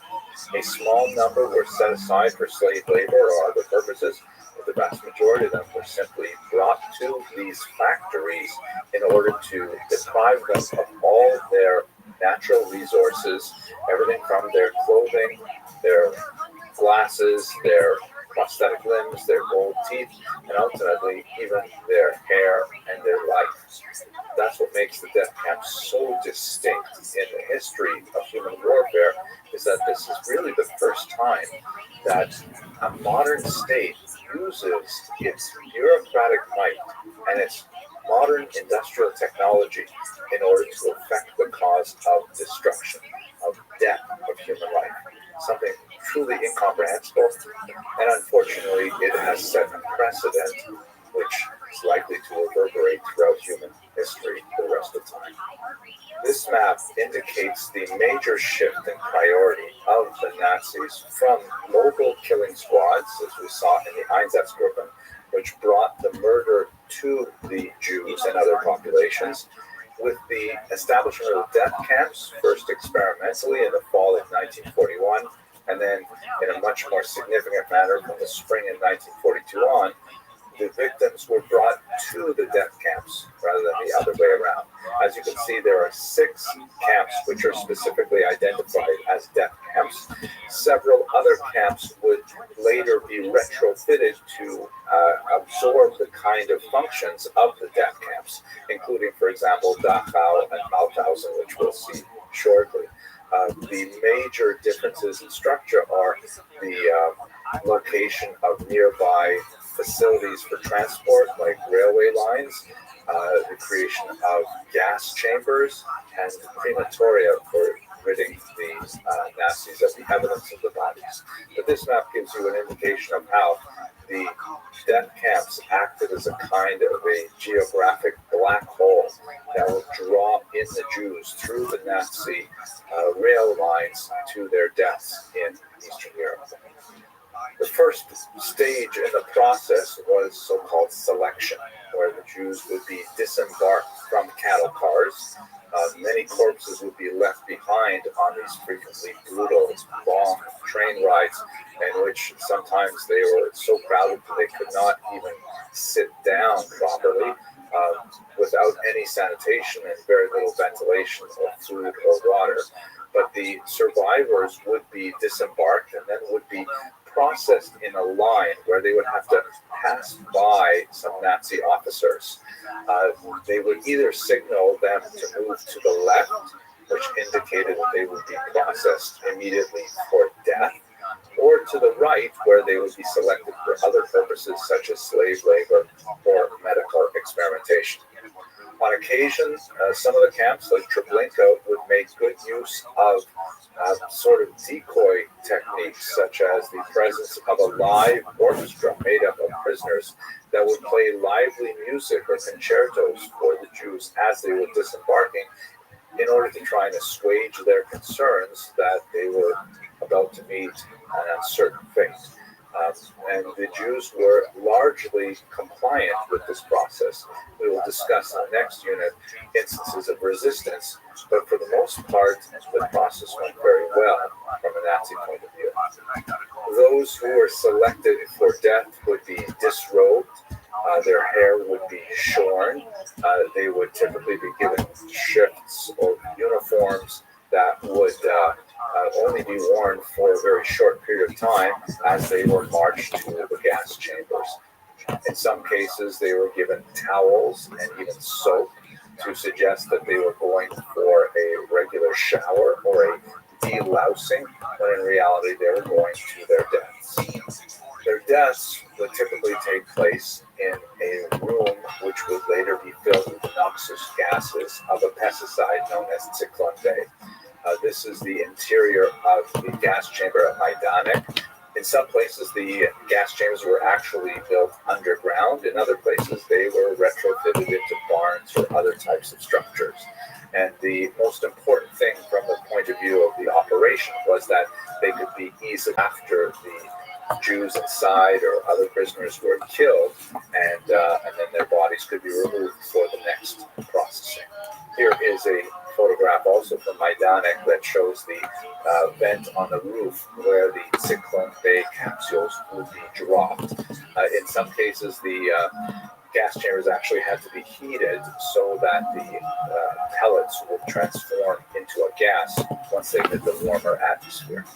The final destination would be the ovens. The bodies were removed by other prisoners called Sonderkommando or Special Commando Squads. The prisoners would take out the dead bodies and bring them to these crematoria, which would operate day and night to try and rid the camp of the remains of the. This photograph is from Mauthausen.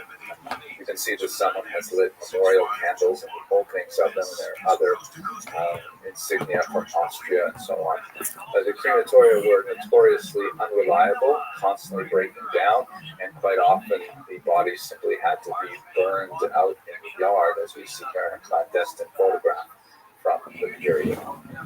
As I mentioned earlier, not everyone was immediately selected for processing to death. A small percentage were set aside for slave labor. They were housed in barracks like these here in Mauthausen. The street, by the way, is paved partially with the ashes of the victims that are killed in the gas chambers and then burned in the crematoria of Mauthausen, living under incredibly horrific circumstances of overcrowding, lack of sanitation, given a subsistence diet, which is primarily liquid in nature and makes the prisoners prone to diarrhea, very debilitating dysentery that dehydrates them. But the idea of the Nazis were that this slave labor was, highly replaceable, and it was easier to simply maltreat them and use them up until they expired. In fact, the literature from the camps describes the slow and steady decline of the prisoners until they reached kind of like a walking zombie stage. In camp rhetoric referred to these people as Musulmanen, which is literally translated from German Muslims. It's a derogatory term, but it's intended to refer to these Jews and other prisoners who have so lost their sense of self that they can no longer maintain the self-respect to even, comport themselves with normal conversation and so on. The Nazis actually tattooed the numbers onto their arms, and it was forbidden to refer to another prisoner other than by their number. They literally dehumanized them, making them into commodities by giving them numbers. The great writer Primo Levi has written about this in a very moving manner. All told, the treatment of the slave laborers who were working in a variety of factories and satellite camps around the main camp has been described by the historian Clarence Desprez as an excremental assault. The Nazis actually pushed the camp prisoners back along the progress of human socialization, taking away every aspect of their individual identities. First their clothing, then their hair, then their names, and then even taking them through the childish stages to infancy, making it even impossible for them to prevent themselves from being soiled by their own waste. And this literal excremental assault wreaked havoc on their self-identity, their self-esteem, and ultimately led to their abandonment of normal self-respect. We'll have more to say about this in the next unit on resistance. Prisoners were also clearly marked by their status in the camp. You can see towards the bottom of this chart, various types of Jewish designations were given to them, attached to their clothing. The Star of David always indicated Jew, but depending on the combination of colors, they could be there also as political prisoners, or as criminals, or as even Jehovah's Witnesses Jewish, or as homosexual Jews, the pink triangle.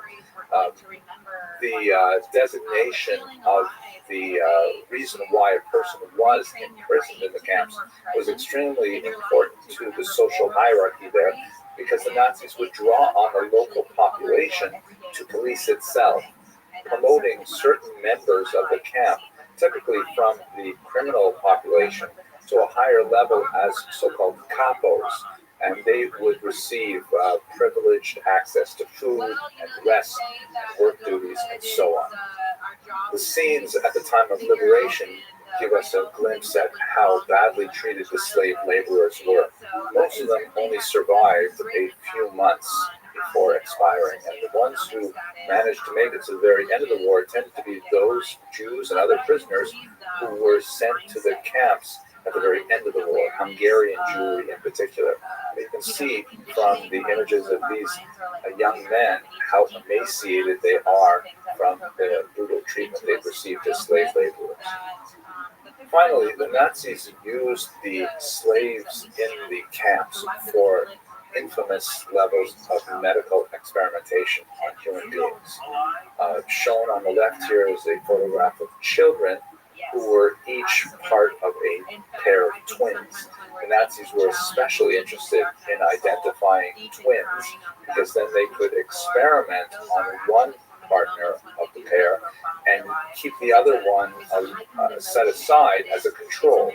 And so they engaged in all kinds of horrific experiments, removing lymph nodes and injecting chemicals and forced sterilization, all in an attempt to try to understand in a very primitive and crude and cruel manner the efficacy of their eugenics theories to build a master race.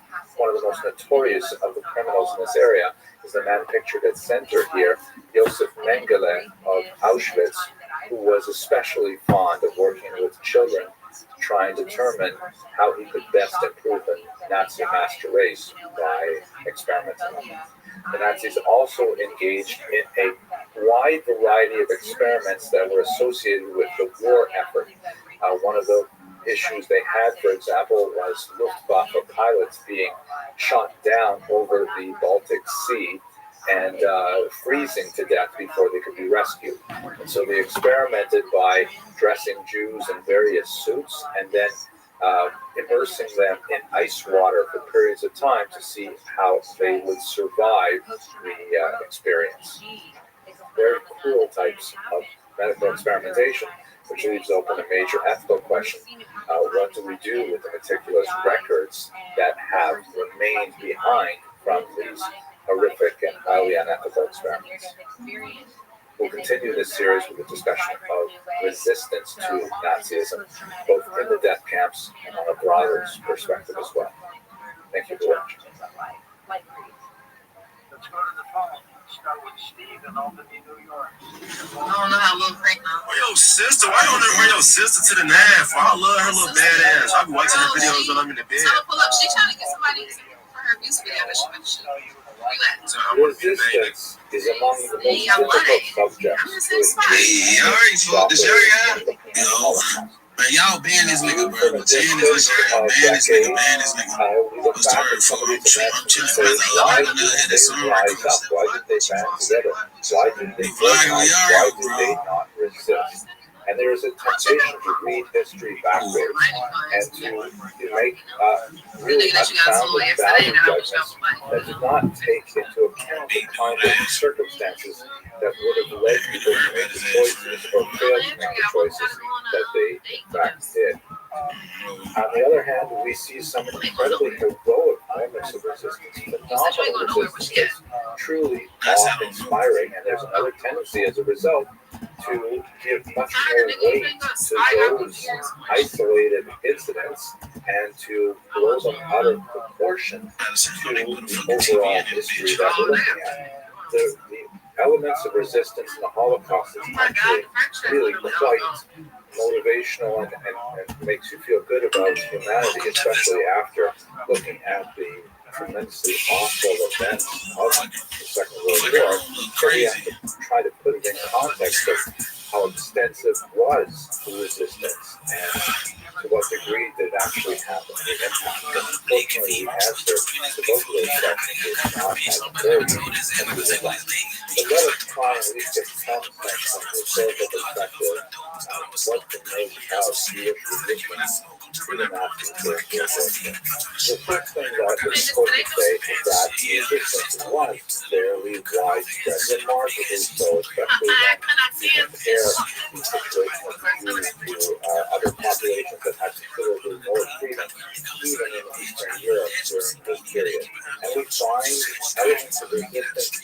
themselves.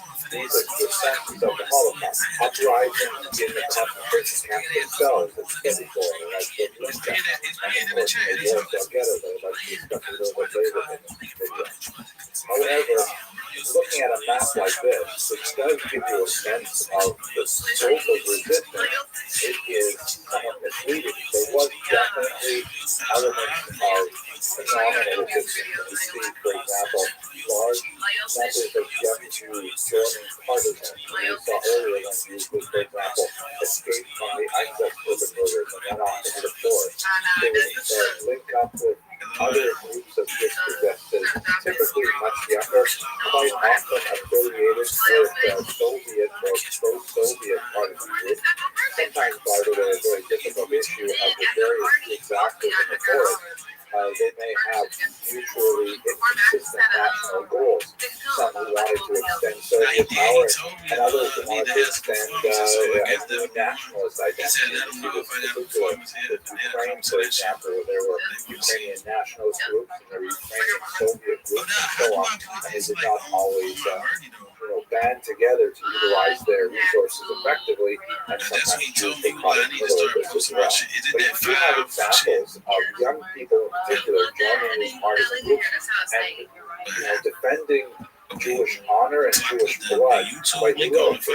You also have some truly moving examples of Jewish resistance, like the heroic and tragic story of Anna Senech, who was actually living safely in Israel. She was a Hungarian woman who moved to Israel, and yet perceiving the danger to her co-religionists back in Hungary, she agreed to cooperate with the Allied resistance and had herself paratrooped back into Hungary, where unfortunately she was caught by the Nazis and tortured, but did not betray any of her comrades, and she was eventually put to death. She was a remarkably talented young poet and had a phenomenal amount to offer the world, although her life was tragically cut short.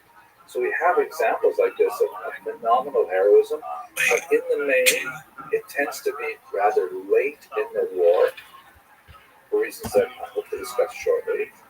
It tends to overwhelmingly involve young people rather than people who are already in leadership positions in the Jewish community. And it tends to be symbolic in nature more than anything else. There's very little thought in the mind of the resistance that they could actually strike a death blow at the Nazi regime.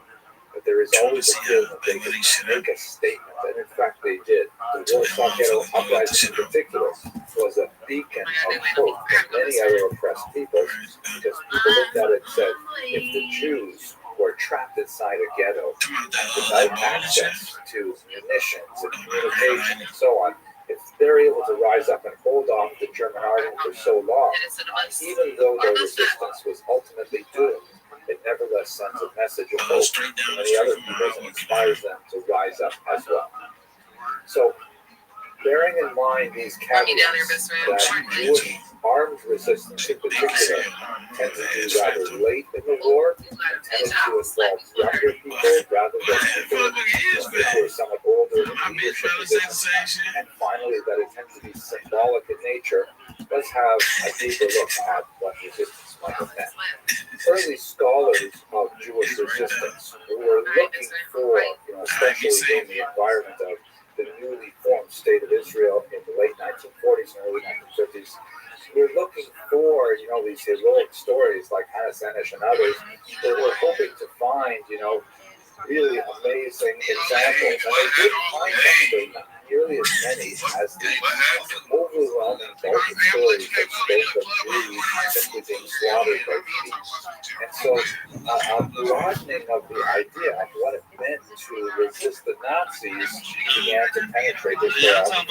Many scholars came up with more sophisticated understandings of the nature of resistance that not only helped to explain many of these troubling aspects of Jewish resistance, but also helped to explain the relative failure of most people who did effective resistance against the Nazis. And that includes, obviously, not only the imprisoned peoples of Eastern Europe, but also Western European populations who had far more freedom to utilize and organize and so on. German citizens in the 1930s. Opportunities to organize resistance and nevertheless failed to do so. But the kinds of elements that go into resistance help us get a better sense of what Jewish resistance meant. Love you, mate. Congrats on your tumor. You did 20 spins. You love actually compares quite favorably.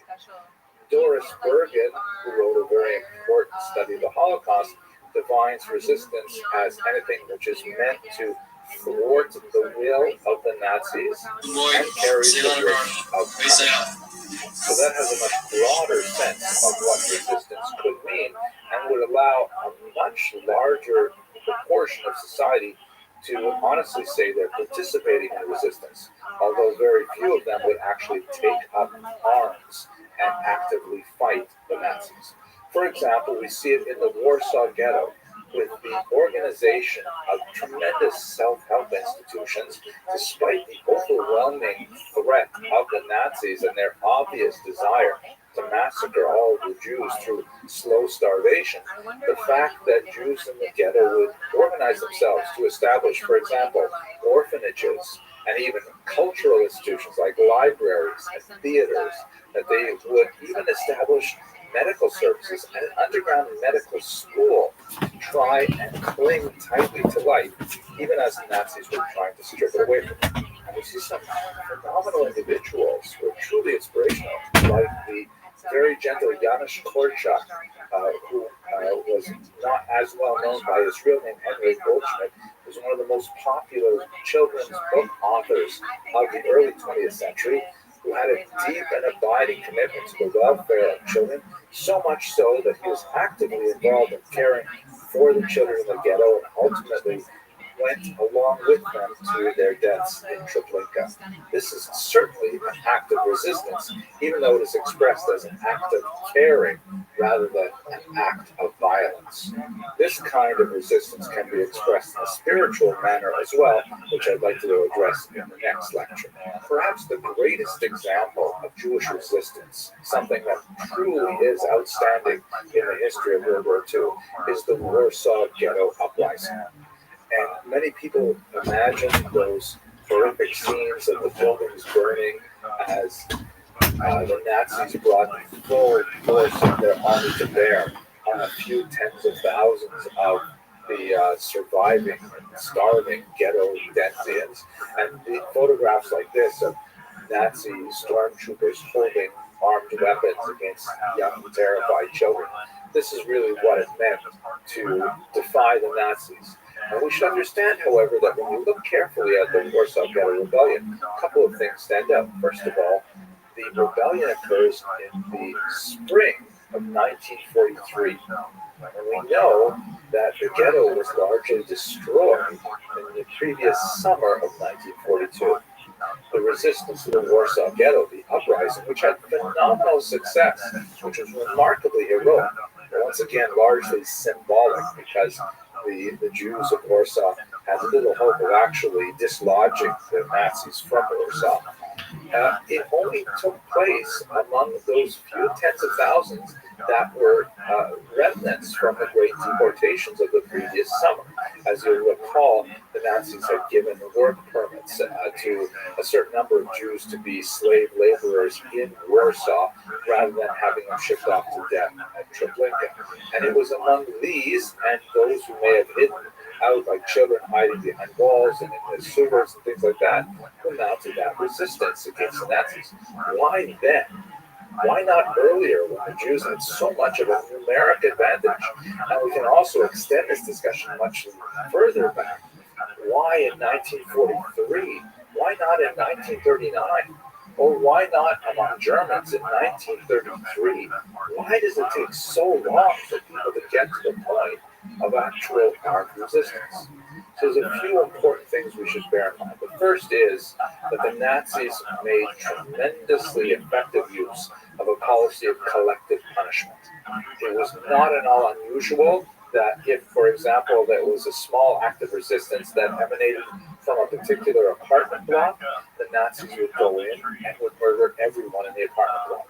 Or they would arrest all of the men and then kill them while they were under arrest in prison. There was like a a sense that if one got caught resisting, then punishment would devolve not only on oneself, but upon one's family and one's neighborhood. So people were terrified, really, for the entire community, and there was internal pressure not to resist, not to stand out. Secondly, and related to this, is a very strong generational difference. The leadership, which is typically composed of people in their 40s, 50s, 60s, and older, the traditional rabbinic leadership, the traditional establishment leadership in the Kibbutz, they had no experience with any of this, and the kind of like long historical memory of the Jews in diaspora was, to essentially wait it out, pay off the oppressors, pay the necessary bribes, just behave, don't stand out, and eventually it will go away. Eventually the community will survive. And this particular approach, which has largely worked for thousands of years, was not ready for the nature of the Nazi onslaught, which was total in nature. And finally, this leads to something which some historians call the Hilbert thesis, which was a failure of imagination, related to the idea that Jews had a pretty long strategy of what one of my students once called the feed or flee strategy of Jewish existence, that either you pay off your attackers or you run away. There was a failure to imagine that the Nazis might represent something radically different, that they were not interested in. Yeah, we're back, Big Dog. That's how you know it is a big UFC week. Let's go. UFC 319's coming to Chicago, and it is a barn burner. And the good thing for us, because we do these around big pay-per-views, if you guys are watching this and listening, that's my boy Jesse. So these three things taken together certainly help us understand a lot more about Jewish resistance. And in reality, many of these things can be applied equally well. Yeah, we're back, Big Dog. That's how you know it is a big UFC week. Let's go. UFC 319's coming to Chicago, and it is a barn burner. The good thing for us, because we do these around big pay-per-views, if you guys are watching this and listening, that's my boy Jesse, a.k.a. Jesse on Fire. We're here to break down all the Real Housewives of the UFC news going on. And we're fortunate because this week, with the big announcement, probably the biggest announcement a hot second for the UFC, maybe ever.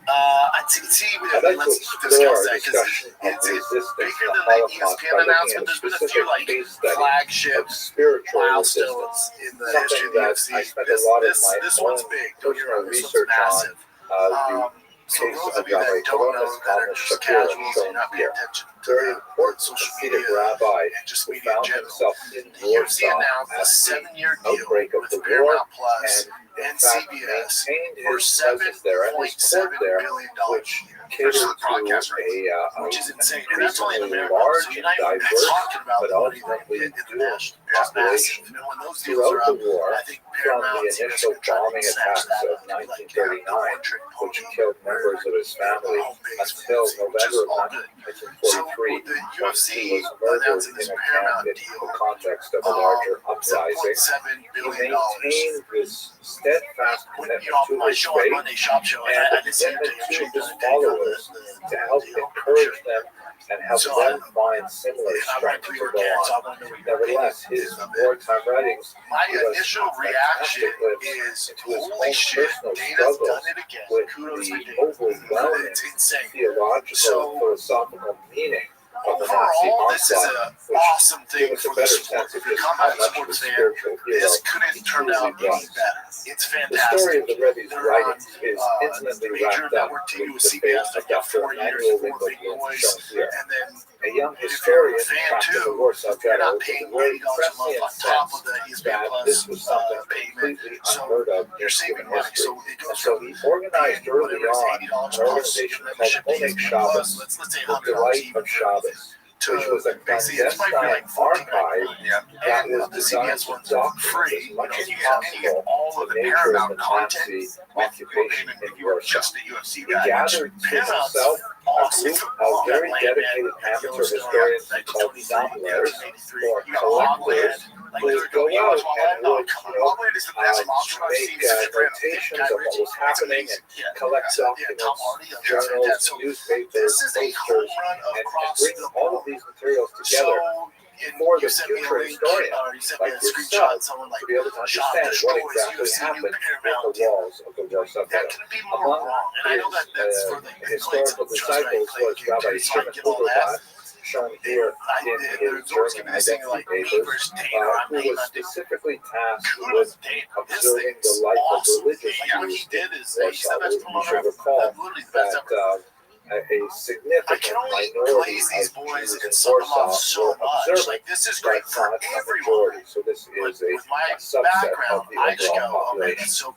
They collected their writings, and in the context of the deportations of the summer of 1942, they realized that it was likely that the members of Oneg Shabbos would not survive. So they put all of their writings in a number of containers and buried them underground in 3 locations in Warsaw. Members of Oneg Shabbos often penned their own last will and testament, to include in the caches of documents that they buried in these places of the city. After the war, only a few of them survived, and because they maintained secrecy between the groups and in order to avoid having to divulge the location of the documents to masters if they were captured and tortured, only one of the locations was able to be identified. Anybody who has high hopes for this impacting fighter pay in a positive way is out of their mind. It's my exact take, like literally my exact take. Because it's like the documents current state, water damaged, or like for the rest of 2025, they still are supposed to try to maximize pay-per-view buys, and they do that with stars, and they're being held accountable to the number of buys they sell. They have no quota. Like there's no buying. There's no pay-per-view buys. They deliver a product. Their deliverable is going to be a certain number of championship fights. They'll deliver that, doesn't matter who gives a shit whether or not it sells, because there's no one who's holding them accountable to a certain number of buys. The numbers are going to be bananas no matter what, because if you have a Paramount membership, why would you not watch it? And the numbers are going to look so fucking good, because all the people who have been stealing it for the last however many years are going to be watching it on Paramount. So it's going to look like they're going to be like, this is the biggest jump in viewership in the history of the world. It's like, well, you took all the people who are streaming it for free, and now you put them on Paramount. The numbers are going to look absolutely insane. But they don't need, like, what leverage do you have if you are one of the fighters to try to negotiate? You have no leverage at all. That's gone. Again, it's great for the families. I think it's actually good for the sport and the health of the sport in the long run, because it was a dying model. Like, I think we've reached capacity here in America. But now that it's available to everyone, it's actually going to grow that. And I think to that point too, the pay-per-view model is kind of old. I never thought UFC would give up the trade model.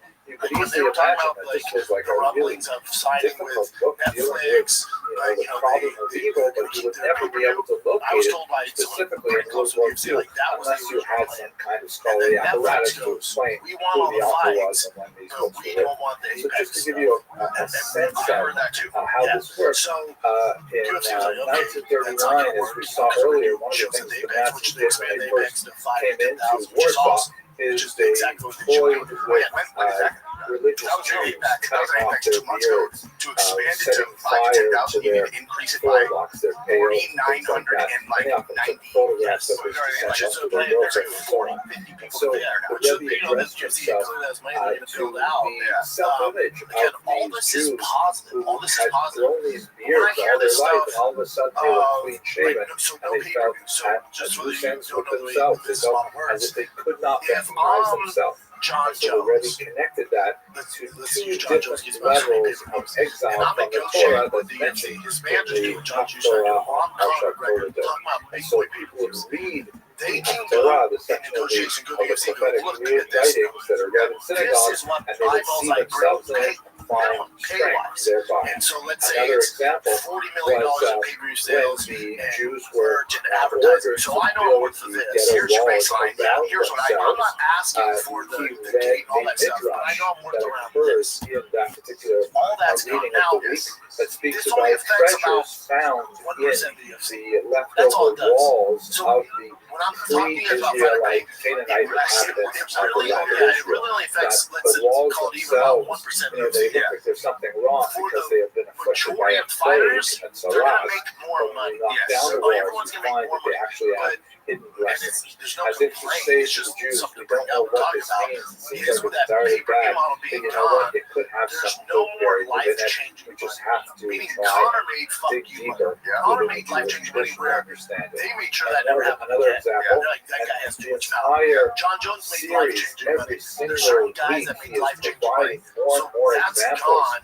of So ways it's only to affecting read the 1%. Torah, On to the see other oneself side of that, in why it, this is and great, to understand how is ultimately there I would can be a guarantee the redemption. UFC is going One to of my raise fight. favorite passages Guaranteed. For was sure, they're going to do in it. June of So 1940. they're going to do it. So let's say they When double the everything. Torah portion Let's say they double speaks everything. about the Jews They give them, so if they were first double it, it's encountering like the land of bring Israel up that after when Egyptian John Nash bondage, put out. This is and brilliant. the spies come back If they and double report how everyone's it's contracts, hopeless, it's so they're going to double. So impossible it that says New people in Deal. This Israel is John are S. Nash. I giants, love it. It is fortified at cities hay, will not never face. So it conquer says this New land Deal and adds on enter it. average And 600 this million a happens year. to be They're read going to raise the bonus to immediately after the 75K. news That that adds France 4.3 had fallen. million total When fire pay. Paris fell, Then make and a minimum of Nazis 14 or reached the 14 high adds $10 water million mark more of across the board. So their right now I think expansion it's in 7 Western 7 Europe for in guys particular. going after contender cities and shit Many like that, Jews which were makes sense. despairing, We can get into but that. But nevertheless the so section of the Rebbe minimum is 14 or returned 14. to the Parsha and said, read the Redo Parsha pay-per-view carefully. contracts, replace the Just like pay-per-view, the increase Jews, guarantees for the some top of them 20. were complaining that they 60 million. can't possibly, So it's enter the still land good. of Israel, Then you and yet they raise did in total fact fighter enter pay it. by They did in fact conquer 33%. the land. They did in fact settle But there. the share of So revenue too falls from will 16 we to 15%. eventually So this defeat makes sense. So Hitler. right now And across that's the the board, message that he compared to consistently other delivered, leagues, and the that UFC is not the redemption NFL, was it's not at the hand. MLB. So Tremendously so well it example should be of 50-50, spiritual just that's not the fight of a business. leadership If to they provide double hope their to pay, Yo, Zam, how you living, pimp? they're only giving up 15% of revenue. if there So was a I breaking guarantee point in the Zam. Rebbe's own thought, it certainly came in the darkest. Zam, can you hear me?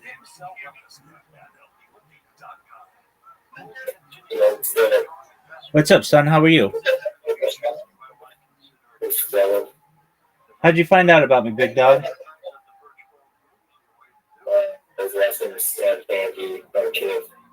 How'd you find out about me? In San Andy, when it was chat, there was like an ad for your server. Oh, was it from Kick? Yeah, Kick. Oh, that's wonderful. Do you mind if I tell you about myself?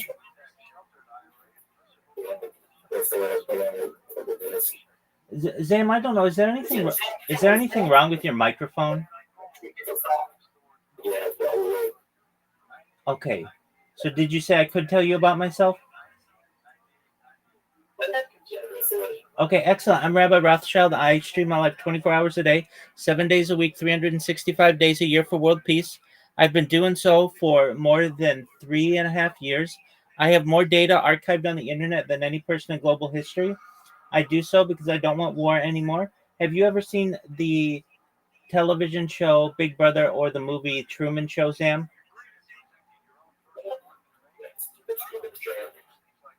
Was that a yes?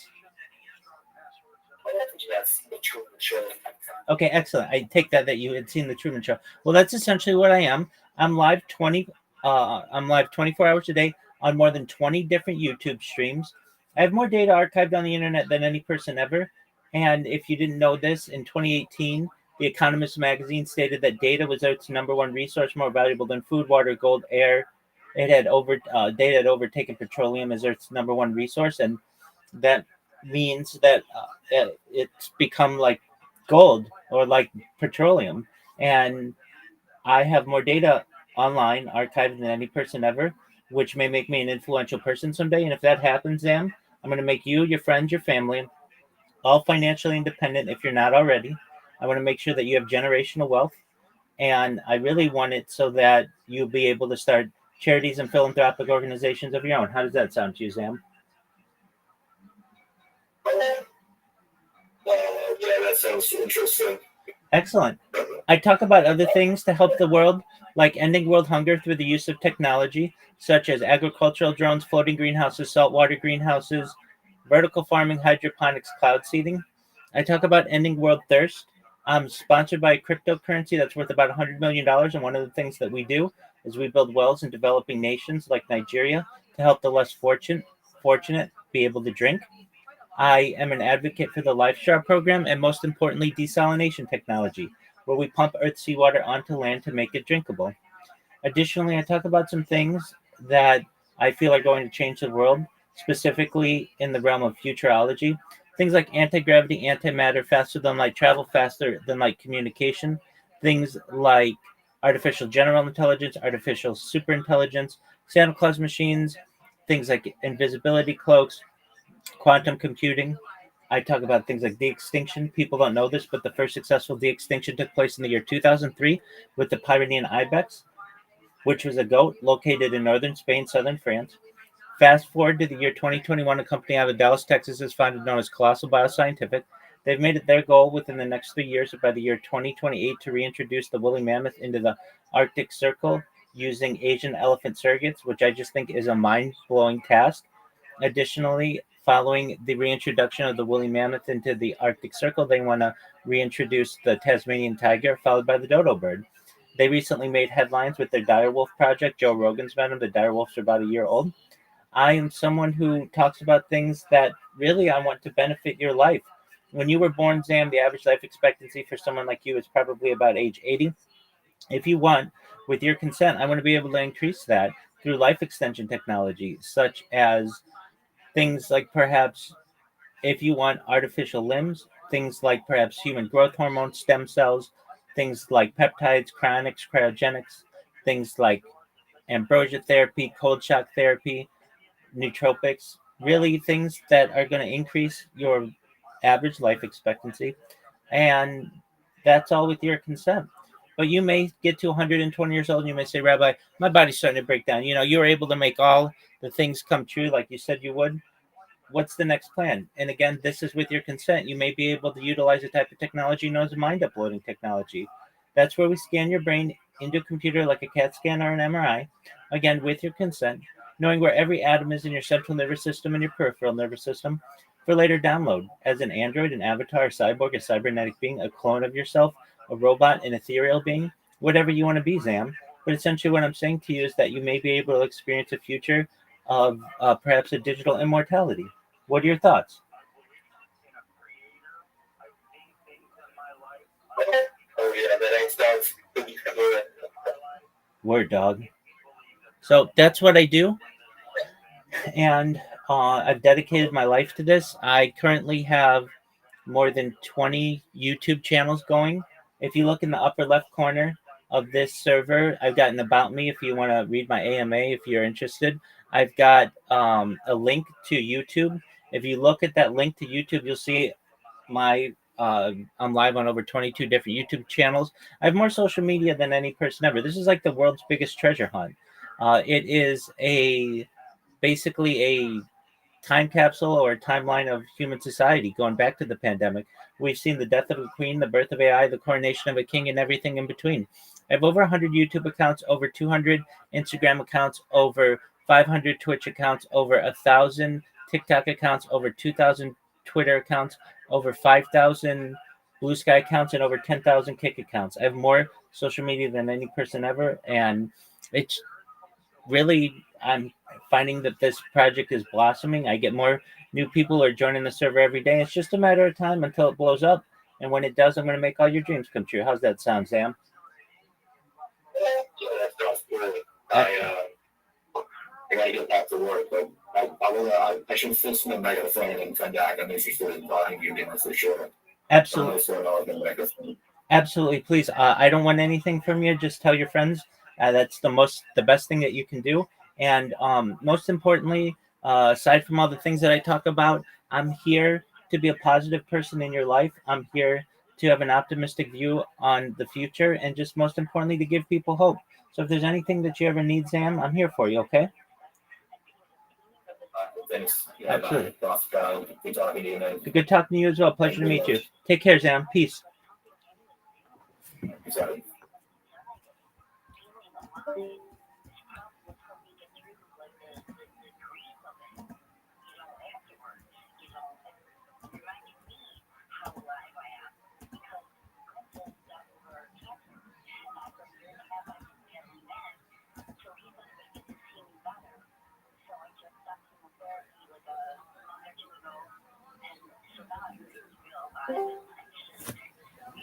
Yo, Zoot, how you living, pimp?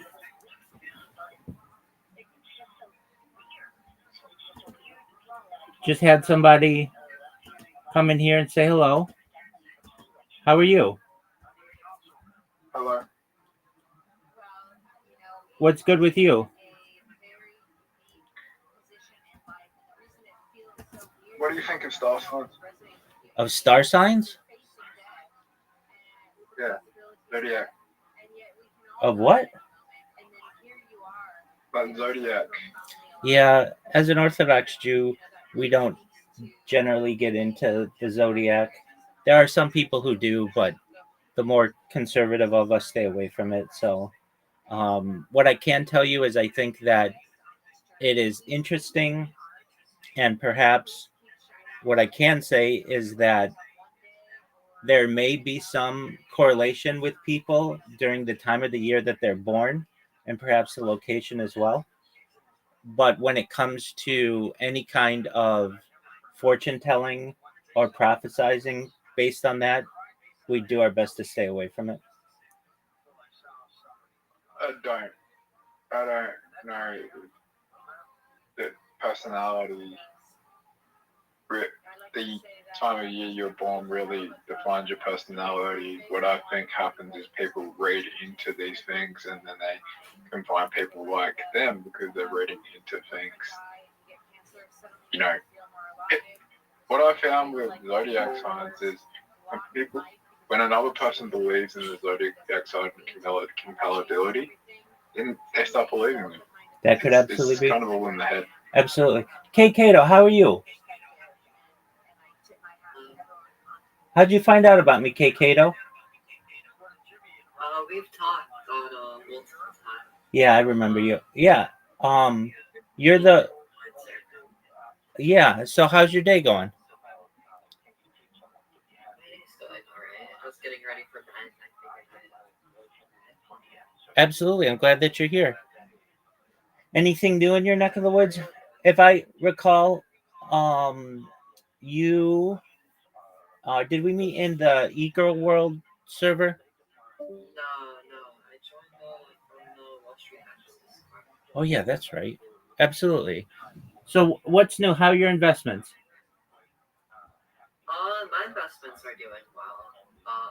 I've mostly just sold everything and just left it in like a more just left it in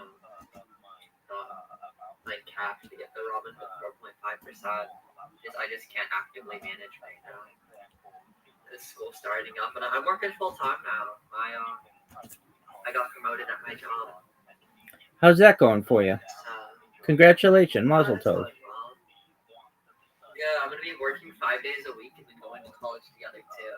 Literally like busy, and then I have online classes as well that are like asynchronous. So I'm killing myself, but it's all worth it. No debt, college paid for by work.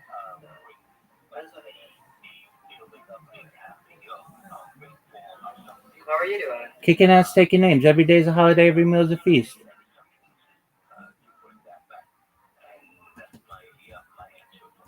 So I'm just chilling, watching Jewish history lectures.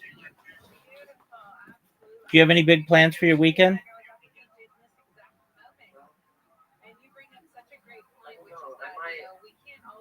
This will be my last weekend. I actually have like a break without having to work the entire weekend. So I might hang out on my friend's house. I'm not sure.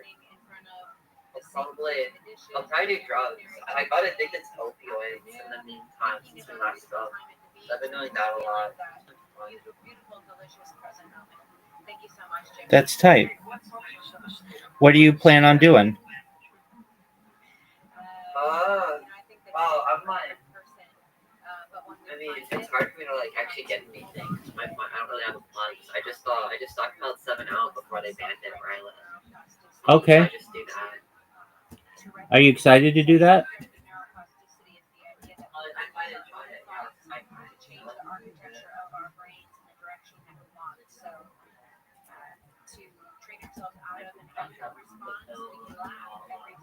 They'll try it, put in like a little syringe and then just like administratively makes it a lot more bioavailable and waste less today. There you go, big dog. Are you, so you're going to do that this weekend?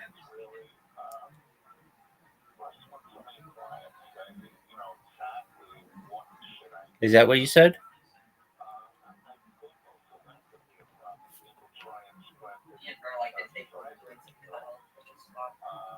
There you go. Did you say you're going to do that this weekend? That's tight.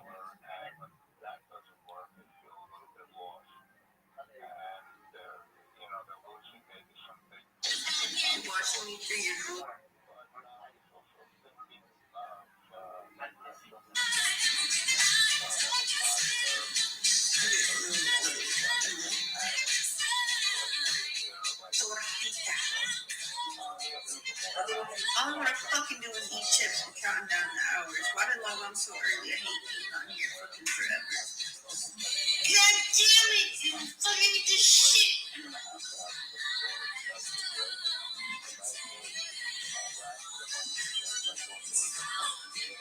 I think I shoved the Q-tip too far in my ear. Why are you fucking cleaning yourself right now?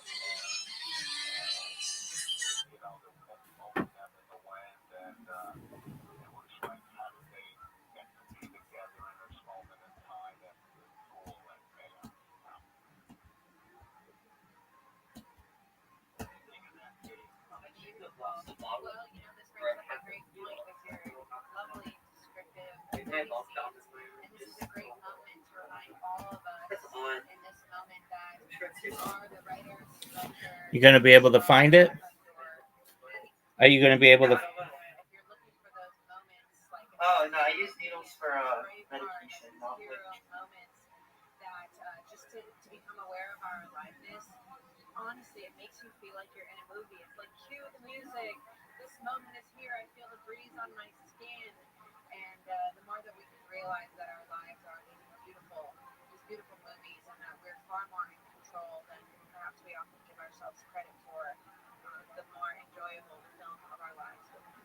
Go to Scott in Costa Mesa, California. Scotty, go ahead. Hey guys, yeah, I'm calling to sort of, I don't want to have this show on a down note, but I'm dealing with my own health issues and whatnot. But I'm so grateful for my existence and for when I was young, I was a nature kid and lots of metamorphosis of a caterpillar turning into a butterfly, a tadpole turning into a frog. And here I am now, sort of a shell of what I used to be. And I'm wondering what my metamorphosis will be. And I just, it gets a little harder to live in, positivity. And each day gets a little harder and harder and harder. But just to live in gratitude. The caller from said he was in hospice. I don't know you. I wish you the best. I love you. And there are people who are sending energy, to you. This moment of the Holocaust for the Jews of Warsaw, and that would be the summer of 1942. Which should have doubled their salary, which is of that year, so again, the 99% are going to double their salary, which is awesome. So I'm talking about this pay-per-view, blah, blah, blah, shit. It's really only affecting about 1%. If they would do the 1% of the movers and shakers, if they double everybody's contracts, dude, Data's going to have for all, even because lots of guys who have a name that are not guys who have leverage to negotiate, and they're making 180, 180. You tell those motherfuckers are making 360 starting next fight, you're going to have a line of people at Data's office to fucking suck off. They're going to be so stoked. If that's what's going to happen, if that's what happens, they kind of have to, because let's say UFC signs this $1 billion a year deal, right? We're going to get it for 7 years. Let's say UFC did nothing, no shortly thereafter, he would give then you're going to start an issue. Then the rumblings, and then if they just lawsuit, they just paid one out. Just paid one out. They're aware. Oh, yeah, that's right for that. They're aware of this, so they know that. They're very aware of like the way this looks, the alley act that they're trying to get going, all that stuff. So they know they're gonna have to increase. And also, it's even if they double it, it's only 50% of revenue. See, that's what I'm saying. It's like, and here's the argument. People go, well, MLB's 50-50, NBA's 50, whatever, NFL's 50-50. This is combat sport. You gotta open the books to know where the money's being spent, to know whether or not like whether the percentage is even a. I mean, it's not a 1-to-1. It's not 1-to-1. The argument to that is, remember, this is only the TV. You know how much UFC makes in endorsements? Just look at the outcome. Looks like an NASCAR. You know how much they make at the gate? You know how much they make international TV? So if they couldn't afford, I assume they can afford 50-50. I don't fucking, I'd probably pay my own fucking bills. I have no idea what their housekeeping is like. I don't know the finance. They have a lot of shit. So my thing with the UFC is the whole, and this is where they fucked up. Like, we're not the same as MLB. You're not the MLB. You're not the UFC has been the only combat sports organization in the history of fighting to have profit over all this time. Not only profit, but insane profit. So I don't think, and it's just what it is. It's the fight business, it's a dirty business. 50-50 is not realistic. Other organizations have tried that, they go out of business. So I think the UFC continue what you're doing. That's all I'm saying. What they're doing is fucking working. I don't want to go away. You don't want to go away. The fighters don't want to go away. They're the only show in town. There's no other show. So this is tough pill to swallow for myself being a former fighter. 15% that doubles everyone's pay, I'm all right with it. And if the 1% isn't making whatever it is, $30-40 million a year, and they're making 20, okay, yeah. This isn't like across the board. This isn't a bad thing. No, but a fantastic thing. If Dana just with a swipe of the pen doubles everybody's contract, that is going to be like shit. The conversation is fighter pay is over as far as I'm concerned. You double it like that. I mean, so let's say Dana tomorrow announces, hey, everybody's paying. Everyone's like, yay, hurrah. Well, I slept pretty late today, so I'm going to be up like all night.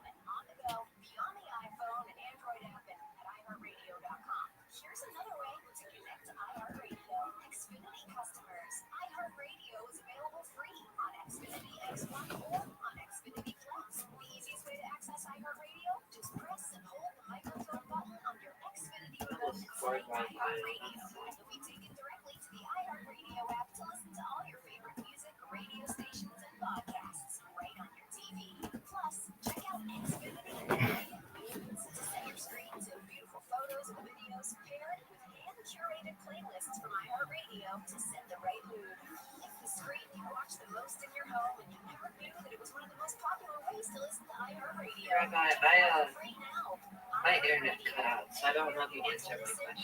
What'd you say, big dog? What's your opinion on drugs? Dude, What do you think about drugs? What's your opinion? I'm for the decriminalization.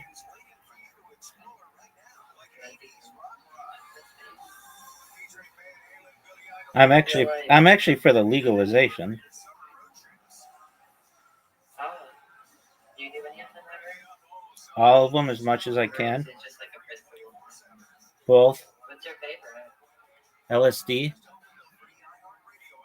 Oh, I want to try that. My friend has some. Try it. Haven't done it. I really like it. That should be fun. Do your part. Purchase items made from renewable or recycled content and recycle whenever possible. Brought to you by iHeartRadio Earth and the National Environmental Education Foundation. To find more tips for smarter, sustainable living or to take action in your own community, go to iHeartRadio.com/Earth. Hey everybody,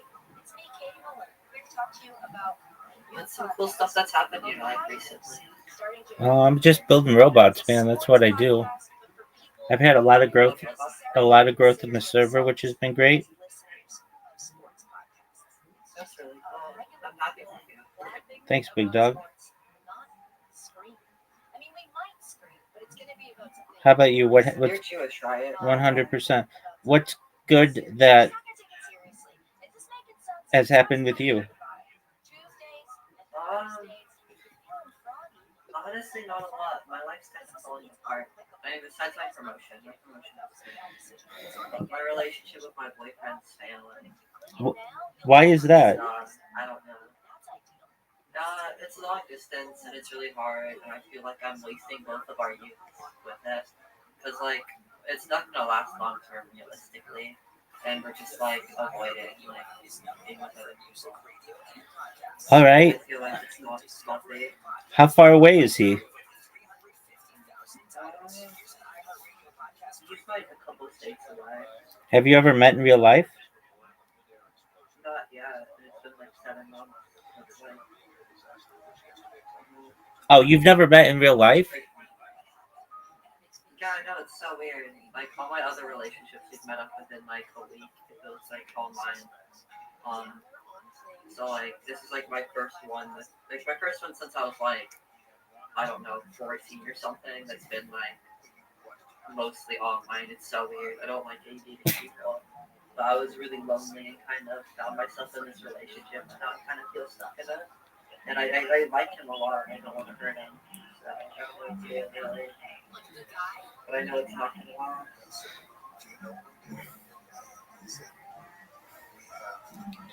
Okay, well, did you tell him how you feel?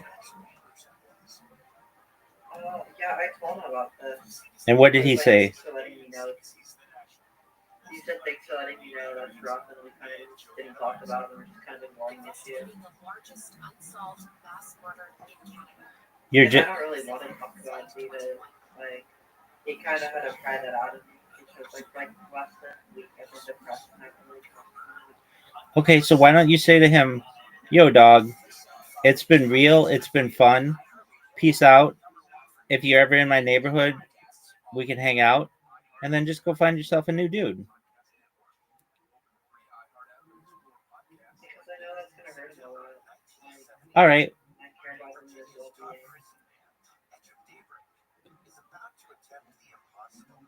Well, I mean, I understand you think it's going to hurt him, but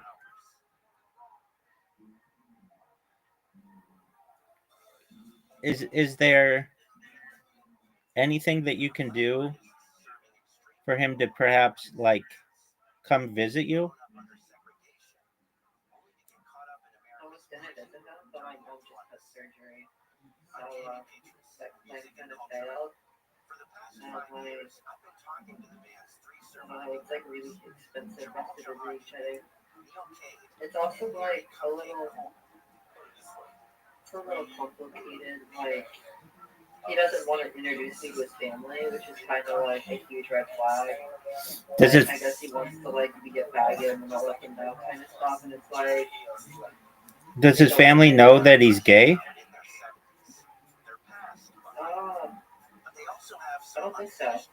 All right, well, that's probably why. So can't you explain to him like, hey man, maybe in the future when you're like more comfortable with your sexuality, with your family, it's not even their business, but maybe just when you're more independent, you can come visit me and we can fuck or whatever. But in the meantime, I need to move on.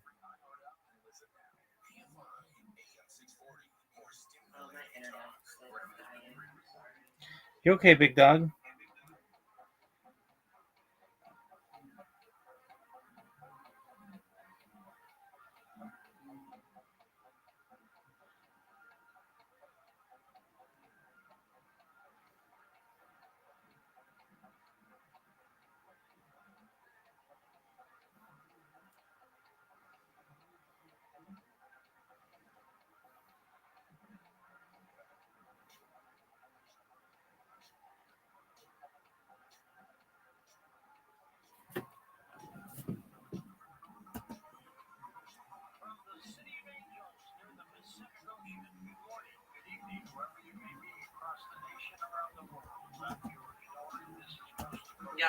it's rough. It's also I'm like the only one in the relationship, which is really weird for me. It's like a new thing. Why are you the only one in the? Like, Why are you the only one in the relationship? no, I'm the older one. All right. So how old are you versus how old is he? Well, I'm 20. He was 19. Now he's also 20. But he like just turned 20. All right. So you guys are super young. You've never even had like legal alcohol. So you should. Are you on Grinder? No, I don't do that. Why not?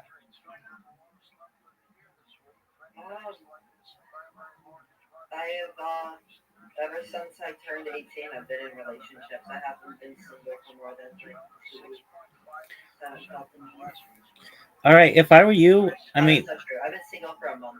But why don't you? I was just depressed.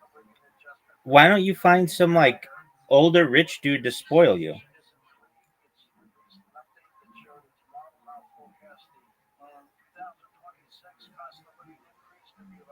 don't know. I don't know how to do that. Dog, you go on Grinder. I mean, I don't know. I've never used it, but I imagine it's like Tinder, and you put in your profile looking for casual hookup and possibly more, ideally with an older, established man who's looking for fun.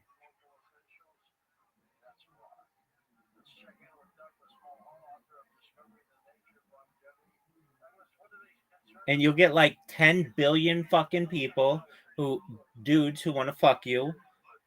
Again, I have no knowledge of this. I just know how it works on Tinder. And you're basically like a hot chick, except for Grinder.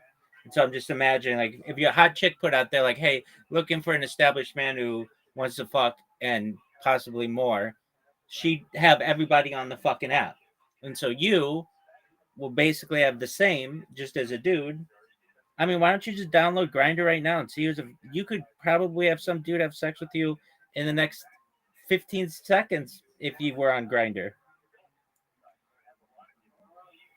I don't know. It's also a little more complicated because I am a tranny, so it's like a little bit.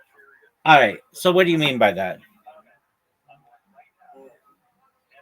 Do you still have a penis? Yeah. All right. Do you like to have dudes stick their dick in your butt, or do you like to stick your dick in their butts? I prefer to bottom. Okay, so then like that's like 50% of the guys on Grindr are gonna think that you're like the best thing in the world.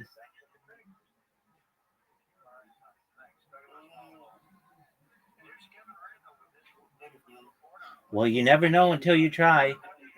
Dog. Seriously, I'm gonna stay here.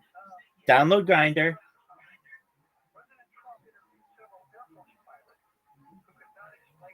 Yo. Okay, so dudes are gonna love you. Download Grindr. I'll wait here. And also, like, dude, it's not scary. I don't really want to download Grindr when I'm in a relationship still. Dog, you're not in a relationship. This is like a pen pal who you're never gonna meet until you guys are like 25. So for real. I mean, so you should just tell the guy as soon as possible. Even right now, you can just send him a message.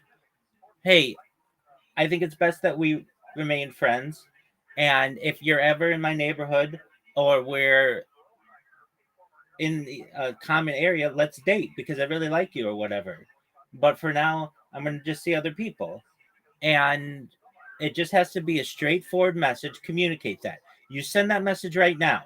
And then you download Grindr and you'll be fucking a dude within an hour if you want. And if you don't want that, then you put a serious profile out there that, hey, I'm a transgender person who prefers to bottom. A gay guy doesn't really care about that. They're just looking to be able to stick their dick in something. And if you like to have your butt get fucked, They don't care if you're transgender, if you're a chick, if you're a regular homosexual man. They don't care. I guess so. But I mean, like I really like this guy. Like I mean, we've been like together for like 7 months. We've been talking for like almost a year. Okay, then can you go visit? Like I feel just so bad about the guy. Like Okay, I then. don't know. We talk to each other like 8 hours a day every day. Like since then. Okay, so then why don't you go visit him?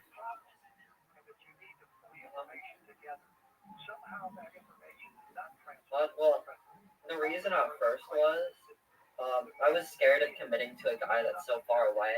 So before I like got in a relationship, I'm like, hey, you have to get a job before I even say we're gonna like date or anything.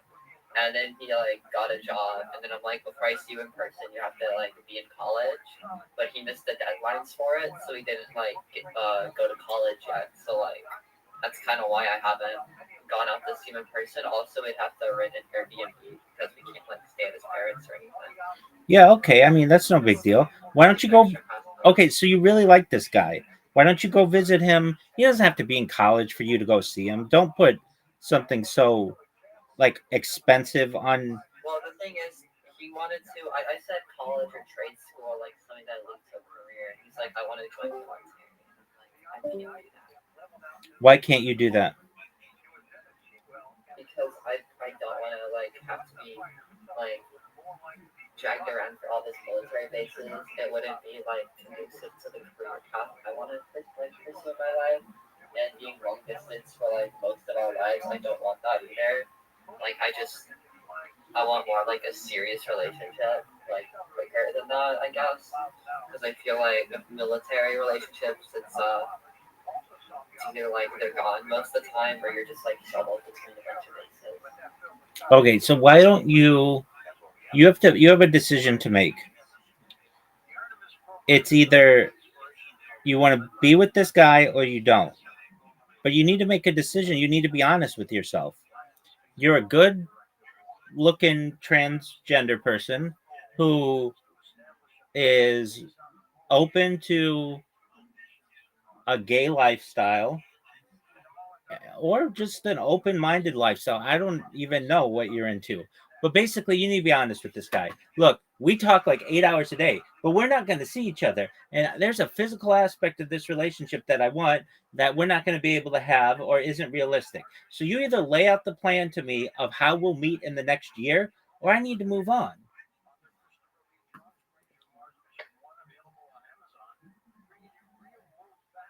Thank you. I am appreciate talking to you right now.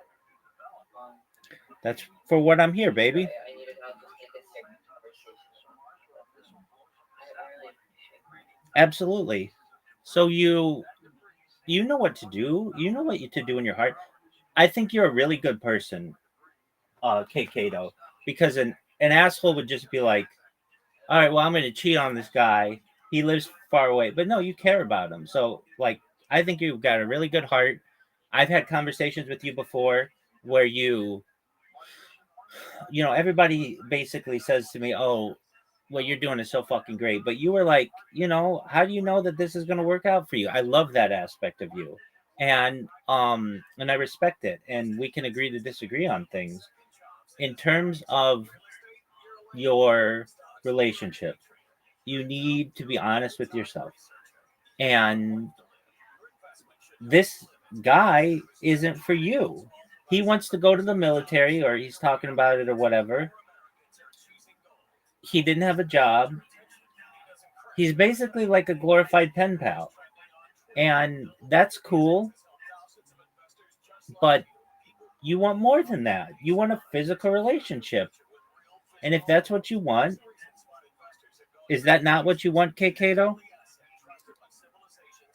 what I want, but I guess I'm also like really afraid of being alone. Like that's another thing. Like I've like kind of neglected a lot of my friends, and like he is like my world for the most part now. So like if I'm like not with him, like I've just lost like basically what I do every day, and it's like that's been such a big part of my life for like recently that it would be I think it made me very sad for a while, and I've just been like trying to avoid that pain, I guess. Dog, you know that the second you've got some dude fucking you, you'll forget about this guy. I don't know about that. I do. I guess I'm a sentimental person. Like I still cry about like all of my exes. Like I still think about all of them. Like even like the crazy one that like made like a body pillow of me after we broke up and like kind of went skid cell and like Okay, that's tried suicide hiding it back together. Like I still think about them. I think about all of them. Yeah, I mean, everybody thinks I don't really like them. everybody thinks about people with whom they've been. I get that, but let's be honest. You are not going to be in a physical relationship in the next year if you stay with this guy, right? Okay, so you need to be honest, and you can say, "Look, dude, I'll masturbate to you in the future. I love the conversations we've had. If you ever want to talk to someone, I'm here for you, big dog. But at this point, I need someone who's closer to me, and I need someone who's closer to where I live. And you just have no plans to move to near me. And I just got a really great promotion, which congratulations again on that. That's really great. And I need to move on now. And I also don't want you to do something drastic just for me because, like you should have your own ambitions, not just, hey, I'm going to do this because K. Cato isn't going to want to be with me if I don't. I mean, he should be able to make his own decisions. It's not going to be hard for you to find a dude. You're like every gay guy's dream, and thus I disagree with that. Most gay guys don't like trannies. They're kind of. I mean, I guess bi guys do, but most gay guys don't like them. Doug. Most bi guys that do just want us for a quick buck and then like be gone with it. Doug, that's a lot of gay guys. That's fine. I mean, that's what's going to happen. But you could find. I'm telling you, if I were you, I would put a. I mean, okay, if I were you, here's my plan. Do you really want to be a woman in the future? Well, yeah. I mean, I've been on hormones for like almost 5 years. Oh, okay, so you're pretty serious about this. So you eventually one day want to like have your penis removed and have breast implants and stuff? I mean, I already have B cups from hormones, so probably not breast. And I don't. The surgeries for bottom surgery are really bad right now. Are like really like have such high complication rates that I'm not entirely sure about bottom surgery. Like I'd like it, but also like it's so risky and it doesn't bother me enough to be worth all the money, pain, and like complications. Yeah, I've got you. It's like a continuous open wound, isn't it? Yeah, especially if like things go wrong, you can like connect to like the colon and like there's so many bad complications that can happen. Or like I heard a story from a friend where like apparently they're having sex and it wasn't fully healed yet, and it like literally like inverted out on them and like came out like that's horrible. Like Yeah. That can happen. It's Yeah. like it's actually evil what some doctors do to people. Have you ever just wanted to be like a normal gay guy? I thought I'd be like that when I was little. So like discontent with my body and like I just hated masculinizing so much. Nothing gave me more like pain and discomfort than like thinking about like masculinizing into like an old balding man.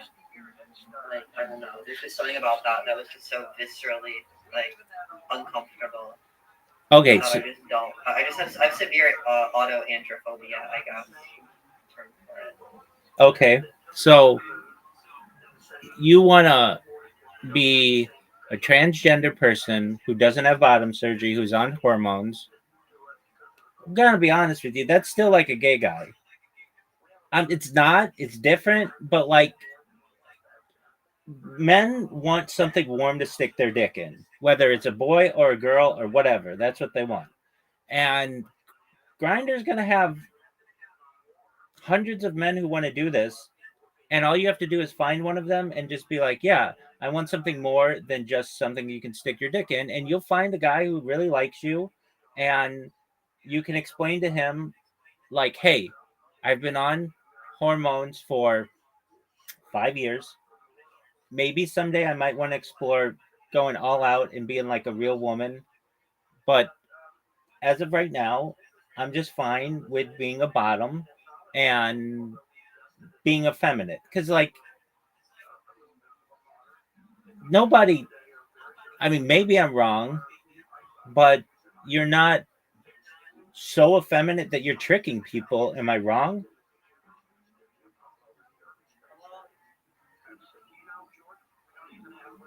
Not without makeup. Like, I'm also, in real, I mean, if I talk to somebody they know, like in real life, because I'm really short, I'm 5'1", like with long hair, most people just assume I'm a girl until I speak. But like once I speak, people just realize that I'm like a tranny or a faggot or whatever. Okay, so that's cool. Meaning like a gay guy is gonna understand like, hey, this is still like dating a dude, though a more like a way more effeminate dude. And on top of that, Also, like I'm part, like I don't really like being busy. I guess I don't know. I hate it. I wish I just didn't exist like this. don't don't say that because you everybody don't say that because you're very successful and everybody's got a role on this planet and you're just finding yours. So you're obviously really successful in your job. You just got promoted and you said the store manager? No, I'm just a shift lead. Oh, shift lead. Apologies. That's still very good. And especially with you, dude, you're 20 years old. Most people don't get their first promotion until they're older than that. So that's really great. And the fact that you are not a typical person to get a promotion like that is really great. There are a lot of times that there may be a situation where companies just don't want to take a risk, and this one obviously does for good reason. You're a good, hardworking, dependable person, and that's great. You need to tell your friend who's 20 years old, you need to be straight up with them. You could do that right now, and you just write them a message, and you can say, I care about you. I want to be your friend. You have to understand, though, you don't have any future, especially currently, to come visit me, and I don't have the ability to come visit you. So maybe it's best that you find someone else for the time being until you can come and be with me permanently. And that means you don't have to tell him this, but that means you need to go find somebody else. And you get on Grinder and you explain your situation. I would say, hey, I'm a successful 20-year-old transgender person. I've been on hormones for 5 years. I am a bottom looking for a serious relationship, preferably with whatever you like. If you like somebody your age, whatever. If you want somebody older, put that. And then you just sit there like you're fishing and you're going to get so many dudes. I mean, it's very simple. You could literally do all of this in the next 10 minutes.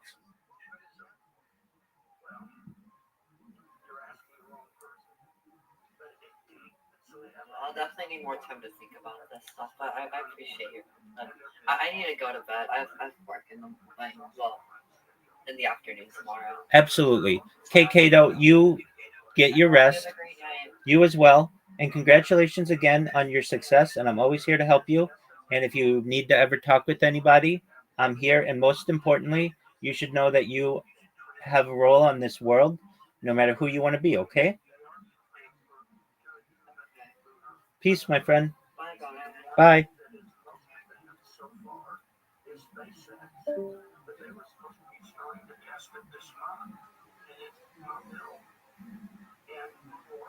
has the second one, and it's way behind schedule. And they still say we'll be ready by 2028. So look, I'm a business guy more than I am an engineer or a scientist, and I don't see it by those timelines. So they have a lot of challenges ahead. Will we go back to the moon? Yes, I would say we will. I think the question is, what will that return look like, and when will it actually unfold in real time? And will we be able to stay, or will we just make short days and then come back to the gateway, I guess, and then come back home? And that the gateway is planned to be left unoccupied most of the year. It's not a permanently manned lunar space station. So all this costs money. There are certainly better ways to do it. We talk about better ways to do it all the time, but this is a program of record, and this is now codified into the big beautiful bill. These 3 more SLS and Orion launches. Is this on the quest to get to Mars, David? They say it is. So there's 10 Artemis flights on the quest to get to Mars. Now, when Musk had good relationships with Trump and the government, he was actually lobbying pretty hard to bypass a lot of this and devote the resources to Mars. And while Jared Isaacman was going to be the NASA administrator, he was suggested there by Musk, and then dismissed. He never went through Senate hearings. They might have cut short some of Artemis on the moon side for Mars, but it looks now like they're not going to do that. So Mars is moving down the road for sure. Musk will likely, in my opinion, go to Mars in some fashion. All right, hold on for a second, David. We're going to take a short break. We'll be back with David Livingston. His websites are linked up at coasttocoastam.com. Now you can get show updates and connect with other Coast fans when you join the Coast to Coast AM Facebook page. Just go to facebook.com/Coast to Coast AM and click the like button.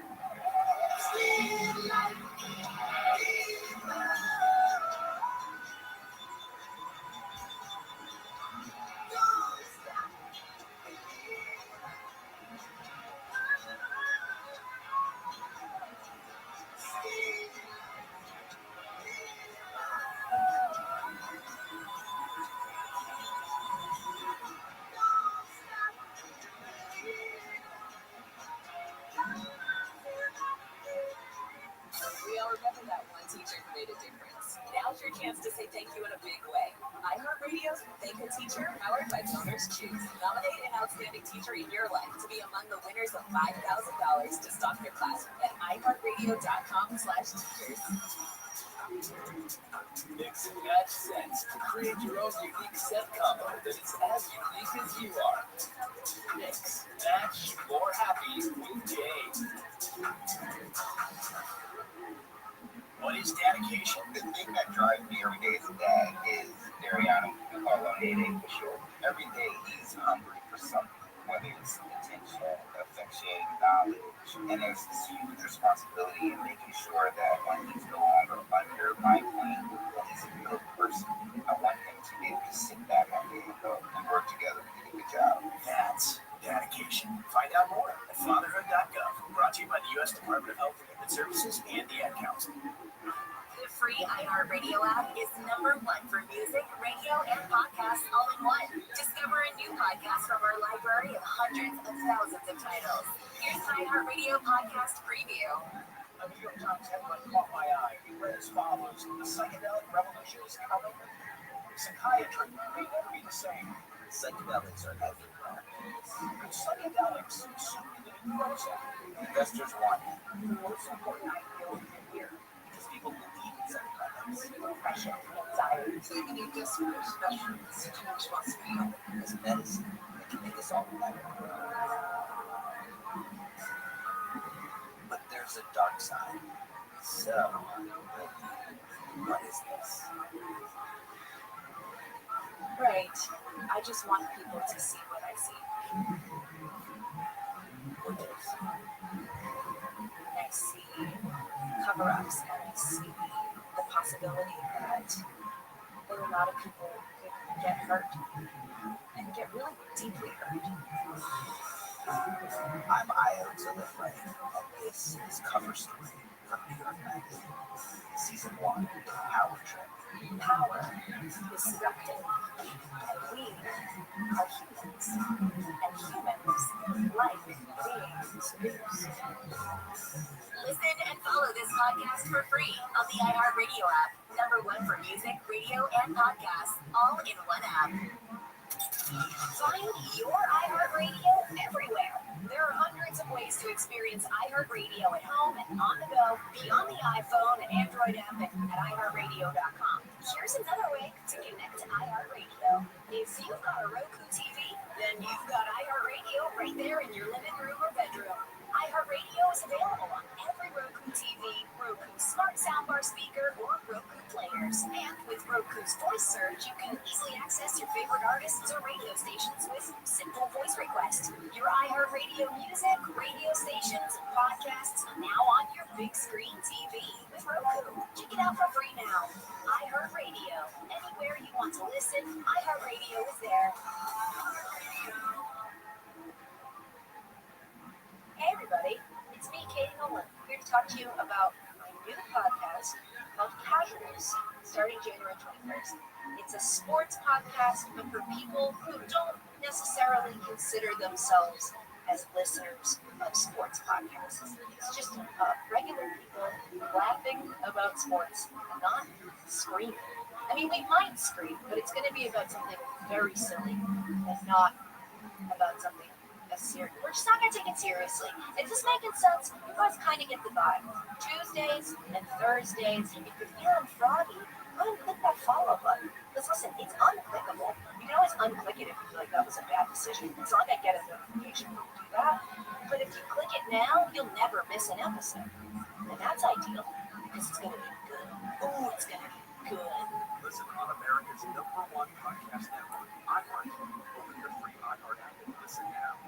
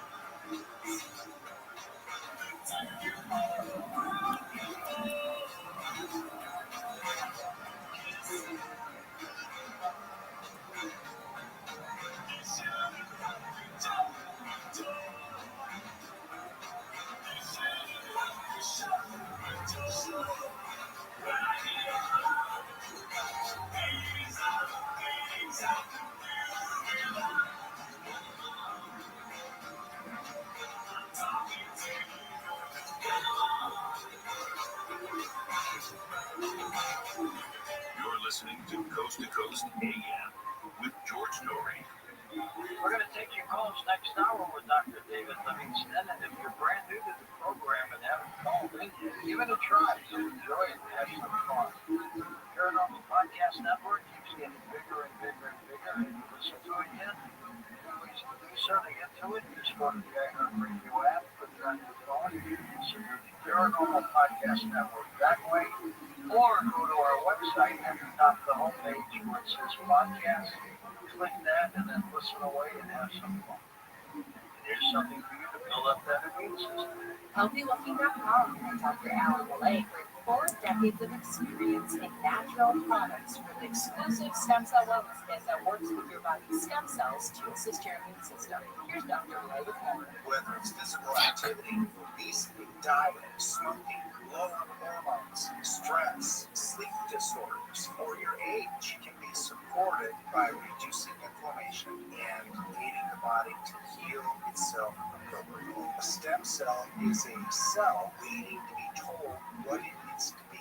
If there is inflammation, that inflammation needs to be stopped. High blood pressure, high cholesterol, kidney disease, various types of cancer, depression, autoimmune disorders, osteoporosis, even fatty liver are chronic signs of inflammation and can be aided by supporting the body's ability to protect those cells that it needs. And that is the purpose of ImmuStem and Adaptostim together, supporting the body to be the best it can be. Dr. Malay, how will I feel after taking Adaptostim and ImmuStem? The ImmuStem is going to have an immediate effect, but I tell you, your immune system is starting to function better after 24 hours. You put Adaptostim along with it, and most will feel it within 30 minutes. Order now at healthylooking.com. The stem cell wellness kit from Dr. Malay protects your body's stem cells and will make you feel better faster. The stem cell wellness kit with Adaptostim and ImmuStem is only available at healthylooking.com or toll free at 800-563-3980. That's 800-563-3980. Don't forget to enter promo code George for free shipping. Order now to get your free gift, mental clarity, natural support for mental sharpness. The Stem Cell Wellness Kit at healthylooking.com. If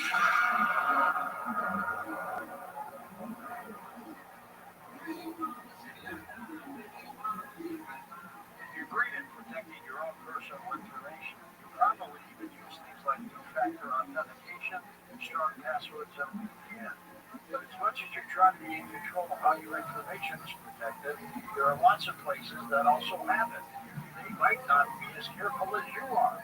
That's why LifeLock monitors millions of data points every second for identity theft. If your identity is stolen, a LifeLock US-based restoration specialist will help solve identity theft issues on your behalf, guaranteeing you your money back.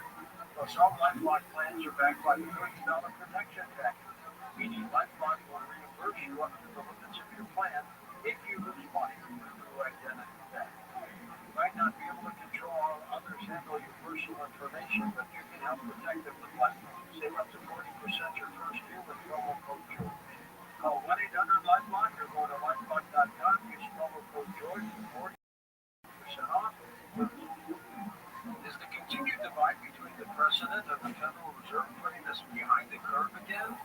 Can the Fed take the right action at the right time, or are we going to be looking at a potential economic slowdown? And what does this mean for your savings?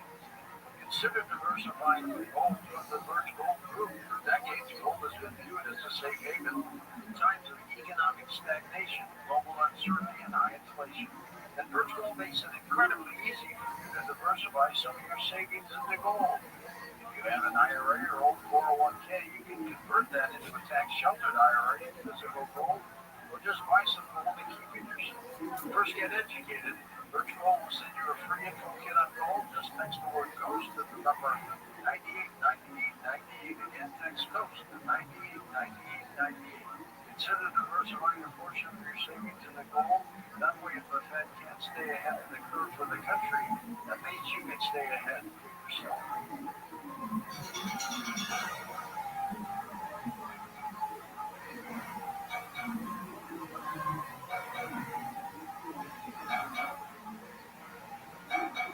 And welcome back to Coast. George Norton with Dr. David Livingston. David, there seems to be a lot of talk these days about building a nuclear reactor on the moon. Why is this so important? To go back to the moon, you need a lot of power on the surface of the moon. So if you're going to make fuel out of water or ice on the South Pole, or if you're going to have habitats, you need power. Sunlight's not available all the time on the moon, so nuclear power is the only way to do this. And putting nuclear reactors on the surface of the moon are absolutely essential. I believe they can be done safely. I think we have the technology. We have modern nuclear reactors. We should be putting them on places in America for our power, but not just the moon. We'll use them also on Mars. And if we have on orbiting space stations or hotels or habitats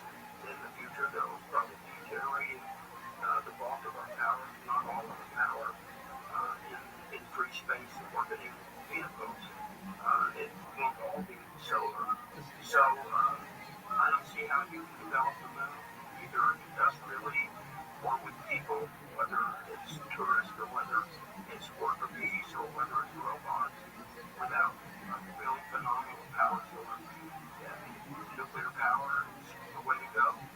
And when Sean Duffy, the temporary NASA administrator, made that comment last week, I think he was spot on. I think it's what we should be doing, and we should be focused on things like that. And we have the technology to it, we have the engineering, we have the funding.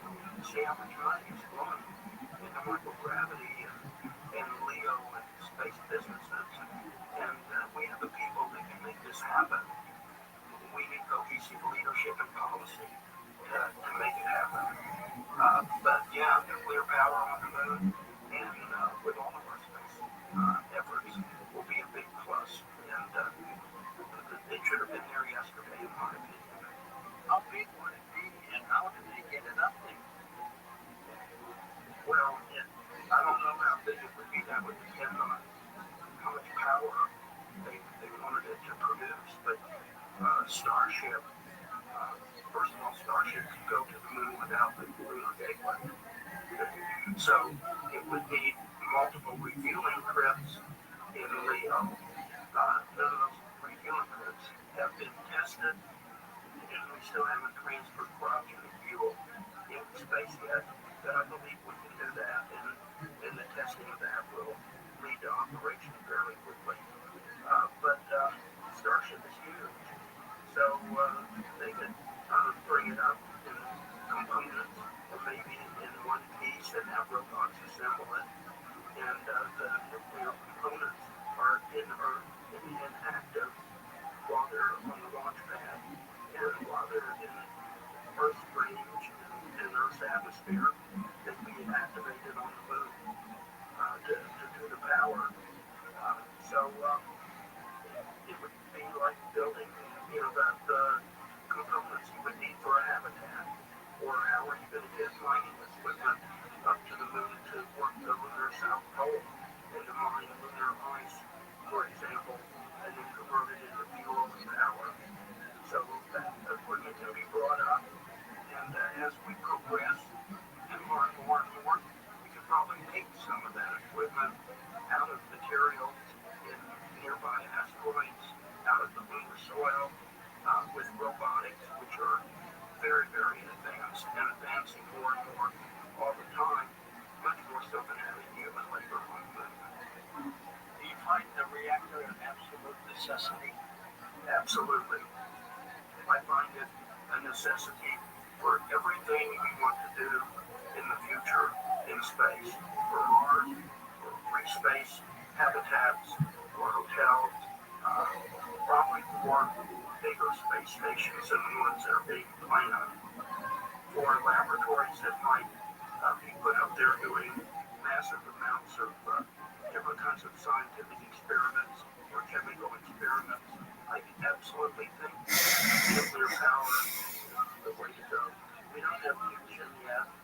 I'm optimistic that someday we will have commercial fusion, but we certainly have more or less conventional nuclear power, and it needs to be on the moon. We're not going to have solar power all the time, and solar can't deliver the kind of energy that is needed.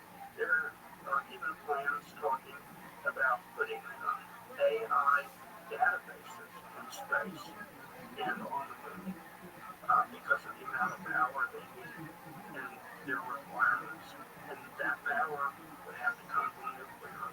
It couldn't come from solar or any other conventional source. If they do that, they beam it back to Earth. But yeah, I think nuclear is absolutely essential. Nathan, why go to Mars? Well, if you ask Mr. Musk that, his major line is that humanity needs a backup planet in case this planet is either destroyed by us or by a big incoming rock or some other catastrophe. So we could eventually turn Mars into a habitable planet of some sort, and it would be a backup planet for humanity. I think others see that there probably are some industrial and scientific opportunities on Mars, but if you were to ask the commercial space people what they want to go to the moon or go to Mars, they would all look to the moon for their commercial opportunities. I think Mars will be further down the road. But I think Mars is so convenient, it's closer.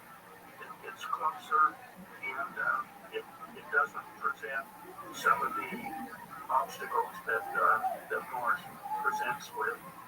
But there are commercial opportunities on the moon. I mean, first of all, the lunar soil does have helium-3 in it. Earth also has helium-3, but helium-3 is a great coolant for AI power plants. And if we ever do commercialize and bring fusion to life, He3 is a major fuel source for fusion. And the moon has a lot of it, and we could probably discover more efficient ways of mining it on the moon than we have now. The lunar ice and the water on the moon are opportunities, and you can manufacture because of the gravity on the moon is so low at 1/6. It's not a deep gravity well, place. So you could build things on the moon. Let's say you could build components of a Mars spaceship on the moon and launch it from the moon for a fraction of the mass and the cost and the labor of what you could do on Earth, launching it from Earth, because Earth has a really deep gravity well that you have to escape from. I think once we start commercializing the moon, and we're there regularly, we have robotic action. I think the opportunities that will grow up for working on the moon, we won't even know what they are today. They'll all be new to us, and we'll have new vocabularies and new ideas to think about.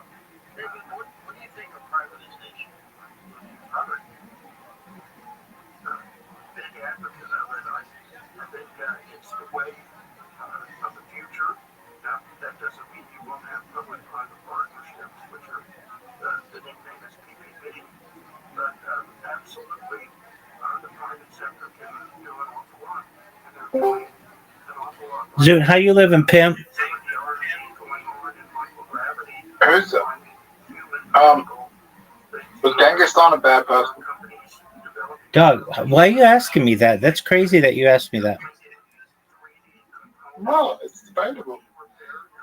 Do you know that I've been learning, like obsessed with him for the past 96 hours? Really? Word, Doug. Was he a bad person? I think he was probably one of the kindest global conquerors you could have had. And here's why. When he first started, he didn't have a city. The Mongols were just a nomadic tribe. And they had never even seen a wall. They had these yurts. These temporary movable tents. And because of the Mongol horde's amazing ability to travel at great distances, because they would bring 5 horses along with each person and ride one horse every single day and then give the other horses a time to rest, they were able to travel further than anybody else. They were able to also shoot 2 kinds of bows, a long distance bow and a short distance bow. And they were able to do a type of very difficult archery by being able to shoot not only forwards but backwards. They were able to conquer the known world from Mongolia to Hungary, essentially the entire Asian steppe, within a generation or so. And I would tell you that Genghis Khan did not have formal education. He was abandoned essentially by his father. He was not the firstborn. He had a lot of challenges to overcome, and he was able to defeat the Han Dynasty. Essentially, he was the last person to ever take over China. He was the last person to really take over Russia. I mean, we'll never see that in our lifetimes, perhaps, maybe, but China and Russia being overtaken by someone. Additionally, he was very kind, I feel, as a leader in comparison to how he could have been. When the Mongolian horde would find a group of people in a city, they would first send couriers and explain that they were the people who were going to be the new rulers. And if you wanted, you could join peacefully without being murdered. And all you had to do was just change the people to whom you were giving your tax revenue. If you chose to fight them, they were going to destroy you. They were going to beat you generally on the open plain. Even though they may not have had as many people as you had, what they would do is they had a theory to retreat or make you think they were retreating, and they would leave a bunch of valuables in the middle of the plain. And while your troops would take time to go collect the valuables, the loot essentially, the Mongols would come back and slaughter you. They established some really good policies, like you weren't to kidnap women. Genghis Khan's mother was kidnapped, and so he was very against that. They were of the idea that you should not kill a diplomat because it was so important for the messages to maintain stability, so that Genghis Khan's empire could get a message from Hungary to Mongolia or Mongolia to Hungary within 6 weeks. They made it so that you had freedom of religion, so you could be whatever you wanted to be under them, including Confucian, Muslim, Christian, Jew. You could continue worshiping whatever you wanted. The fact is, you just had to give tax to the Mongols. And for these reasons, I think he was one of the greatest leaders that you could have had 700 years ago, 800 years ago. What's the best movie you've watched? You know, that's a good question. It's definitely not the one with John Wayne. I don't think they've made a good movie, to my knowledge, about him that's been popular. I like podcasts about him. So I There's this one Mongol that has really good reviews. There's a Mongol who has really good movies. There's one called Mongol that has really good reviews. It was made in 2007. All right, we'll check it out. We'll check it out. I'm not saying that I know. I don't know too much about the movies that were made about him, except I know the John Wayne one is considered like one of the worst movies John Wayne ever made. It was made in Russia. Oh, okay, that's why I'm not aware of it. But in general, I think Genghis Khan is a fascinating individual. I've been learning a lot about him. In fact, I was listening to a podcast about him yesterday and today and the day before. Lex Friedman did an interview with a Genghis Khan researcher. And that's how 0.5% of the world might come from his DNA. Right. That's not proven, but it's approximately 16 million people on Earth that may share some DNA with an individual, but that it hasn't been proven because we don't know what his DNA was, and we also don't know where he was buried when he died, and we don't even know how he died. There are theories that it was through cholera or something at about age 60. His one request was on his death, he did not want a public burial. So there are theories that he was just buried somewhere in the mountains. Well, yeah, we all have DNA from Adam and Eve, but there's no evidence that Adam and Eve actually existed. Yeah, I mean, we have common ancestors, certainly, and whatever you want to consider the first humans, but that isn't a clear-cut line. But with Genghis Khan, I mean, I know a whole bunch about him because I've been studying him a lot recently. That and his sons and grandsons, because that's really it was like 3 generations that dominated Asia. The fact that they had a failed invasion of Japan, the fact that they were able to conquer Beijing all the way down to Hanoi, like to Vietnam. They were able to conquer the entire Asian steppe. They were able to conquer Persia, like Iran, Iraq, Afghanistan. They're the last group of people who successfully were able to conquer Afghanistan. Like the British failed at it, the Russians failed at it, the Americans failed at it.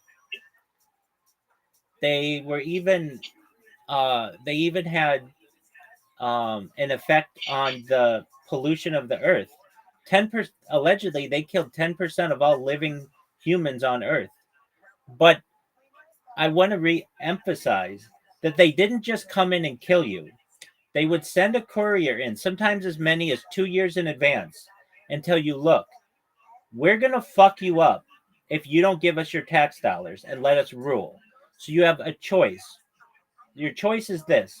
Give us your tax dollars and you'll be able to continue having your religion and your women won't be kidnapped and you will have the opportunity to have couriers, or you fight us and we're going to fuck you up.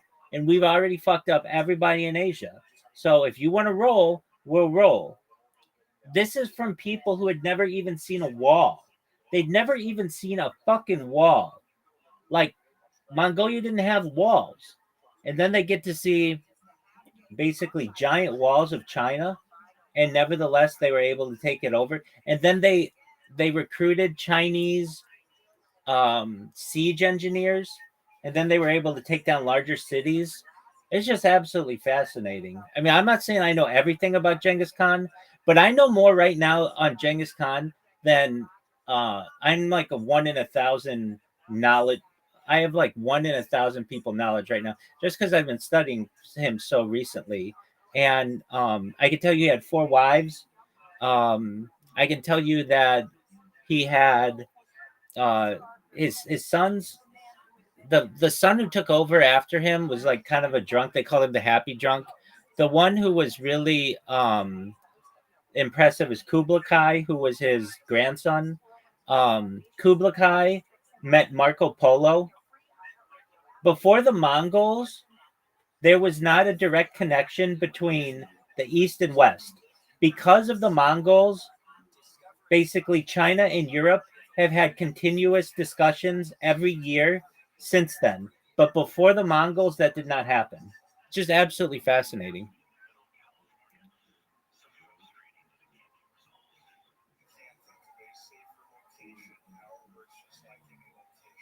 They were able to conquer both Russia and China. And the way they were able to do it was because of the amount of horses they would use and their ability to ride horses. In fact, the horse and the Mongolian are tied, like connected. And the horses could know who their owners were just based on smell. And when they would have horse races, the Mongolian people were so good that if you were older than age 6, you were already too old to be a jockey. Basically, like these children would learn before the age of 6 how to ride horses, not just ride horses, but ride horses so well that they could ride them in races. Just absolutely fascinating. And they were eventually able to utilized some elements of gunpowder and the crossbow, which made them even more um, um, dangerous. And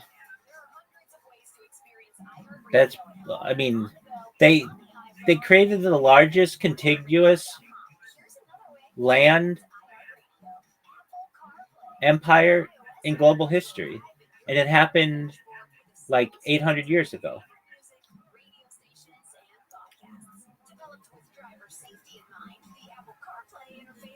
Well, I just read a fact: 7% of the humans who ever lived are alive today. Wow, we're in the 7%. There you go, pimp. That means there's 93% of people that are dead that have ever existed.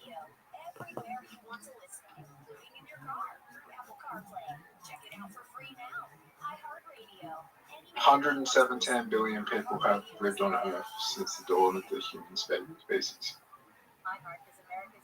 Homo sapiens, right? The dawn of Homo sapiens. There you go, pimp.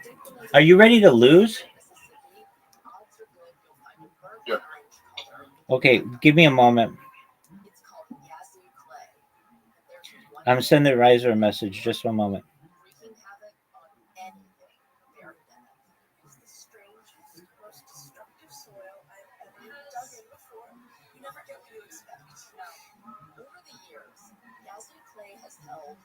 Destroyed a lot of Mississippi secrets. But in 2012, a construction crew uncovered a big one. Graves, thousands of them, on the site of the old state asylum. And they have thought they only found 1,000. And then once they realized, okay, wait, 2,000, wait a minute, 7,000. Bear with me. What are you doing? Except in your inbox. Okay, Zoot. I'm going to send you an invite.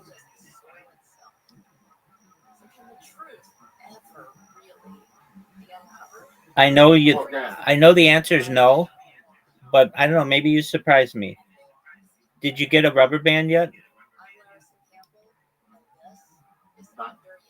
Okay, when are you going to get a rubber band?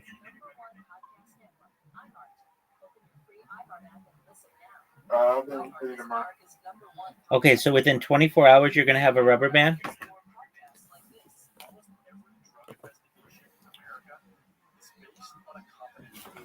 I'll try and remember. Zoot, you have to... You ready? Zoot, within 24 hours, you better have a rubber band, big dog. Fuck. Not good.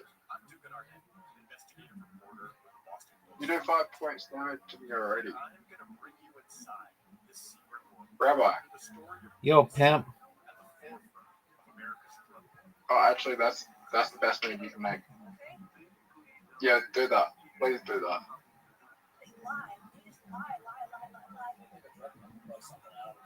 Fuck.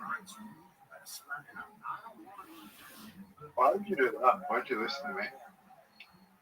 This is Spotlight, Snitch City, an investigative series from the Boston Globe. Listen on America's #1 podcast network, iHeart. Open your free iHeart app and listen now. I'm a girl. Catching up after work.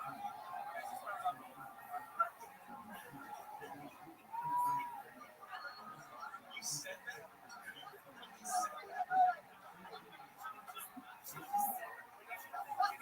Rabbi? Yo, pimp. I think you've had experience with this before. How do you know if it was in like an open relationship and you should make a move? You asked, how do I know if a girl's in an open relationship and I should make my move? Yeah. I mean, I've had relationships with chicks in open marriages, and they would tell me. And I mean, a lot of times they would hear from another chick that I was an amazing lover, and then they would pay me to have sex with their friend. and kind of word got around. So basically, like, first you have to have a chick aware that you have interest in her, and if she has interest in you, and she's in an open marriage or relationship, they'll tell you.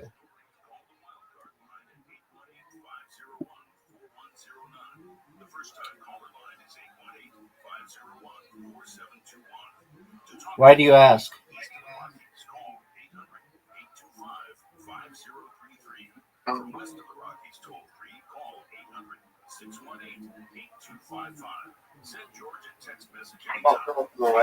Open. What'd you say, Pimp?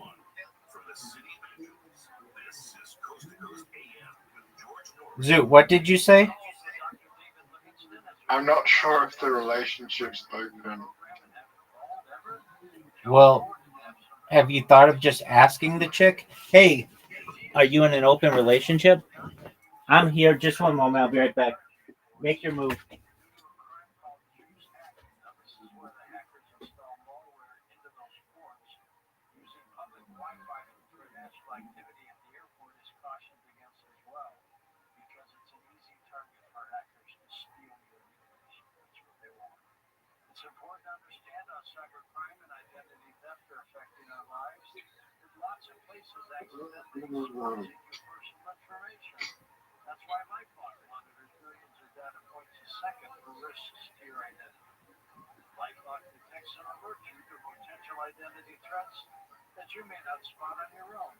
Fuck up. Fuck up.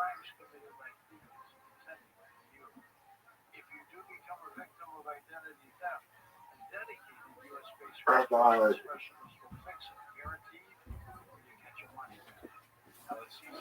If Rabbi wins after missing a turn, you got 7 seconds.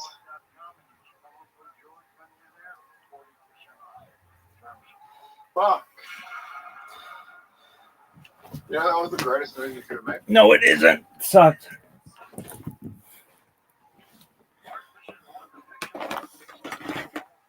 What do you think of this move? Dog, you know I'm still going to beat you. I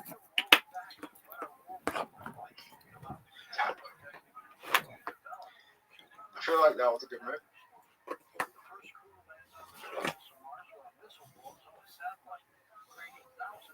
Rabbi, how do you find what you're good at? That's a good question. You try a lot of things, and if you're good at them, you'll recognize it because you will have experience and success doing what you're good at. Doing at what you're good.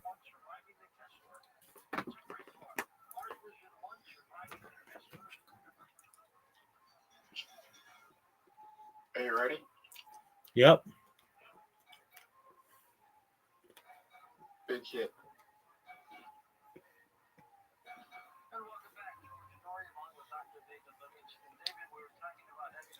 What do you think about it?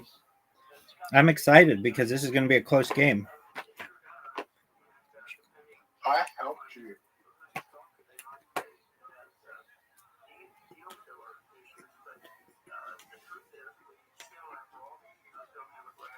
Fuck, this is tough. I don't think you're going to get a variant. You have an opportunity to get a lot of variants here.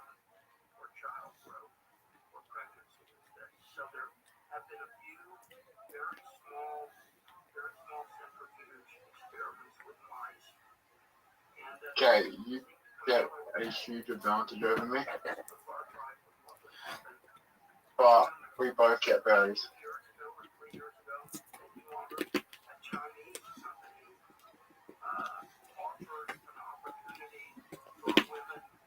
I think this is the best move.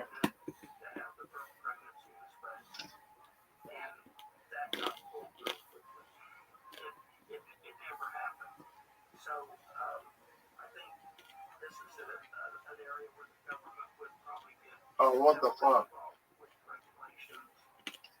Bye-bye. I made a mistake. You won. No, I wasn't focused. I made a mistake. Huge mistake.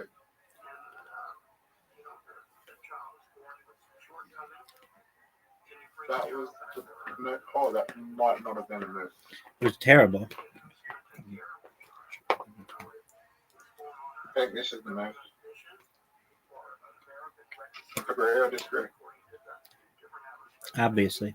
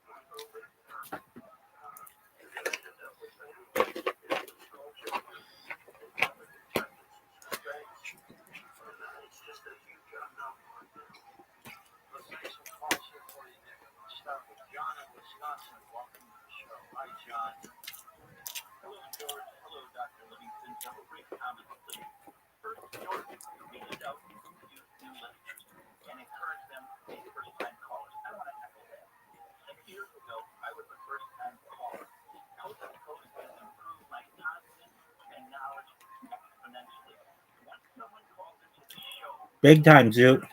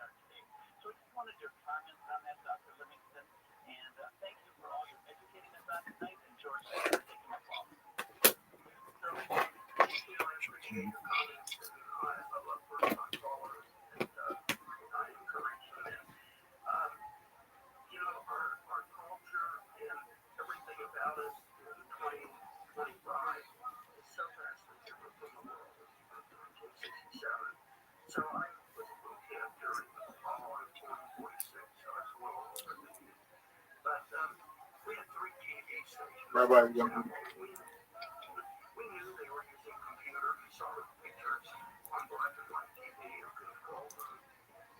Rabbi, that was a good move. Thanks, baby.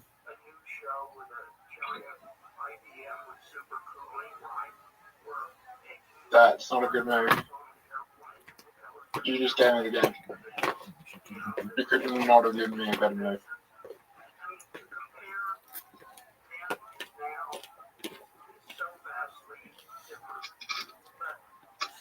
I got 10 moves and I win. See how I win?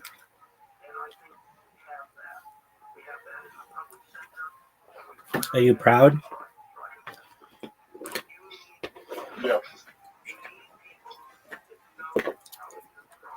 Well, you have 47 wins and I have 3 wins.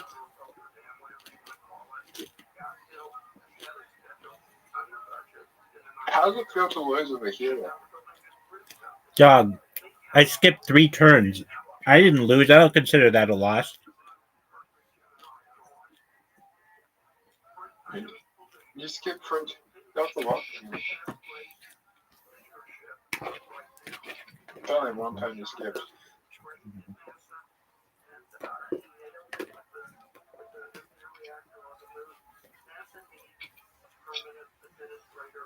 Are you going to pick your guy? Or you're going to jerk yourself off Raw?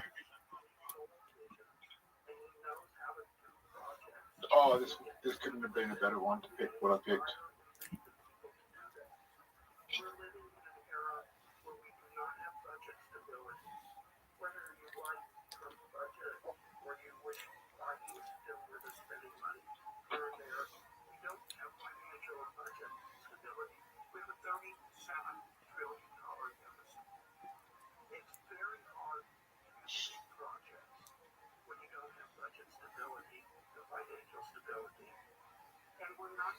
Oh my God.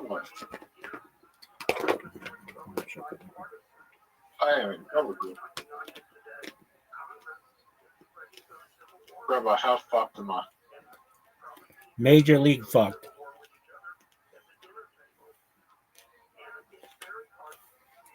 Okay, do some damage.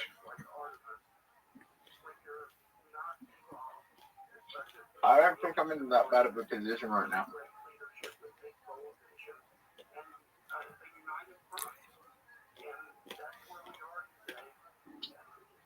Okay, I am going.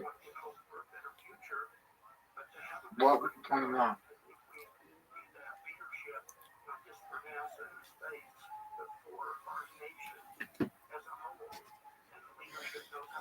Oh, fuck. Okay.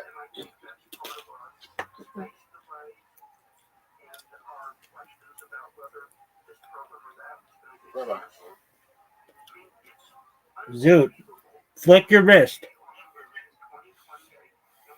What? Flick your wrist. You asked if I'm gay. I lost myself.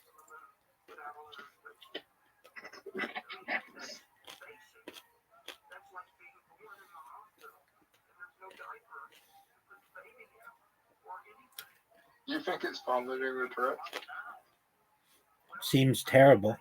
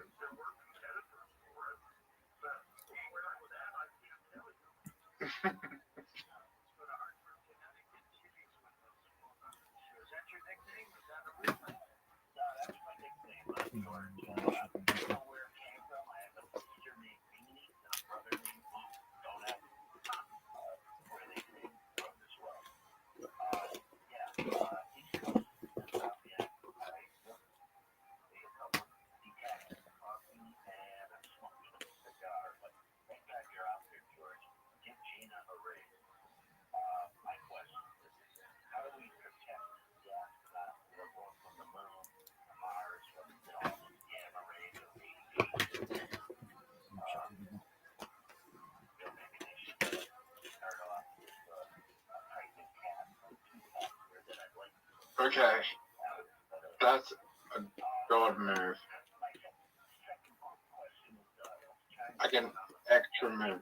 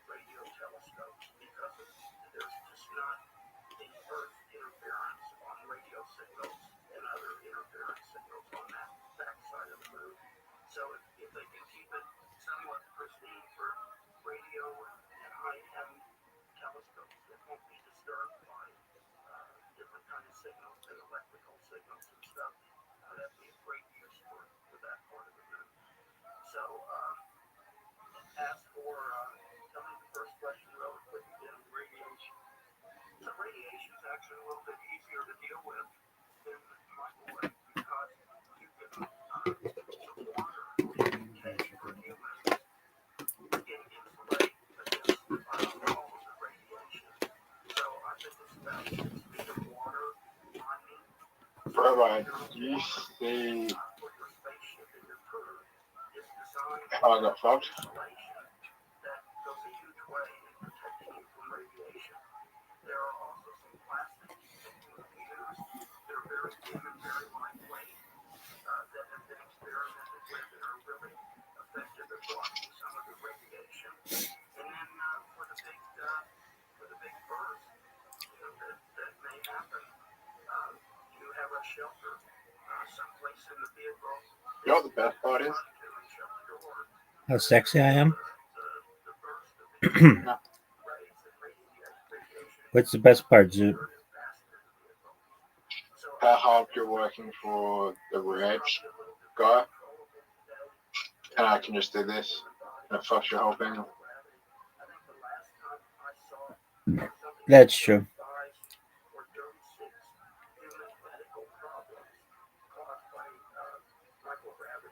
Hey, I need green guy. Do you think I'm good to go? Would this be a good one?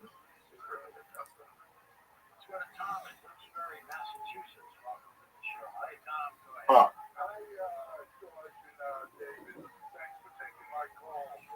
I think that might have been the best one.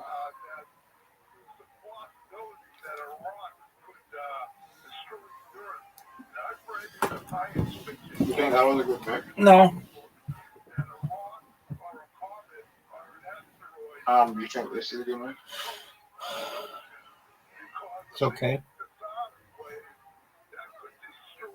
I don't think that was a good move. It was good. No, because you can go free up.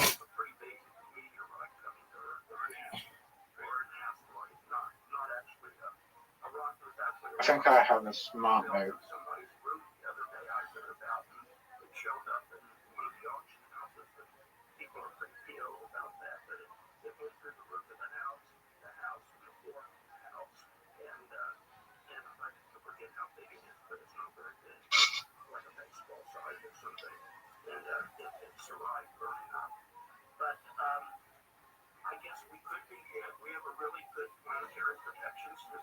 The bang dropped on your head of a baby caused Tourette's.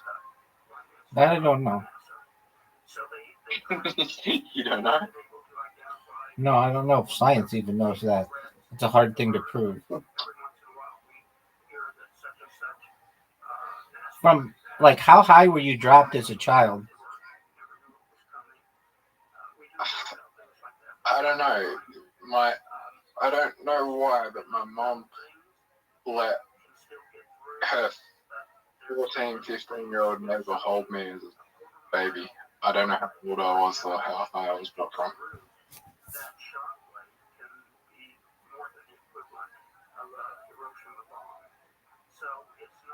Do you think that could explain a lot of my problems? No, I think that's an excuse you're making. I think that it may be genetic. Tourette's maybe. Is Tourette's genetic? Maybe genetic? Yeah, didn't you say that you had like an uncle or somebody who had Tourette's? My cousin? Yeah, so I think it just runs in your family. I don't think it has anything to do with you being dropped. And I think that that's kind of an excuse.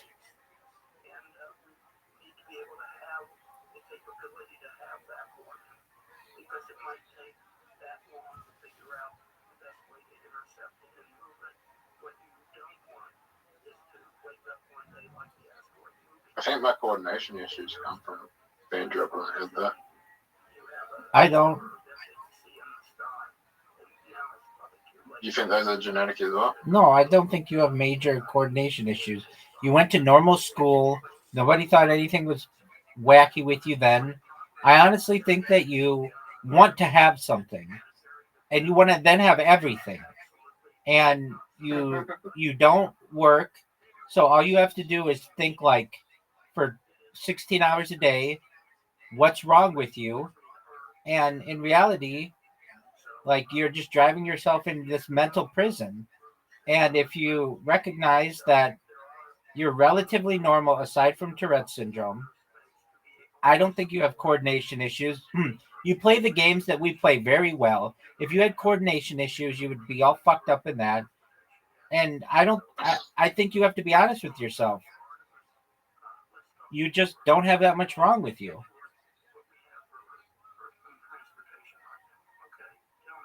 You want to have stuff wrong with you. But the fact is, you don't have that much wrong with you. The one thing you have is Tourette's, and we're going to work on that. Aside from that, all this other bullshit that you say that you have, I just don't agree with it. And I know deep down you don't either. You're the one who even did all that research on the American Medical Association or American Psychiatric Association and how they convince people that they have things that they don't really have.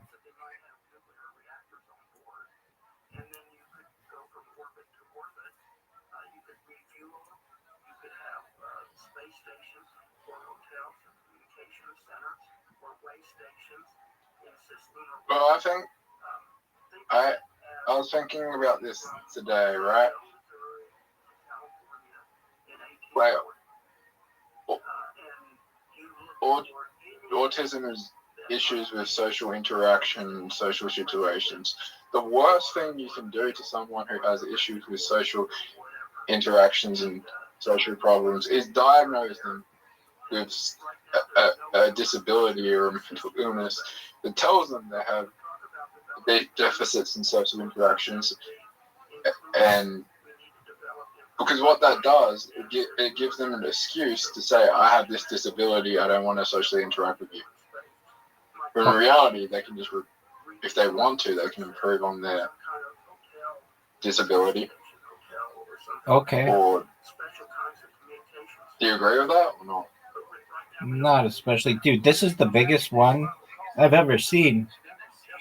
Look at all these blue ones.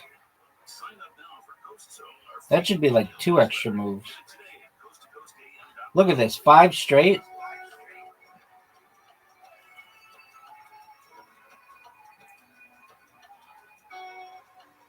Well, okay.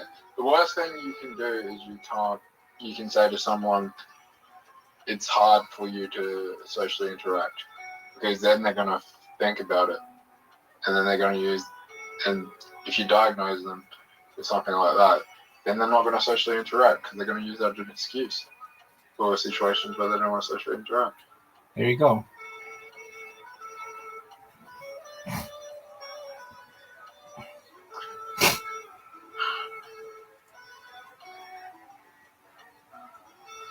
Now, I take myself out of situations where in social, like sometimes I take myself out of family situations, social situations, if there's children around, because I don't want to be around children as an adult man.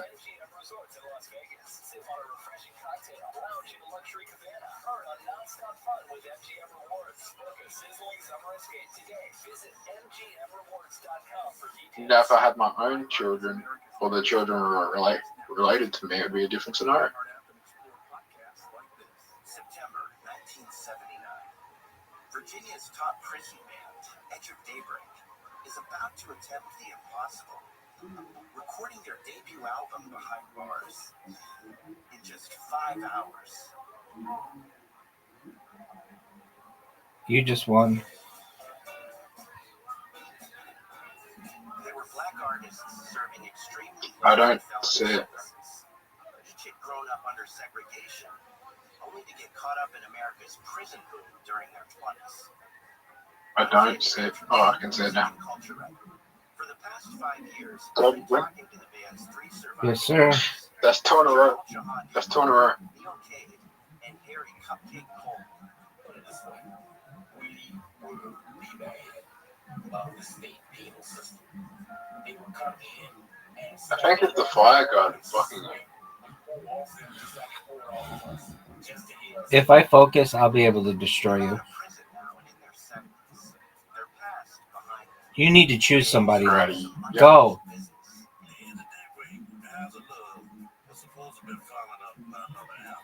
Go. All right, ready? Yeah.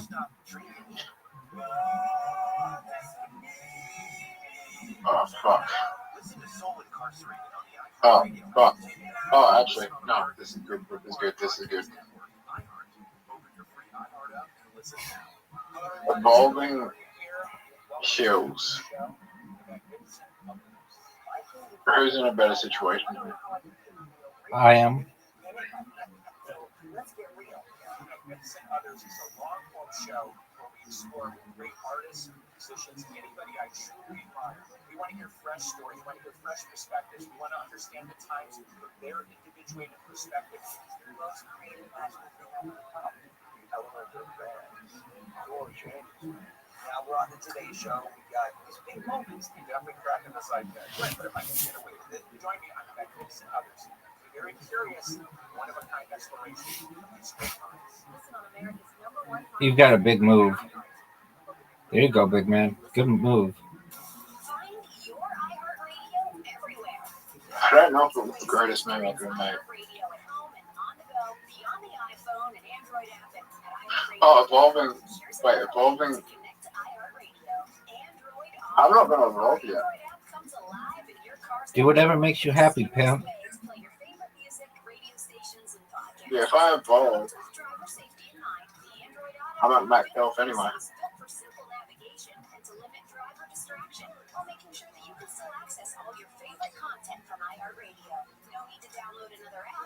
Right, sure thing. I know. Oh, I fucked up.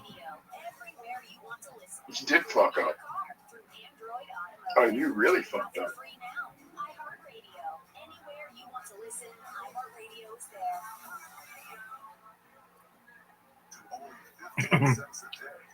Sign up today at coasttocoastam.com.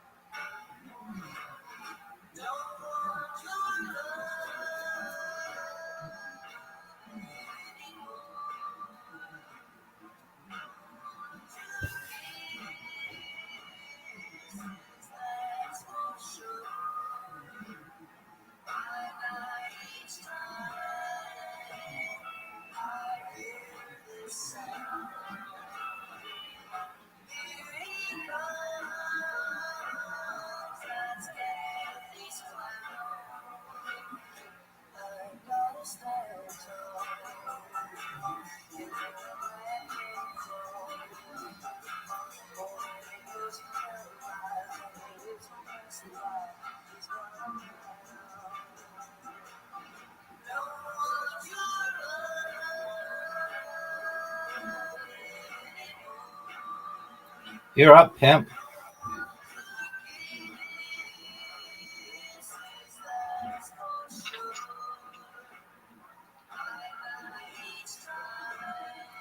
That was not smart. Oh, yeah, it was.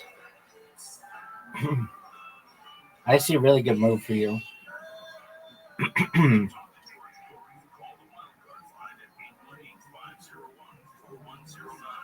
first time caller line is 818-501-4721. To talk toll free from east of the Rockies, call 800. Terrible move. Terrible move. From west of the Rockies, toll free, call 800. Terrible move. Dog. Send your text message anytime at 818-298-6521. This is Coast to Coast AM with George Norrie. Next hour, Kate Manson joins us to talk about her work that you might Look at this. 2 4s in a row. I just slapped myself. Good. She's also the editor of the Whole Life Times Digital News magazine and wants to put one on your computer screen. How do you do it? It's easy, George. Thank you so much. Everyone is welcome to email me. But I've been taking in public as well, which usually never happens. You've been what in public? Having kicks in public. Kicked in public? Kicks. Oh, you have ticks in public. I know. You said it gets worse when you're in with more people. No, it's the opposite. I thought you said if you're in a large crowd, it gets worse. No, opposite. So if you're in a large crowd, it's better? Yeah, if I'm alone, it gets worse. Oh, okay.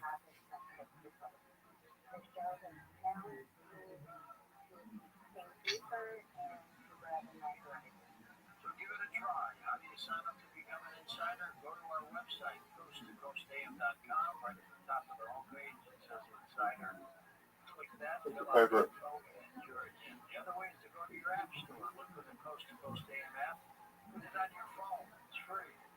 Through the app, you can sign up to be an insider as well. If you live in Can someone blame me for Tourette's? I don't know anyone who's famous who has Tourette's.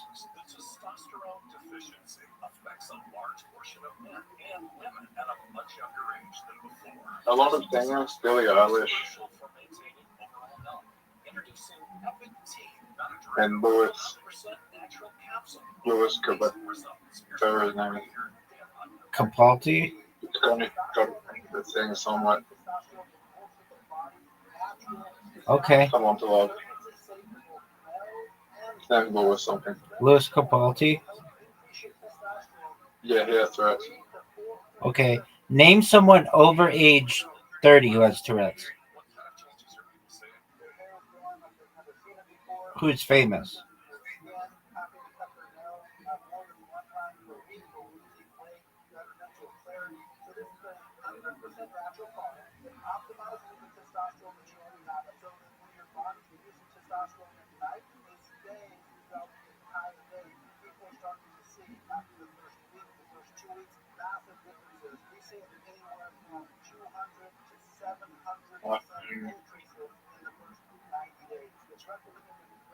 Donald Trump?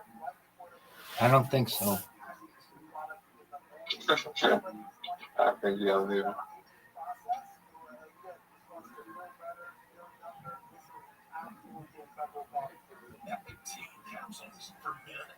Elon Musk? I don't think so. Maybe he's probably closer than most people. Dude, this is a big one. That's a big one, big dog. Yeah, you haven't won in like a long time. Dude, 2 games. Get over yourself. Are you going to go? Or are you just going to jerk yourself off raw?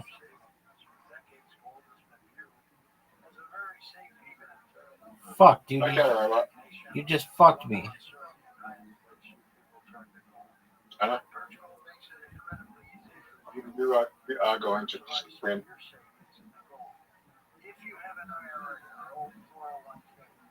You, oh, fucking hell. Oh, it's only 10 heal points? Oh, you're not a vote. You are not a vote. Fucking hell.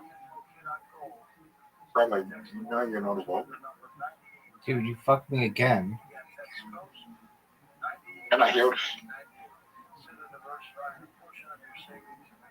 I might have given you like a very good opportunity though.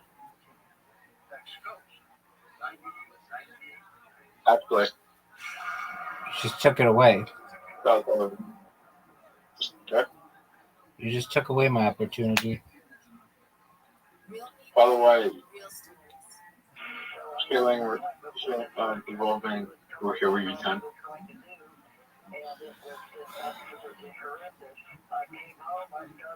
Evolving will heal you 10, but I don't think it's going to help you. Go. That was a dumb move.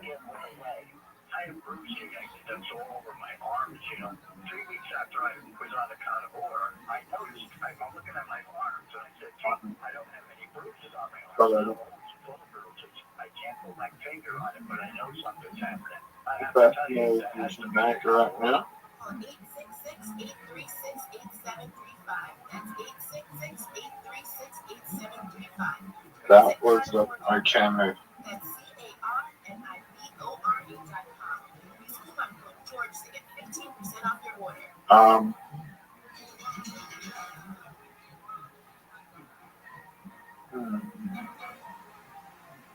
What's my best move? That's my best move. Holy shit. Did you see how incredible that move was? Dude, you're just getting handed wins. That was not smart.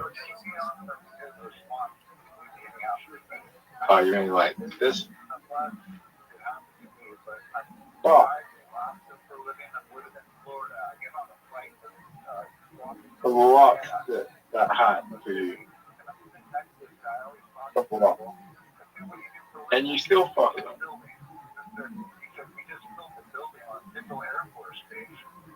That was not good for you. You got looked on.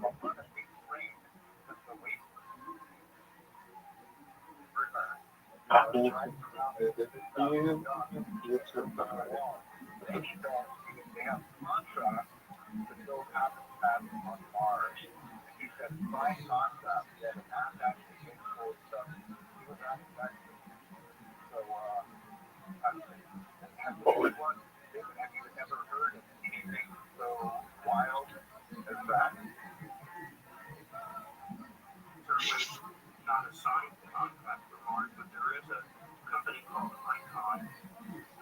They actually had a 60 Minutes thing last year, and they want to build on the moon out of lunar soil, prefabricated lunar concrete habitats, and they have shown how they would work.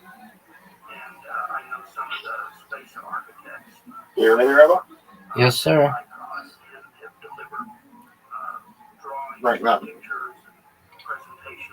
That was really good. Are you gonna go? Oh, here we go.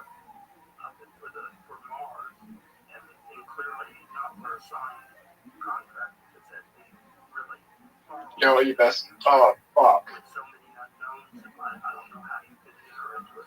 That was the best move you made.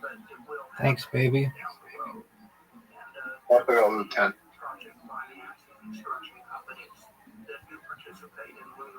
You fucked up.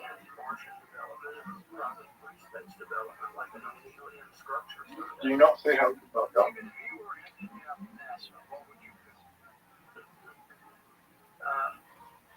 I like to have an early cancellation of SLS and Orion, Oh, I got lucky. and I would like to see if I got really lucky here. Starship can get going faster and develop faster. I have a feeling this game's going to go on for a really long time. Rocketry that is very reliable, like Falcon Heavy, for example, and what we can do with getting Falcon Heavy payload Logan there. to the moon to do it a little bit faster.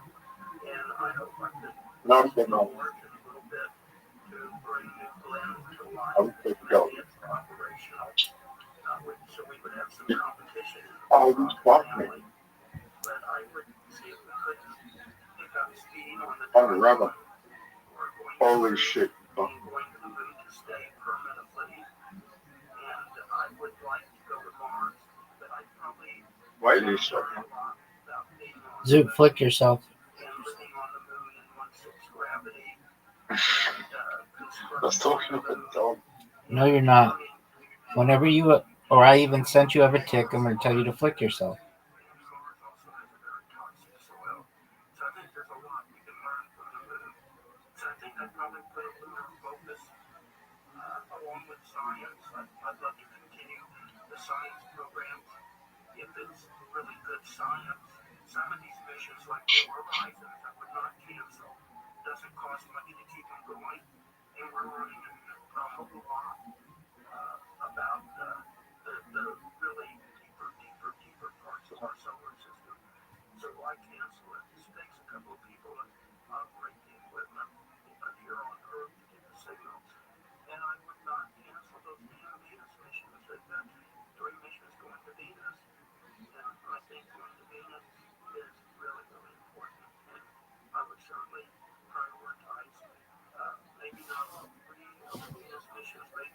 we could combine some of the goals with some of the Venus missions, because I know all of this costs a lot of money, but I would absolutely include, relative Venus missions to learn more about Venus.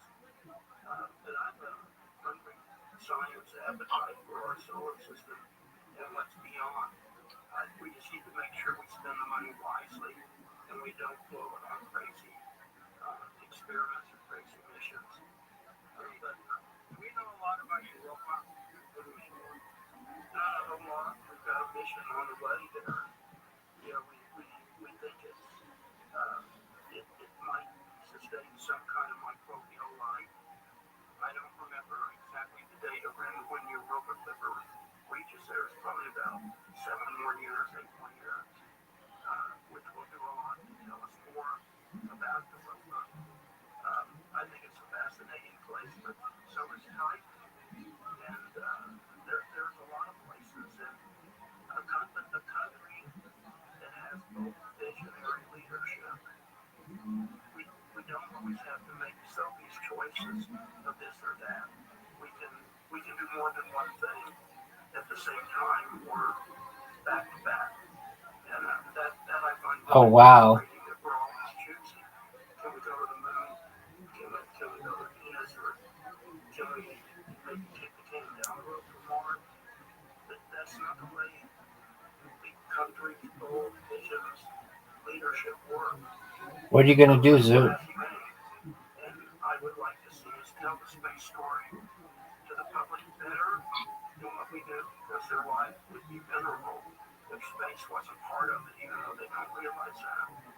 And I'd like to see us do great things with bold thinking, with inspirational leadership.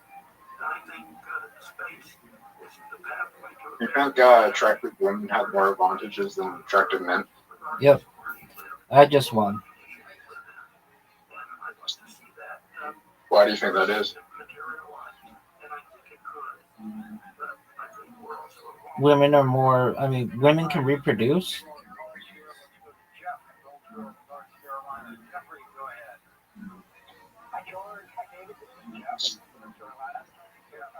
Open that.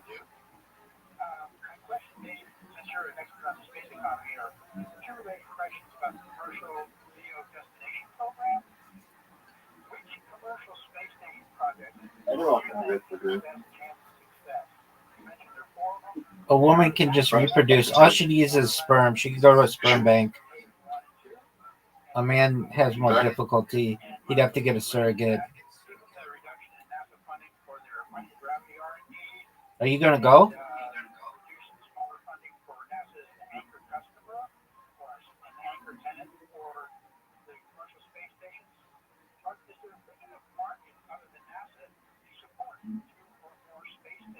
Donate.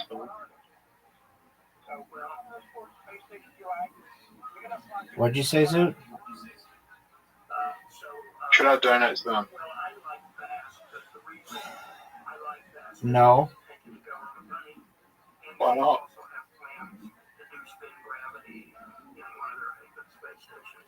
There are arguments to be made that in the future you may be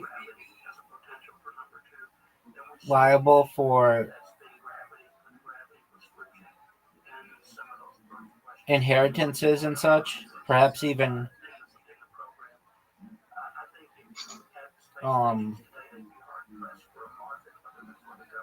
child support. And do you want somebody coming to you like 60 years from now or like 40 years from now and like being like, hey, I'm your child or whatever? Yes. You would want that? Well, then just be a dad. I personally would want to have at least a connection with whatever child I had.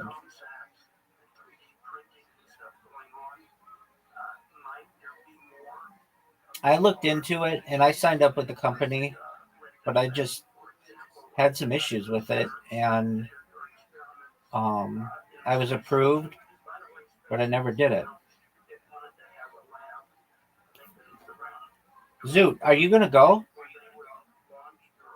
At least in the United States, you have to be a college graduate to do it. No. I'm just researching something.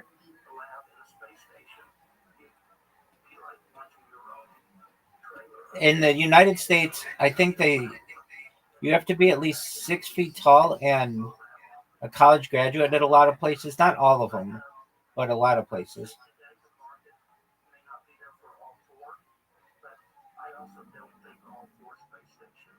I think maybe 5'10" might be a cutoff too.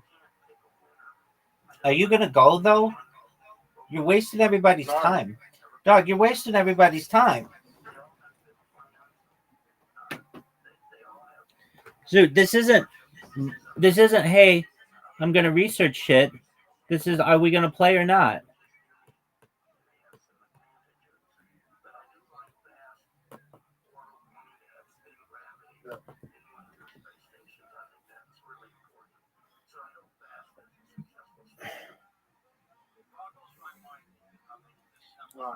Dude, are you done? Yeah. Okay.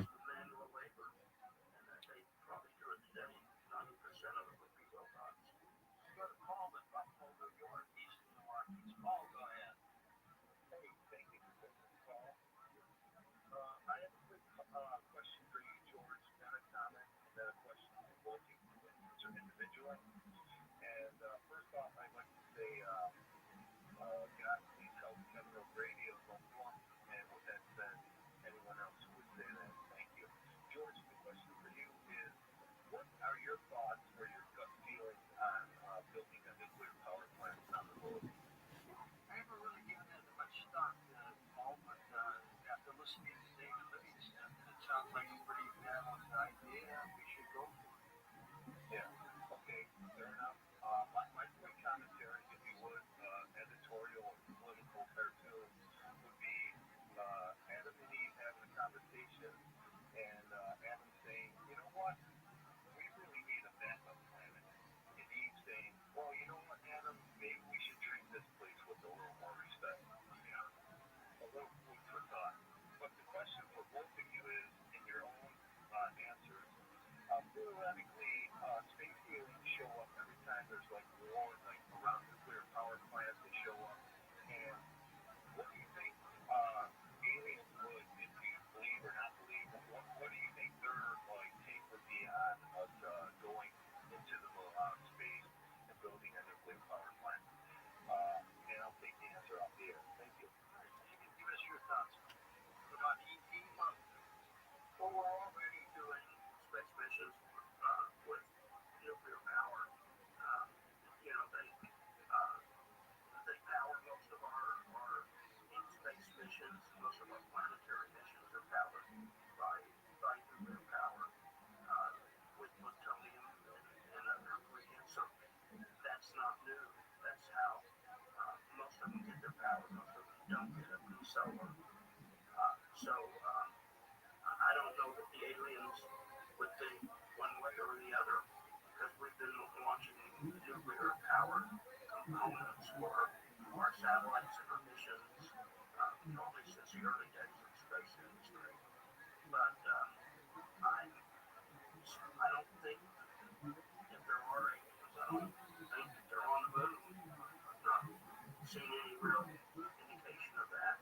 So I'm not sure a nuclear power plant for energy, specifically for energy, for electricity and power, weaponry, would be objected to by anyone, because that would be an indication of development and peace and people living there and wanting to live in a modern world where you have power.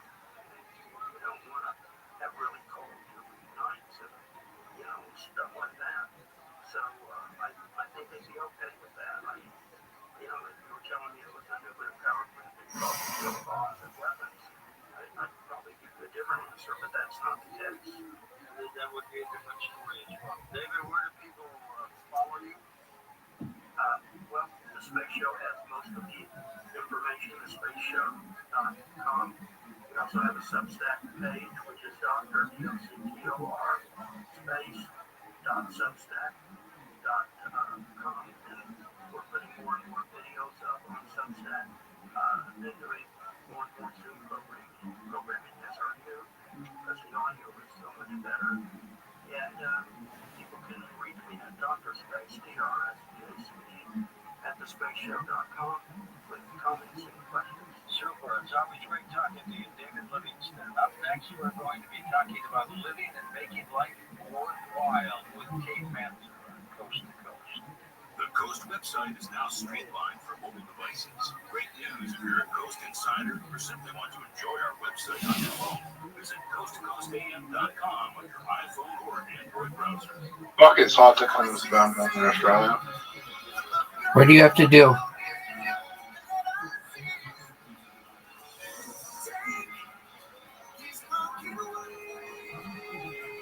Zoot, what do you have to do? Talk to people. What are you talking about? I don't know. I don't. Like, it's like. I think they're watching questionnaire and stuff. Do you have to be a college graduate? No. Like, over in America, right? You just walk into the clinic and there's some places you walk into the clinic and they don't even do health care checks. They just go, here we go. Not the one that I was with, that you had to be a college graduate, you had to be at least 5'10", you had to pass their health checks.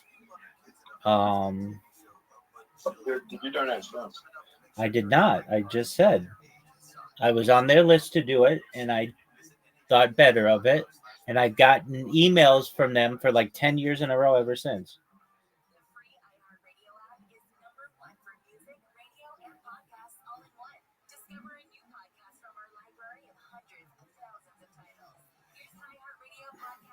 Can I freeze my sperm? Yeah. No problem. You can? Dude, when I was 18 years old, I was working in this financial institution, and one of the ladies who worked there in the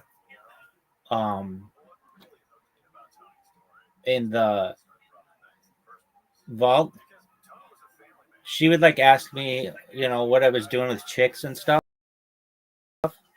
Like, all these girls wanted me at this fucking place. I mean, the ladies who worked there, they were all older than I was, so I was 18 and whatever. But I'd even get, like, I was like a bank teller. I'd get customers who would come in and give me their numbers.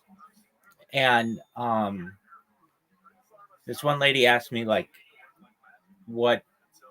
how far I've been with chicks. And I was like, well, I get blown by chicks, and like a lot of them. But I, at the time, hadn't had sex yet. And I was like, and I'm not too worried about, like, she said, like, well, always make sure, like, if you are going to have sex with, if you're going to have sex, make sure to wrap it up.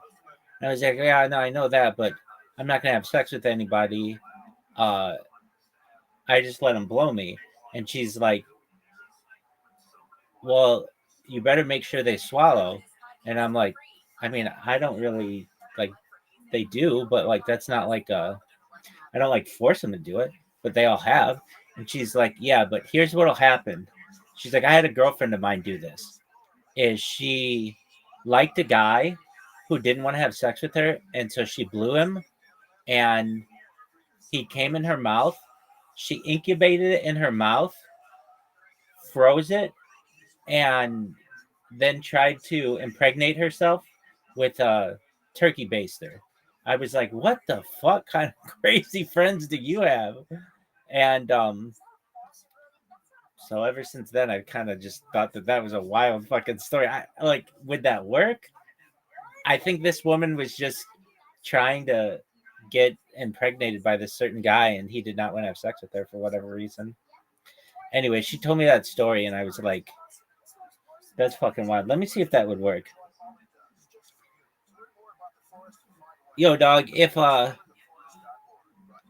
man and woman were having, yo, dog, if a man and woman were having relations and the man had semen in the woman's mouth, could she incubate it for a short period of time and then freeze it in a residential freezer and then unfreeze it and impregnate herself with a turkey baster?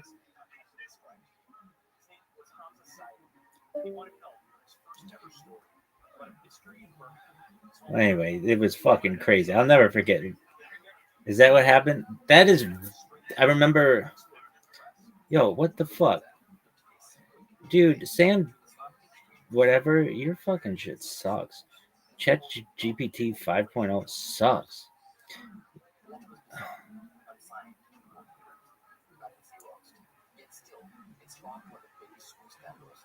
Dude, ChatGPT sucks so much dick.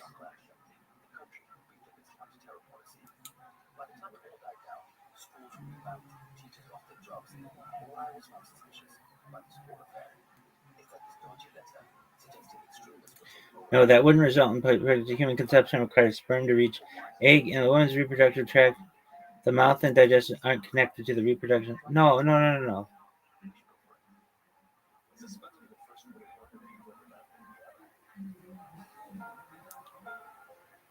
No, that didn't finish it. No, that's not the question. In her mouth, and then put it in a residential freezer, like in a refrigerator, and then later on have it thaw and use a turkey baster to impregnate herself. I'll never forget, this woman told me this story, and I was like, your friend is fucked up. The scenario is technically creative, but in practice, it wouldn't work for a few reasons. Sperm is fragile outside the womb, but sperm only minutes, maybe an hour. Okay. Saliva contains enzymes and bacteria that damage sperm almost instantly. By the time it was stored, most would be dead or non-mobile. Freezing sperm isn't just sticking in the freezer. Fertility clinics use crowd protectant special solutions for ultra low temperature. I'm not kidding. This is a story I heard. I was fucking at a bank vault. I was right outside it, and this woman was like leaning over telling me this fucking story. Really? Oh yeah, I know her name. And so if anybody's listening, this is how the story went down. I was getting blown by tons of chicks, and I was like, oh, I'm not gonna have sex with them, so it's like whatever, allegedly. And she's like, well, you better be careful, make sure they swallow. I'm like, well, why? And then she's like, because there are some women out there who will, if they find that you are a good quality person, they will incubate your semen in their mouth, put it in a container to freeze it in a refrigerator or a freezer, and they use a turkey baster to impregnate themselves. I remember being like, would that even fucking work? Anyway, a household freezer. Okay. Self-insemination with thawed sperm is unreliable. Dude, I think this could work. I'm sure somebody's going to try it. I think that is not a viable or safe way.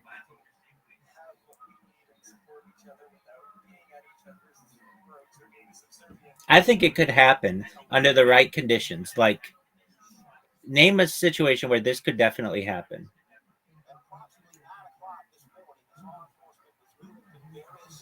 Oh wait, hold on. No. No, that's not what it was. That's not what I think. I'm combining two stories. It was just a girl had it in her mouth and she used her fingers immediately to stick. That's what it was. That's what it was. There was no turkey baster, but I'm sure some Rebbitzin will fucking vibe with the oldies on that story. But no, that's what it was. This was like 25 years ago, 20 years ago I heard this story. So yeah, it was just incubated in the mouth and then okay, how about that one? Wait, hold on. Let's see if this is possible. Is this possible even under the best situation? Like because somebody told me that's how they were made. Name a situation where this could actually work.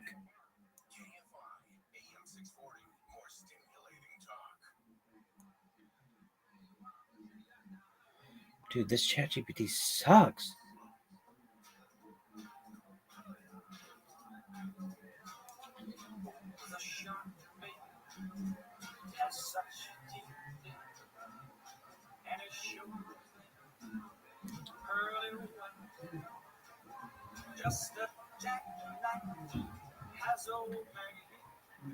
Okay.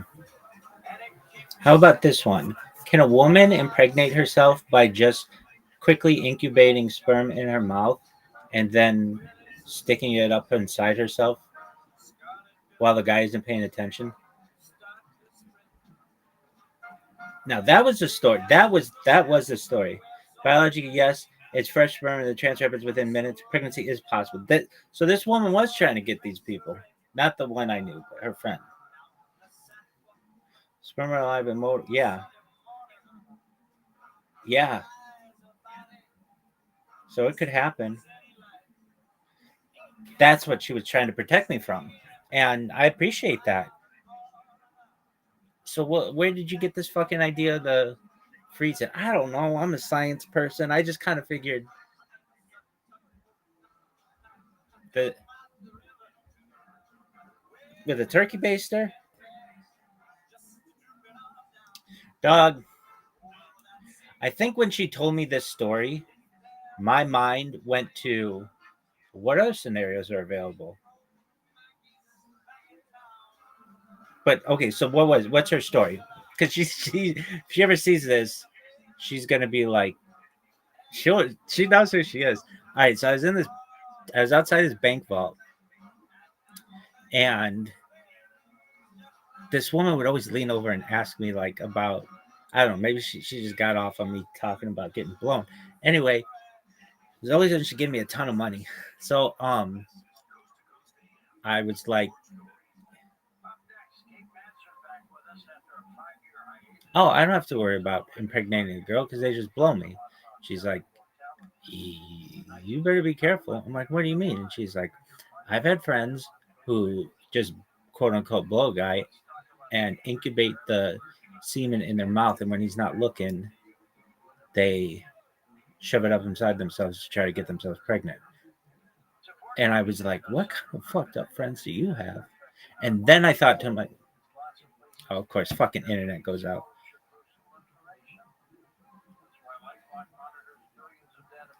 Anyway, and then I thought to myself, what kind of fucking fucked up friends do you have? And if that's possible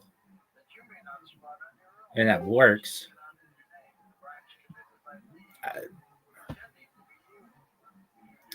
could you freeze it in a household freezer?